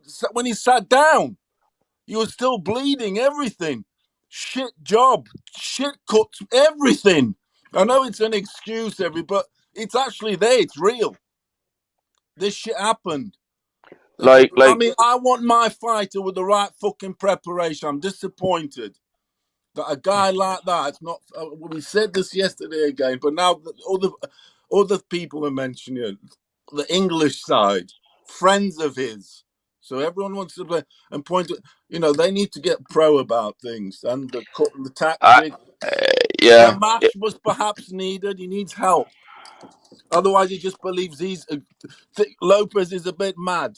He's a bit too. Sometimes you can't be too street. If you get me. Oh, I understand totally. It's like if you ever see these Kentucky racehorses, bro, and they got the best of the best around these horses. Exactly. Now you broke it down. The horse, yes. The horse has got the best trainer, the best nutritionist, the best doctor, the best everything around. He needs to be surrounded by the best, treating it like a fine-tuned race car. It's got to be perfect. No, I mean, dad, everything's not enough. And then, I mean, going forward, if they improve all those things, that's why I say in a rematch, I'm still confident against any other comers. Haney, Tank, everybody. I'm still down with all that, and I'm even more up for it now because he's actually going to make those changes. Because you'll have to, if you get me. Yes. He might have gone into those fights with Haney, Tank, and whatever. It's nice that we got humbled by an Aussie guy. I wouldn't have wanted it to happen against, say, Haney or Tank. To me, that would have been more embarrassing and more damning. It's nice that it was against Kambosos. Oh, I didn't think about it that way, Paolo. I didn't think. I'm spinning it my fucking way, and I fucking will do. Suits you, sir, my friend. I'm glad it was against Kambosos. Now we can promote a bloke down under. You know what I mean? He gets his shine. But what I'm saying is, if Tank makes those fucking adjustments, which are so obvious and apparent. He's still obviously to me he's still the top boy. He's still a top boy, but he does need changes. I mean, he can box. I know he can box. He's proved that he can box. We know what went on. We now know what went on. You can't just go there and empty your load straight away like that first round. Go mental. But Dad set the fucking tone at the start. Yes. I mean, it was obvious that, it was in our talk that the game plan was what? We're going to knock him out in the first round. And that was the game plan, and Teo followed through. That's what he was out to do. And as we saw, it didn't happen. Hey, man, shout out to my man, Mr. G, bro. Shout out to my boy, Al B, man. They giving it, they raw in the chat like they supposed to be, man. We were talking, and, boys deserve all the heat. You know what I'm saying? We deserve all the fucking heat because the kangaroo, we was talking that shit about the kangaroo and the crocodile that came through on it. And Teo played too close to the fucking lake and got his ass. I mean, the river, whatever. The ocean, they got saltwater crocs out there. I feel you, LB, but not everyone on this panel, nigga, because IB wasn't arguing about shit, nigga. Yeah. Nah, he wasn't talking. Yeah, he wasn't really talking. I know he wasn't talking about IB because IB fuck with Haney. IB was telling YB that IB was telling me. But I did have Teo in 5 or less, though. You right, but I wasn't arguing though. But I had Teo in 5 or less, but I wasn't. You know what I mean? I'm eating my crow too, but like I said, I make predictions wrong all the time. Shit, I bet on everything. Boxing, football. This ain't gonna be the last wrong prediction I make. Yep. Yeah, you definitely did, didn't you? Man, BH, nigga, do the push-ups, nigga. What are you talking about? That motherfucking BH just be quiet and that motherfucker be like, that motherfucker ad-lib something. Yeah, you did, didn't you? I'm like, where the fuck BH came from? At the end of the day, my friends, he's 24-year-old. He's already done it all, becoming the disputed thing. If he can make those adjustments on ability, he's better than these guys. But my doubts have come a bit. I'm a bit doubtful on the 147 though. I'll be honest. That boy BH came out of nowhere. I'll be honest on the 147 division because I was first thinking 154, 168. Now I'm thinking calm down. Do you get me, HLD?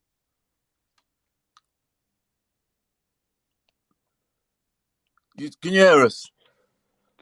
I can't hear shit again. Fuck. Yeah, I can hear Never you. heard. I can hear you, Paolo. Yeah, do you know what I mean? At 147, this and that with the big guys and this and that, I'm a bit dubious, this and that. But at the 140, I think you can still do the, but definitely not without the right attitude, the tactics, training. I mean, Junior Lopez, he was embarrassing. Honestly, he was. We all met. You need. Honestly, you can't. You cannot say to your fucking boxer, fucking in the first round and second round or whatever. Oh, and you got him out of there yet?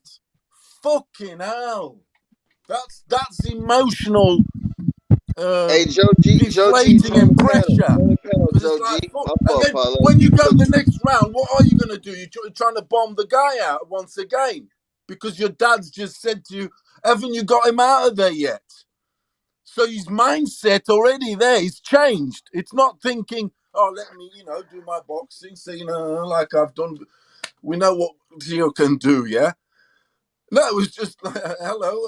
It's John Who did Teofimo warm up with in the locker room? Did he have a warm up?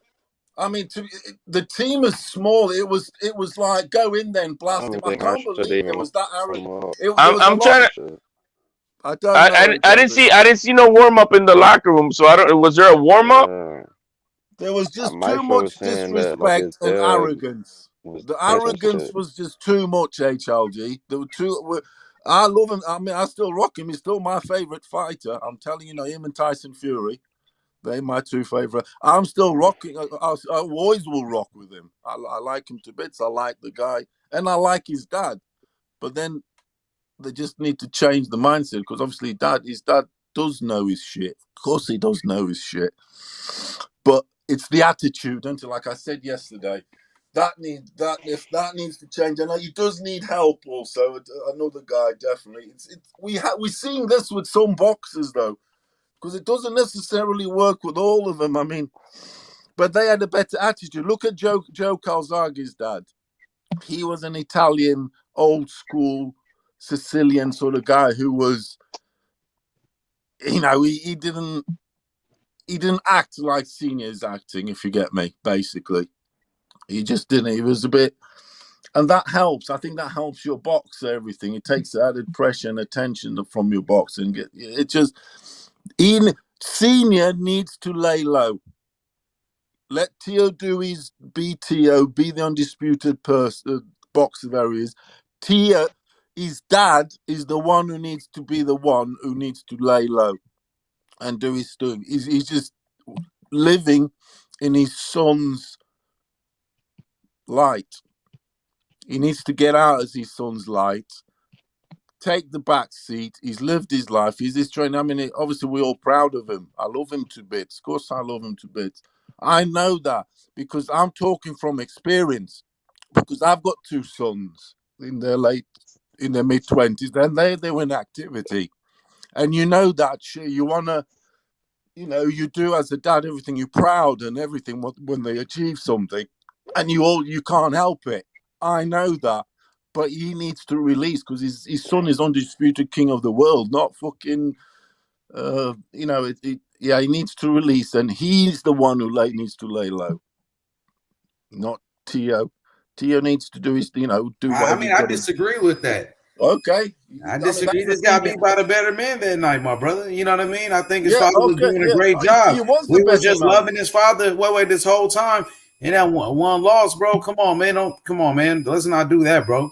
But he needs to change his attitude though in boxing tactics and how he goes about things and respect and everything. What you mean? He went for the knockout, bro. That's what we wanted to see. He did what we was asking for, the knockout.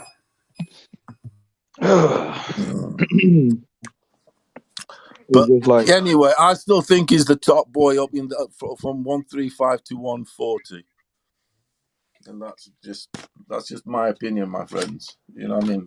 He needs to change his attitude. He definitely needs to change and not be so gobby and fucking be what they are. Like I said, we've all this is it all. It was just Kambosos' night, bro. He wasn't gonna beat the night. Kambosos was the better man. That's what you gotta realize, bro. No matter what he did, I realized that. He was gonna lose to Kambosos that night, bro. I realized he was the better man. Definitely was. He got popped. Yeah. I respect him, and I'm happy for him that he won. I'm certainly happy that he won it, and not fucking Haney or Tank do it to Teo. But if he does, because looking at this, it would have happened with them also. If you don't make changes, he will get beaten again. Definitely needs to make changes in the corner and stuff. Help. Gamache would have been, people like that help. We're seeing this with some boxers, aren't we? With Tunde Ajayi and Yard, and with AJ, and this, that, and the other. I don't know. Hey, bro, pride. Pride cometh before the fall, bro. Like you said. They've been humbled, basically. They've been humbled because, and I think also robbed, because I had the fight. A draw, my friends. I had the fight the draw. I've watched it 3 times. I have the fight a draw, and I mean, yes, I could say that if who'd you give it to? Kambosos won, bro. Like I ain't gonna miss. You know what I mean? I'm just gonna give his credit, bro. You know what I mean? Let's just give it to him, bro. You know what I mean? Kambosos won the fight, bro. But if Kambosos was the better man that night, bro. If someone did win it, he was the supreme boxer that night. He was the better boxer that night. It was Kambosos. You feel me, Paulo? We just gotta give it to him, bro. I had an 8-4. It's fucked up. It's mad though, isn't it? I want to see. I mean, I want to see. I need the rematch though, because it's a split. Watching it again, I had a 7-5 Kambosos. Yeah, if I have to give it to someone, if they say I would say Kambosos, yes, it's a draw or that one. I'll be honest with you. Yes, it's either draw or Kambosos. Definitely. That I've said before. I have said before, but I'm just saying, I had a draw. But yes, I can understand. Yeah, he did win it, and he did. He deserved it. But I've just explained that I don't think he's a better fighter than Teo and this and the other. I think Teo, with the adjustments, with his ability, everything, he should be beating Kambosos. Facts. That's all I'm just trying to say. I'm not this. He won. Fair enough. This and whatever. I'm just saying, man to man to their abilities. I'm still saying Teo would, sort of win. I would think he would win the rematch, but you'd have to make all the right adjustments, because Kambosos is not only obviously a great fighter, he's got his attributes. That left hand, that left hook, everything, left jab was beautiful. It was amazing. During the fight, I did say that on the thing. I said he was winding that left hook. He was landing all the time. He did also. I also mentioned on the pre-fight they had a very good left hook. He winded it up loads against Selby. And Teo's defense, I mean, his hands were down all the time. He was doing Prince Nassim stuff when he no hands up, and especially the right hand, it was always very low and getting caught all the time on the counter. The left hook, left jab. And with the improvement, I mean, that's what I'm just saying. I still think he's the better guy, but it just goes to show if motherfuckers if you're not right or whatever, you're gonna get beat to a live dog. If you get me. Exactly. Because Paulo, that's the very, very highest level of all sports and that. Like we just said, motherfucking everything's got to be right.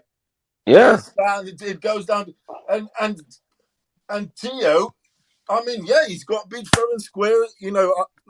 Well, I'm just saying his prep was shit for an undisputed champion. It was preparation of an amateur. Looking back, since he said, "No, I'm just." Paulo, you mad? I'm pissed off because I don't like to see shit go away like that easy. You got to fight. Make sure I mean, he fought hard. Obviously, he fought his life out. Kambosos, of course, he did. But it was still given to him a bit easy, in my opinion.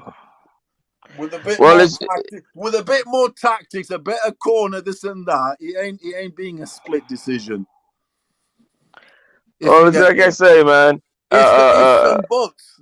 It's the ifs and buts. He got caught in the line of fire, didn't he, in the first round, trying to bomb the guy out.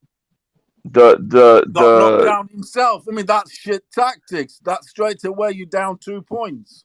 the worst version of any boxer in this game will get defeated. I don't care how different of the level is, but the worst version of the number 1 guy versus the best version of number 10 guy, he's gonna lose because you got to be on your game. Yeah, because This is the elite. yeah, because it's a game of fucking a lot of energy exertion, stamina and shit. I mean, anyway, but you got to beat fair and square. But I just fucking what do you know what I'm bitter about? Right, I'll be honest with you. Also, the main thing I'm bitter about, and I'm going to be honest with you, is that not that Kambosos won the fight. No, like I said, I'm glad Haney and Tank were the ones to take it off him. Even though I do like Tank a lot, I love Tank. He's probably my 3rd favorite fighter. I do love Tank because of the Mike Tyson shit, blah blah blah. And it's that Kambosos has won this title, fair enough, but he's gonna fucking lose his next fight. And those belts. No, he's not, bro. That's some bullshit right there. I hope he fucking he's not going to lose his next fight, bro. I hope he doesn't. That's some bullshit. How you going to say that, bro? He just beat the number 1 lightweight in the world, bro. You can't just throw Kambosos under the bus like that, bro. Okay. You don't even know who he's going to fight next. You acting like he's a bum. I mean, if he fights not a bum, bro. He can box. He can box. Kambosos got great skills, bro. If he fights Haney or Tank. Bro, he's undefeated. He beat Teofimo for a reason, bro. He ain't beating Tank or yes, he is. He can outbox Tank Davis, bro. Yes, he can, bro. I'm picking him to beat Tank Davis. I'm picking Kambosos to beat Lomachenko too, bro. And he can beat Devin Haney. He can beat anybody. He just beat fucking Teofimo Lopez, bro. He just beat the number 1 lightweight in the world. All right, ask the panel then what they think. Let's go around. Let's have a vote if you've got time. It's my opinion, bro. Oh yeah. Respect. I'm saying that's my opinion. I feel like that motherfucker could box with anybody. He just beat Teofimo Lopez, and we were saying how good he was, and he beats him. Now he don't get no credit, bro. Man, Kambosos is beating fucking Tank Davis. Yeah, even historian said it. Historian got him beating Tank Davis too. Yeah, all right. Shit, I got him beating Tank Davis, man. Who the fuck Tank Davis fought, bro? Who the fuck Tank Davis fought, bro? Answer that question. He hasn't fought. No, I agree with you. He hasn't got. I do go on the eye test with him. You could say. Kambosos has now fought 2 top guys. Yes, 2 champions. So you got to say that he has got a better resume, really. Then, if you look at it that way, yes, I have to. Of course, he got a better resume to take. He just beat fucking Teofimo Lopez and Selby. Yeah, of course, he got the best resume, bro. Yeah, and Lee Selby and Mickey Bay, bro. So he beat Teofimo Lopez. Ain't nobody on Tank Davis' resume on the level of a Teofimo Lopez. Teofimo Lopez was the undisputed champion, and he was on the pound-for-pound list. Yeah. And does he beat Tank? Parts no Teofimo Lopez, bro. What do you reckon then? So that's 2 for Tank then. I mean for Let's keep it a buck, Paulo. Keep it a buck. Hey. You said who Polo out of who Kambosos and Tank and Kambosos. That's us. I got Tank. Tank, all right. What about you, HLD?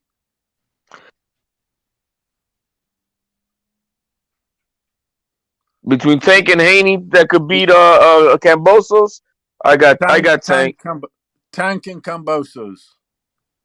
Well, yeah. If we were gonna see who could beat him next, if it was Haney or Tank, I say Tank could beat him. Devin Haney, I don't think is going to beat Kambosos. Because, when I say he loses his next fight, it sounds disrespectful.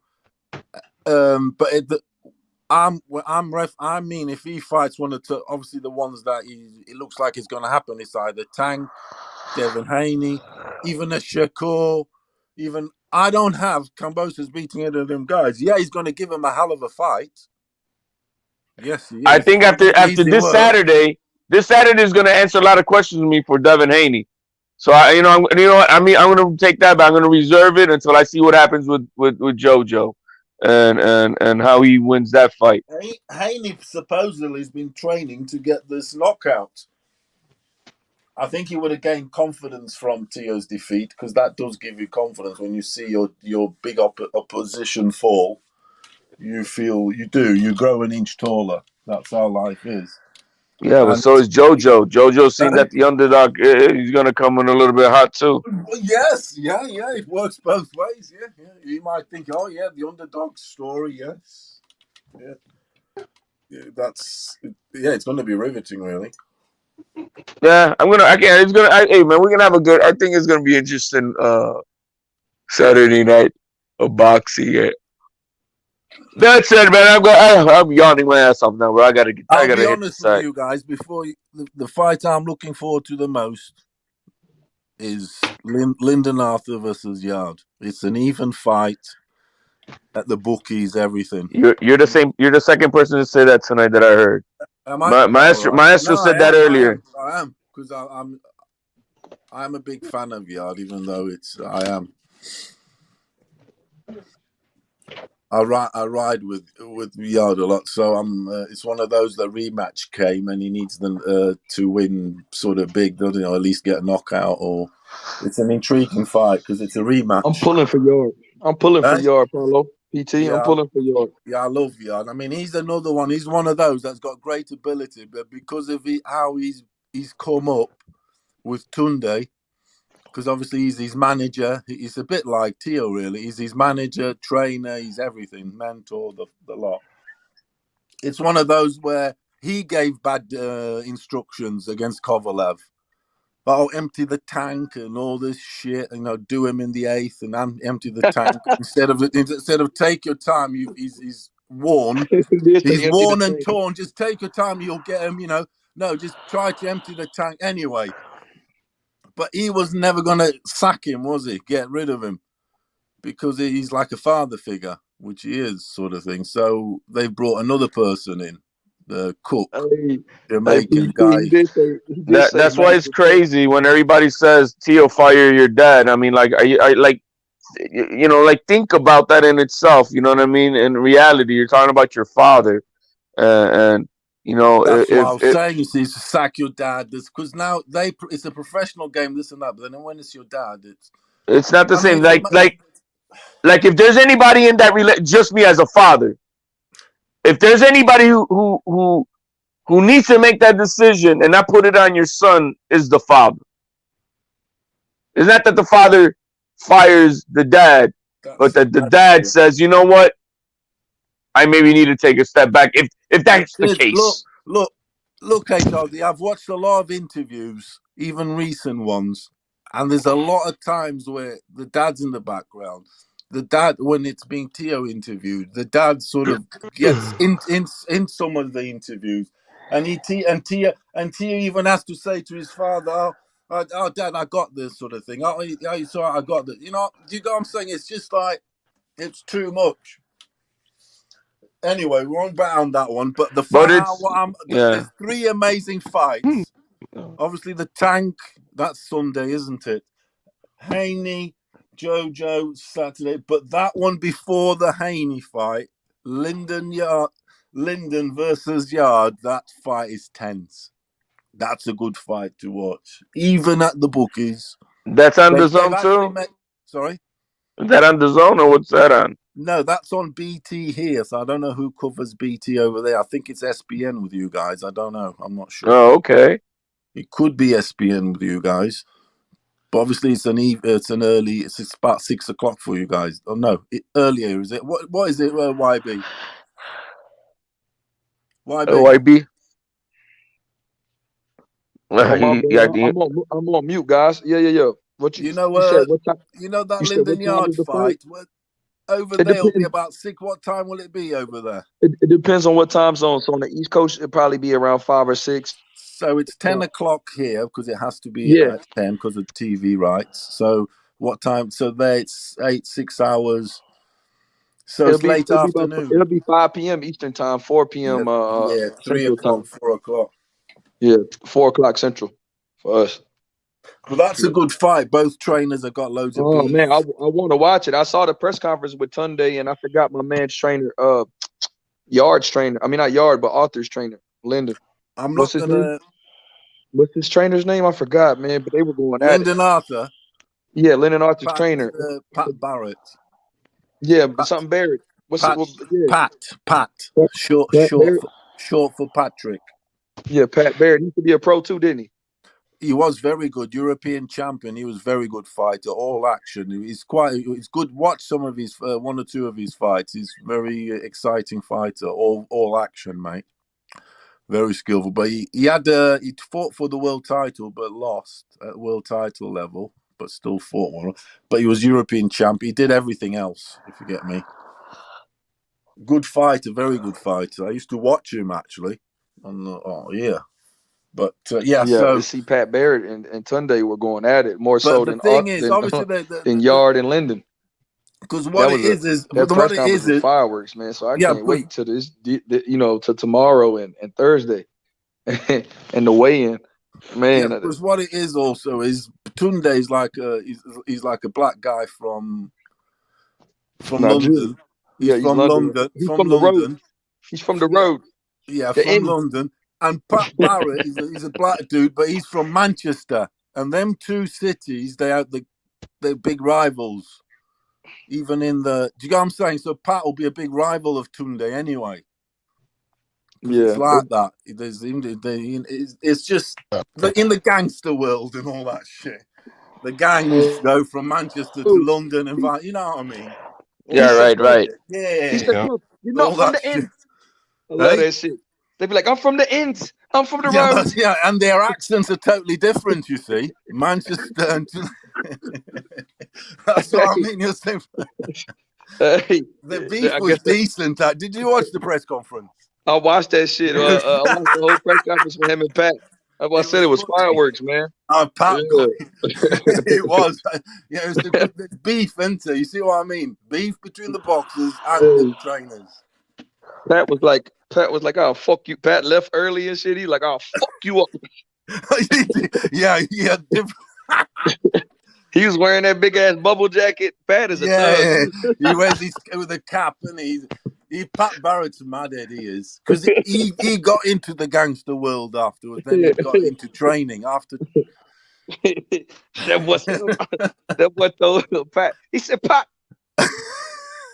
Like, "You're not like that. You're not like that, Pat." Their accents is funny. I know you're not like. He said, "You're not from the ends, Pat. You're not." Oh, fucking. Tunde, I watch his YouTube channel. I just find him funny. People hate him and whatever, but I find him amusing in a weird way. If you get me, I love him. You know, speak it, believe it, become it. That's what I love his shit. Speak it, believe it, become it. Yeah, but that's a hell of a fight. I mean, like I said, I'm a big. I'll be honest. I didn't know much of Linden before. I mean, I didn't know much about Linden. I'd been rocking with Yard for ages since he went on TV. To be honest, which is quite early. Yeah, so do you know what I mean? So it's one of those where I was a bit surprised, but once again. The Yard fight, that defeat is very, very, very, very similar to the Teo thing. Not a bit to the Teo thing where here we go. Sound like this, but he had about weirdly four people in his family died, didn't he? In a space of from COVID. COVID. In the space of 3 months, his father sidied. His grandparents died too. Grandmother, then his sister, auntie, did he lose his grandparents? Really close, like his dad. That's a lot of weight, man. Oh yeah, it was. It's 4 deaths. It was mad in the COVID thing. And then he fought in the COVID thing. But once again, that's an excuse. I mean, it's excuses, but excuses, but they're life excuses, man. It's reality, man. It is much. But he had four people in his immediate family, including his dad, die.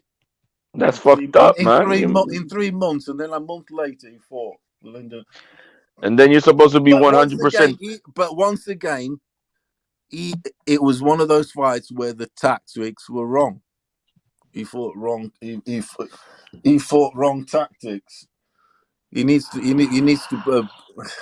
But he was he could have been exposed. He couldn't handle this Linden's jab. What did you think, YB? I thought, like you said, man, Linden really went off the jab. He's just one of the. But I thought, like you said, the game plan was wrong. I didn't like Tunde's advice in the corner. You know, watching it back. I don't like what Tunde and them said after the fight. It I don't know how to describe it, man. They thought they won the fight, and it was a close fight still, even though, like you said, PT, even though the jab was a major factor in that fight, it still was a close fight. It was a close fight. You could have even said once again a draw. Yes, it could have been a draw. But they here in England, Yard doesn't get as much love as he should, because it's a bit like Teo. He's Yard's an incredible boxer for ability. He's a late starter actually, but he's very athletic and talented and whatever. He's a bit got the Roy Jones about him. Mm-hmm. No, he does. He's good at like every sport and every shit. And Tunde is how come he's kind of letting him down, if you get me. Yeah. Because Tunde here gets very, very, very, very bad press and attention. They don't like him here. They just don't, because they don't like him here. And that doesn't help Yard. And this is a very similar scenario we've got with Teo. Teo's a very, very, very likable personality, engaging. Look how he's been offered for movies, whatever, yeah. But his dad is letting him down. Do you get me? It's reverts back to that. It's a very similar scenario we've got here. Yeah. He's letting him down outside of the ring and inside of the ring. Outside with all the bullshit, comments, this round, we're going to fuck you up first round. You know, I mean, it's all good. It's good entertainment. It sells the fight. Yeah, it's all very well. But obviously when you then get beat and this and that, and then obviously you didn't also apply, the right, you were busy still talking shit instead of giving the right tactics or applying some tactics, instead of saying, look, son, get off work off their job and just take your time a bit. No, he was saying, why aren't you fucking knocked him out yet? You do not fucking say that.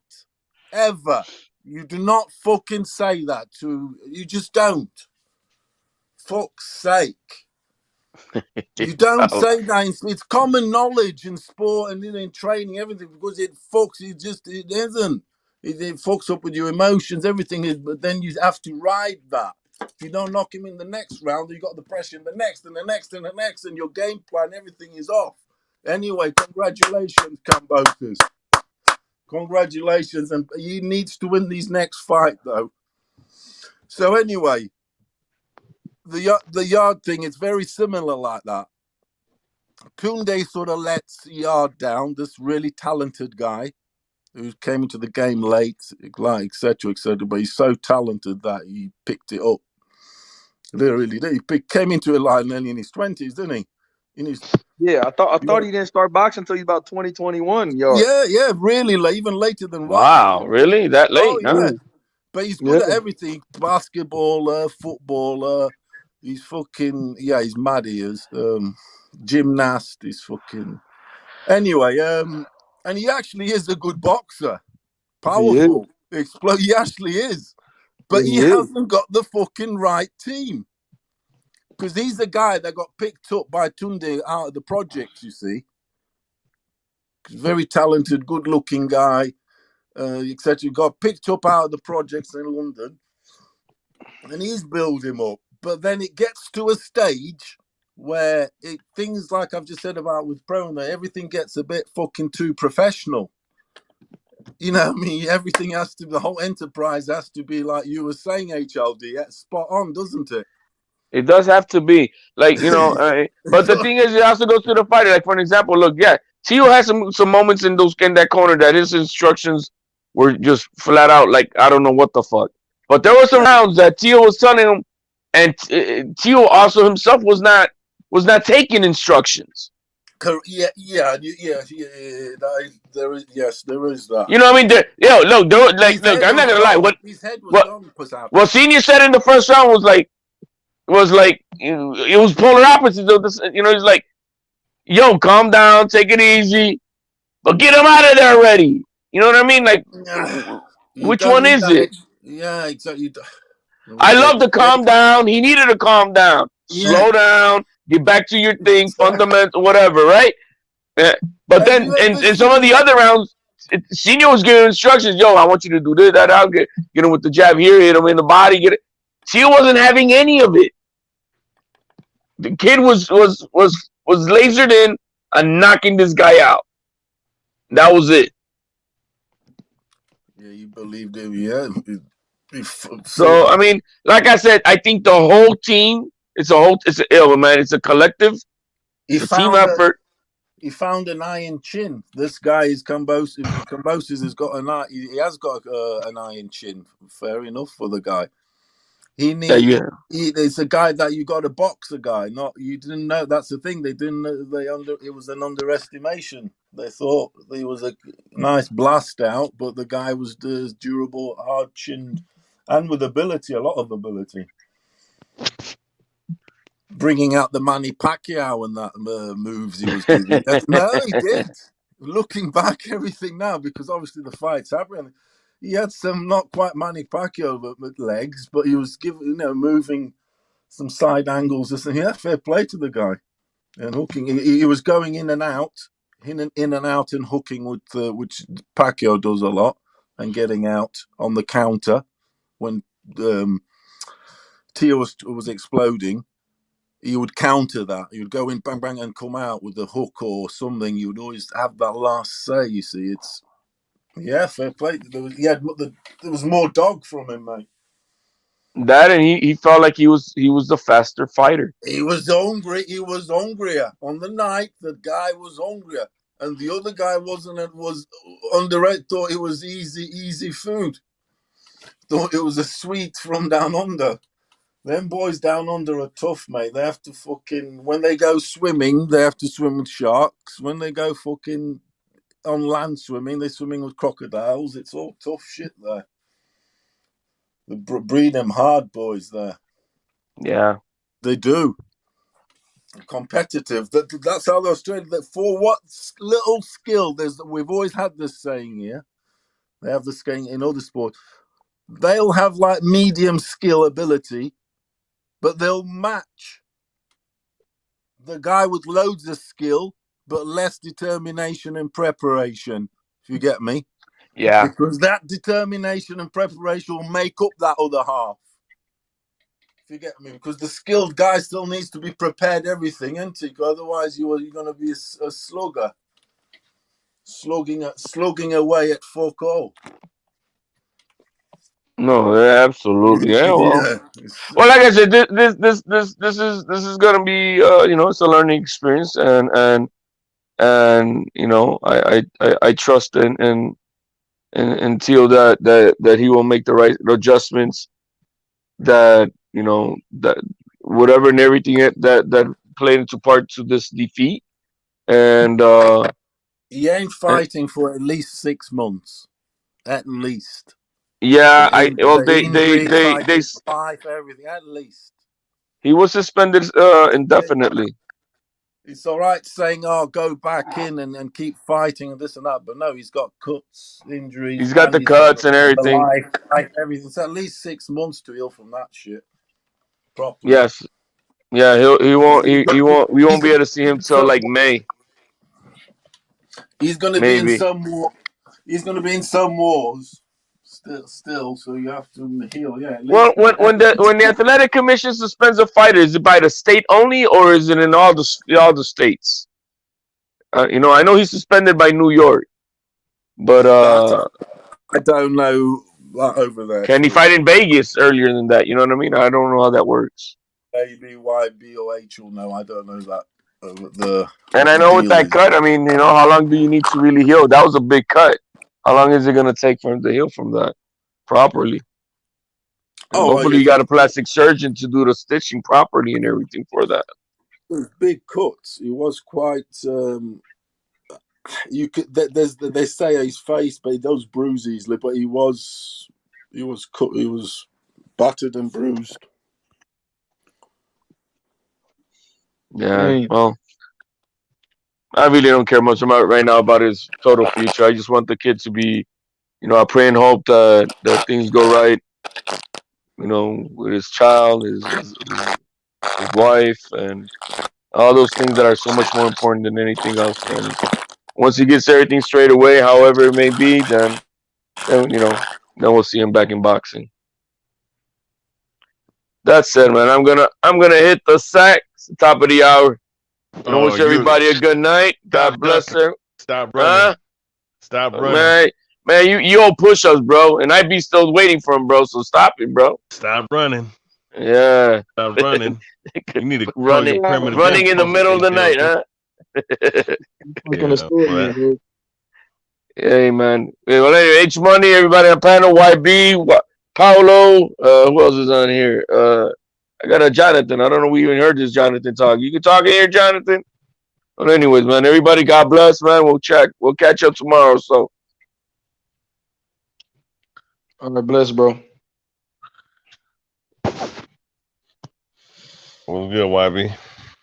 Hey, man, chilling, bro. You know me, bro. I own that shit. You feel me? Hey, shout out to HT Boxing, man. That's why I said, bro, we not in a position to bring up the Linares shit because Tio got dropped in the first round, even if he was rushing and all that, bro. You got to eat that. So I took a step back from that shit. You know what I mean? HT Boxing. So yeah, my boy, no soft spot. What's goody, bro? Herbine, what's up, man? What's up with you, man? What you feel about this shit? A story, and I ain't get your opinion on nothing. Oh, shit. All right, I mean, bro. Good night, brother. And this fight is what it is, bro. Yeah. How this shit happened. I mean, Kambosos came out with a better game plan, and he stuck to his guns. And I thought the deciding factor was the 11th and 12th round, bro. And it seemed like he was more assertive in those last rounds. And mainly he established the complexion of the fight in the first round when he dropped Tio. And Tio was coming like a bat out of hell, man. Trying to knock this dude out and, just fucking forgot all his fundamentals. Yeah. I mean, that's what happens. This is the fight game, bro. Facts. Hey, man, now Kambosos and see, when you lose like that, you do fuck off your money. You know what I'm saying? Especially given the circumstances of the fact that he's not even on the DAZN. He's not in match. He's not part of the Matchroom stable. He's part of the what's up, boys? Top Rank. Yeah. He's with Top Rank, ESPN. I mean, and you fuck this money off, man. It's not good. But hey, man, one thing I don't like is that Katz is writing this man off after one loss, and that's something you can't do. That's something that I don't know. It's the culture in boxing nowadays. I'm gonna have to do a video sometime this week about that stupid shit, bro. Like, a guy losing one fight is not the fucking end of the world. It's not like the man, he got cut up, he got beat up, or he got his face lit up, I should say. It's not the end of the world for this kid, bro. And that's what a lot of these cats, man, like, creates a very corrosive environment for boxing, man, when you guys you're trying to write somebody off based off of one loss. Like, that is the most ignorant shit I hear. It's just look, the young man's talented. He just got to go back to the drawing board, do what he need to do. His father need to learn from this. They need to humble themselves. That's all it is. Yeah, I agree with that. I'm not gonna write the dude off either, man. I don't care nobody say. I just can't do it. Bro. I seen dudes come back from worse. Real shit. Man, listen, fucking, what's up, boys? From knockouts. You know what I'm saying? Knockout losses. Or listen, I mean, I think we've seen guys go 42 and 0, and their resume ain't shit. Okay. Go 42 and 0, ain't fought nobody good. You know, fighting 40-year-olds with fucking heart issues and shit. People call them great. You know what I'm saying? You know, so I think Teofimo. Shit! I finally got it, bro. It took me about 10 seconds to get where you was going, bro. Oh shit! All right, go ahead. Finish what you were saying. This motherfucker. They were 42-0, bro. Hey, historian. What are you on about?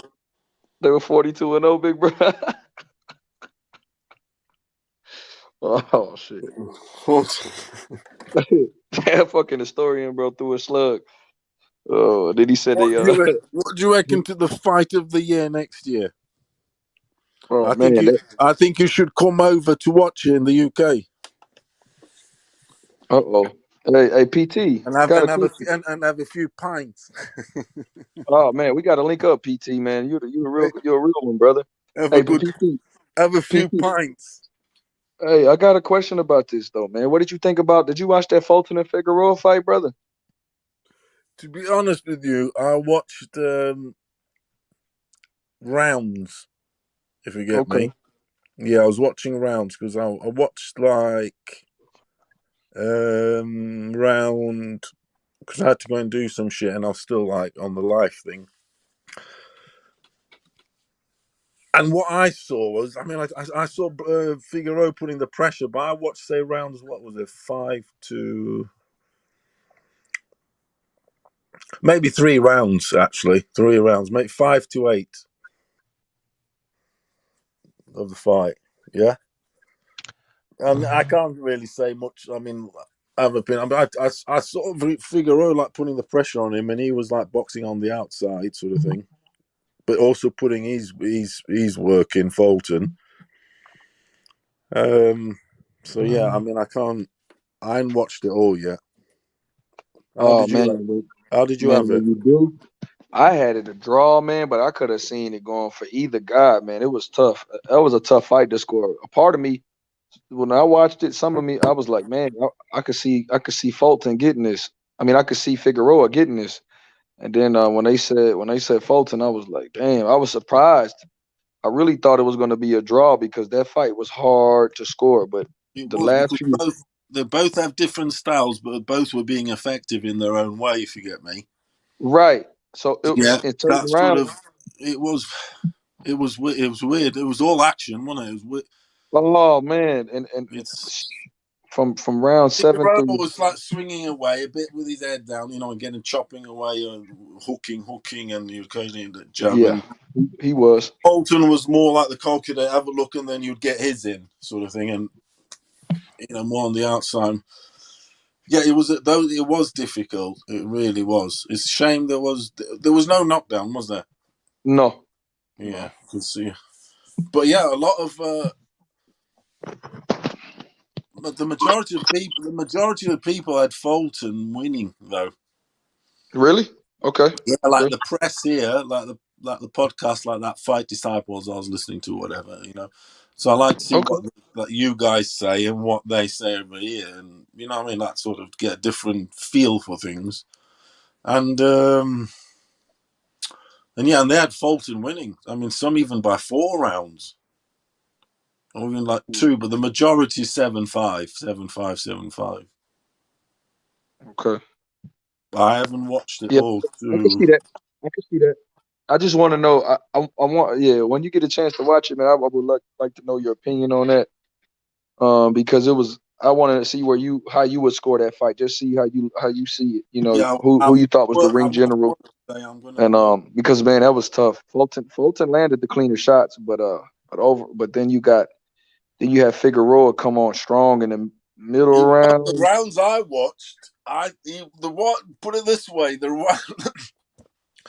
the rounds I watched, like sat down and actually watched, was 5 to sort of 8. Yeah, it was. I'll probably say he won those. I could say he won those rounds because he was chopping away, you know, getting in, but then I hadn't seen the start of the end. If you get me. Right. How did you have it in the like from 5 to 8 or 9, something like that? It was. Like I Five said, three. it was hard, mate. It was hard to score that one, definitely. But I'm gonna check it. I'm gonna watch it and just score it, isn't it, and see what I think. Yeah, but I know from what I watch, it's kind of what you prefer and what. See, that's what it's hard for judging and stuff. You know, it's what they're gonna prefer and look a bit. It's a weird one. Right. And that's the only thing. So like these fights, man, are hard to score. PT, like we had a great weekend of fights last weekend, and I can't wait for this weekend of fights. I'll tell you what, my friend, this weekend I'm looking forward to this weekend more than the Tio weekend, even though I'm big Tio, but there was just Tio, what was it, Tio and Fulton, but because I'm big, that Lyndon Arthur fight, I'm big on that one. I can't wait to see it, man. Trust me, he's my Lyndon Yard's my favorite UK. I'll say, I'm not ashamed to say, he's my favorite UK boxer because I took to him. Do you know what I mean? Right. I like how he's come up, his story, all that stuff. Yeah. Right. Do you know what I'm saying? And, you know, you get like that. It's how it is, isn't it? But and I like him. I like his style, everything. I like what he's influenced by. He's the Roy Jones, Mike Tyson, and you know he's influenced by those sort of guys, goats like that. He has got good, but yeah, I hope he does it. And I think if he does it, because it's like that Kovalev fight, he could have won that fight. Yeah. And should have done. I'll tell you now, he should have done if he had fucking the right. Once again, what we've been discussing for the past minute, everything, you know, the right advice and tactics and all that. He could have won that fight. He fucking had Kovalev right going, didn't he? I was about to say, you still there? I was about to say, yeah. Is it true that that Yard doesn't spar, that Yard didn't spar much for that camp with Kovalev? There you go. There you go. Good subject. They say he doesn't like sparring. They say he doesn't spar much. Very, very, very good subject you brought up there. That is an Achilles heel of his, and some boxers.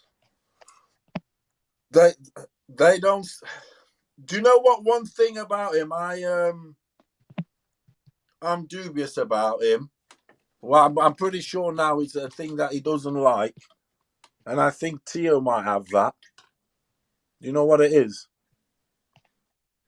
Can you hear me? Yeah. What is it? What is it?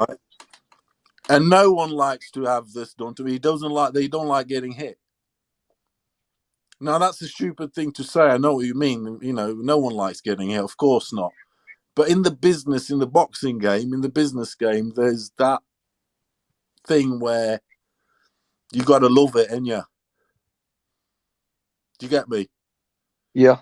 Because if you don't like getting hit, you're not going to be a boxer, are you, if you get me? Do you know what I mean? Don't you? There's that thing in there. And I'm dubious on Yard with that. I know there's them guys, I don't know. I don't think he likes getting hit, and I don't like that. You get boxers like that, sometimes it's maybe because they got looks or I don't know, but what do you reckon? I don't know. Your boy Tunde be like, we don't need to spar. He said. Yeah, I know he don't. I know he doesn't. They don't spar. Yes, my friend, they don't. And it's all that tipper tapper stuff that he learned at the Mayweather gym. Yeah, he reckons he's drawn up like he's got books and books and books of fucking methods, isn't he? Nearly more than Bruce Lee. Have you heard? Yeah, I heard that. Like fucking methods and this and that, and it's like fucking. No, but he's one of those that doesn't do the sparring. No, he just fucks about with that. That's not good. Yeah, it's not good because it's the old thing. When you do get, that's what I was trying to say. When you do then get hit, it's like fucking hell. Hello. Yeah. You know what I mean? Yeah. You have to have the hello at sparring, don't you? You know what I mean? The sting. Okay. You got to get used to this. When I was saying about not like getting hit, is that sting? I've sparred messing about, and when I was younger, we used to go to the gym and do circuit training and stuff. You know, the boxing circuit training. So we used to fuck about this, and we used to, and we've all had fights on streets and whatever, and we know that sting. That if you're not used to that, or like being knocked out before something, it's a big thing, isn't it? Yes. It is a very, very big thing. So that's, but yeah, the sparring, yeah, they don't do the sparring. So I don't know. I mean, that's the problem there, isn't it, with him? I think a bit. But is it? Tunde's a madhead, and he's funny as fuck. Yeah, he said, Pop, you're not like that. Pop. You say that well, actually, YB. Hey, that's what he told me. He said, you're not like that. You're not like that. Tunde was gangster, though. He was gangster in the London streets. You know, them Nigerian boys, they don't fuck about. Yeah. But so was Pat. Pat's Manchester. Yeah, Pat was Manchester boys ride big, they do. Hey, that Chisora kid, man, that Chisora cat, man, was a weird. He was a weirdo, but he he does shit like that, bro. Who? Derek Chisora. He's fighting this month. He's fighting this month, guys. I love Derek's a great character. He is a legend. Yeah, he is. But Derek Chisora's fighting soon, isn't he? Fighting against Parker in the rematch. I used to live in where Chisora's from, Zimbabwe. I've been to his neighborhood in Harare, Chitungwiza. He's from Chitungwiza. So I live there, but he's from Zimbabwe, and he. Who is Chisora? Yeah, he's from Zimbabwe. Born in Zimbabwe, he immigrated. I didn't know that. He immigrated to England when he was 16, 15, and then walked into a gym. You know, obviously, he eventually walked into a gym in London, and here we go. Let's have it. I remember that fool was talking about, man, hey, I will physically shoot David. But I'll tell you what, though, Chisora, fair play to him. I know it's a losing resume, but he's got a hell of a resume, isn't he? He's fought every fucker. Do you know what I'm saying? I know it's a losing whatever, but motherfucker gives them fights. He's still fighting strong now. And look at David Hay, which they fought together, is long gone and given up. Yeah, David Hayes trying to manage him. This motherfucker's still in big fights. Look at Chisora chasing Usyk around. Like you said, fair play to Chisora. In his late 30s, chasing Usyk around. Fucking hell. Damn. But Usyk there, do you know, I truly believe that Usyk is that good that he played with Chisora. Right? Played with him, because these guys, when you're that good, I think you can carry someone. I know it sounds a bit over the top what I'm saying, but I think he carried him a little bit to get the fight. You know, sometimes if you look shit, you give the other guy that the champion confidence, so to speak, for the Joshua fight. Oh, you think Usyk? You think Usyk did that? Hey? You think Usyk was playing possum? A little bit. I'm not, obviously we never know whatever, but I get a little bit of a vibe, because he is that good. If someone can do it, it's him. If you get me. That's why I wouldn't put it past him, sort of thing. And then the Joshua lot thought, yeah, that's fucking how he struggled with Chisora. He definitely. They'll be thinking, fucking how he struggled with Chisora. Because it was, everyone was like, Usyk's not going to do fuck all. He's just fucking struck. Were they not saying that? They were a bit, were they not? Facts. After the Chisora fight, everyone was saying, he fucking hell, Chisora was, chasing around the ring. He's strong. We were like, nah, he's not going to do it. And To me, he was baiting a world title shot.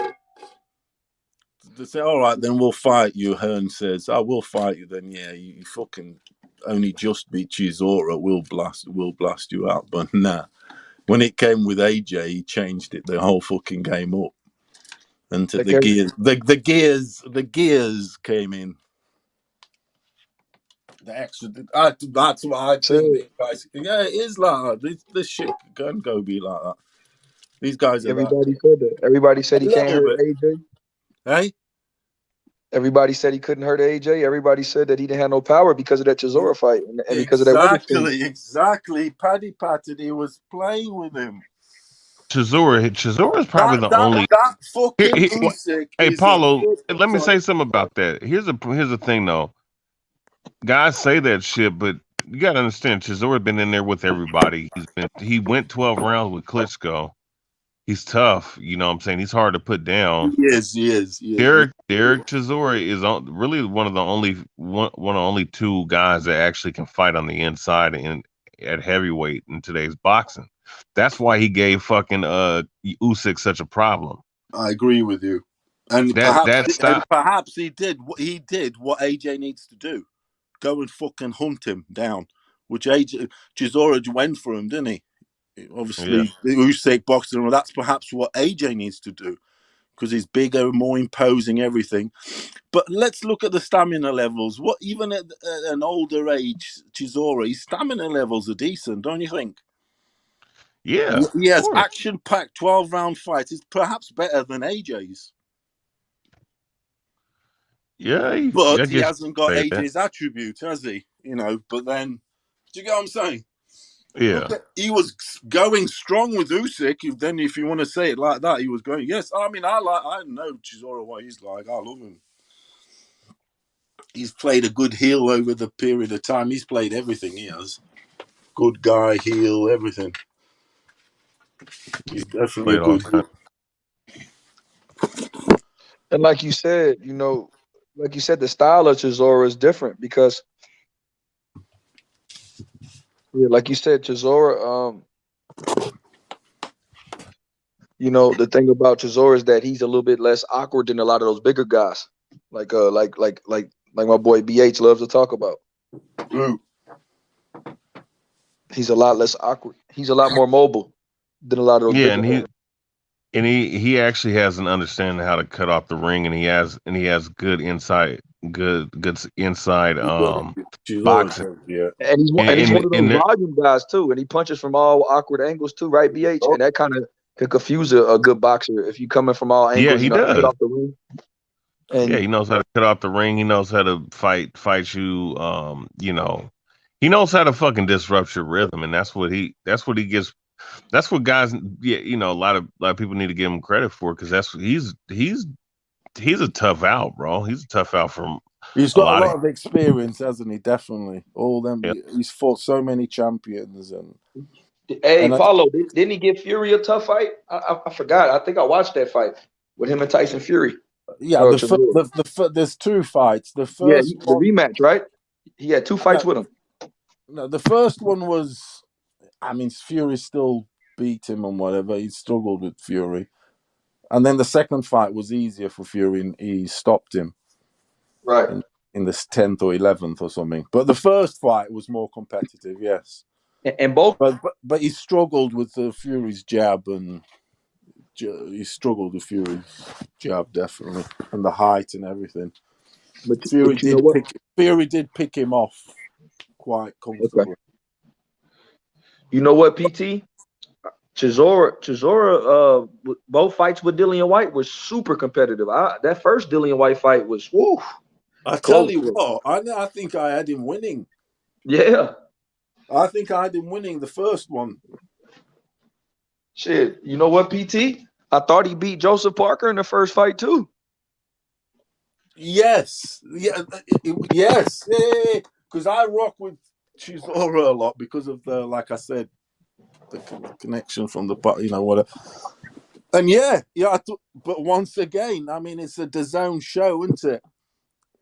Chisora, when he's what you call over here, he is like the paid fall guy. Obviously, if he's going to win, he's going to win. If he gets his knockout, fair enough. Like he got against that, what was his name? That Polish guy or whatever. Yeah. But imagine if his resume would have got. If what I'm trying to say about the Fall Guy thing is, if it comes to points and it's tight, he ain't getting the decision. Right. Because it's the Eddie Hearn show, it's the zone, and it depends. Obviously, he's not going to get the decision against White because White's the guy who's on the up. Right. Parker's the guy who's on the up. You look at them in Chisora's. That's what I'm trying to say. When it comes to a tight decision point, he's the Fall Guy. A bit like Teo was treated this Saturday, but I won't bite on bitter grapes anymore. But yeah, you didn't get looked after there, my friend. Trust me. Anyway, I thought that very big argument for having won those. Definitely the Dillian White one. Yeah, that was a great fight though, wasn't it? They both went at it, wasn't it?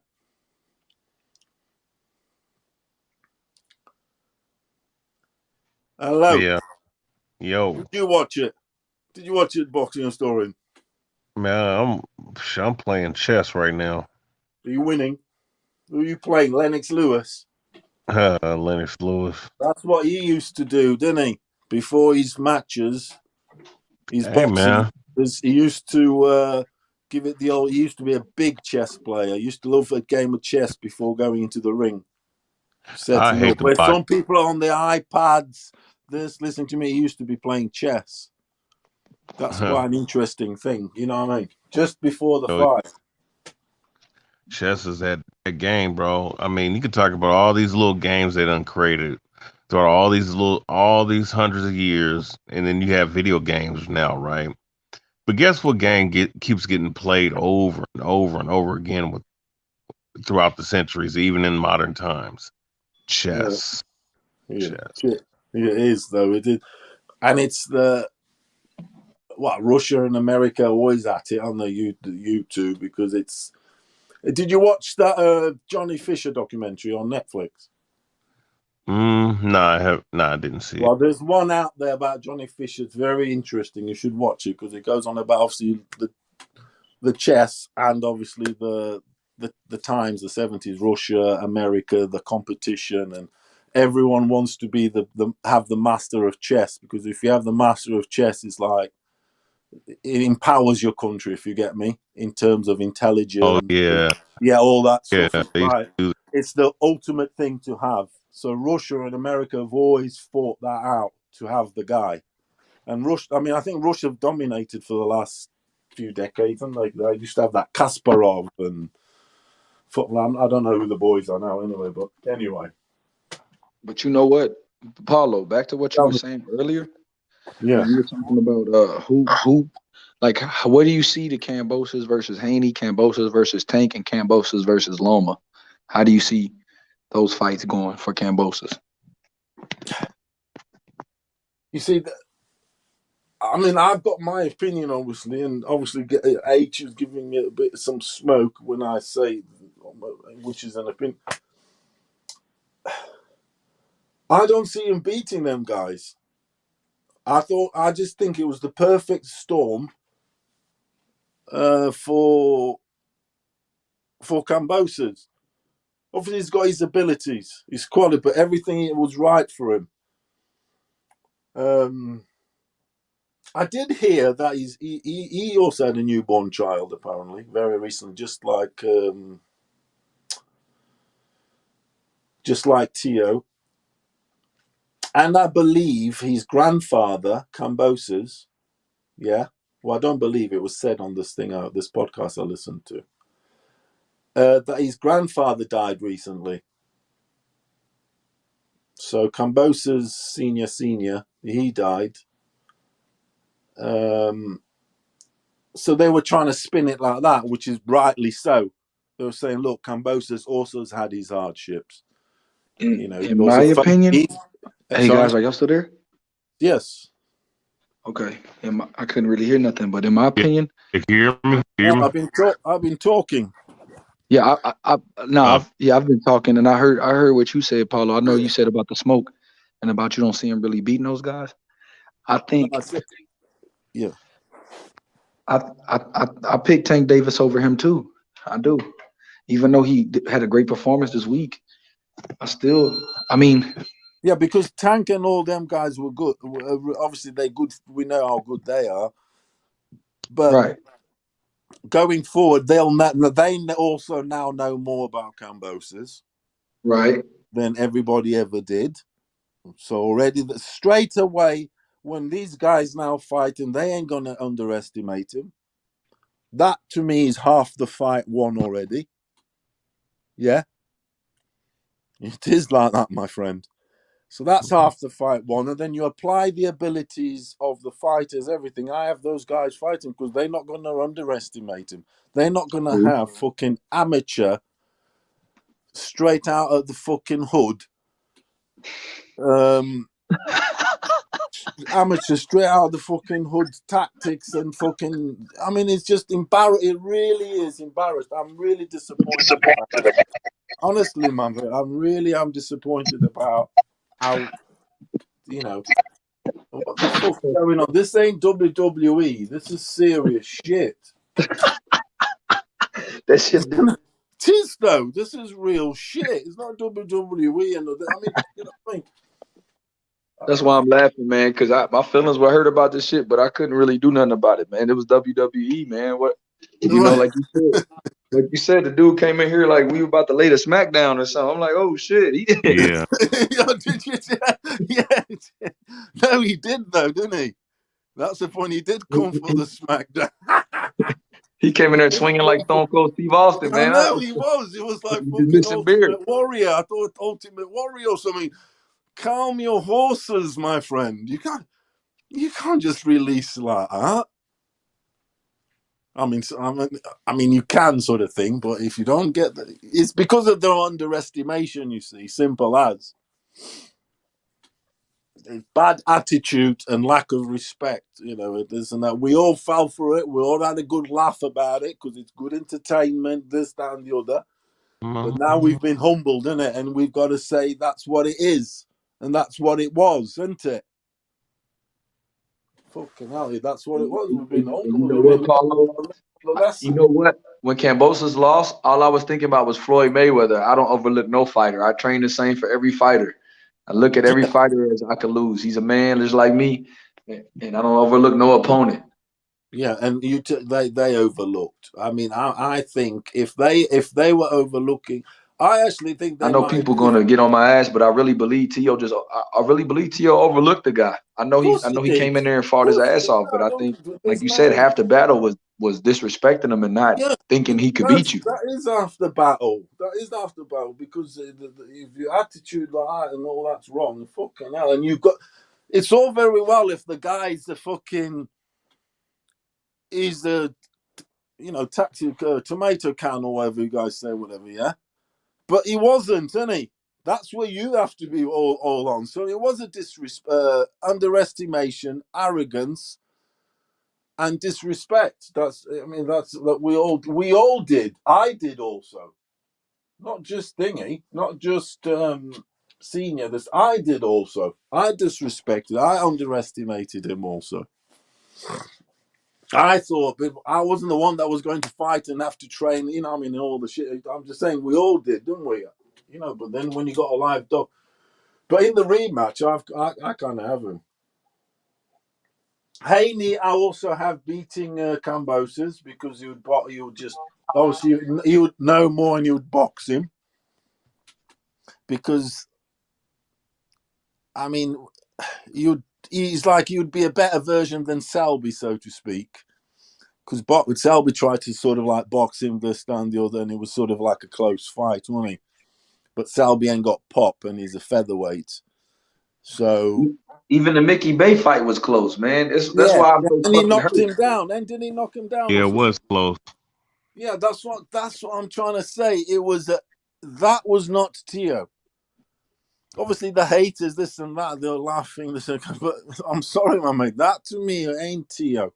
That is not Teo at full capabilities. That to me is Mike Hell no. Tyson. That to me, it is. It's got to be. Everything's got to be spot on, especially nowadays. And that Kambosos is trained like a motherfucker. He trained properly.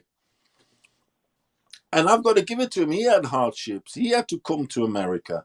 The COVID situation in Australia is really bad. You know, the quarantining and having to travel. I mean, he also had it hard. But his attitude was right. Which made his, what I think, a medium to, let's say, a good skills. Yeah, I would say good skills, very good. Yeah, look, this the thing. You say had it in the bag, and Kambosos trained like he had something to prove, and he trained with respect. When you train with respect for your opponent, you training to believe they could hurt you. He trained like he knew Teo could hurt him, and he had to be on his A shit. Teo trained like, oh boy, couldn't hurt him. And when you think like that, man, mate, it is like that. When you're under it, it just is. That's in everything. It's like tonight, I'm going to go out and play billiards. One night, I'll play a guy that's probably the best guy in the town. I'll beat him. But the next week, I might be playing a shit guy, and I think, oh, he's shit. You know what I mean? You're just like, oh, yeah, whatever. And then he beats you. Well, he beats me, for instance. And it's like, yeah, because, I don't know, you can't get up for it properly. You think, yeah, whatever. You know what I mean? Your eye ain't on the prize. There ain't no eye. There was no eye of the tiger. that Ongo, wasn't it? I feel what Kush is saying. Kush is saying from the chat. He said, if I could say that, you could say that Loma wasn't that same Loma that fought when he fought Teo. And I mean, yeah, you could say that, yes, and you could also say about the size and everything. Yeah, there's all these things. Yes, I did think Teo was a lot bigger than him when it came to fight night. Fucking hell. Yeah, I've watched that fight a few times, and yes, Loma did take all those first rounds to adjust everything, but then Teo did do what he had to do, and he showed him the respect. He did fight him with respect. He did take the front foot. Yeah. His whole approach, I don't know, man. was a different approach to Teo definitely trained. I mean, the thing is though, like Kush is saying, I agree, but they both came in that fight. They both had injuries in that fight, though. Teo had to get surgery just like Loma had to get surgery, so that's why they did. Yeah, Teo had to get surgery on his foot. You know what I'm saying, on his plant foot, and Loma had to get surgery on his right shoulder. So they both were injured in that fight. I don't know, man. It's just whatever. Quit up making excuse. Yeah, it's yeah, but you got to beat though. You got to beat. No, it ain't no excuses. Teo lost. It's not. Yeah, no, of course he lost. Of course he lost. Yeah, I know. I'm just saying, like when you say what you thought caused Teo to lose, like you feel like. I think definitely contributed. Definitely. Of course. Yeah. I'm not. Yeah, to say Teo overlooked. There's no two ways about it. The approach, everything that did contribute. Maybe it wouldn't have been a split. Don't forget, it was split. Maybe it wouldn't have been I mean, yeah. Well, I don't know if Kambosos can be. Put it this way, then, to end the old thing. At the end of the day, you got to ask: can Kambosos be any better? I'm not sure he can. You know, we've seen what you've seen from, but I think Teo can be better, and that's that basically. And then from a split under those circumstances, if there was a rematch, I would think you would win. But then at the same time, if it's in Australia with the 50,000+ people, with the judges on his side now, because trust me, if the fight's close in Australia, he's gonna get it. He ain't gonna get the Teo treatment, a split. He's gonna have a bit more. Anyway, he's gonna. It's going to be intimidating. I don't know. I really don't know. I mean, Teo would really have to make loads of changes. Definitely in the corner.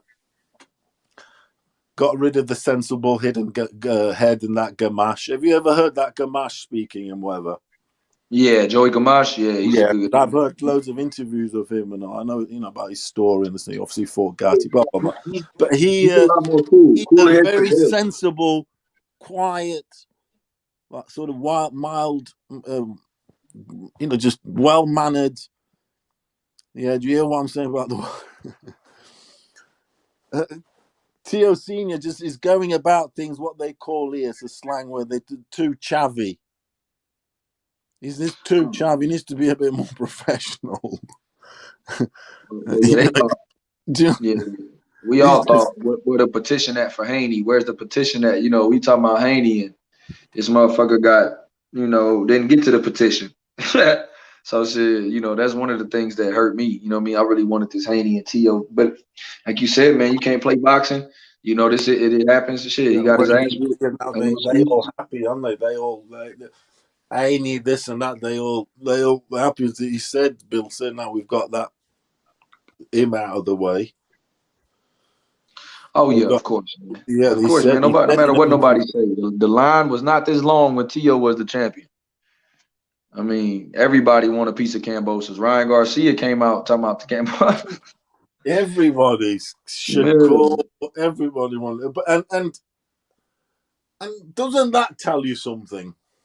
Oh yeah, that's what I'm saying. What does that tell? Ask. What does that tell you? Why have they all come out of their hole all of a sudden? Why is that? Why is it? Why me, my friend? I did what you said earlier. They fancy it, don't they? They fancy it. Hell yeah, they fancy it. They tell you what they see. They see, nah, Tia wasn't on it.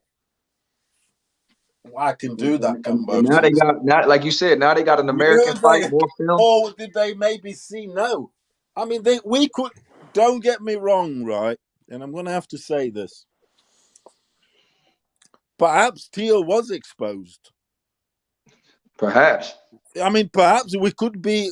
Perhaps he was. I mean, it could be. Perhaps he could be exposed. Only it's going to be a case of time will tell. But I want to see those right because we could be on that. We don't know. I still think he's got, because of all the fucking excuses or whatever that you want to assume that they are excuses, which they are. They are excuses.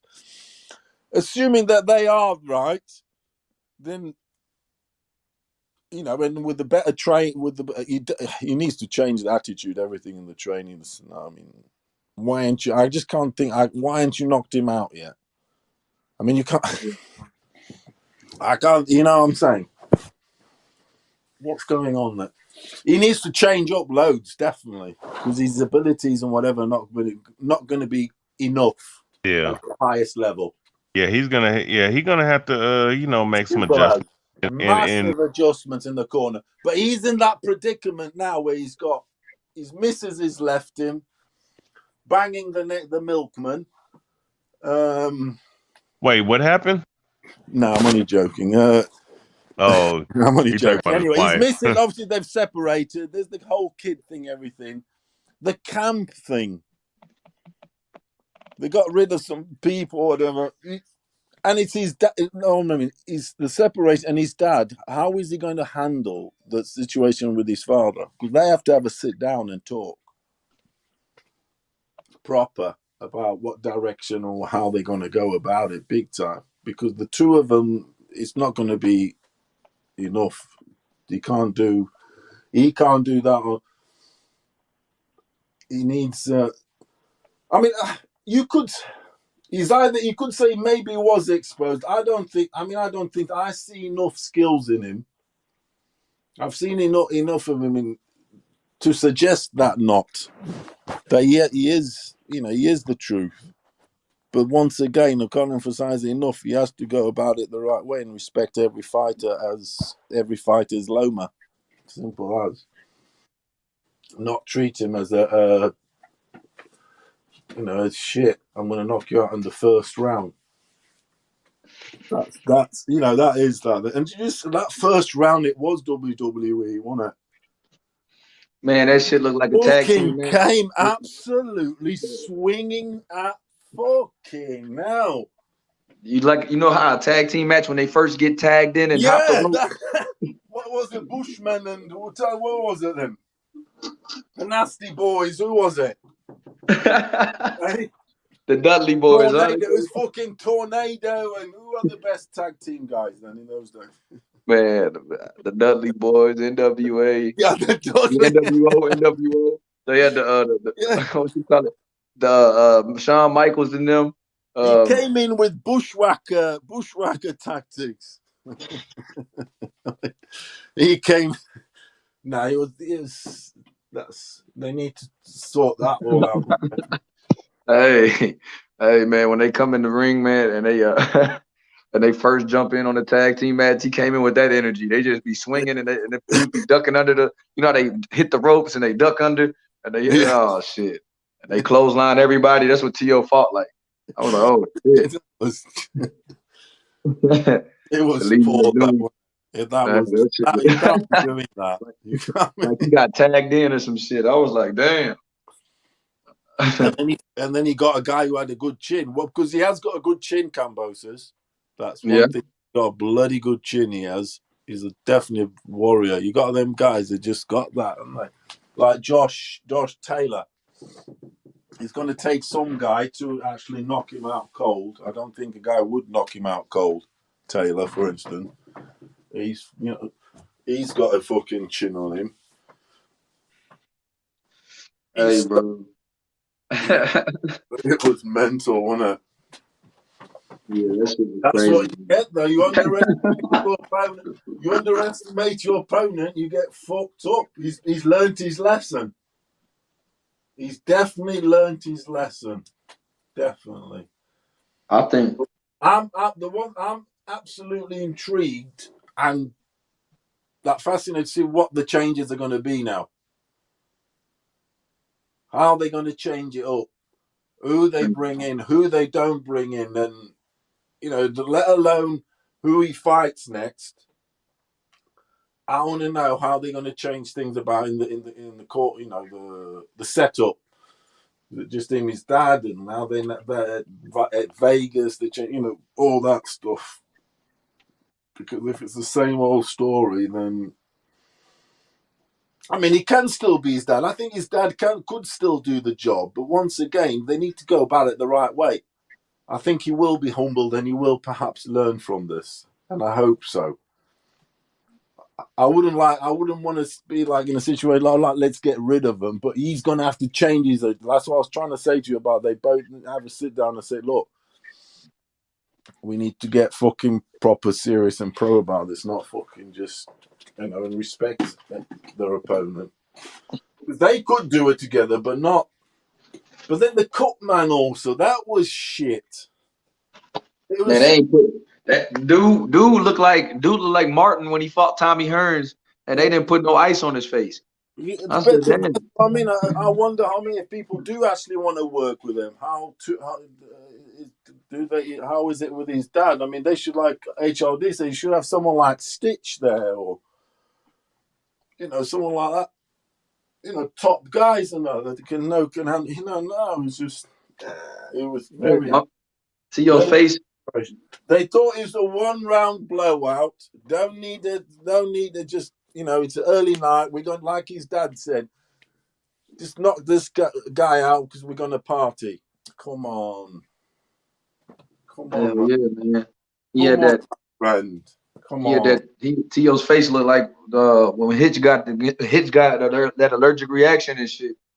And they ain't put no ice on his face. I said, damn, man. Then you got a motherfucking iron chin in front of you, which you clearly got to box. Got to box him and, use your attributes and not getting involved willy-nilly, whatever. No, he just continually, round after round, it's fucking smackdown. Hey, but there was one round. There was one round, though, where T.O. actually used his jab. It was weird. It was like maybe round 9. Yes, I recall that. Yeah. And he was using it. He was throwing a lot of jabs to the body before he hurt him in the 10th round. And I was like, and it was a late. It was still not. Sort of thing after the 4th round. So 7, 8. They had a snap on it, but and it wasn't coming quick. But it was just jabbing him to the stomach. And Kambosos really didn't have an answer for it. He landed about 5 of them in a row. I was like, man, this is shit. And perhaps when he went to his corner, maybe his trainer should have said to him. Hey, Maybe Cosmic his said trainer best should have said to instructions. him, We're "Oh, gonna that celebrate was after this. Fuck putting your hands up. Let's celebrate. Yeah, it was the when ninth he went round. to the corner." It was the ninth round where he landed about 5 or 6 jabs to the body in that round where it was no answer for it. I was like, oh shit. Yeah, I don't know. So what about Kambosos versus Haney? Who wins then? Kambosos versus Haney. Yeah, I think Tio. I think Haney could beat Kambosos. I really do.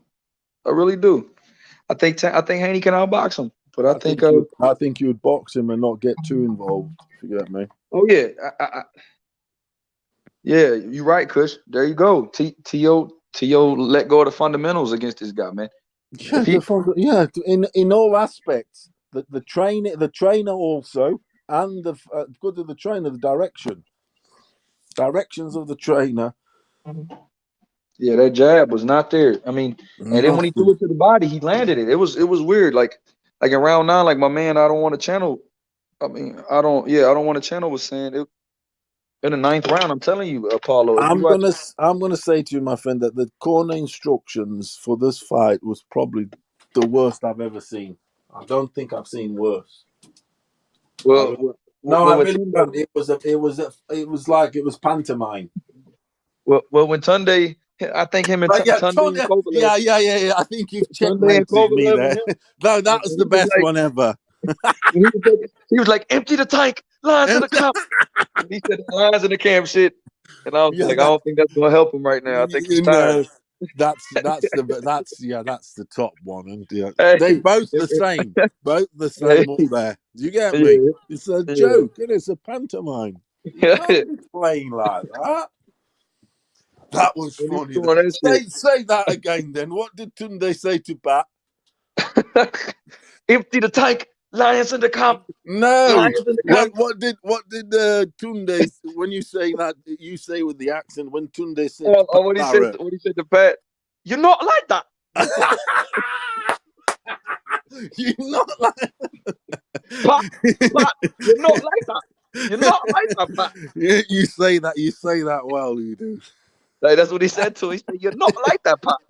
Pat, you're not like that. You're not from the road. You know. Tunde's road here. That's fun. That was funny. That was okay. Them. You're not from the road. Tunde makes me laugh. He's so over the top, honestly. He said, "Pat, it's comedy gold." He is though, isn't he? In his, you're not like that. He said, "Pat, you're not like that. I'm from the ends. You're not from the road." He told Pat, "You're not like that." He said, "You're a nice guy, Pat. You're not like that." Yeah, Tunde come a long way. I guess Pat went to his locker room after the fight, and told him congratulations and shit. And told him it was a good fight. So then Tunde was bringing that up during the press conference. Yeah, that shit. That would be a good fight. That would. Yeah. Pat was a boxer though, but Tunde can box a bit, and he's from the road. He is. He's a road boy. Yeah, I'm looking forward to that fight. I am big time, Lyndon and. Me too, man. I can't wait to watch. Yeah, it's quality fight. So you don't know what it's on there, if it's on, or you streaming it or what? I'm gonna try to find a place to stream it. I know it's on. I know ESPN doesn't work with BT now. For that type, I was looking up on the ESPN schedule to see if they were going to show it. So now I'm looking at different ways. I might try to get. I might try to find another streaming site, even if I have to pay a little bit. I want to get it because I love watching Yard and them fight. I love watching Tunde work the corner. I just want to see it. I listen to he's got. Have you seen him on his YouTube channel? Oh yeah, with him and Spencer Fearon. Yeah, I watched it. Yeah, Spencer. I like Spencer Fearon a lot. He's a mad one. Calls himself the knowledge. Yeah, he's a good one. I mean, I used to watch him fight. Used to watch him. Like I say, I've never watched him live. But I used to watch him on TV and shit from those days. But yeah, sometimes I'll watch that, so it's good. Tunde he's what he is, isn't he? He's his own self, isn't he? But he's a mad head, he is. But he's not very liked here. Jesus, he ain't very liked at all. Jesus Christ. Who my boy Tunde? Nah, Tunde, bless him, he's not liked here. Nah, he ain't. I think he's pure comedy. Even liked, he's not. If you look at he just I like him. I do. I've got a really soft spot for him. I know he's got his imperfections and whatever. He's I don't know about his training. I mean, but it's one of those. He's took Yard to that stage, isn't he? That's where he's got Yard emotionally, isn't he? Yeah. Because it's like, he's, like I was saying, he's picked him up from the street and made him into world title challenger. And he got a good bag there in Russia. That's the thing. They went and cashed out there a little bit. That's another thing. And fair play to him to go to Russia to challenge Kovalev. Yeah. But the bag was good. They haven't mentioned it, but I think it touched $1 million or something. And for a guy that hadn't earned a lot of money, they took that. But they took that. They went and took the chance. They nearly won it, but they thought, look, it's in Russia. If we take the L, we take the L, but we're getting some good money. Because, like I said, them two boys, they. But he's the same thing as Tio once again. I've just thought with him. He had only just signed. Can you hear me? Damn. Can you hear me? Yeah, you said they took good money and they cut off again. The StreamYard is acting up on my end. You said they took good money. How much do you think they got for that fight, man? It's not known how much, but obviously it's a world title shot. It was in Russia, and you've got to go for it. But they did get a good bag. It hasn't been said how much, but it has been said that he was paid well. So he got some security money there, is what I'm saying. Him and Tunde got some good security money, and their camp is not that big to share the money. It's just him and Tunde really, and obviously, all the other helpers or whatever. But as in the big share, it's him and Tunde. Because, like I said, Tunde is his manager, he's his trainer, he's everything, isn't he? Yeah, he got a good bag there against Kovalev. I would say over $1 million or $1 million or something. He said it was definitely over $1 million. Yeah, that's what I'm saying, which is very, very good money for someone like Yard, trust me. Who's coming to the game later. He's already got some security. You've got your house paid for, etc. But what I was going to say about the Tio thing comparison is, obviously there's the trainers thing that I was trying to say is, but prior to their losses, they both signed big endorsements. Yard was getting loads of fucking attention and endorsements, some for just before the Lyndon Yard fight, because that Lyndon Yard fight was set up for him to win, really. Frank Warren got pissed off. He got the same feeling that Bob Arum got when Tio beat Loma. Do you get me? Yeah. That was a bad up. Bob Arum didn't like that, did he? Because Loma was his baby, and is his baby. Yeah. He bought them both over from Russia, didn't he? And anyway, so they both signed both endorsements because Yard is one of the faces of Adidas. He signed to be one of the faces of Adidas. There's loads of sportsmen or whatever. So he's one of the faces. Yeah, I heard he had an endorsement deal with Adidas. Yeah, that's what I'm saying. With that, it's like they endorse obviously a wide range of sports and whatever. And he was like one of the chosen. He was the chosen boxer really in the UK because they went for so. And then he goes and loses his fight, just like Tio did. You know what I mean? Like they had got his into Bud Light and fucking Beats and all that shit, and then boom, it all comes crumbling down, doesn't it? Tio got all sponsored up, didn't he? Yeah, Bud Light, all this shit, man. Yeah, beats, blah blah blah, and then bang, earthquake. That's what happens, man. You Yeah, see, that's what you happens. That's lose, what happens. That's what getting happens them to silk thing, and then sheets. everything else is everything else Hey, is wrong. Yeah, but bang. I feel like I feel like this is gonna make T.O. hungry again, though. I feel like, Yeah, man, I tell you, it's the two H's: I feel hungry like, and humble. yep, It's what like AJ said, hungry and humble. Two like H's AJ there. said, 2-time. Two time. That's what I mean. That's when you start rocking. Don't that sound good? It does, though, don't you? 2 time, 3 times. AJ said Don't it? 2-time. Sorry? No, I'm just saying. AJ said 2-time. 2 times. Yeah, he Yeah. does. AJ can be funny, though, can't he? I like AJ, man. Yeah, it's I kind of nice. I wish AJ would win this rematch, man. I like AJ. He's all right, bloke. He is. He handled his loss well, man, against Ruiz and Hey, against Usyk. that fucked him up, though, didn't it?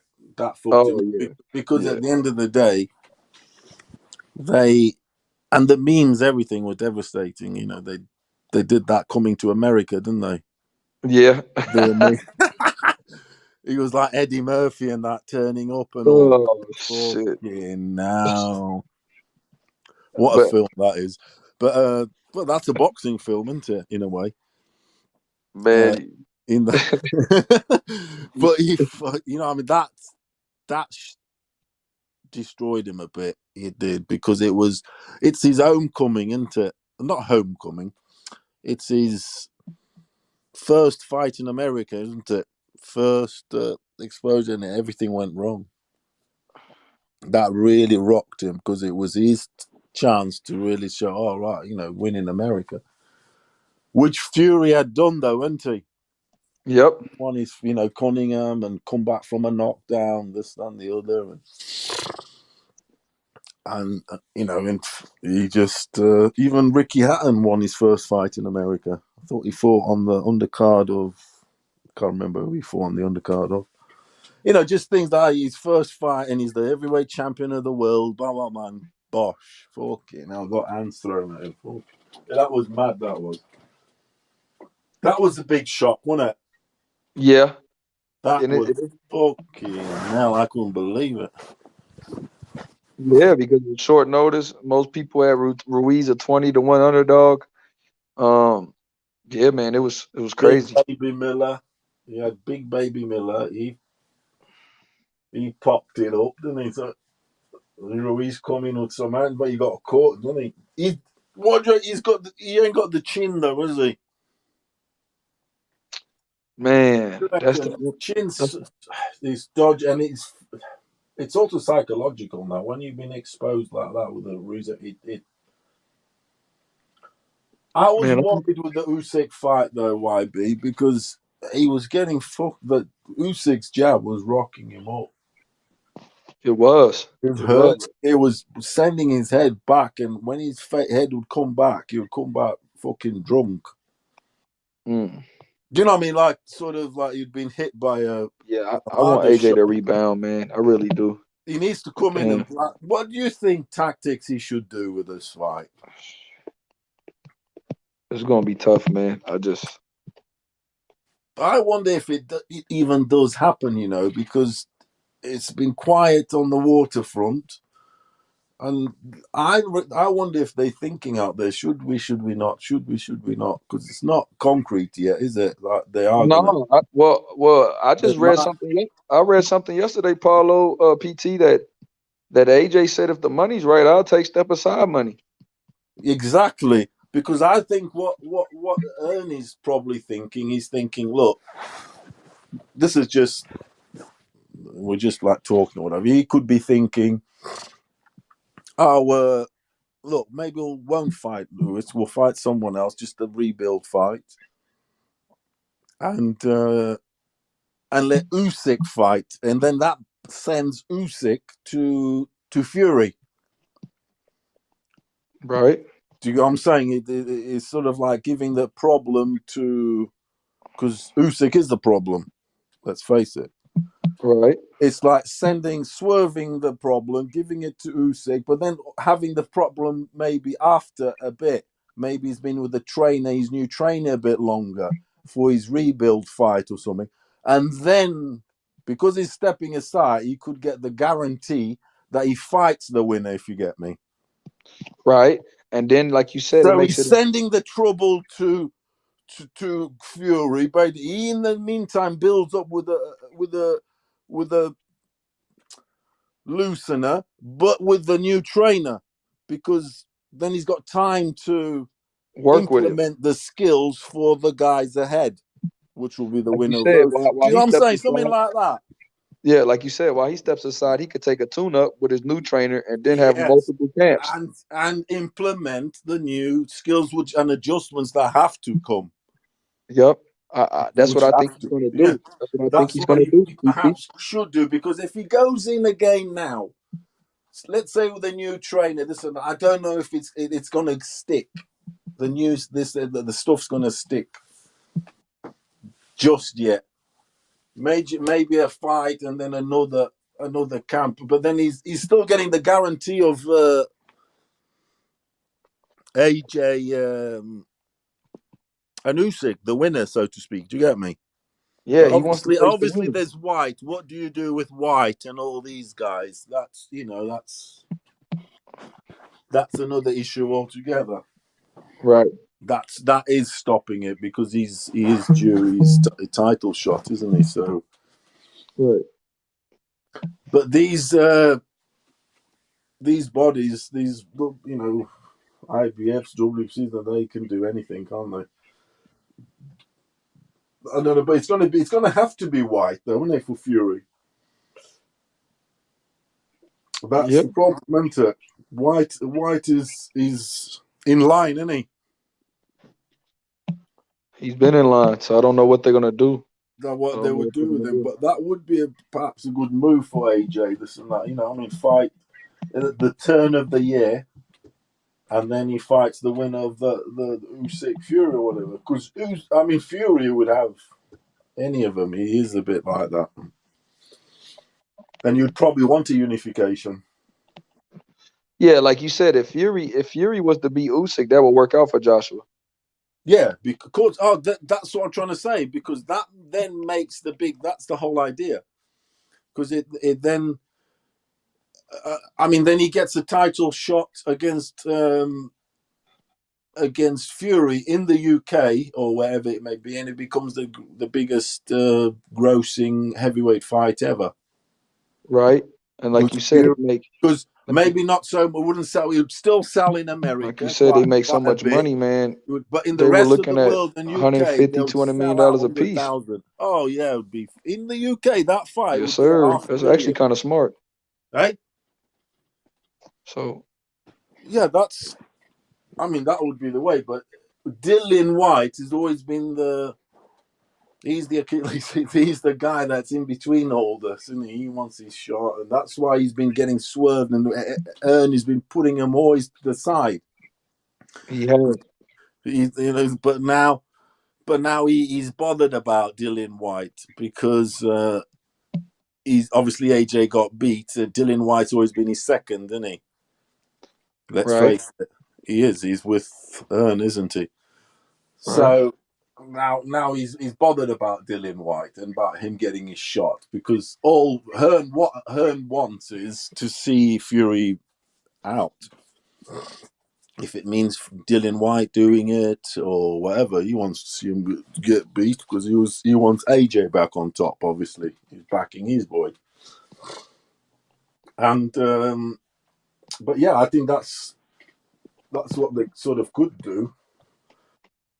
Because they were all planning on the AJ Fury fight, because that is a very, very big fight. That would have been a massive fight.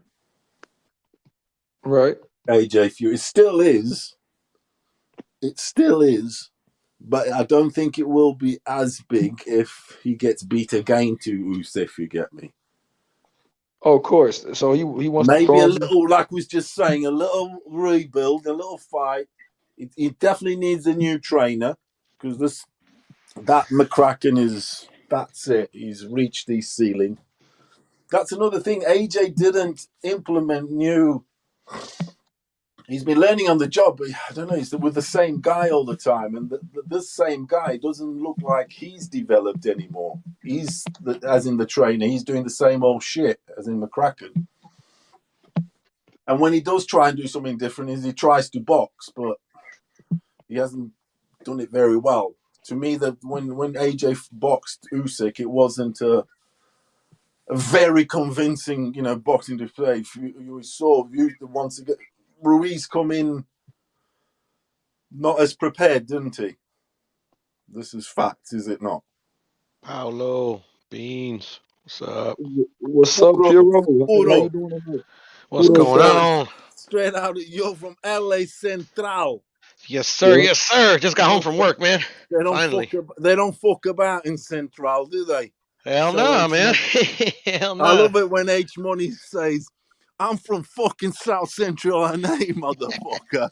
That means it's hard, isn't it? Yeah, no, it's a straight hood. Dangerous. How are we doing? We're doing all right. How about you, Paulo? How about you, Beans? Oh man, awesome, brother, awesome. Still recovering from this TO ass whooping, but we good. I'm not gonna lie to you, Puro. Yes, sir. When you get emotionally invested with fighters and this and that, because we all do, don't we? Let's face Did Paulo it. fall off a little bit because my screen? I mean, it does that to me where I can't hear nobody. I just heard Paulo. Can you talk, Paulo? See if Beans can hear you. Hello. 1 2 1 2. Can you hear me? Still, I didn't hear. I still can't hear the guy. I can only hear you, people. Can you hear me? He can't hear you, Paulo. Can you hear me? I can hear you both. Okay, now I can hear you, P. I can hear you both, nice and sweet.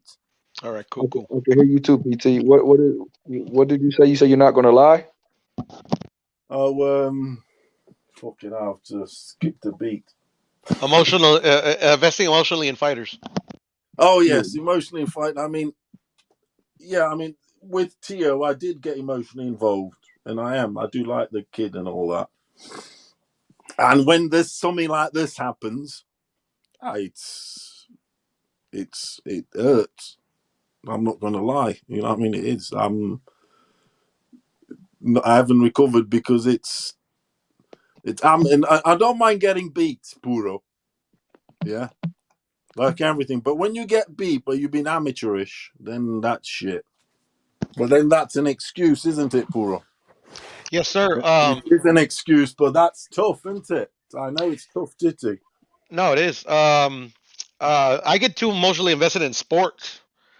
Like Tio, like he's not my favorite fighter, but I mean, to be honest, I like all the fighters. I mean, if I like you, like personally as a fighter, I get a little down when they lose, but it's mostly because I mean, in this particular case is mostly because I didn't know who Kambosos was. If I would have done my homework, or maybe can't hear him either. Fuck. You can't hear me, Beans? Damn. I can hear you. YB. We can hear you, Beans. Oh, you can hear me? Okay. Yeah. I can hear you, mate. I think what Puro was getting on is that he gets. See me, I get attached to people too in the sports world. It's not even on purpose. I like all. Like I said, we all like. I mean, when you like the sport, I do like all boxers. Obviously you like others more than others, and some might piss you off because of how they rock, so to speak. But regardless, I mean, I just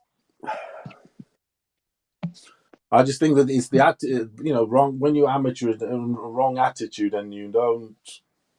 That's when I don't mind if you really, when you've done, you tried your best, everything. But when you like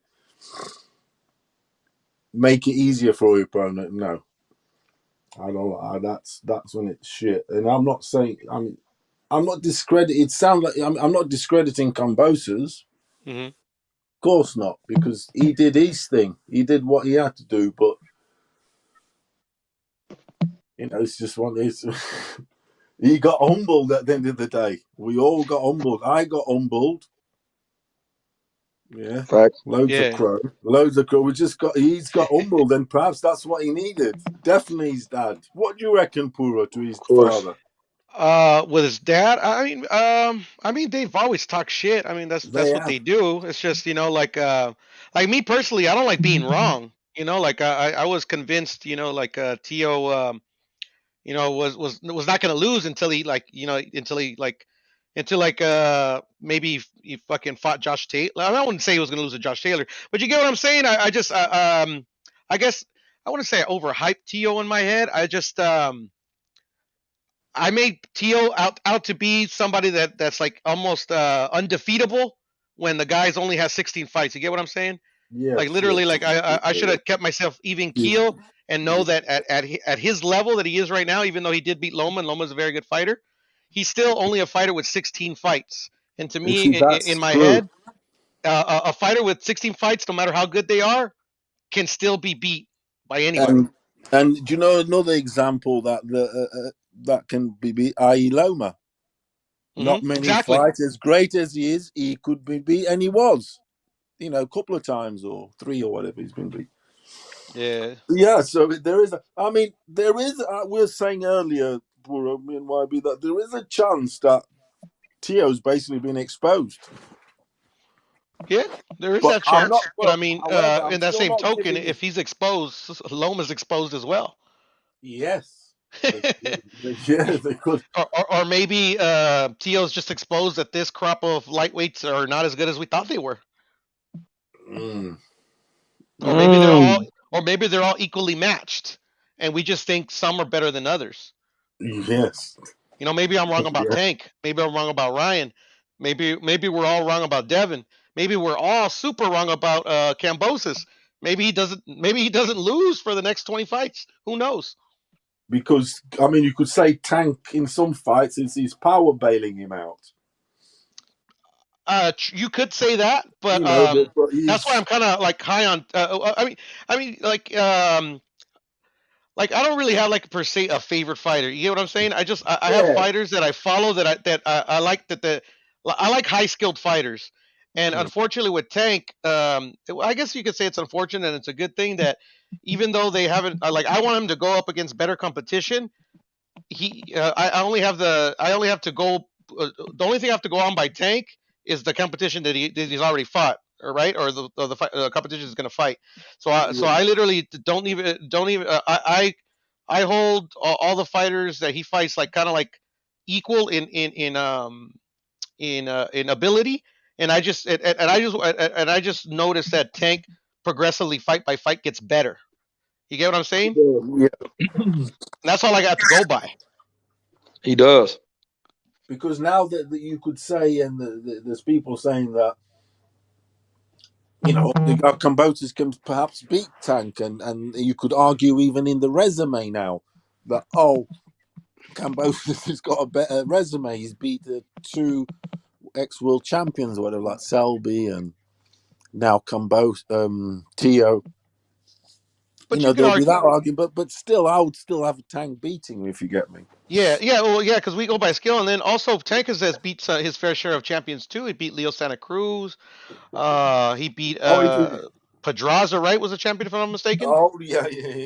Pedraza. Who else did he beat? Gamboa. It was an older Gamboa. We always try to. I won't say we, but I'll say I overly criticize old champions as well. But I mean, they're still champions nonetheless. And if they weren't capable, they wouldn't be fighting these fighters. You get what I'm saying? So you got to give a fighter credit, even though some wins are better than others. But you get what I'm saying? Do you have Kambosos winning his next fight?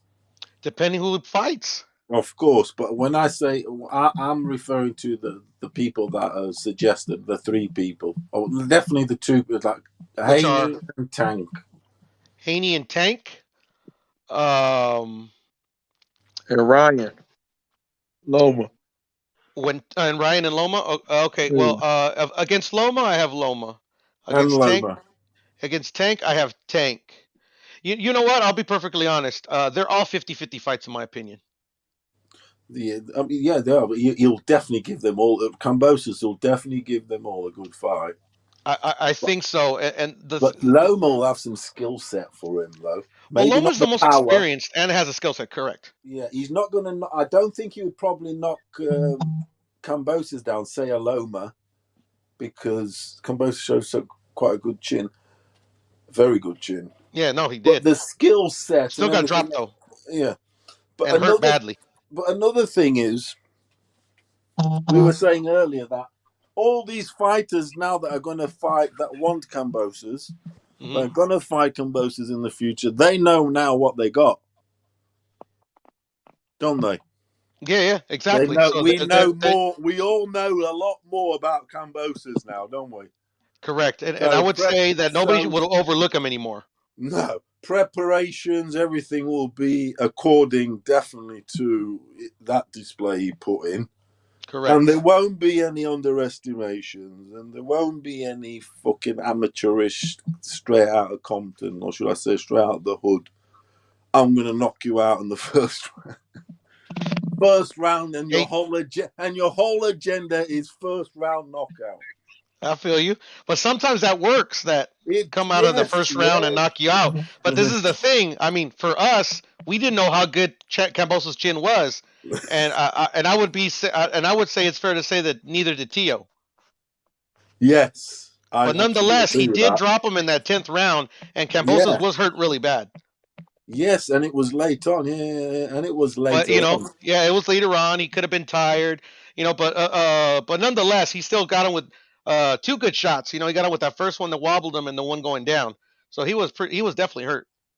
Yeah, he was. The only thing it was, like you were saying, it was later on in the fight. Kambosos could have been tired, but so could have Teo, because Teo punched himself out. Yeah, he did, trying to get him out of there. Because I remember I put the H Money the panel on mute, and I took my headphones off and I turned the sound on to watch the fight between rounds. Yeah. And because I was so into it, I literally I felt like I was kind of overloaded in my head with H, doing his play by play. So I was just, because the fight was so I was kind of like the edge of my seat. So I was like, okay, I'm just gonna watch the fight, just by myself. If you kind of get what I'm saying. And then in the 10th round, I was on mute, so you guys couldn't hear me, man. I went loud. My wife, was even like, "What happened? What happened? Were you talking shit to somebody in the panel?" I'm like, "Nah, just Teo got him. He got him down." And I was like, fucking yelling at Teo, "Get him, Teo, get him!" Get what I'm saying? Yeah. It just didn't happen. Shit happens. It's boxing. So I think sometimes we just kind of get, we just forget that anybody at every given moment could beat anybody in that ring. Yeah, man, it's just even Canelo. I mean, he can go in there and lose, and to a dude that we don't think could beat him. But that's why to me, that's why I watch boxing. It's the beauty of boxing is that when the 2 guys get in, don't matter who's better than the other, man, and either pugilist can win. The Canelo is a different ball game. That's what you call proper preparation. Everything has been points, not fucking. Do you know what I'm saying? He's just at a level where it's just really hard to beat him. Look at Ray Reynoso's attitude. It's just he does his job. No. It's no. That's how he is. That's how you got to be professional about it. Not. It's just, there comes a stage when you become undisputed, this, that, and the other. I don't know, but that's how they were rocking. They were rocking the hood thing all along, weren't they? So, do you know what I mean by saying the hood? Just the attitude and this. Yeah, and that. No, for sure. They definitely fought the wrong game plan. That was one of the reasons shit went haywire. That's it. Obviously, it's an excuse. It's very much. It's not an excuse. It's just a reason. It's just a factor. It's just a factor. The guy came in like it was saying it like it was WWE. Yeah, I hear you. It's just a factor. I mean, it's a factor in explaining the fight. Excuses, really, the only one that could give excuses is a fighter. Us, we can analyze the fight. And it's not like an excuse because nothing's going to change the fact that Kambosos beat him. So it doesn't matter if we do give proper excuses. Nothing's going to change it. It's just like even the Deontay Wilder situation, talking about the egg weights and stuff like that. It don't matter. None of that shit's going to change the outcome of the fight. Now that is excuses. That shit. No, it is. But I mean, that's what I mean. That's what I mean. None of the excuses is going to change the outcome. No. None of the excuses are going to change the fact that he got knocked, that he got hurt pretty bad in both fights. In all 3 fights, excuse me. You know, no, I mean, at the end of the day, they're just words. You get what I'm saying? Yeah. I didn't see Deontay Wilder pressing any charges, so at the end of Yeah. the day, what are they? Just words. Yeah. How did you? Because I know you went to watch the fight. How did the Figueroa Fulton thing go for you? I didn't watch the full fight, so I can't. I've only watched 3 full rounds, and Watch it again. Figueroa. It's a good fight. I'm It's a gonna really good do. fight.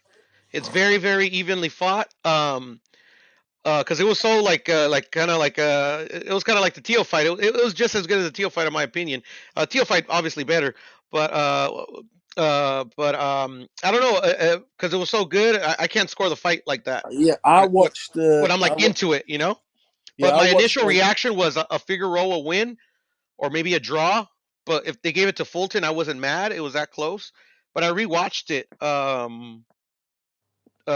yesterday. Okay. And I had Figueroa winning actually, but you know, at the end of the day, it doesn't matter what I think. Because I watched like round 5 to 8 or something, and I said to Ivy, I had Figueroa pressing the action, chopping away with the hooks.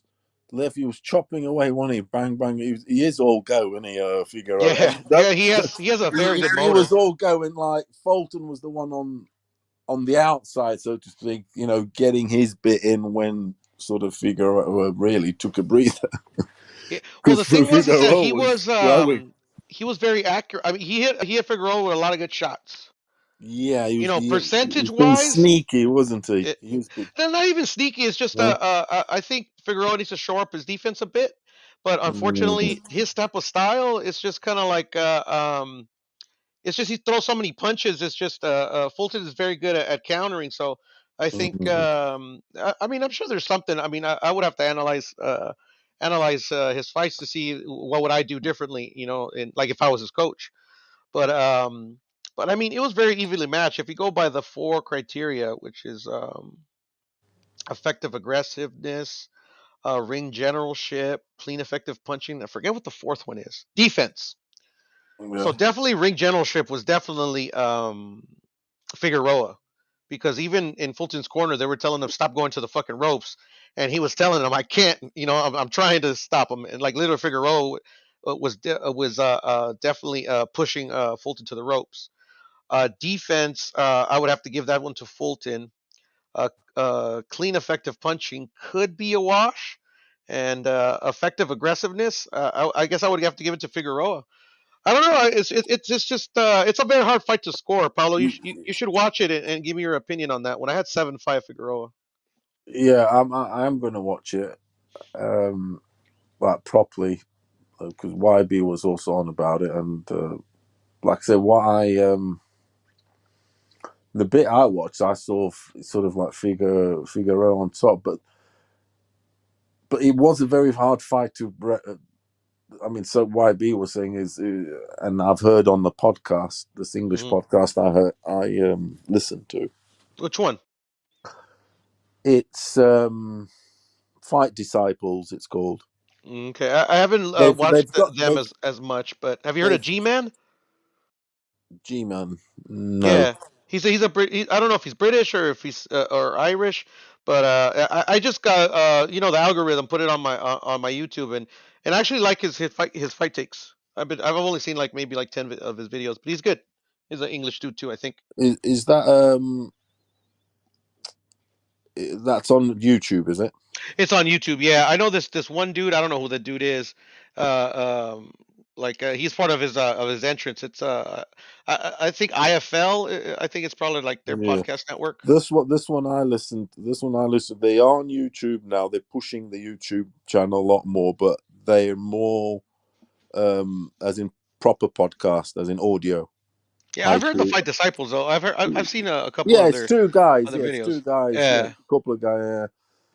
But yeah, so I kind of listen to that. I do sort of like listen to them or whatever. And one of them had Fulton 115, 111 for whatever that's worth. That's their opinion, whatever. Yeah, I mean, I wasn't mad at the decision. I just, you know, me personally, I just thought Figueroa, you know, did enough to win it. initially, and then when I rescored it, I scored it 7-5. But it was that close of a fight. That's why our opinions don't matter. It's ultimately up to the judges. Yeah. I didn't think it was a robbery though, by any stretch. I mean, the cards were wide. I thought. I thought it didn't. The cards for What Fulton was the didn't. widest card? What was the widest and shortest card? It was actually a majority decision, so there was the same. It was one judge ruled a tie, and two went for Fulton. 116, 111, I think. Or no, what was it? 117. I forget, but it was like by. Let me see. I'll tell you right now because I want to make sure that I'm not misquoting the cards. That's the thing. You see, I mean, from one person going from 116 to a draw, it goes to show the impossible fight to score, and it would be. It was a tough one, boss. It was, Yeah, man. it's a case of it's what you want to, what you think, and it really is. It's what the judges are looking for, pretty What much. they looking for, and what the criteria is, and what they think is what. I mean, I would love to know that. When you get that, I would love it that so they would interview the referees like they do the boxers, trainers, and everything. Yeah, I know. I remember people giving that suggestion. Yeah, that would be great because I mean, like they for could some of make these. it Ignorant just put it in the chat. It was 116, 112 were the two cards for Fulton, and the other one was a draw. But I think that would say that again. Sorry. Oh, I'm sorry. Ignorant actually put it in the chat. It was 116, 112 for Fulton, the two cards, and the other one was a draw. Fucking hell! I mean, how can that's? And then you get a draw too. You see, that's. I mean, I suppose two did get the same score, and that suggests something, so to speak. Yeah, they just were on the same page. But then you get someone giving a draw. I don't know. Yeah, I wouldn't have been mad at the draw, but I mean, but that was at my initial rewatch. I mean, at the initial watching it live, and then when I rewatched it yesterday, I mean, I want to probably rewatch it a few times just to make sure that I'm not seeing something that I'm seeing, just to kind of like double check, my score or whatever. But yeah, I had a 7-5 for Figueroa, but So it is what it is. the fight might be on YouTube soon, so I'll watch Yeah, it probably. when it's If not already by next week. It'll be up soon. Yeah, I'm waiting for it to kind of come up when I'm gonna.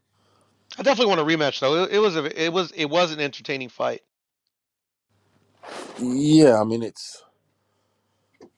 it looked obviously. I mean the scorecards there's two wideish ones in the store, but yeah, I mean, yeah, of the rematch that would be. Do you reckon it'll be pretty much of the same? Do you think it could be pretty much of the same? I think it's going to be exactly the same. You see, it's one of those, isn't it? I would say Fulton probably a move more.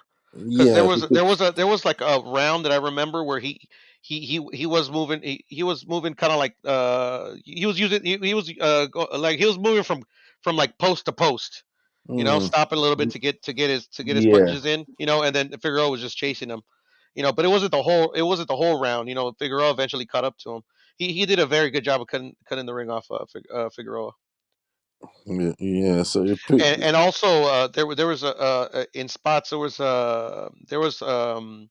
in spots Fulton actually did a good job in backing Figueroa up and being effective. Mostly in what's it call it in slowing down of Figueroa's offense, but Figueroa was able to either get off the ropes by pivoting or there would be a clinch and then the ref would break him up and he would try to turn Fulton to get him going towards the ropes. Who was clinching more? Definitely not Figueroa. Excuse me. Fulton, because Figueroa he's coming at you, and to stop that, it's the old clinches. I wouldn't say Figueroa didn't clinch at all, but yeah, most of the clinching was initiated by Fulton, especially on the ropes. And if it wasn't, and why was he clinching? A stupid a question it sounds, but why was he? Is it because he wasn't sure? Because of all the, in my personal opinion, because the number of blows coming at him. You see, and why is that not getting rewarded? I don't know. Because you got a guy who's attacking. That'd be nice to ask the judges, right? And you got a guy, as in, when the guys clinch, he's preventing, so to speak, isn't he? Mm-hmm. He's But the not. referee did a good job, though, when he initiated the clinch to break them apart. Yeah, I mean, it's a tactic, isn't it? Obviously, that the old clinch thing. It's a skill in it. Yeah, I mean, it's part of part of boxing. Part of it's a skill in itself. Yes, I could see that being an adjustment. Maybe his coach Figueroa to probably teach him some techniques to break the clinch or to fight off the clinch. But also, I think on Figueroa's end, it could be an adjustment. He had a lot of success. He had more success on hurting Fulton in the ropes when instead of just kind of like just rushing in when he had Fulton in the corner, he would jab in. When he would jab in, especially the double jab, he would set up that the straight right, and that actually hurt him in the 11th or the 10th. I don't remember. I actually thought Fulton was I want to say badly hurt, but was definitely dazed late in the fight. Who got the shook up the most in this fight? Fulton. I thought he was as in. I thought he was pretty buzzed when he got caught with a I believe it was a straight right on the ropes. Like he double jabbed and then he threw the straight right and he caught him with it. And he was. Get out of it? I thought he was gonna get dropped. He was just using movement, clinching, stuff like that, and he ended up getting out of the round. I thought. I thought Figueroa finished the fight the strongest. Me personally. Yeah, it was a tough fight to score though, because Fulton did land some vicious shots on Figueroa. He was very accurate with his counters. So that's why I thought it was very close. Good fight. I need to see it. I want to see it again. So you're going to the fight this weekend then? Is it this weekend already? The tech fight? Yeah, it is, isn't it? All right. Yeah, I'll be there on Sunday then. Yes, sir. This Sunday, is it? Is it near you then? Yeah, it's I would say from my house right now, maybe 20 minutes. Oh, so it's in LA. It's in Los Angeles, correct? All right. Oh, what's the venue? Staples Center. Goodness gracious, that's a big one. Yeah, it is a big. That's where they had Wilder Fury 1. Yeah, Wilder Fury 1, and a couple of I know it's a bit different, but it's a couple of funerals there. Sorry. No, it's all good. MJ and Michael Jackson's or something. I remember watching it. One of them was from there, and I remember. They had Comey's remembrance there, if I'm not mistaken. Did they? Yeah, and I think so. And I think Ali's thing also, actually, maybe. I don't remember, to be perfectly honest, Paulo. Who plays there? The LA Lakers? The Lakers, the Clippers, the Kings. I think that's it. No, and the Sparks, the women's basketball team. Jesus, busy. So that's a big venue. Is he gonna? What do you reckon capacity? Are you turning up and buying the ticket on the day, or? No, I already bought my tickets as soon as they went on sale. Oh yeah, so you choose your seat, all the thing. Yeah. Do you reckon, it's not sold out, is it? I don't think so. Last time I checked, it was a few days ago, but I remember I only checked for like 3 minutes because my daughter needed me. But there was still plenty of space. I don't know. I don't know what. Because that's a big arena. That is. That's what. It is. 20,000. 18,000. Yeah, something plus the floor. Yep, I think it holds like 18,000 in the seats. Yeah. But they don't open up every single section. Oh, it's not. Yeah, all right. Yeah. Yeah, my favorite venue to watch boxing is actually where I used to live at, where my dad's house is. It's in Carson. It used to be called the Home Depot Center, but they usually have the boxing matches in the tennis stadium. And I'm telling you, Paulo, there's not a bad seat in the house. You buy what you would consider nosebleed seats, and it's a beautiful. It's like you feel it's not far away. Trust me, bro. I watch a lot of tennis, right? Oh, okay. I So like you know how tennis. they're set up then. So I can totally imagine because the stands are really high and exactly up, and you're on top. I know exactly what you mean, my friend. Yeah. So Is it's that where not a they have bad seat in the house what big tennis tournament do they have there? that That's I not know of. the I don't US know. Open. The US Open is in New York. So so they have it's a tennis facility, is it? Yeah. Yeah, they Yeah. have a tennis facility because they're the main facility is a soccer stadium. They've only to my knowledge they've only had one boxing match in the actual soccer stadium. When they Who have the boxing plays there? matches, the LA Galaxy. Okay, yeah, I know. Yeah, and then I saw my first boxing match in at the new soccer stadium that they have in LA near where I grew up in South Central. And that actually they have it in the soccer stadium, but they actually they do it like in a corner. So I got maybe like I want to say the cheapest ticket, but the second to cheapest ticket, and it wasn't a bad view of the house. Who are you watching there? JoJo and Fortuna. Oh, okay. They also saw it was I think Sullivan Barrera versus Zurdo Ramirez.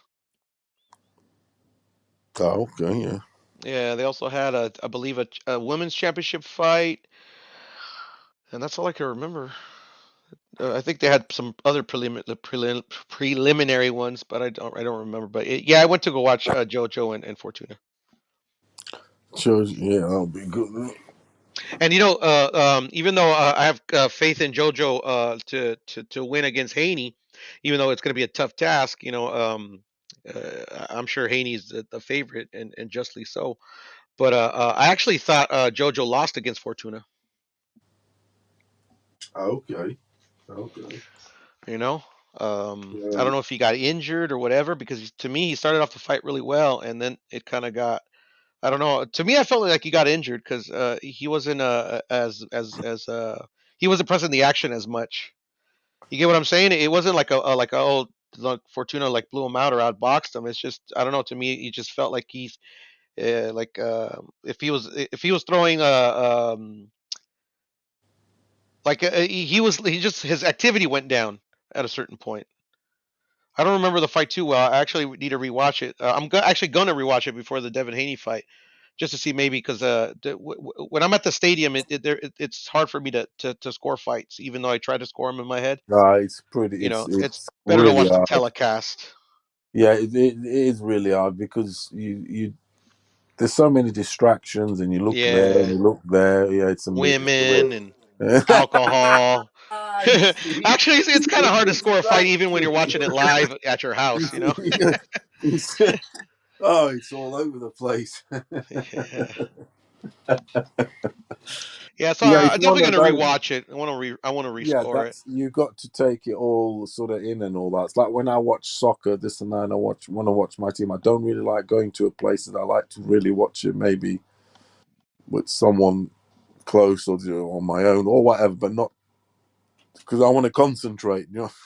Yeah, well, soccer for me at least is a bit different because you don't, there's nothing to score. I know, You yeah, I don't know have what to you mean. But I don't like going in town or But I get anything what you're to a saying. I get club. what you're Yeah, saying. You just depending on the soccer match, you want to kind of keep it intimate. yeah. I mean, even watching it with load in a fight party, this, that, and the other, it gets a bit, but it's good fun, though, I suppose it is. Yeah, It like is soccer. fun. Me personally, I like watching it with tons of people. I don't know. It's just it's fun for me that way. Yeah. Boxing, I like to watch it as well, but especially if the fight's close, I have to rewatch it. If not, it keeps bothering me. Yeah. Yeah, it just nags me. It's just like I gotta fucking see who really won this fight. All right. Or Leon, Leon. How do you say Leon won last night?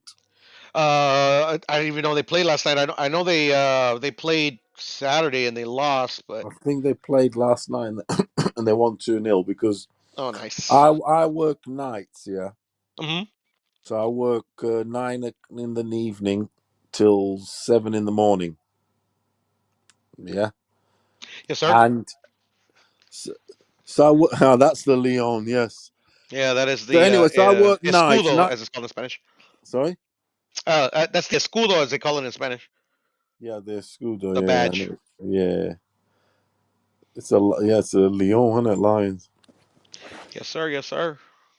So yeah, like I was saying, because I work nights and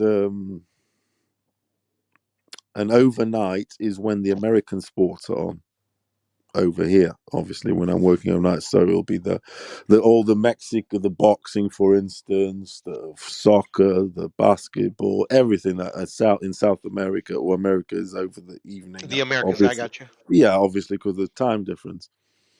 And sometimes I do have a bet on some basketball, some soccer, and and I look at scores, and because you're interested in sports also, and also generally looking or whatever. And yeah, I saw Leon was playing. That's all. I thought, that's Puro's team. I'm sure it Yeah, was. I'm sure it was Leon. I think they were 2-0 up. I think it was. I said, oh yeah, I see that Puro's on. Do you remember who they were playing? I I don't even know they were actually playing. don't. I was busy. I don't actually don't, my friend. I don't. I can't remember who it was, but I saw Leon.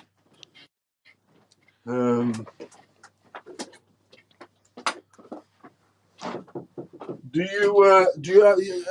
you know an app called Live Scores? No, I've never heard of it, but it sounds familiar.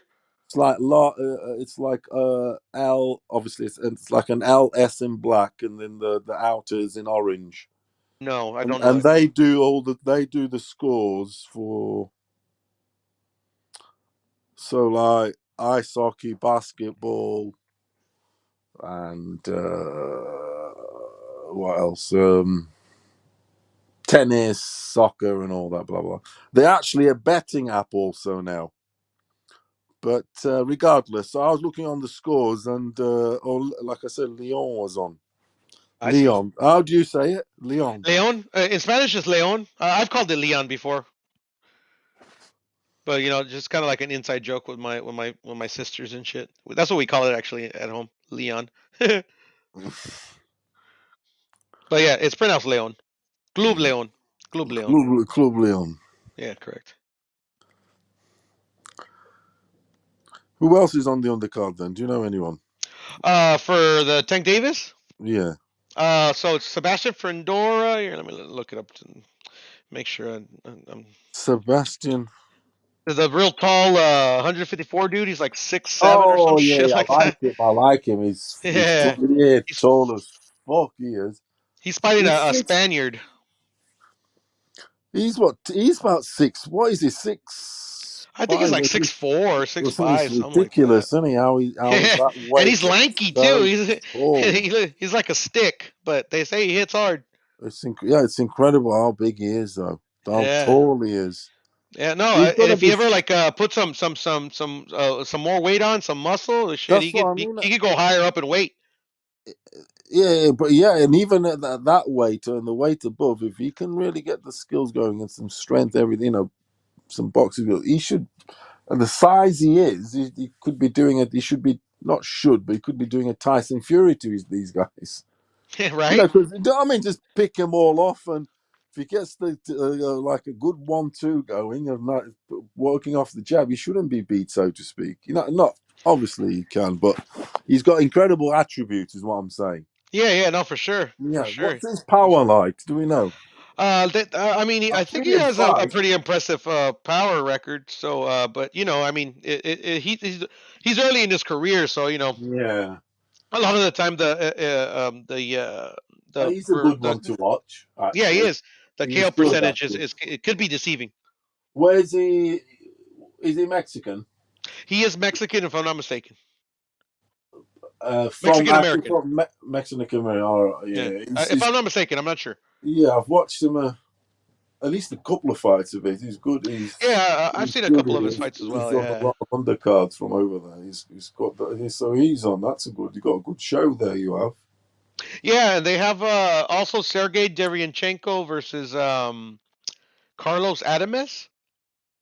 Oh, is he on? Yeah. Fucking all right. Yeah, no, they actually. I remember when they came out with the undercard. I'm like, oh, this is actually but not bad, not a you know decent, what I mean?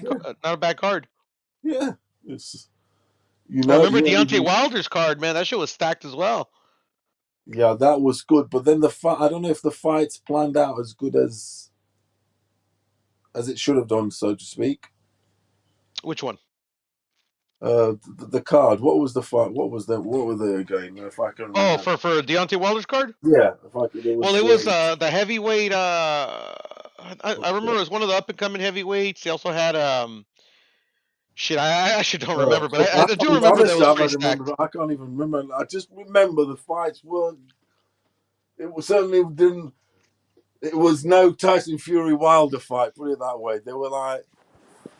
They didn't live up to what they should have done. The undercard. I kind of do remember that. Yeah, everybody was kind of like up for the undercard, but I guess everybody, all the favorites won. That's probably. how memorable it was. In me not remembering. Yeah, right. We don't remember it. Yeah, no, that's spot on right there, boss. No, for sure. Then it was Elenius and. I believe it was Hellenius. No, it was definitely Hellenius because he was one of the sparring partners for. Yeah, that's Wilder. It. It was Elenius versus the Polish New York guy. What's his name? Adamek, right? Yeah, he beat him up, and then there was whoever else wasn't. I tell you what, though, that I put that thingy on accumulator. Which one? What's his name? Elenius. He was the underdog for that fight. Would you believe it? Oh, Hellenius, really? Yeah, in the second fight, Hellenius was like nearly 3-1 still. Oh, it was a rematch too. I do remember now. It was 3-1 in the second fight. Like I said, I put him on a parlay. And what's his name? The Polish. What's his name again? Fucking hell. What's the Polish dude's name? New York. Thomas Adamek? No. Yeah, Adamek. No. No, it's Baby. God, let me look at the chat. I'm sure somebody put it up there. His nickname's Baby something. Baby. Yeah, I know who you're talking about. You're talking about. Fuck. Yeah, but anyway, he was 3-1 on. Didn't Deontay fight him once? No, it wasn't Deontay who fought him. No. It was Areola that fought him, right? That's right. Yes, I think. Yeah. He's. I've watched a lot of his fights. Fuck's sake! But he's been exposed. He needs to retire. He got beat up. No, he really because he's just going to be, especially in the heavyweight. He's just gonna get CTE and shit. He's fucking a punch bag. If he's got his mortgage, his house paid, he needs to jump and get into the training world because he's going to get. He's going to be a punch bag for the top boys. There's no two ways about it. There's just no two ways.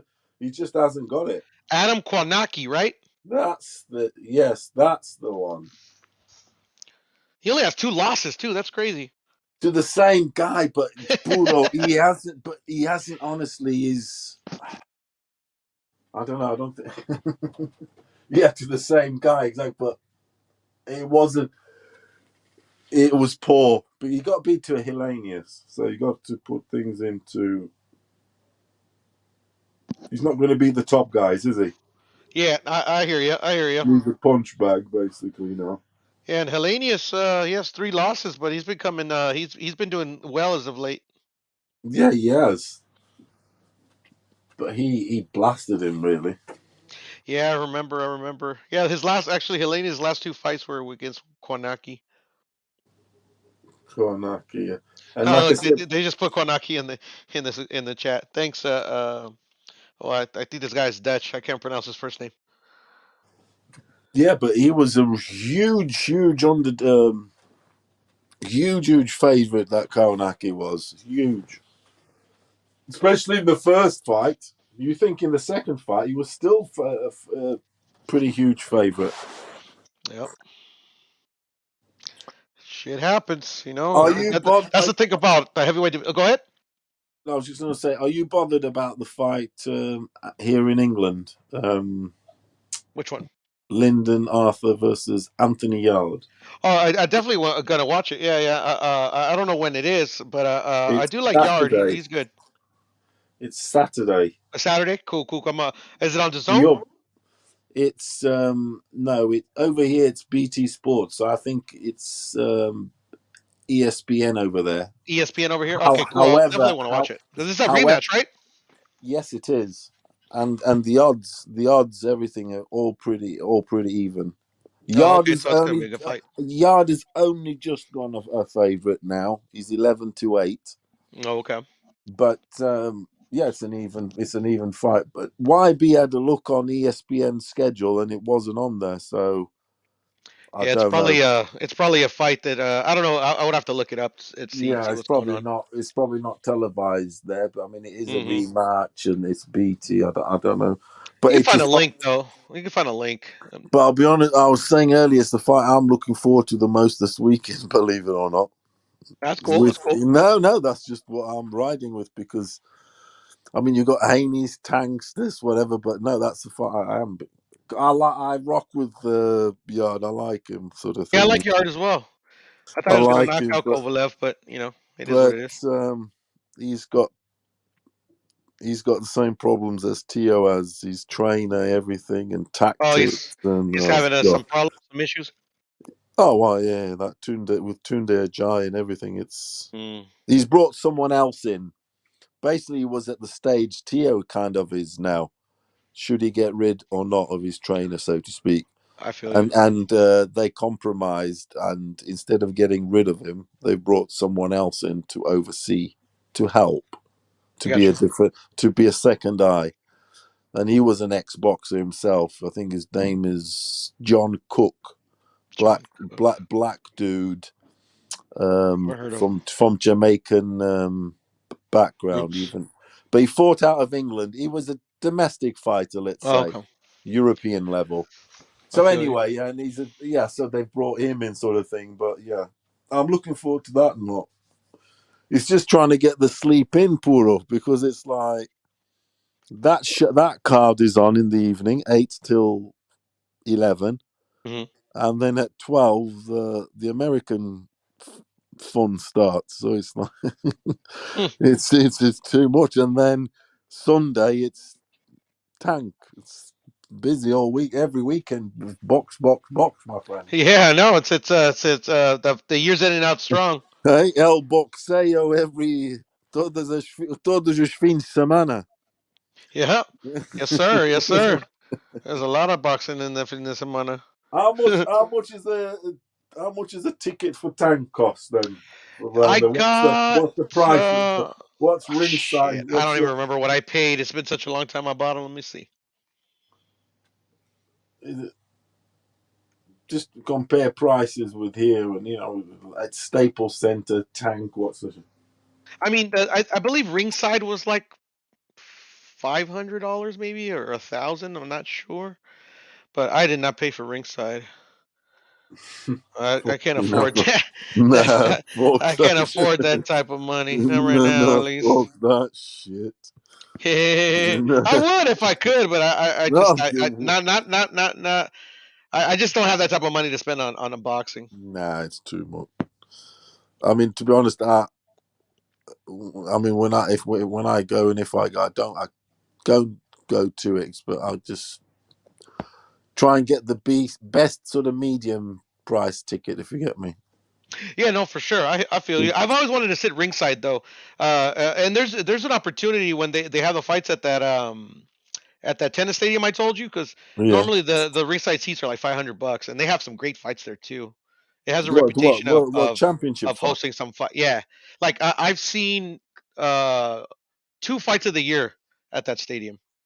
Really? Oh. Yeah, I saw Timothy Bradley versus Perodnikov, and I saw. Wow. Huh? Yeah, that's awesome. Yeah, That one. and I also saw Israel Vasquez versus Rafael Marquez 2. which was also fight of the year. Wow, you seen some good shit, man. Yeah, no, it's just that, like, I used to go with my dad. We used to go like shit, man. Like every month they would have a fight.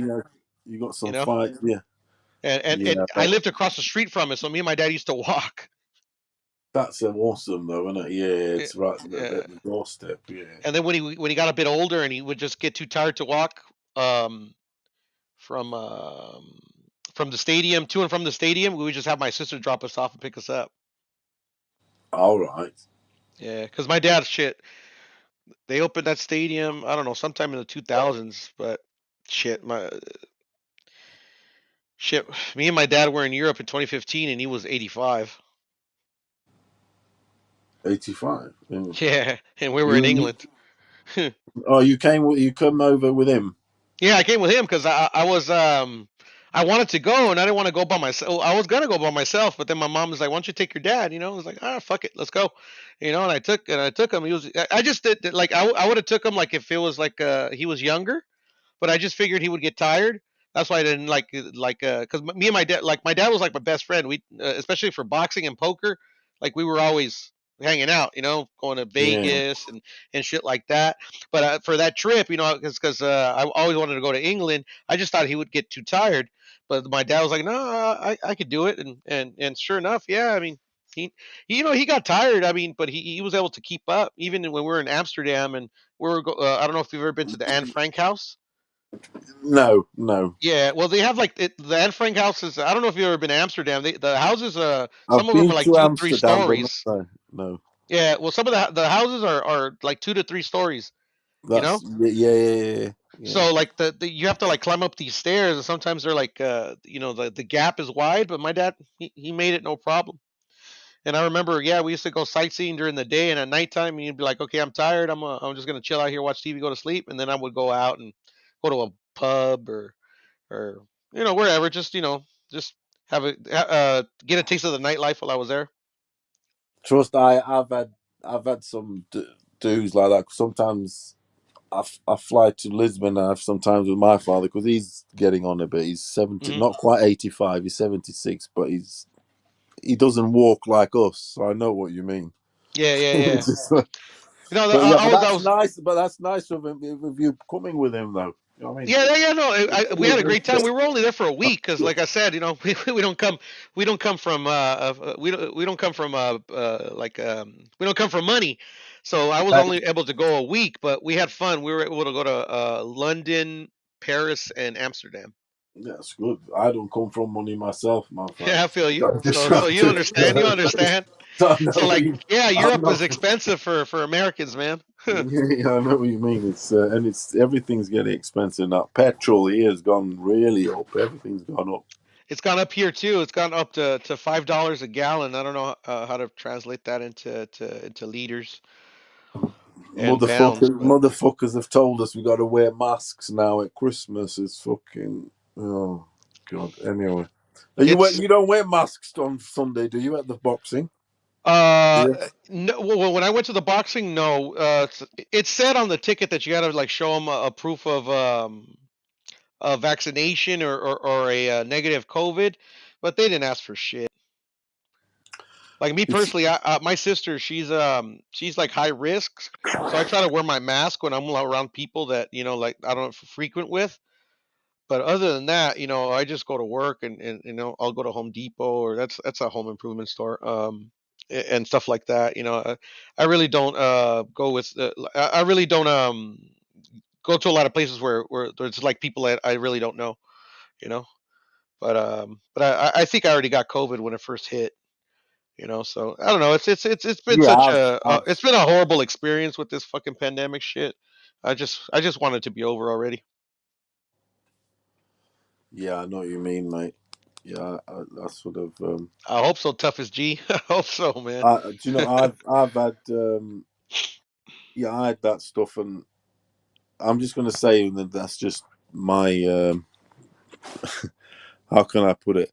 No, I know what you're trying to say. I know what you're trying to say, Paulo. No, what I'm going to say is that I've not been vaccinated, for instance. No, and that's fine. That's your right. here. That's my belief. people are like beating each other up and killing each other over this Yeah, dumb it's shit. Like mental. Yeah, me yeah, you're personally, letting man, this. it's your decision, man. Yeah, you're It's letting the just like side anything in down, life, and you you're know. letting the side down because that's the thing. They've made us all fight now between us. That's how they do it. But regardless, I Yeah. mean, what I'm concerned about is, for me, is that because I don't want to get vaccinated and I haven't yet, and some here people have had 4 injections already and I've had none. Is that Yeah, I feel you. I can't travel. Yeah, That's how I we've know thought. that's I an can't go issue. and Yeah. I can't go and watch my Benfica. Do you get I me? feel you. No, But I get you. do you know what the answer to that is? Get fucking vaccinated then. That's That's the thing, you see, my friend. But unfortunately that's what it is. What it is when it comes to that. But you I have mean, to like start. I'm done. Like because I've lost 2 family members to COVID. Yeah, So I like respect that, and I'm sorry so to I hear it, my respect friend. people that Yeah, I'm vaccinated I myself do. because of work. Yeah, But I mean, like I do agree that they shouldn't force things on yeah, people. yeah. I know. Yeah, look, my work has it. My son, my oldest son, is 25 years of age, Hmm. and he works at a school, a high school, and yeah, he had to be. Do you know what I mean? It was a case of no choice. You got to because, and now he's got and now he's got another job that you don't have to be. Do you get what I mean? So Yeah, it's I hear you. yeah, it's one Yeah, of those. it's been a It's mad horrible. stuff. The government botched it, and I'm sure every part of the world. What are you gonna do? It is what it is. We all gotta eat. What happened? Lost Paulo. Well, I lost H money too. IB's asleep. All right, let me go to the chat. See, yeah,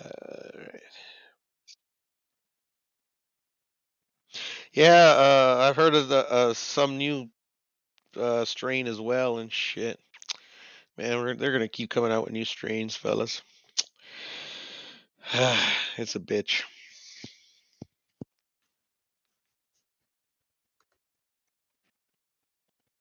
Yeah, no. So do I, brother. So do I.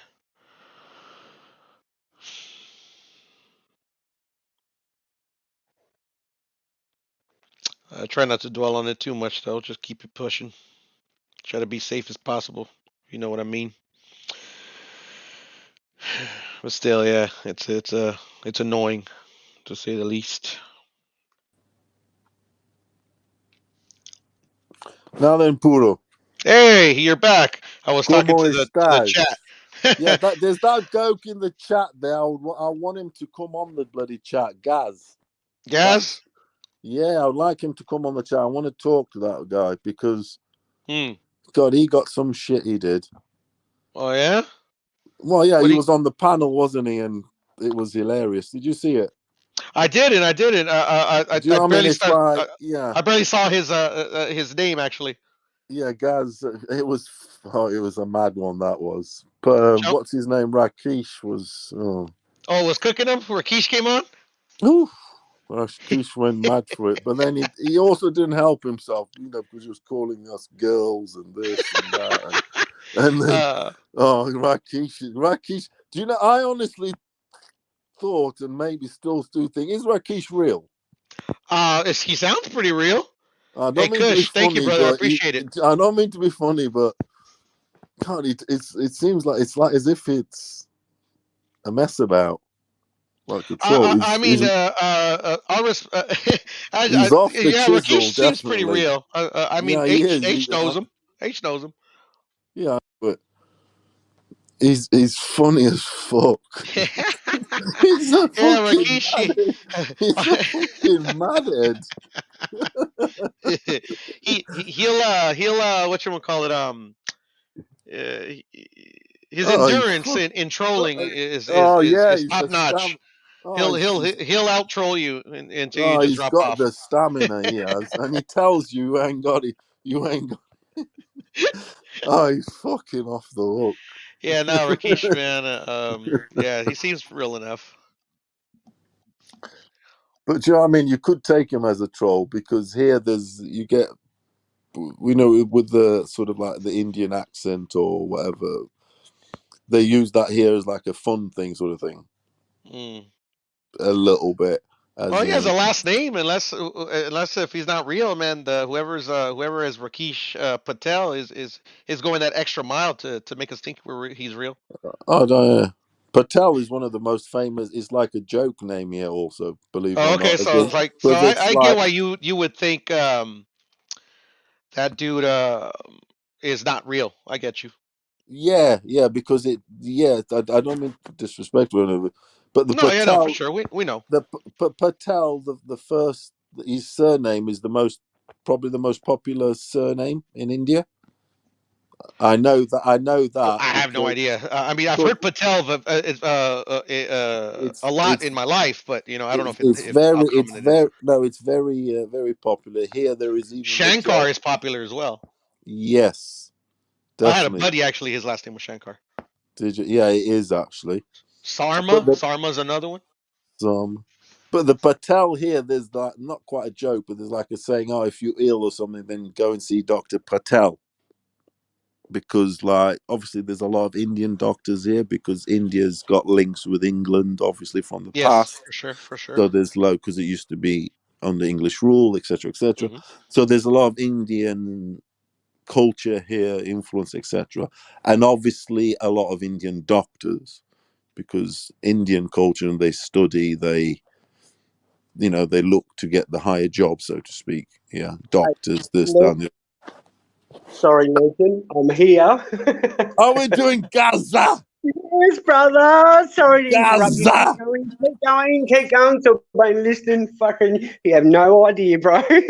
I'll tell you what, though, Gaz. After that night, and that was hilarious, wasn't it? I know you all got wound up, didn't you?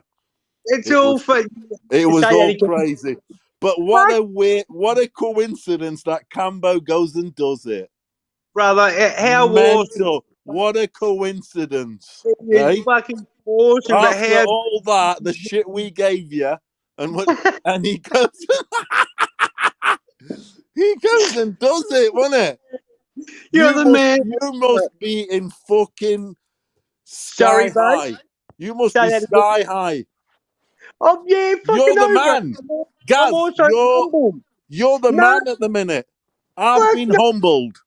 Thank you very much. No, bro, no, nothing like that. They're both two fucking warriors, and I tell you, anyone listening saying Tio's a fucking bum or anything like that, grow the fuck up, cunts. You don't know shit about boxing if you think that. Honestly, bro, tell us what's going on then. What do you reckon to it all? Break it all down, my friend. Did you watch it? Yeah, I went back and watched it. Fuck yeah. But did you watch it live or did you go back and watch it?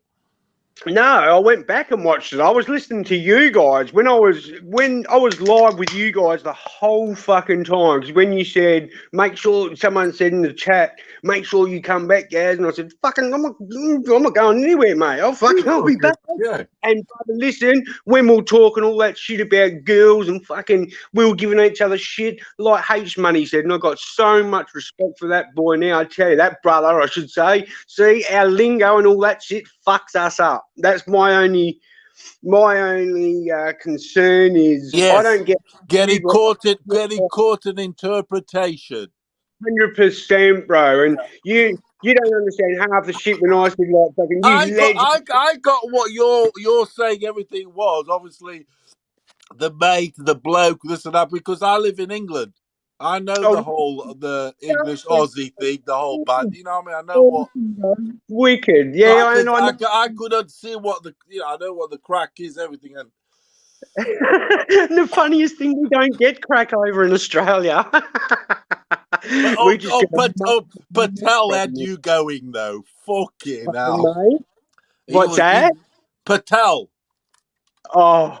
That he's got the stamina though, that guy. He's can't tell me that wasn't good banter for everyone. Serious, that was fucking mint for everyone. I don't give a fuck who's watching. I've told a lot of mates now to tune in because, like I said, hates me. First thing when I get up this morning, I got on here. First thing I looked at was you guys, And first thing I saw was Kambosos, and I fucking ticked your box straight up and went fucking, yep, went about my day and done my shit, and came back and fucking, I've dropped a comment and he's still being fucking true to his word, being the man he is. That's fucking, that shows your character, in my eyes anyway. That's good shit, man. That's fucking properly being a man as well. And again, I'm not going to go saying, fucking, I told you, cunt, I fucking said that, I said, where's the fucking ambo? There's no fucking ambo, fucking, I'm not going to be like that. It's like fucking, hey, this is what happened. You know what? And you wanted my opinion? You still there, brother, or have I fucked up somewhere? No, here, my friend. Yeah, we're here, my friend. Sorry. We're here, fucking hell. I don't know about my shit. You're but right, yeah. bro. Sorry, mate. So carry on then. What happened then with the fight, do you reckon? What do you think? Is Kambosos the real deal? What's the crack? What was? Obviously, he is. He won, but yeah. What do you want to know, B? What do I think of the fight? Yes. Mate, I reckon it was fucking. Well, it was a fucking. I wouldn't want to be a judge, but no, actually, I shouldn't say that. I shouldn't say that because it was fucking a brilliant fucking boxing. Fucking, he showed fucking brilliant boxing, and that just shows or lets me know as well. And reiterates with fucking a lot of people that fucking you never can an Aussie bloke out who's a fucking dog who really wants to fuck what they want, because we will get it. But again, no disrespect at all to fucking Lopez and anyone saying he's fucking a piece of shit or fucking he's a bum. You're the fucking bum, you dumb cunt, because you don't know what the fuck you're talking about. You obviously don't know boxing. What do you reckon to Teo's? What do you reckon to Teo's corner and the whole thing and whatever? I honestly, I don't want to go there because it's none of my business. But I personally think my opinion. Okay, I'm not going to fucking bullshit to you because I fucking love you. Yeah, and what are they saying over there in Aussie or whatever? What do you reckon to his corner? No, well, I got to be careful what I say here because But anyway, I don't know what the other people are saying over here in the boxing world, but all that I know is, mate, what do you think personally, B? Before I say anything, what do you think about his corner advice? What do you think, brother? I thought it was amateur job. Thank you. Yeah, I didn't want to. I'm gonna be straight up with you. Yeah, bro. I'm one of these that I'm sore. Sorry? No, I'm not sorry. I'm sore. Yeah, I'm one of these. I'm sore. Yeah. Yeah. Yeah, I'm sore. I'm bruised. What? Oh, why? What's going on? What do you mean bruised? No, because I'm one of these that thought, Tia's gonna blast him out. I believed it. You see. It was banter. Do you believe what we said about banter and having fun? And that's all about fucking, like H-Man said yesterday. It's all about selling the fucking fight. It's all about promotion. It's all about all that shit. Do you believe that too? Yeah. We were talking, and now you can fucking literally. I've sent one text after watching you blokes for fucking days. I sent one little text off, Gaz, please join the panel. Please join the panel. And I fucking jump straight on again, and I get this respect. That just shows your guys' character. That's fucking awesome, and I really appreciate that. And like I said, I'm not going to be the one who sits there and get on every site and say, fuck yeah, fucking, Gio was he's the fucking man, he's the emperor now, or fucking whatever. I'm not that kind of bloke, bro. There's like fucking, he won. That's the decision. The decision was he won. I can't do fuck all about it. There's nothing anyone can do about it. It is how it is. And sorry, bro. But bro, he got humbled though, didn't he? He did, but you know what? I want him to. We all did. We all did. Not you. Because you know, not you. No. You rode on the Cambo. You know what I mean? You didn't get the 3rd or 4th round knockout.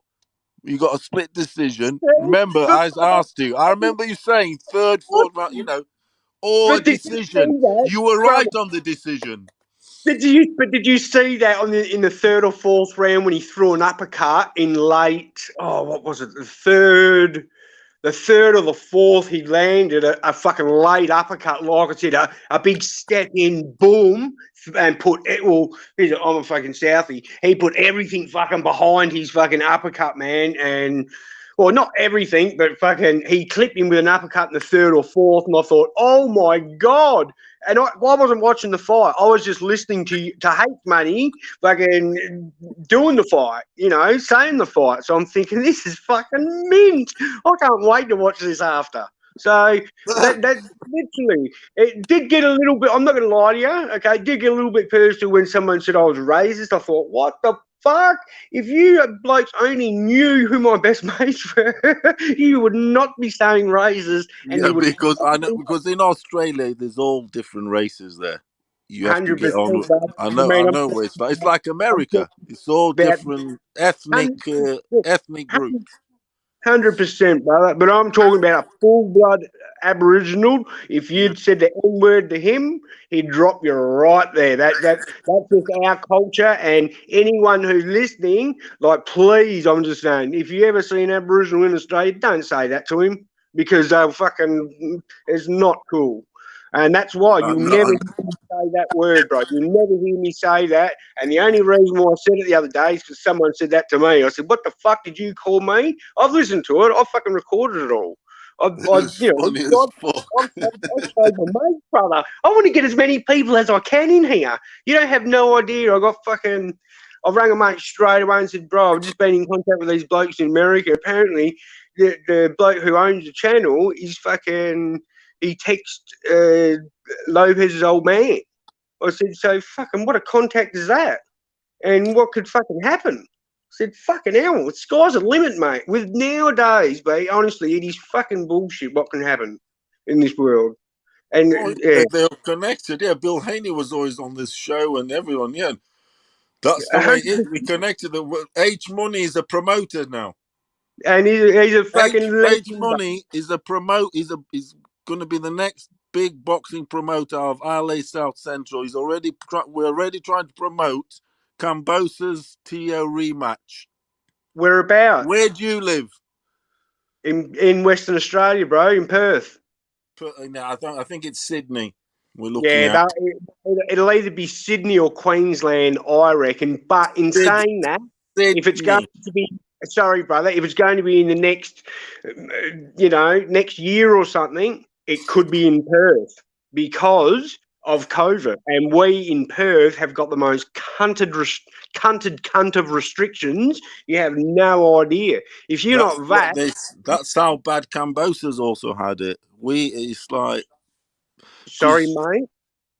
That's how also hard Kambosos had it. I mean, I've been using excuses for Teo, saying his corner was shit and his attitude was shit, his arrogance was shit, his respect was shit, all that was shit, knocking out someone in the first round, blah, blah, blah. Yeah, shit attitude. Yeah, that's what... Do you know what I'm saying? And then he gets knocked down himself. Yeah, but you know what? I can promise you it's going to make him the better man. And yesterday I didn't jump on the... Yeah, he got a lesson learned. And I No, but we don't know if it's learned. Because if you carry on with the same shit... No, well, brother, okay, you ask my opinion, and in Australian boxing, fucking all the things and everything, what I've read and everything, what's going on. Yeah. Sorry, bro. Fucking everything. What I think what is going on is Teo needs to everyone needs to stay the fuck away from him, leave him alone, let him rest up, let him get himself sorted. I didn't know he was going through the shit he was going through. Now that's that man.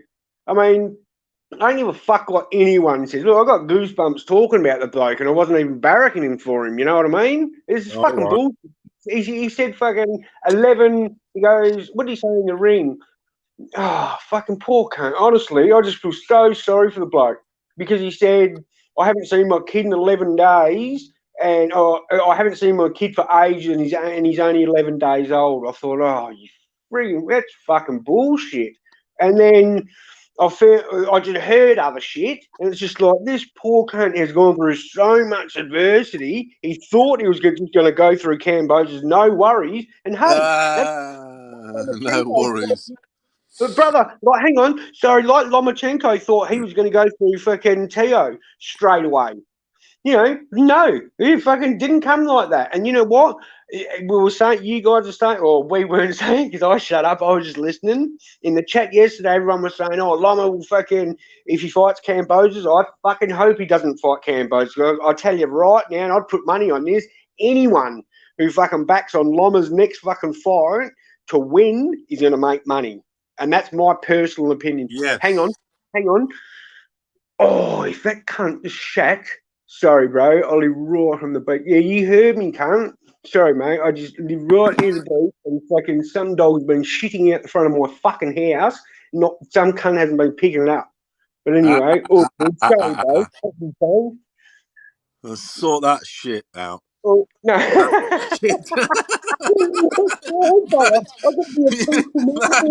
that is shit. Okay, I know that is fucked up, eh? And I said to a bloke the other day, I said, if this happened, cunt, honestly, I'll fuck it. I said, put your face in it. Put his face in it. Rub his nose in it. Rub his fucking nose in it.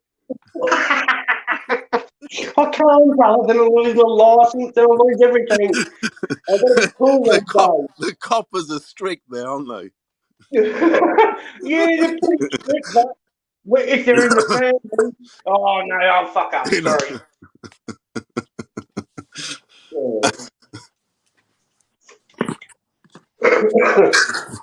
Sorry. Fucking. Yeah, what were we saying? Sorry, man. What were we talking about?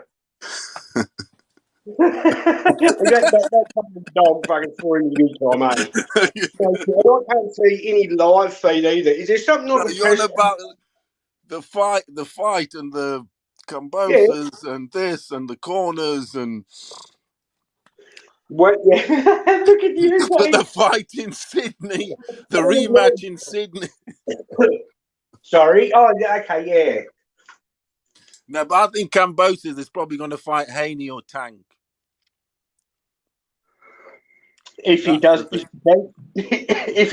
Jojo, no worries. He'll have Haney, I reckon, over here in an open, crowded arena as well. That's my personal opinion. I honestly don't think, even though it's a big stadium fill, blah blah blah, it would be in Australia. The lure of them. Hold on, guys. The lure of America and the prime time TV slot, because I don't know. I mean, there was the Pacquiao one that I still don't know. The Americans have always carried the weight with the times, as in they don't want to get up, for instance, at 5 a.m. on pay-per-view, pay $100 at 5 a.m. to watch a fight. Gotcha, bro. Yeah. You get me? So they might make you do it. Yep. Because for the Haney fight, unless the fight's earlier, like in the afternoon there.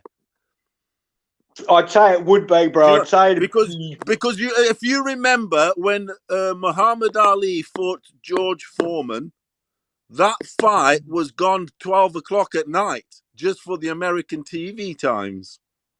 It was at 12. It was nearly 2 in the fucking. It was nearly 2 in the fucking morning. They fought. You are joking. Yes. Yeah, there's all these just so that they would watch in America. The TV thing, isn't it? As well. So they would watch it at 10 or at 8. I know what I'm on about. Yes, that's true. That is they fought gone 12, easily gone to our foot TV. Right, that's right. They fought in another country, but the country didn't get the time privilege. Do you get me? Yeah, fucking the time privilege. Wow. That's always been a constraint. That's the only constraint I can see. But yeah, okay, well, if like, because I'm not sure what's going on, who he's fighting next, or whatever. I mean, if he does beat Haney, you know, I'd love T.O. to fucking have a layoff, and I'm not going to bullshit to you. No, I'm on about Kambosos. You know what I mean? Yeah, me too. That's what I'm talking about. Like, if fucking the Haney undisputed wins, champion. no, you're a legend. Undisputed. He's the new king. That's mint, bro. That's mint. That's awesome. Then fucking Do you think this is a question I want you to answer, Gaz? Is Kambosos going to win his next fight? Yes, he will. Who against? Who against? Who's the guy you think you would fit in the best? Would say Loma, Tank, Haney, because that's the possibility. Okay, I tell you right now, but I do not want him to fight Loma. Fucking like I said, bro. Whoever Loma fights next, he's in trouble. Yes, yeah, he's on a mission, isn't he? He's on a mission, isn't he? Yeah, you're absolutely right. Guys, no, you are. He's the guy to back at the minute because he's pissed off, isn't he? He wants it back. He wants it back. Did you see how he took his loss? You know how he was. You know, and again, nothing against T.O. So every I know I'm speaking to an American crowd, so nothing against her. I love the bloke, and he's going to come back at 140 and dominate the division. I fucking bet my life nut on it. But anyway, fucking hell, I forgot what we were talking about. What did you say? What were we saying? Sorry, man. I'm fucking fight about Loma. Big night. The Loma. I do not want him to fight Lomachenko because I tell you, Vasiliy, he's going to fucking smash the next person who he fights is in trouble.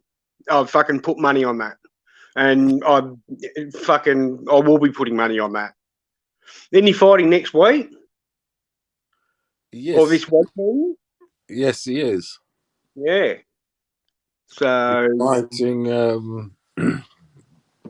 He's fighting. He's trying to go through now T.O.'s ex-opponents. That's his second one now. He's fighting that Comey. What's the date, bro, when he's fighting? Rather soon, in 2 weeks' time. Oh, no, it is 2 weeks. So what? It's not the 10th or the 11th, is it? Please tell me it's not the 10th or the 11th. In Western Australia time, if you can. Oh, well, you just give me the time in your time, brother. And are you a Lomachenko fan or what? Well, yeah, I fucking love him, mate. He's fucking one of my favourites. Apart from Arturo Gatti, who's my favourite as fighter. Who? Arturo Gatti. Oh yeah, he was one of my favourites till Floyd annihilated him. Yeah, it still is now, but brother, I mean. Yeah, anyway, he's on the 12th of 12th. On the 12th? Oh, fuck. That's fine. Hold on a minute, that's 12 here. Wicked. No, it is 13 here. You fucking ripper. That's gold. No, yeah, it's 12 here at 5 in the morning, the fight. On the 12th. Okay. You're ahead by a day, though, aren't you? Yeah, I am, bro. That's irrelevant. Yeah. You guys are going to be covering all that, aren't you?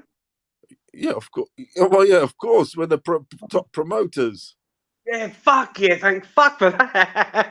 To make $1 saying fucking get on this channel, get on the channel. Covering. Oh, fucking sweet, man, sweet as. That's fucking awesome. Fucking hell, yeah. H Money will be on the microphone. Wicked, bro, wicked. Because you know what? I was going to say it to the South Central's best. Mate, it's South Central's best, did you say? I don't know what that means, brother, but you know what? That's fucking sick. That's awesome. I love it. And you know, H Money is the man. I don't give a fuck what anyone says. For manning up and saying what he said, and he said he's going to say Kambosos' name for fucking whatever. Like I said to you before. And he is. He's promoting him. First thing in the morning, brother. We want the fight in Sydney. Yeah, well, it'll probably happen We're as thinking long. we're thinking of bringing a few boys down. Do it, bro. Like an American. Well, also, yeah, a few of us. We're That gonna would. come down. Oi, that would be fucking sick, and But don't bloody put it. Don't be killing us. oh, brother, no, listen. Don't be You setting the guys, lions on us. listen, I'll give them my address. You can come and stay at my fucking house for Christ's sake. Don't Don't be setting the that, lions brother. on us. I'm being dead serious. You fucking, you get looked after if you come here, and if I spoke to, it doesn't matter. You get a few drinks. I'll just see what we can do, and if you're keen, That's it. out. That's only if there was a rematch and whatever. Everything has to click and everyone has to be what with vaccinated and COVID and blah blah blah. you mean, bro? Getting, I mean, it's With TO that's another thing. I mean, the restrictions there could prevent the fight being there. I don't know. Yeah, but bro, that's what I said before. Like the only thing, like we had the AFL Grand Final, like the NFL over there. You got your league, the National Football League, which I fucking love, Pittsburgh. Anyway, fucking. What's your sport there? What's your sport there? AFL, brother. Oh, my American, Australian rules. Yeah, bro. Yeah, that's footy. That's proper hard man stuff. Oh, fuck yeah. It's a fucking Mintox, bro. You fucking look at you're into the Australian rules game, and obviously, yeah. What about rugby and rugby league? They love it too. Love it. They're hardball. So are you a rugby boy? What would you say? As in, I don't mean to be disrespectful. Are you like a rugby guy or what? Soccer or rugby? More AFL, bro. More Australian footy. Yeah, more Australian AFL. I know for a fact you guys are bred rough and tough. No, you are. No. No, you are though, aren't they? It's the hard man sport, isn't it? 100 fucking. I'm not lying. 100% of this, bro. No, I know what it is. You're allowed a couple of. You can have a few slaps. Oh fuck yeah! It's awesome. You're allowed to punch on. You go to the fucking West Coast Eagles and Fremantle Derby. Okay, you just put that on Google. That West Coast Eagles Fremantle Dockers. I think it's 94 Derby, and fucking watch them punch on, bro. It's just an all-in derby. Going. It is fucking mint. It is fucking awesome, mate. Yeah, I've watched loads of it, my friend. It's quality. It's fucking awesome. It's awesome. It's mad. It's like good fun, but good fun. So you're a Lomachenko man, are you? Mate, I love Loma. He's fucking I really do. Your favourite boxer? Who's been your best boxer say the last 5-10 years? Yeah, like I said, I can't go past Gaddy because he's just the heart of the man. Okay, especially with his second. I think it was the second one when he broke his hand and just kept going. I mean, fuck me. I was a big Gaddy nut swinger. And but then when he fought Floyd, he was humble. It wasn't humble because it wasn't like he was boasting or anything, but he got smashed up. Fucking hell. 100%, brother. 100%. But he's another one though, Gatti, where you never knew what you're going to get on fight night because he was a bit of a dog, and he had it in, bro. No, but I'm just saying, outside of boxing, he was a bit of a party boy. Oh fuck yeah, he loved it too. You know what I mean? He liked to drink, blah blah blah. Look, all that sort of shit. Yeah, and he lapped up his limelight a bit, But fair, that's. I don't know if you know. Well, you fucking. I'm talking you. Of course you know this. You know when the night that he parted, and RIP to the fucking legend. Love you, brother. Fucking the night he passed, he was at the pub or at a nightclub or a restaurant or something. And something happened with his missus, and then he ended up knocking fucking a couple of blokes out. Yeah. like fucking flat out, and then Anyway, I won't go into that. Actually, that's fucked up. I won't fucking. Yeah, I But know. Look, mate, I know exactly what you mean. I've watched various and countless documentaries, reenactions of the night he was killed, the lot. I know exactly what you mean. He was killed in Brazil. There's the suspicion that he might have been through his missus. She accused him of being a drunk wife beater.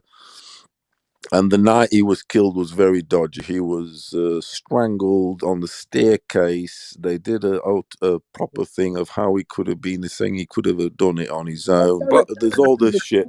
They killed him for the money, blah, blah, blah. And it's funny that the fortune he left, which was $6 million, it was all... The papers were changed 3 months before his death.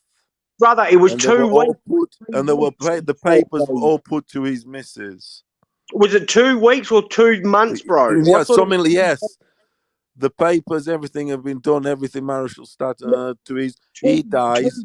And do you know that the Gatti family has received hardly any money from his fortune? She kept it all. She kept it all, more or less. Is that honest? Is that the honest truth? Really? YouTube, the documentaries. It's on made by American networks and stuff. It's on YouTube.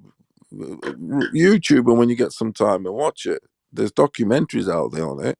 It's not what bullshit. was it called? You say, B? Sorry.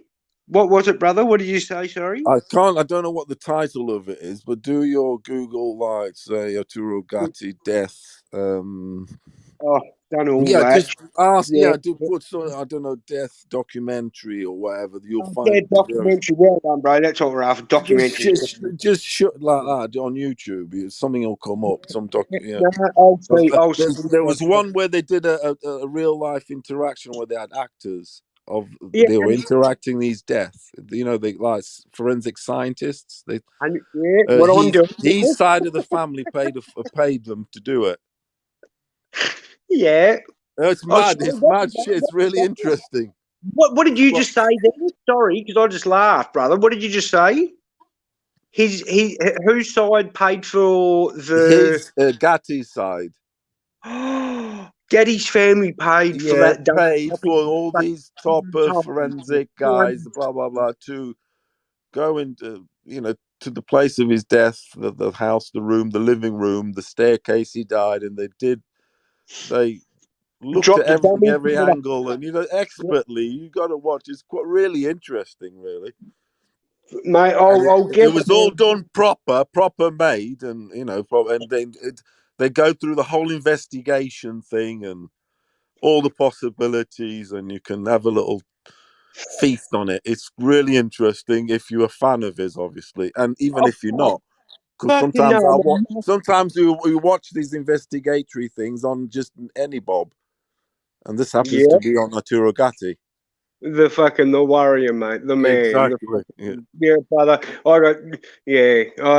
He's the man for me anyway. He's the ultimate fucking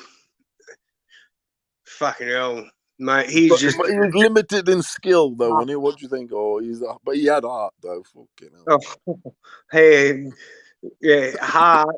Fucking double that. Yeah, you know what I mean. Much love. Arturo Thunder. The Thunder. R.I.P. to that fucking legend. Do you get a bit of thunder down in Australia? Always, bro. Oh, yeah, we do get thunder, but sometimes up north, it's a lot worse. Or over in Cairns, where a couple of me mates I grew up with, all my mates who I grew up with are around schools. Who I went to school with around all the states in Australia, pretty much. So, yeah. I got a lot, but they're up in Cairns, up the Northern Territory mainly is the mecca for fucking major storms and cyclones and shit like that. But over here in Perth, mate, she's pretty fucking mellow. It's not.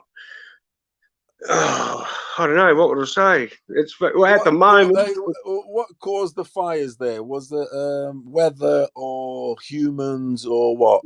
Just quickly, without going into too much, what was it? Nature or humans? What? I personally, I don't know, bro. But if it was a Okay. human, he's a fucking dog. And I know he wouldn't be listening, so I'd say I'd fucking what I do to the cunt. But he's a fucking dog, I tell Because you. that And he, shit, I know that goes on in some it's countries, fucking so that they can get cheap wood and all sorts. That's fact. sorry, I sorry, said I buddy. know that sometimes that goes on. Sometimes it's arson, so they can get cheap wood from the forests and shit. If you get me. Wow, righto, fucking hell, I didn't even No, look. that goes on in Portugal, which is where my origins are from. 100%. That's They are awesome. the big. Hold on a minute, my friend. They're the biggest producers of cork that goes in your wine bottles, whatever, in the world, and they have fucking forest fires there all the time. Not only because of the weather, but sometimes they're made by man because then they get like cheap. They get the wood cheaper and just. And where is this, bro? Did you say sorry? In Portugal. Awesome. Well, not Because awesome. and I'm just saying they're the biggest producers of cork. You know, cork obviously Yeah, that comes from a tree. That comes from a tree. yeah. Yeah, they're the biggest producers of that, and that shit burns very easy. That's fucking crazy, It's like that when it's dry. It's like dynamite. You know. Yeah, it's fucking crazy, bro. Well, where the fires were, where you're talking, I don't know if you're talking about. Yeah. Again, we won't go into it, but that Black Saturday, that fucking, that fucking. You don't you watch the fights live there? Because it's what time do the fights go on there? Like Haney fights. Normally I do, but no, I was just fucking talking to you guys the day before, and then someone dropped something in the chat saying fucking he won't fucking come back. He won't come back, and I'm like fucking. I think it was someone called Pimp or Kendall or someone. I'm not 100% sure, bro, but fuck. Yeah, I've got it written all down, but anyway, like I said, Cosmic. I am not going to fucking be a cunt. Like, I had a text written out like nothing, but I thought, no, I'm not going to be a fucking piece of shit and be like that. What? And fucking, yeah, that's not us Aussies. Or that's not me. Who's your favorite? Who's your top? Can you make, right? Because obviously the people and the listeners and this and that all want to know your boxing value, what you like and what you don't like. Who's your top 5 pound for pound sort of list? Who do you have? And you can put a heavyweight in it. Fucking hell. Top 5. Who would you say are the guys there in the world? No, the top 5 boys. Canelo's number 1, eh? You're allowed to put a heavyweight in there, which generally you're not, because they're considered big boys anyway, if you get me. Yeah, that's all right. The pound for pound was made for the smaller guys to try and even them out, so to speak. We know the heavyweight's the top boy. Is that but you what can put a heavyweight in it. What you just said then, I want to know. What did you just say? Because I want to write this down. This is awesome. I'm learning shit all the time. I'm not going to lie to you. I got into kickboxing and my mates did a lot before I got into boxing, but I've been, anyway, I've still had boxing in my life since I was fucking 15, 16 years old, okay? And when that came in my life, that's when I had a mate who was a professional boxer or was going to. Fucking hell, it doesn't matter. Who's your top 5? Who's your top 5 then? Canelo's number 1. Canelo. Not what you think, what you choose. Okay. Not what the public, what you might think the public think. What is your it's obviously we all respect each other's opinions, don't we? We have to, because right or wrong. 100%. It's like the old saying, an opinion's like an arsehole, everyone's got one. Oh, you're a legend. That's what I fucking say all the time, mate. Yeah, that is true. That's fucking so too true, fucking bro. right. It's fucking so true. Cheers to that. Cheers. It's Canadian Club and Dry. And if you're listening, Canadian Club, you owe me some shit. You are going to send something out, they will. Anyway, they fucked the can up, and I'll prove this shit later because I'm going to keep on with you guys because this is fucking good fun. Okay, well, I got fucking Canelo #1 for sure. I'll have to go Tyson Fury. Being real, you said be real, so I'll fucking be real. Tyson Fury. Then I got fucking Kambosos. No, Hey, no, Rambo. Hold on a minute. So you got Canelo #1. Yeah, pound for pound. Yeah. Fury #2. Fury #2. Yep. In his way. Yep. Yeah. What do you reckon to Fury? Do you rate him? Do I rate Fury? Yeah. Do you like him or what? What's the crack? Mate, I do like him. Yeah, he's fucking. He's the bony M, daddy cool, isn't he? Hey, brother, he talks a shit, but you know Crazy what? like a fool. He can walk. He can talk, but he can walk the walk. It and talk it, and he gets back up from adversity. Brother, I got all respect. Back from adversity. Pardon? He gets back up from adversity. And that's what makes people champions again. And that, like, again, it's 100%. 100%. Anyway, so you got Canelo, Fury, Kambosos #3. Yeah, now I'd have to say Lomachenko for sure. Hello. Yeah, I know. I know. Yeah, but that's your choice. Yes, you're right. I apologize. I apologize. That's your choice. Because you I do are. apologize.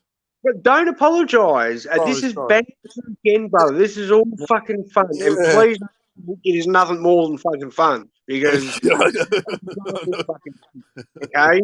No matter what any cunt says on this channel, I don't give a fuck about you cunts. I'm not talking to you fucking other people. I'm talking to the legends on the panel and who invited me on. So you asked me, okay. So where are we up to? Fucking. So we got Canelo, Fury, Kambosos, the ferocious one.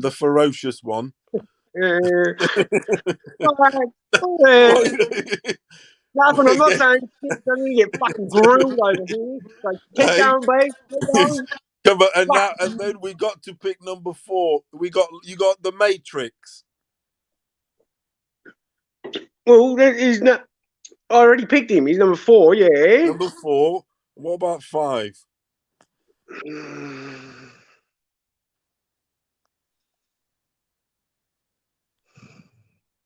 Honestly, in my opinion, and I'm being serious, Ortiz Jr., and I'm being dead serious. He is going to be the next fucking. Not at the moment. Do you mean right now? You're talking about? Yeah, now. Yeah, or whatever. Or if you want to put someone who's now. I never had an underdog, brother. But go on. Yeah, it is now. Yeah, the present. But okay. But if you see him as a promising future star, then you can nip him in. Well, fucking hell, man. Realistically, you have to put fucking. Put it this. Hey. What do you say, brother? Yeah, just pick your #5, and you can have a. You're going to have to put a promising star and a promising one. He's going to one of those. He's going to be this. Oh, he's going to be Ortiz Jr. or fucking Teo. Fucking hell, I should have said Teo, but yeah. Hey? I mean, you asked me. Is that your #5? Who's that? Teo. Who's your number? Who you got then? What about Josh Taylor? Nah. No. Nah, not in my opinion. No. Why not? No. What about Terence Crawford? He's right up there, 100%. But what do you reckon to that little? Have you seen that little Japanese dude fight that Inoue? Who? Anui? No, I don't think I have, bro. No, and I'm not going to lie to you. I've been for 3/4 of my life, or not 3/4, probably more. We'll put it this way: more than boxing, I've gone to Muay Thai more than boxing and studied, or not studied, watched. Sorry, Muay Thai more than boxing. Is Muay Thai big there? Then is it? Pardon? Is Muay Thai big over there? Yeah. Yes, it is. Sorry. Yeah. Yeah. Do you reckon that comes from the Thai and Indonesian influence? 100% it comes from Tiger. It's close to Australia, all those influential countries. I know it is. You got Indonesia, Thailand. Yeah, you got all that. Then you got the Tiger Club. Then you got Borkow, Benjamin Borkow, who's You're surrounded by it. You're surrounded by it, and even New Zealand and all the Samoans, and they all like that stuff. They like that UFC. Fucking listen, Kiwis are listening. Jump on this fucking channel, bro. Even though you may think this is shit or anything, these cunts keep it real at the end. So I'm talking to all my Kiwi brothers too. You fucking. I know my world shit like that. You know, what I mean? We know they big. So appreciative that you are fucking like this, and it's fucking meant to be like this. Why not be real and be truthful and you know, because it's worldwide, isn't it? I mean, every country comes here, and it's good how you can get all different lingers, perspectives, and bro. Well, but fucking oath, but I just, you know, this is the big opportunity. It's not often you come across a Rakish, is it? Yeah. Oh, you want him to drag him down on that. You wanted to tie his legs on a rope to the Land Rover and take him for a ride. Is that what I said? No. I was going to take him bush, drag him by his bush, did I? Did I say his feet or his neck? Oh, fucking hell, I'm joking. I didn't say anything. No, I'll be honest with you. It would have got me going. It would have got me going, my friend. Sorry, brother, what was that? It would have got me going and all. Oh, you know what? It was good fun. You can't. Anyone on the station who's listening, you can't fucking lie. That was good fun. And you know what, bro?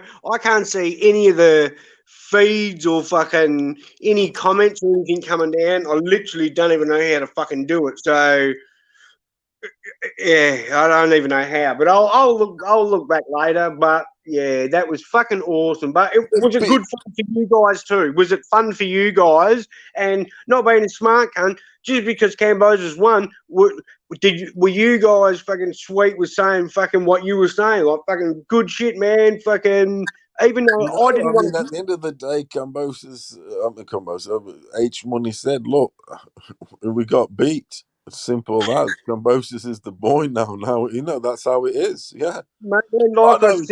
No, basically, like the old saying is, we've got to take it on the chin. I say that to everyone. I literally say that to everyone. The man up, cunt. Chin, own it. Stop being a fucking girl. Own it. Yeah. You know, that's what I say over here, brother, and that's what I'm talking about in translation, all that shit. But I want to get something happening here, and I'm trying to. And I'll tell you what, if Tio comes over here, fucking hell, something. Anyway, anyway, it doesn't matter. It doesn't matter. We'll speak. We'll speak off the channel if you want. But anyway, we'll see what happens. Yeah, it's one of those, isn't it? So do you reckon you'll be? I don't know if you'll be there. If the fight will be there, my friend. Honestly, I don't think Tio will, and I really hope and pray to God that fucking it goes to 140. And just he even said, I'm drained. They've drained me for fucking how many years? Fuck me. Come on, give the bloke a break. Let him go up to his weight that he wants and watch him dominate the division. And then fucking call, and then start fucking saying, oh, he's just a bum. Whatever, cunt. He's not a fucking bum. He beat Lomachenko, Do you think he needs to change the team? not the team, but like say, or change attitude, trainer, etc., etc. Yeah, you said half of them then, yeah. Do you think he needs a new trainer approach? Do you think his father is good for You him? put me on the spot like this, brother. Yes, I do. I'm not going to lie. Don't Yes, I do. watch me on the spot. That's just opinions. No one's gonna. You're not gonna necessarily. Don't worry, your credentials still lie the same, regardless.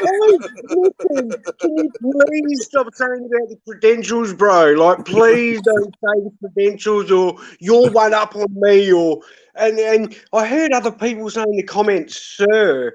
I mean, never ever call me sir. We're equal, motherfuckers. I don't give a fuck who you are. Who was the sir? Oh, there was someone. Oh, sorry, no, it was the Filipino lady who rung in, which I thought was. Fuck, I'm not going to lie, a little bit at the start. I'm like, yep, no worries. And then fucking they said a few other things to you guys. What was it? Along the lines of Manny Pacquiao and you were saying, brother, Manny Pacquiao fighting, is he loved in the Philippines as well?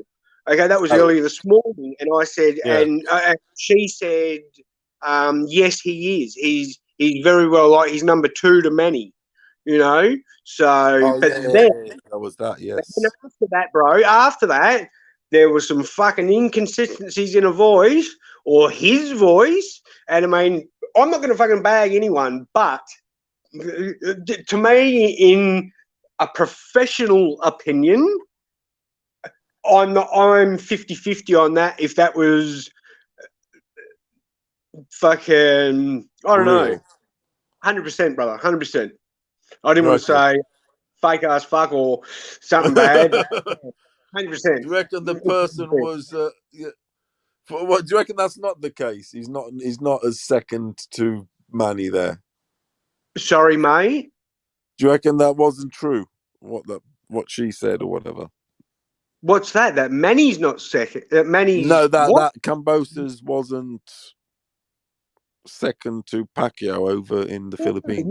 No, she said it right, bro. She said Manny's number 1. Manny's number 1, regardless. Yeah. Who's that? Hang on, sorry, bro. Hey, Gaz, I got a question for you from the chat. They want to know. Rady Pete wants to know: are you a Penrith Panthers fan? Penrith. Panthers fan. Tell that who am I speaking to? Oh, this is Puro. Puro, how are you, brother? I'm doing all right, guys. I'm doing all right. I don't follow the rugby, but okay. If anything, fucking oath, Penrith, yes, 100%. Okay, that yes. Okay. There you go, Rady. You heard it from the horse's mouth. Yeah, but I don't feel. I don't. Sorry, guys. I'm just going to make a quick cuppa. I'll be back in 1 minute or 2. Go ahead, brother. Go ahead. Just take. Handle. Is he gone, brother? Is he, or is he? No, he went. I'm just going to go and make a cup of tea, my friend. Just there you go. Shoot the shit with the South Central's finest. I'll be back in a minute. I'm thirsty, my friend. You got it, Paulo. Gaz, this is my pound for pound. See if you what do you think of it? Is this H money? No, this is Puro South Central. Oh, fuck. Sorry, yeah, that's all right. Sorry, brother. I didn't mean to say fuck as in fuck like that. No, you're good. Trust me. I got thick. There's nothing you can say. I'm good. All right, here's my list. I got Canelo number 1, Bud number 2, Spence number 3, Usyk number 4, Josh Taylor number 5, Nanya Inoue number 6, Jermell Charlo number 7. I'm sorry, go ahead. Sorry, bro. Okay, just in that top 5, just say in the next year, can you give me brother, I'll tell you one thing, Pi. Please never call me sir. We're on the same level. I give Oh a no, fuck. I know, bro. That's how I get down, bro. I just Champion. I fully appreciate them, brother. And listen, but yeah, I don't like I a lot got of you. stuff in Bali who I send money to fucking help him out. Don't call me sir, or I'll fucking stop sending this. He's like, no, sorry, Dad, you're fine. You're fine. It's like, yeah, thank you, bro. Don't, we're brothers. We're not fucking sir. I'm not your fucking master. Fuck me. But anyway, sorry, bro. What did you say? Don't trip. No, you were gonna ask me something about in the next year. In the next year, who is your top 5 pound for pound? In the next year, depending who if No, certain I people got fight. Sorry, I jumped in. Sorry, brother. No, I was saying depending on if certain fights happen, it could stay the same or well, actually, I'll give you I'll give them to you. I'll say Canelo stays number 1, Bud stays number 2. I'm gonna say AJ moves to number 3. Josh Taylor goes to number 4, and number 5 will be Jermel Charlo. Gas, my boy, Gas. What's good? It's H. My brother, how the fuck are you? I know that voice, my boy. How are you, brother? Yo, what up, Puro? What's good, Hey, Puro? Plata, what up? Now, hey, Gas, man, you guys got a great fighter in George Kambosos Jr. That man, he's amazing, brother. He's a great fighter. You was right about him, brother. He shocked the world. Bro, you don't need to say anymore. Thank you very much. He is a fucking champion. He was a better fighter on the night, but you don't need to say anymore. Like I don't know if you heard just before what I was saying, Teo. I just hope he fucking has a rest and hope every cunt stays off his back for a fucking till he's ready, bro. Till his fucking mind is where he wants to be. Fuck everyone else. He's got to concentrate on what he wants to do for himself. Okay, and then when he comes back, I promise you, he will dominate the 140 division. And I nearly bet my left nut on that, brother. Yeah, absolutely. He's a great fighter. He lost to a great fighter in George Kambosos. George Kambosos, he was focused. He was determined, man. He's a true champion, brother. He's a great fighter. Now, George Kambosos, he's the undisputed champion. He's the king of the lightweight division. He's on the pound for pound list. He is, brother, and you know what? Like me and B were just talking about just before you come on, and I'm so fucking stoked you come on because you know what? I want this to be a pretty regular thing, okay? And if you're talking about, anyway, I'll speak to you about this later about something else off air and all that shit if we can. But yeah, if you guys come to Australia and all that, wow. Hey, brother. So George Kambosos, is he around your area in Australia, or is he far? Is he close to you? No, he's over east, bro. He's in Sydney. Oh, in Sydney. Okay. So what's the word like in Australia since Kambosos? He's the undisputed champion. What's the word over there? What the people are saying? Just fucking, they're humble, mate. Everyone's fucking, they're not fucking or where I am, bro, in Perth, Western Australia, they're not fucking taking the piss. They're not going, oh, he got fucked over, he fucking sucked in, he's a fucking, fucking they canned him out, they sent ambulance and hospital and fucking all their shit. I'm like, fucking cunts, settle down, it's all good. So, no one said that. Or there was one person who said that, like I just said, and I just said, sit down, cunt. You fucking, you're not doing yourself any favors. So, but everybody's talking about it like it's a big deal over there. Everybody's talking about Kambosos. Oh yeah, bro, it's flooding over here. He's fucking like, well, fuck me, brother. He had fucking 2 countries behind him. He had Greece, where my other brother comes from. I'm not going to shout out to him, but anyway, he's fucking both you cunts, and Australia behind him. So for me, that's pretty fucking powerful, brother. That's pretty powerful. 2 countries. That's big time, brother. And then everybody knows him in America because he beat Teofimo Lopez. So he's a star in America as well. So he's worldwide. And I heard the Philippines, they love him in the Philippines because he was Manny Pacquiao's sparring partner. Second best in the Philippines, brother. Yep, second best. Manning second best.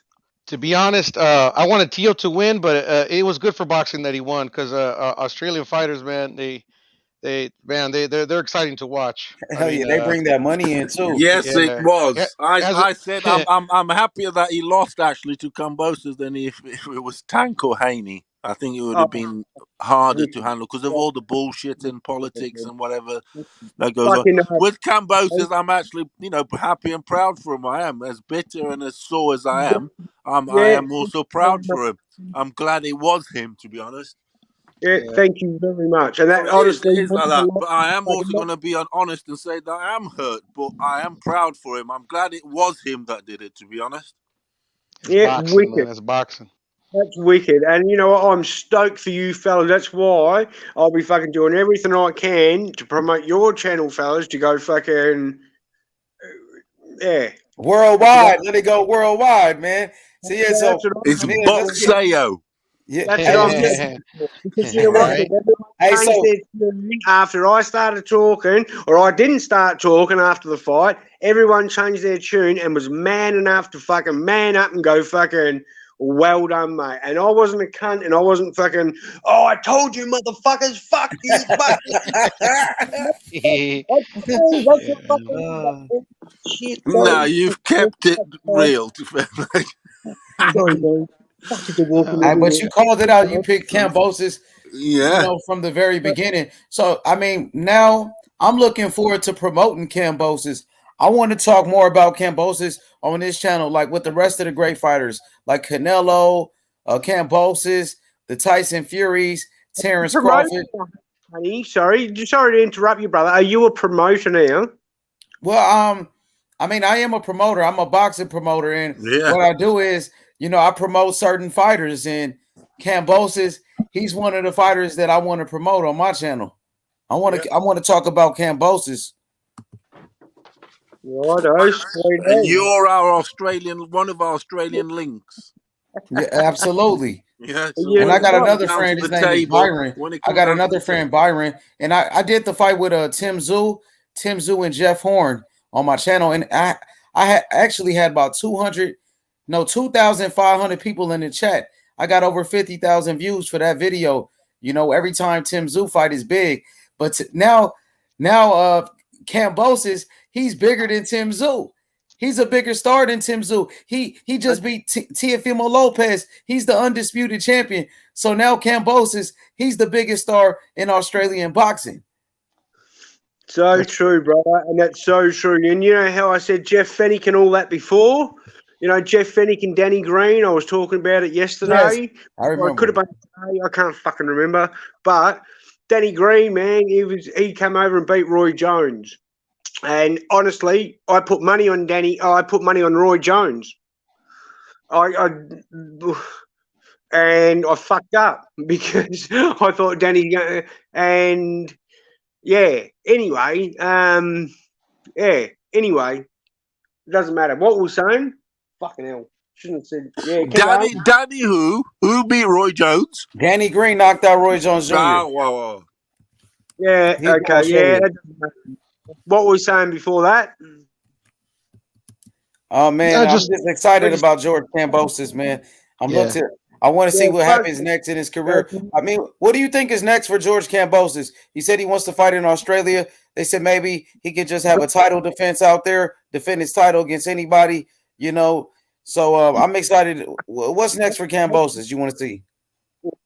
Brother, well, what do I want to see, or what do you want to hear from the community? I mean, what do you think is next? What do you think is next for Kambosos? What I think is next, brother, he's going to go watch the Haney fight and JoJo and see who. Don't count out JoJo. Don't count out anyone. It's a fucking sport, bro. Anyone can do anything at any time. No matter if it's Thai, no matter if it's Lithway, no matter if it's fucking UFC, it doesn't matter. It doesn't matter what sport it is. It's a sport. You can get knocked out any second. You know what I mean? So facts. It's fucking. But what I see happening is the winner out of fucking Haney and JoJo, or from what I've seen, Well, see, you can't even say that because they're fucking full of shit, whoever that was, because Jojo and Haney haven't fought yet.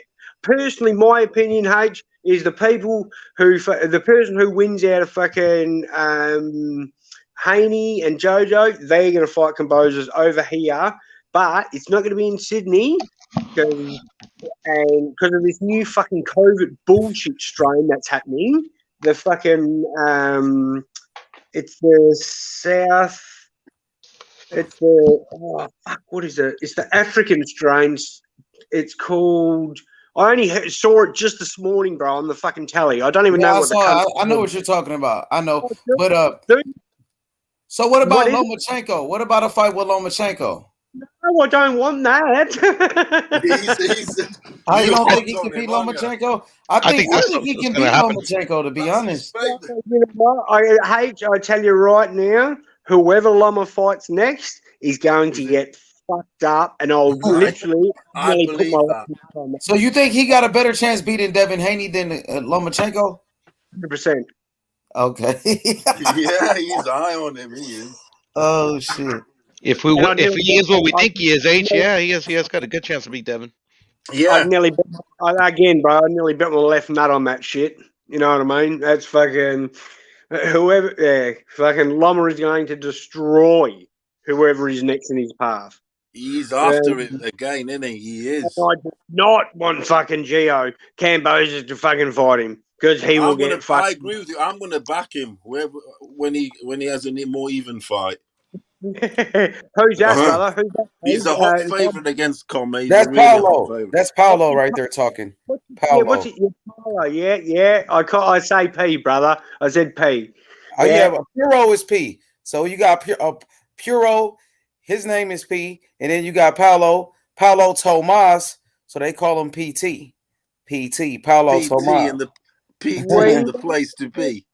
Thank you, legend. So this is fucking mint. We can talk like this, not being fucking dead serious. I'm not lying. This is fucking mint how we can talk like this and be fucking, we're fucking what? Was the headlines there then? Were the people on the streets, were they talking about it at work, blah, blah, blah about it or what?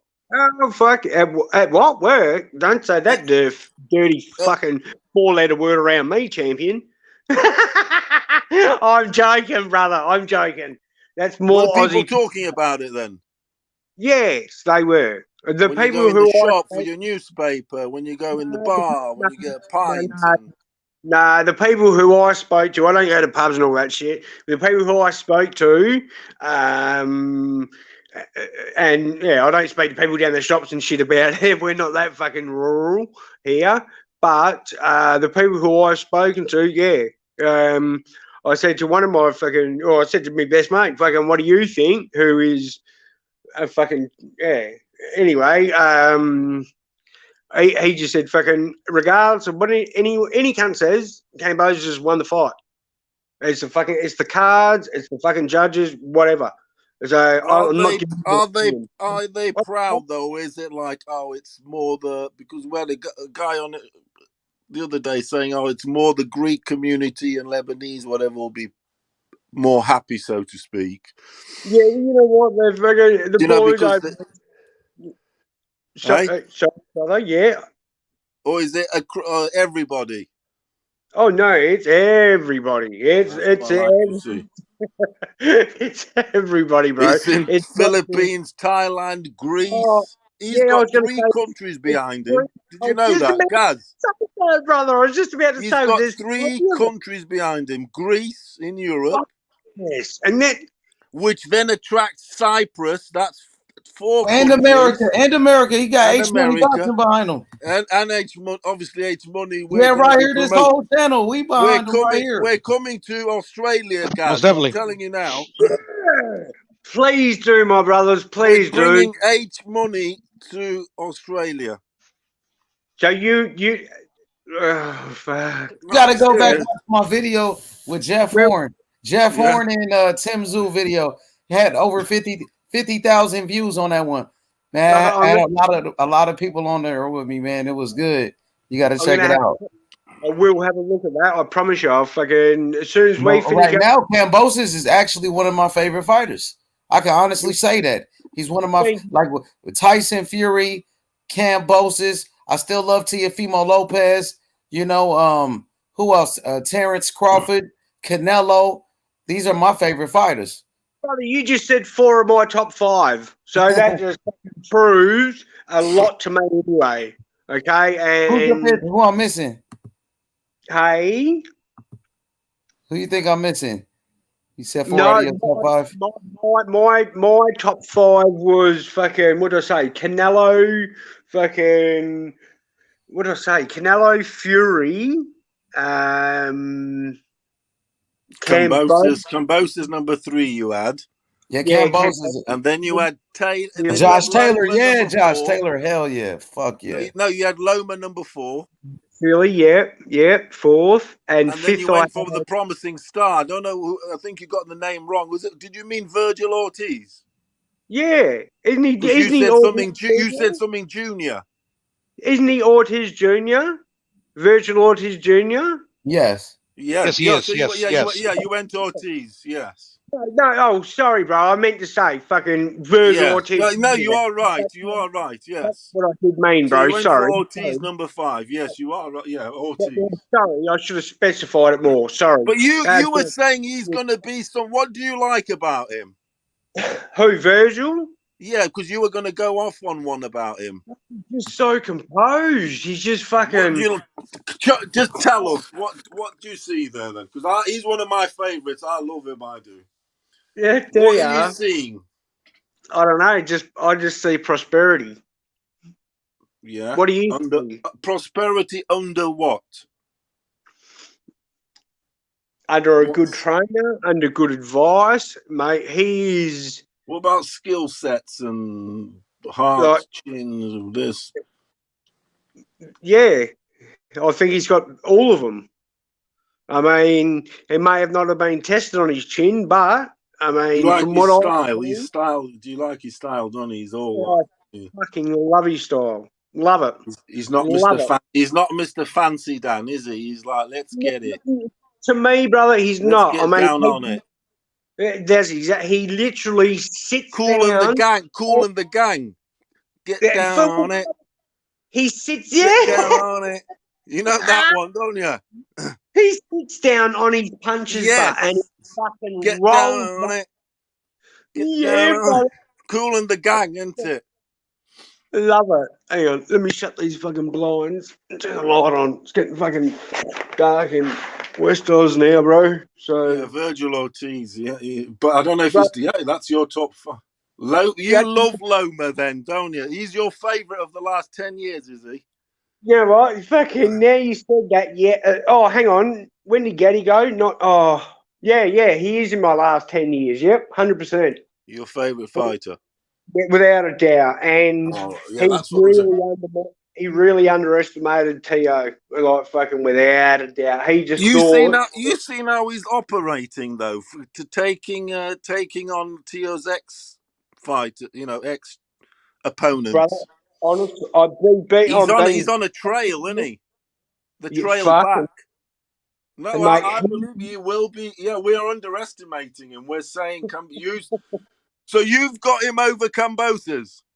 No, you had Kambosos over Teo. Where do you have Kambosos and Loma? Sorry, brother, I can't hear you. Yeah, because you're far away down under. I'm gonna get back. Down under, isn't it? Feisty if I can say this. No, I'm not telling you what I think. You caught in a trap. Honestly, I'm being dead serious. I don't want him to fight Loma. Seriously, who wins that one? Who, Loma and Kambosos? Yes. Loma. Sorry, brother. Sorry, Gio. No, but you had Kambosos over Teo, but over Loma, you're saying no. I love you, brother, and this is no disrespect. No, that's your opinion. It's nice to get that perspective. It's nice to have that different perspective. That's what I think it is. I have that. Brother, I'm talking to George. I was talking to George, but just saying, just in case he listens to this, I'm just saying, bro. Fucking no. You can't let shit influence you because you might help him and make him prove you wrong. So you might as well tell the truth because in the end, you know, You're it is. You might be, You're it is. so You might think I'm going to show I Gaz love how it. it is, and he beats Loma. That's You never know. So always you got to tell the truth, innit? So you got Loma. I don't know if Loma. I've got Loma, to be honest. I have.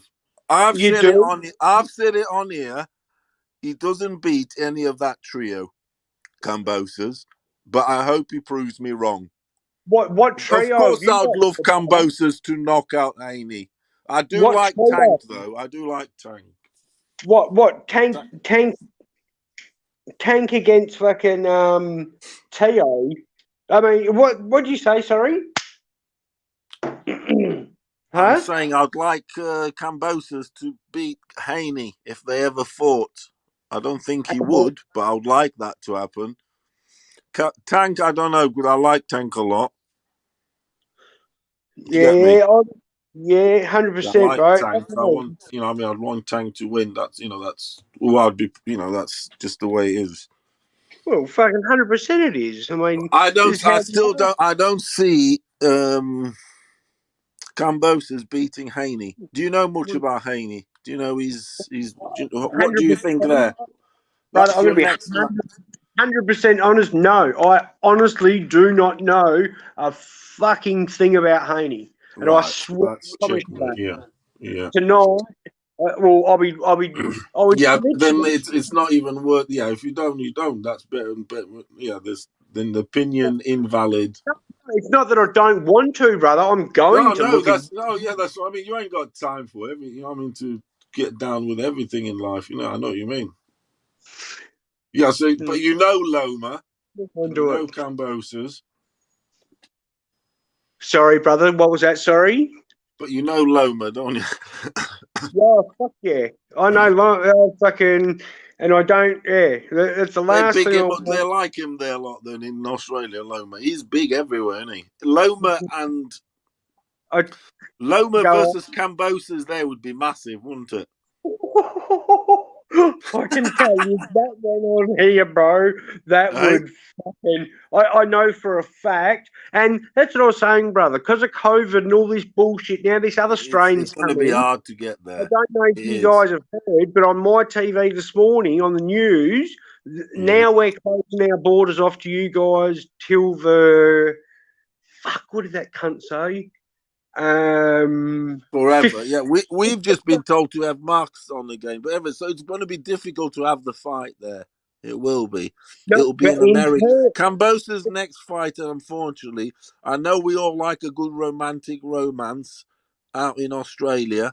That would be beautiful, but realistically, and in business sense, it'll be in America because they're a bit looser. They're a bit looser with the restrictions. You guys there, you tied up to the fucking knees. Yeah, but that's what I was saying before. I went off on a tangent with the AFL. Like they had the AFL, which is always been in Melbourne. Okay, like the AFL Grand Final, Australian fucking the footy fight. The Super Bowl of Australia. The Super Bowl of Australia. 100%, like the Super Bowl at your guys, right? Yeah. And you know what? Because of COVID, they brought everything to Perth, and I think it was 90 or 120 something thousand. I can't. No, sorry, hang on. Don't quote me on any of those actually, but I know it was over fucking. I know it was over 80. Yeah, I know it was over 80,000 people who packed out fucking Optus Stadium. I fucking know for a fact. You get massive crowds. The cricket gets 100,000 there. It would be. Tell you what, if Loma and Gio fucking got in there and done it here in Perth, it would be fucking. I'm talking. You couldn't buy more seats, and I promise you, they'd fucking like they did last time when it got packed out.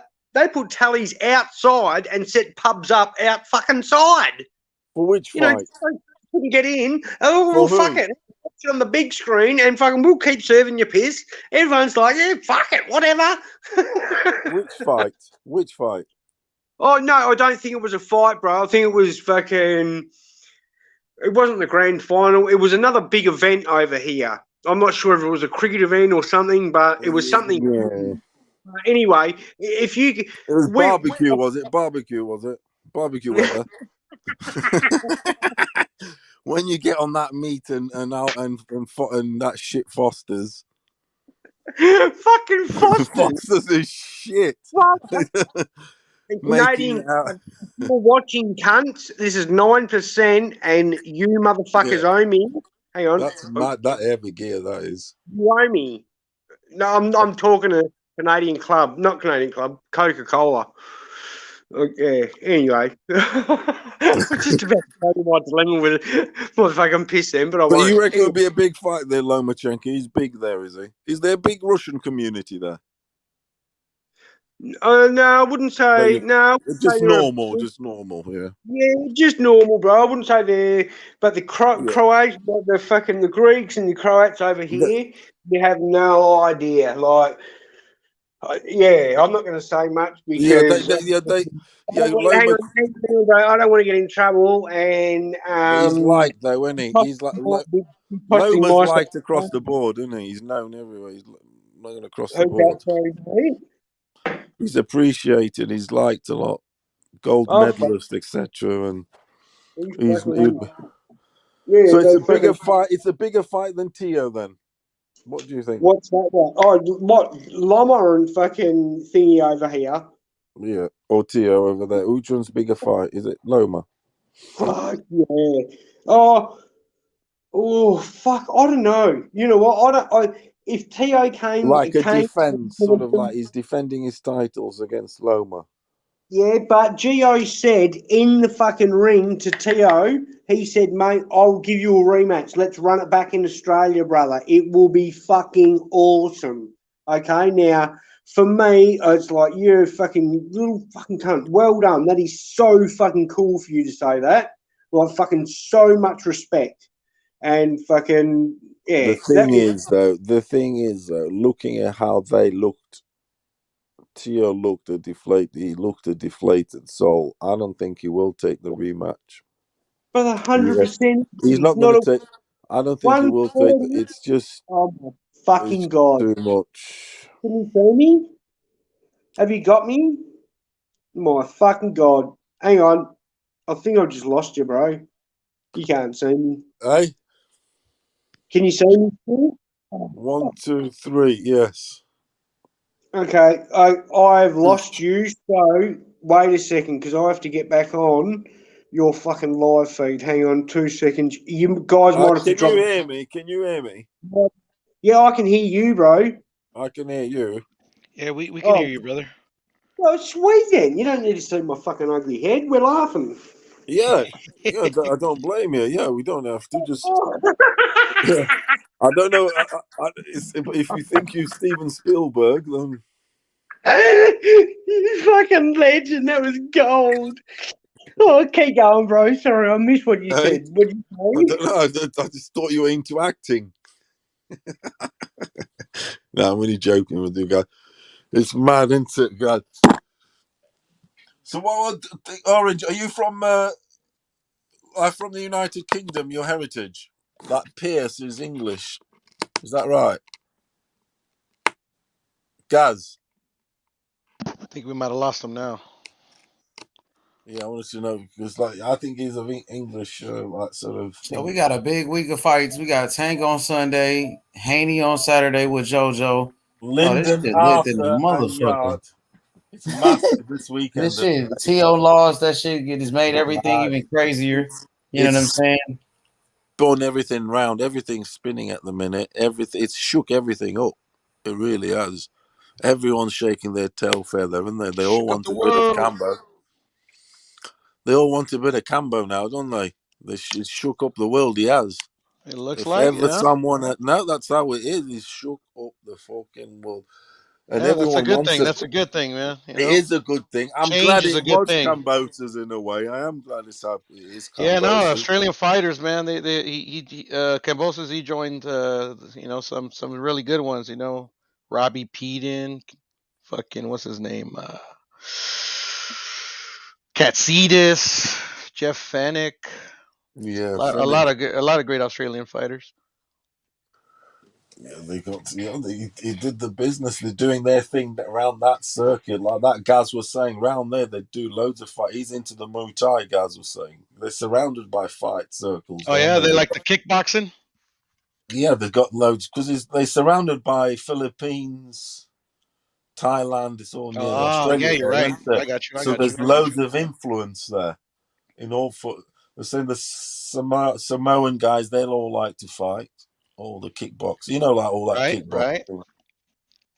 So yeah, it's a fight. It's definitely a fighting territory, isn't it? And yes, sir. And the Yes, islands sir. around there. That's my current pound for pound there, Paulo.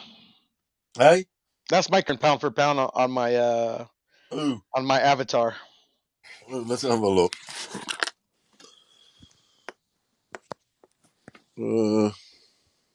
I can't see the avatar. Well, I'll read it to you. I got Canelo. I got Bud. I can see it. Hold on a minute. I can see it. Right. You see it now? So you got Saul. Yes, sir. Why do you think he's got the name Bud? Is it I think or it's is it friendship or what? No, shit. Somebody, I read somewhere, someone or on maybe the it was in the chat, chat. please, because I've always wanted to know that. Why is it Bud? Is it the beer, the smoke, the friendship with someone's name? What's the situation there? Here, let's ask the chat because I forget. Yo, Gaza. chat. No shit. Hey, brother, I'm just. All Can right, you hear guys. me? Name Bud. Yes, Can mate. you hear Yes, me? mate. Yes, we can, guys. Yes, just a moment. We can hear you, mate. Sorry, fellas. I fucking didn't hear. I thought I fucked up and pressed something. Hang on. I'm trying to get back on. Into studio. You're on. Can you You're see? on. Yeah, we can see your voice avatar. Can you hear me? Yeah, we can hear you. Yes. Yeah, we can hear you. Wait. Okay, bro. What are we talking about? You're a bit echoey. Yeah, you have a bit of an echo. Fuck, bro. Sorry, do I? Is it real bad? Quite bad. It's a bit slow motion. It's fading, slow motiony. Try to come out and come back in. Oh, hang. Help it out. Wicked. I'll come back in. Thanks, Yeah. Refresh, cool. refresh. Get an orange. We've got a fuck. It's a guy's in it. He loves it. He does. Yeah, He's let me ask the chat. Does anybody in the chat know why he's called Bud? I could have sworn I remembered, but I don't. I keep Let's see meaning what to they say. ask this for ages, and I keep forgetting to ask you guys. He's from Nebraska, so I'm sure they have their own reason why they call him that. There's always a reason, isn't there, for this nickname? There has to be. So anyway, Bud. Labania, what up? Shalom, brother. Shalom. Brothers, can you see me? Okay, perfect. Here Now we you go, sound perfect. Hebrew, the OG. Yes, sir. The OG. The OG. Labia. How do you Labania. pronounce this? The Hebrew.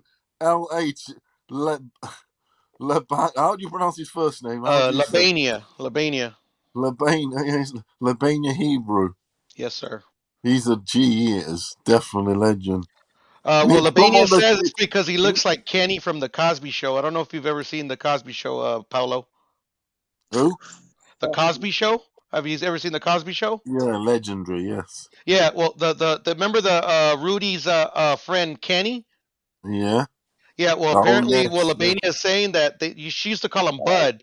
So apparently, Crawford looks like Kenny from the Cosby Show. That's why they call him Bud, according to Labania.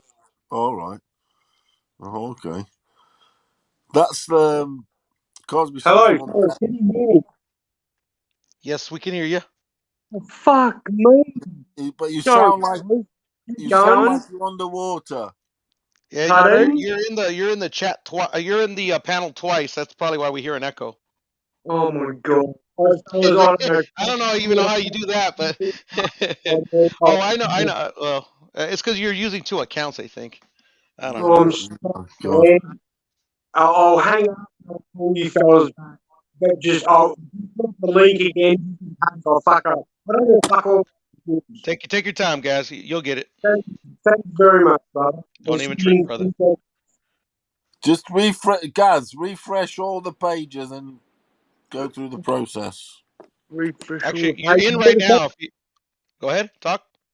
What does that mean, brother? Refresh the Yeah, that's pages. good. Oh That's no, good. actually, Yeah, you're you perfect. sound Don't do good. anything else. You're perfect.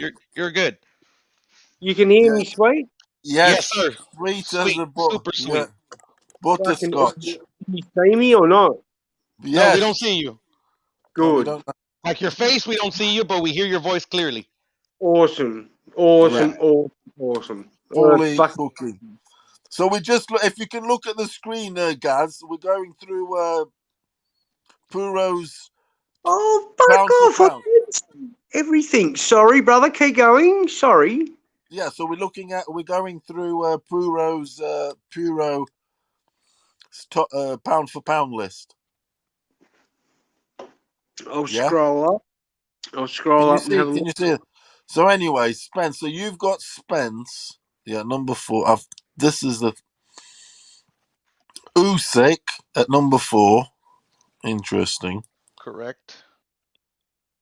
This a new and he doesn't feature a lot. I don't know, but he's incredible. I really like this. Monster Inoue. Yeah, no, he's a good fighter. Amazing. He's amazing. He really is. Yeah. Look, I love these shits. I got Josh Taylor at number 5. I don't know if you can see it though. Yeah, it's under your name. Okay. Yeah. It's Josh Taylor. So Josh Taylor there. Yeah, he has to be in the top 5. I think he's a good fighter. In credential, in what he's achieved, isn't he? Yeah, And his ability. not even just a pound for pound, but that's Yeah. obviously a factor. But he beat Prograis, he beat Ramirez, and what he's achieved. Yeah, exactly. I mean, then we got Inoue. Yeah, you got Inoue there. Gaz. Probably stepped away. Because I asked him about this Inoue and he didn't know about him. Oh, he didn't know about him? Oh man, he needs to. Yeah, so I know. So I was just saying to him, I wanted to point him out, to look at him because he might recognize the name in writing, because he might have not understood me being a Japanese name, and Do you get me, Puro? Oh yes, I do. You might have recognized the name in writing, so I was just trying to point it out for him. But if he's not there, anyway. So Jamal. To you, Armando, he ain't pound for pound. To me, he is. So we've got Jamal. But I like your pound for pound, Armando, too. Though it's a good pound for pound. Why is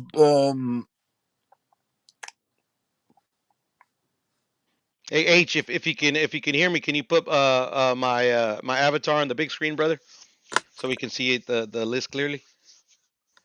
If you can't, don't even trip.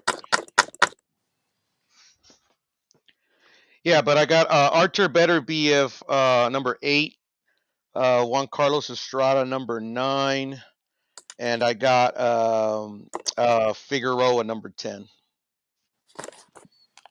Figueroa number 10? You know, the one that just lost. Yeah. I thought he won, so I'm gonna throw him in there. You put him. So you're not putting Fulton in there.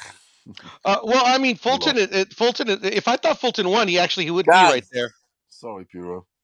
You can interchange them because they were that close, but they're both great fighters.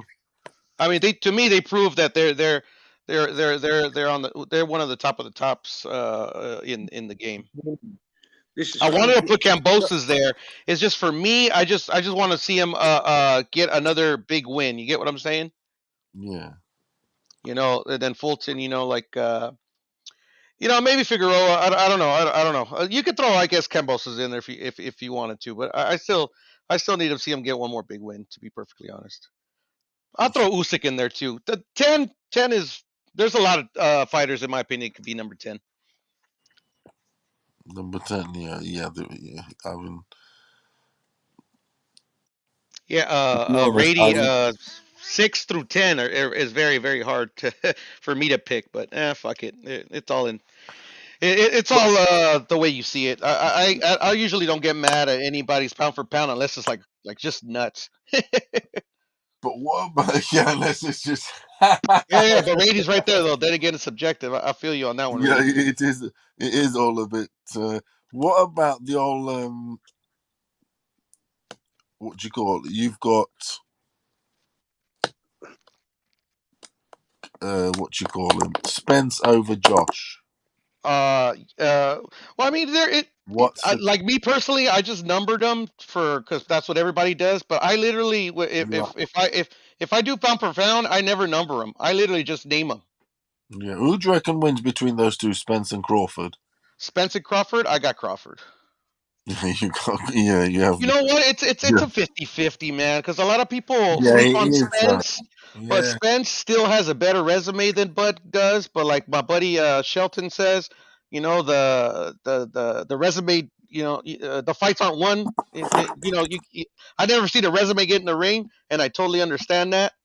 And but yeah, man, it's tough, man. I mean, I could definitely see Spence beating Crawford and vice versa, but I would have to lean Crawford.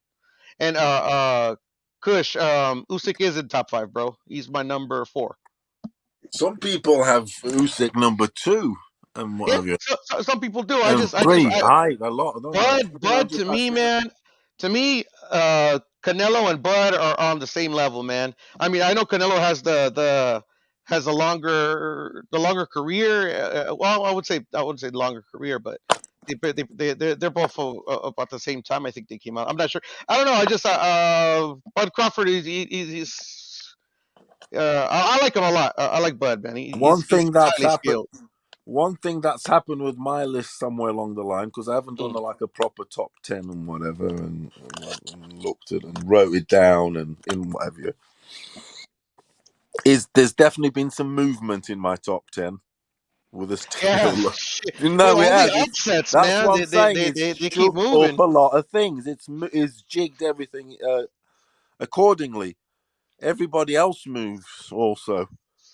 Armando, let's see if they ever get in the ring. Let's see if Anuya's gone up a bit for me in my list. I don't even want to pronounce it. Go ahead, brother. I'm sorry.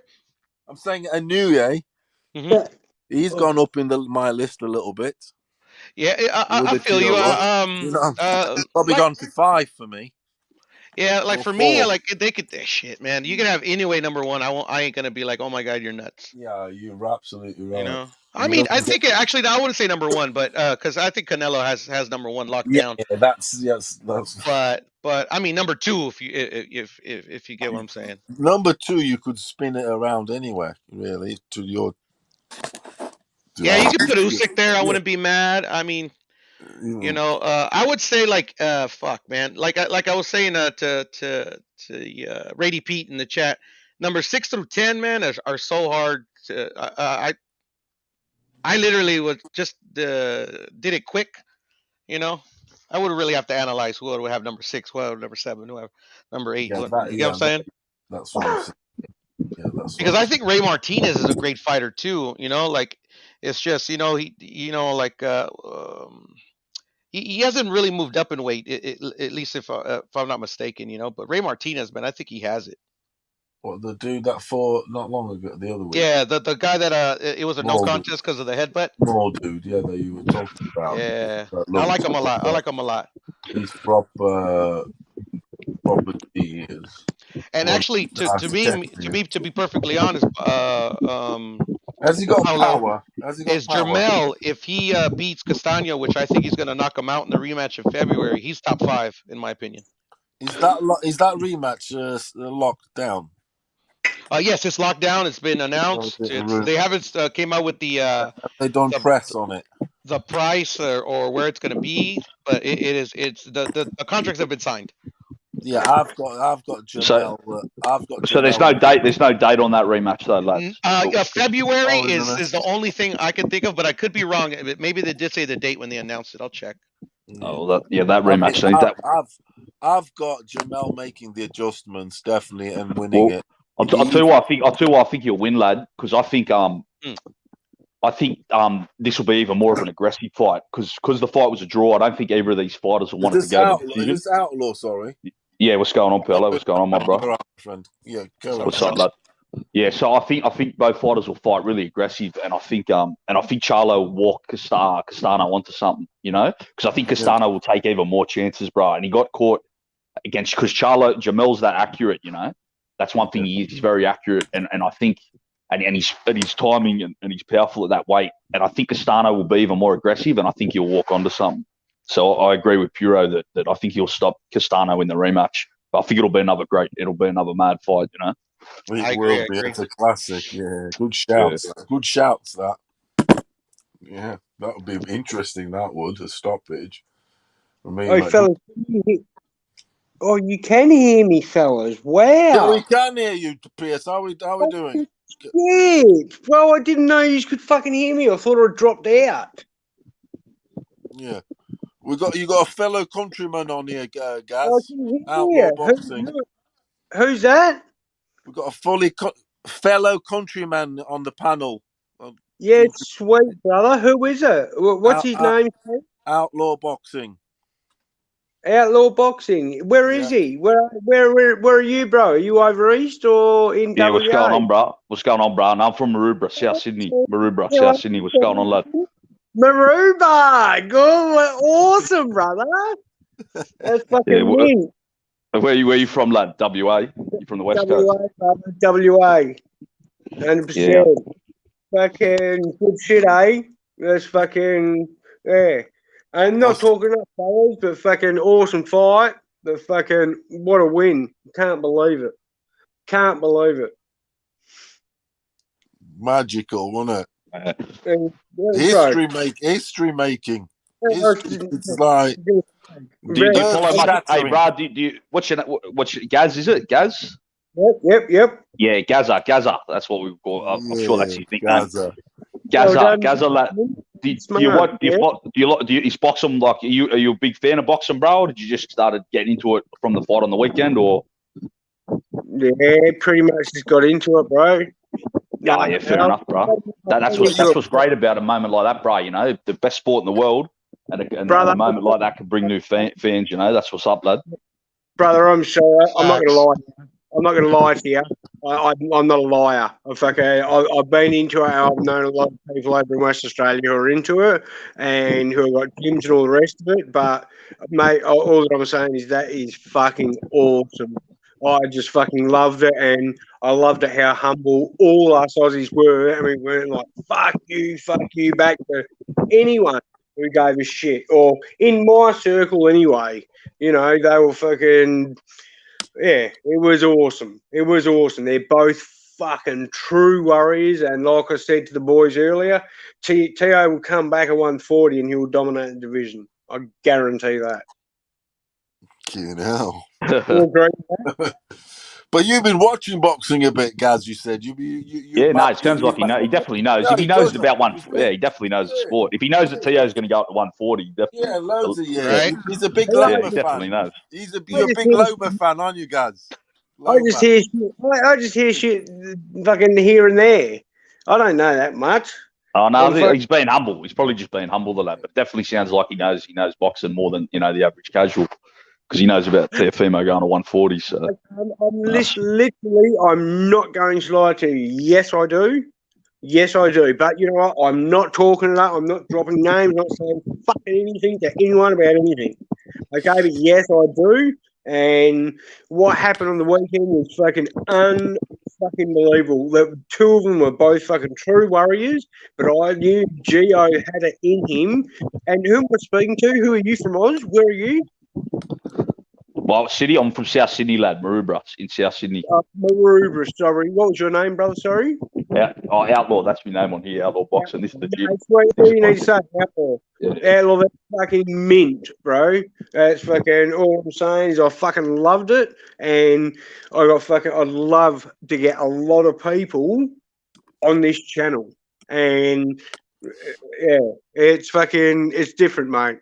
I mean, yeah, it's different. She can fucking come from a lot of things, from everything that happened to when I spoke to these fellas on the weekend, where H Money was the man, and fucking said the next day, you know, because someone said, I can't remember who it was, one of those trolls on the fucking thing said, he won't come back tomorrow regardless. It's like, fucking, mate, I don't give a fuck, regardless of whatever, I'll be back. You know, I came fucking straight back. You know what I'm like. You know what Aussie, bro. Anyway, if I can, you understand what I'm saying or not? Yeah, I get you 100%. Like you come boys back don't and you fuck come back. about. Sorry, You come back to have the victory as well, you know, because the lad got up. So you've come back with the win as well. Yes. Unfucking real. Like, honestly, no fucking shit. That's bullshit, eh? It's fucking what a fucking. You know, I don't want to say dog because you know what dog means in fucking our world. Yeah, it's the worst word you could use. So that's the worst thing you can call someone here, dog. That's like the worst thing you can be called. That's why. Oh, see, I love it how you and fellas, H Money, if you're there, brother, please keep this bloke. Hey, please keep fucking on the channel because he knows what the fuck he's talking about. Like, no, H. Well, bro, I got H's number. I've been talking to H for a while. I'm on here nearly every day, bro. I come through. I talk to these lads all the time. Awesome, bro. Have you got a bit going on? Are you He's Outlaws part of H Money Promotions. Pardon? What did you say, B? No, I'm just saying. No, Nah, they've known each other for years. They've known each other for a long time.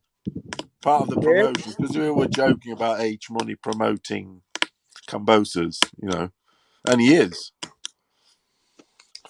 Well, I know you were joking about it. I mean, fucking it's a show promotion, but yeah.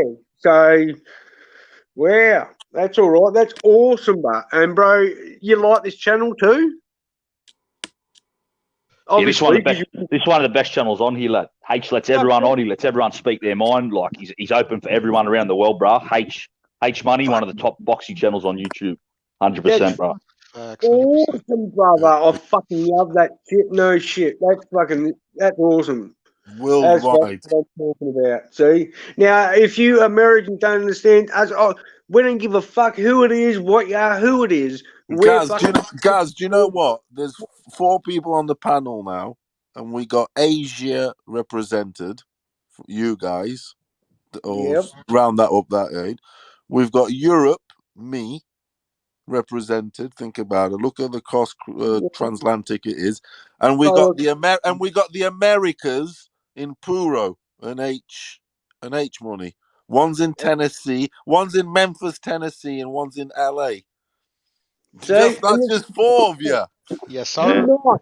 Unite. That's called Boxeo Transatlantic. See, that's what I'm talking about, brother. I mean, instead of fucking all this other bullshit, let's just fucking unite and make shit happen and do the best for every fucker we can. Anyone, whoever it is, help the next person out, no matter what it is. I'm with that party, guys. That's it, my friend. That's it, my friend. If you don't, you're a fucking. You've got your own insecurities. If you can't be a man and man up and do whatever, and then boom, help the next person out and do the right thing. What do you got? What have you got to your name? Seriously. That's my I need to ask Outlaw just one question, if I can ask, because we've all answered this because it's the future fights with the Kambosos. Of the 3 guys that he could fight, which one does he beat? Which one? So who are the lads talking about? Tank? No, the 3: the Tank, Haney, and Loma. What goes there? Gaz has said he's 3 decisions already. We'll go through them again. Can you say yours, Outlaw? Yeah, I think Tank is the best. I think he matches up best with Tank, because I think if Tank can't knock him out, I think Kambosos will outwork him and be too active for him. And I think he'd be able to outbox him at times in that fight as well. So I think he probably matches up best with Tank. The chance of winning is Tank. So. Yep. I think him and Loma is kind of like 50-50, because I think Loma always struggles with the range at 35, you know? So I think, plus, like, Kambosos kind of has awkward movement as well. I think him and Loma would be that would be a great fight. I think at this stage, it'd probably be that's kind of close. I think Haney's probably his hardest matchup style wise, to be honest. I think keep him on big money. Yeah, I think Haney would probably be the hardest matchup out of them three. Because and not low, but yeah, so it's slowly progressed. Yeah. So you got Haney, the hardest one for him. Yeah, but the thing that helps, I think, Kambosos in that fight, Haney doesn't hit that hard. So I think Kambosos might be able to walk through a lot of his punches, but I just think style-wise, it'll be a hard matchup for the lads. But we were saying earlier, though, don't you think now that all his opposition now know what sort of Kambosos is like and what he brings to the table, so to speak? Well, yeah, they'll prepare accordingly. They have to. You see what happened to Teofimo you saw what happened to Teofimo on the weekend. They better prepare. That was out of respect, attitude, everything. If he had a bit more respect and attitude and less arrogance, maybe he would have got a better decision. No, done better. But obviously, Kambosos was unbelievable in his own right. So that's what it is, isn't it? And he deserved it. That's not his fault if the opponent is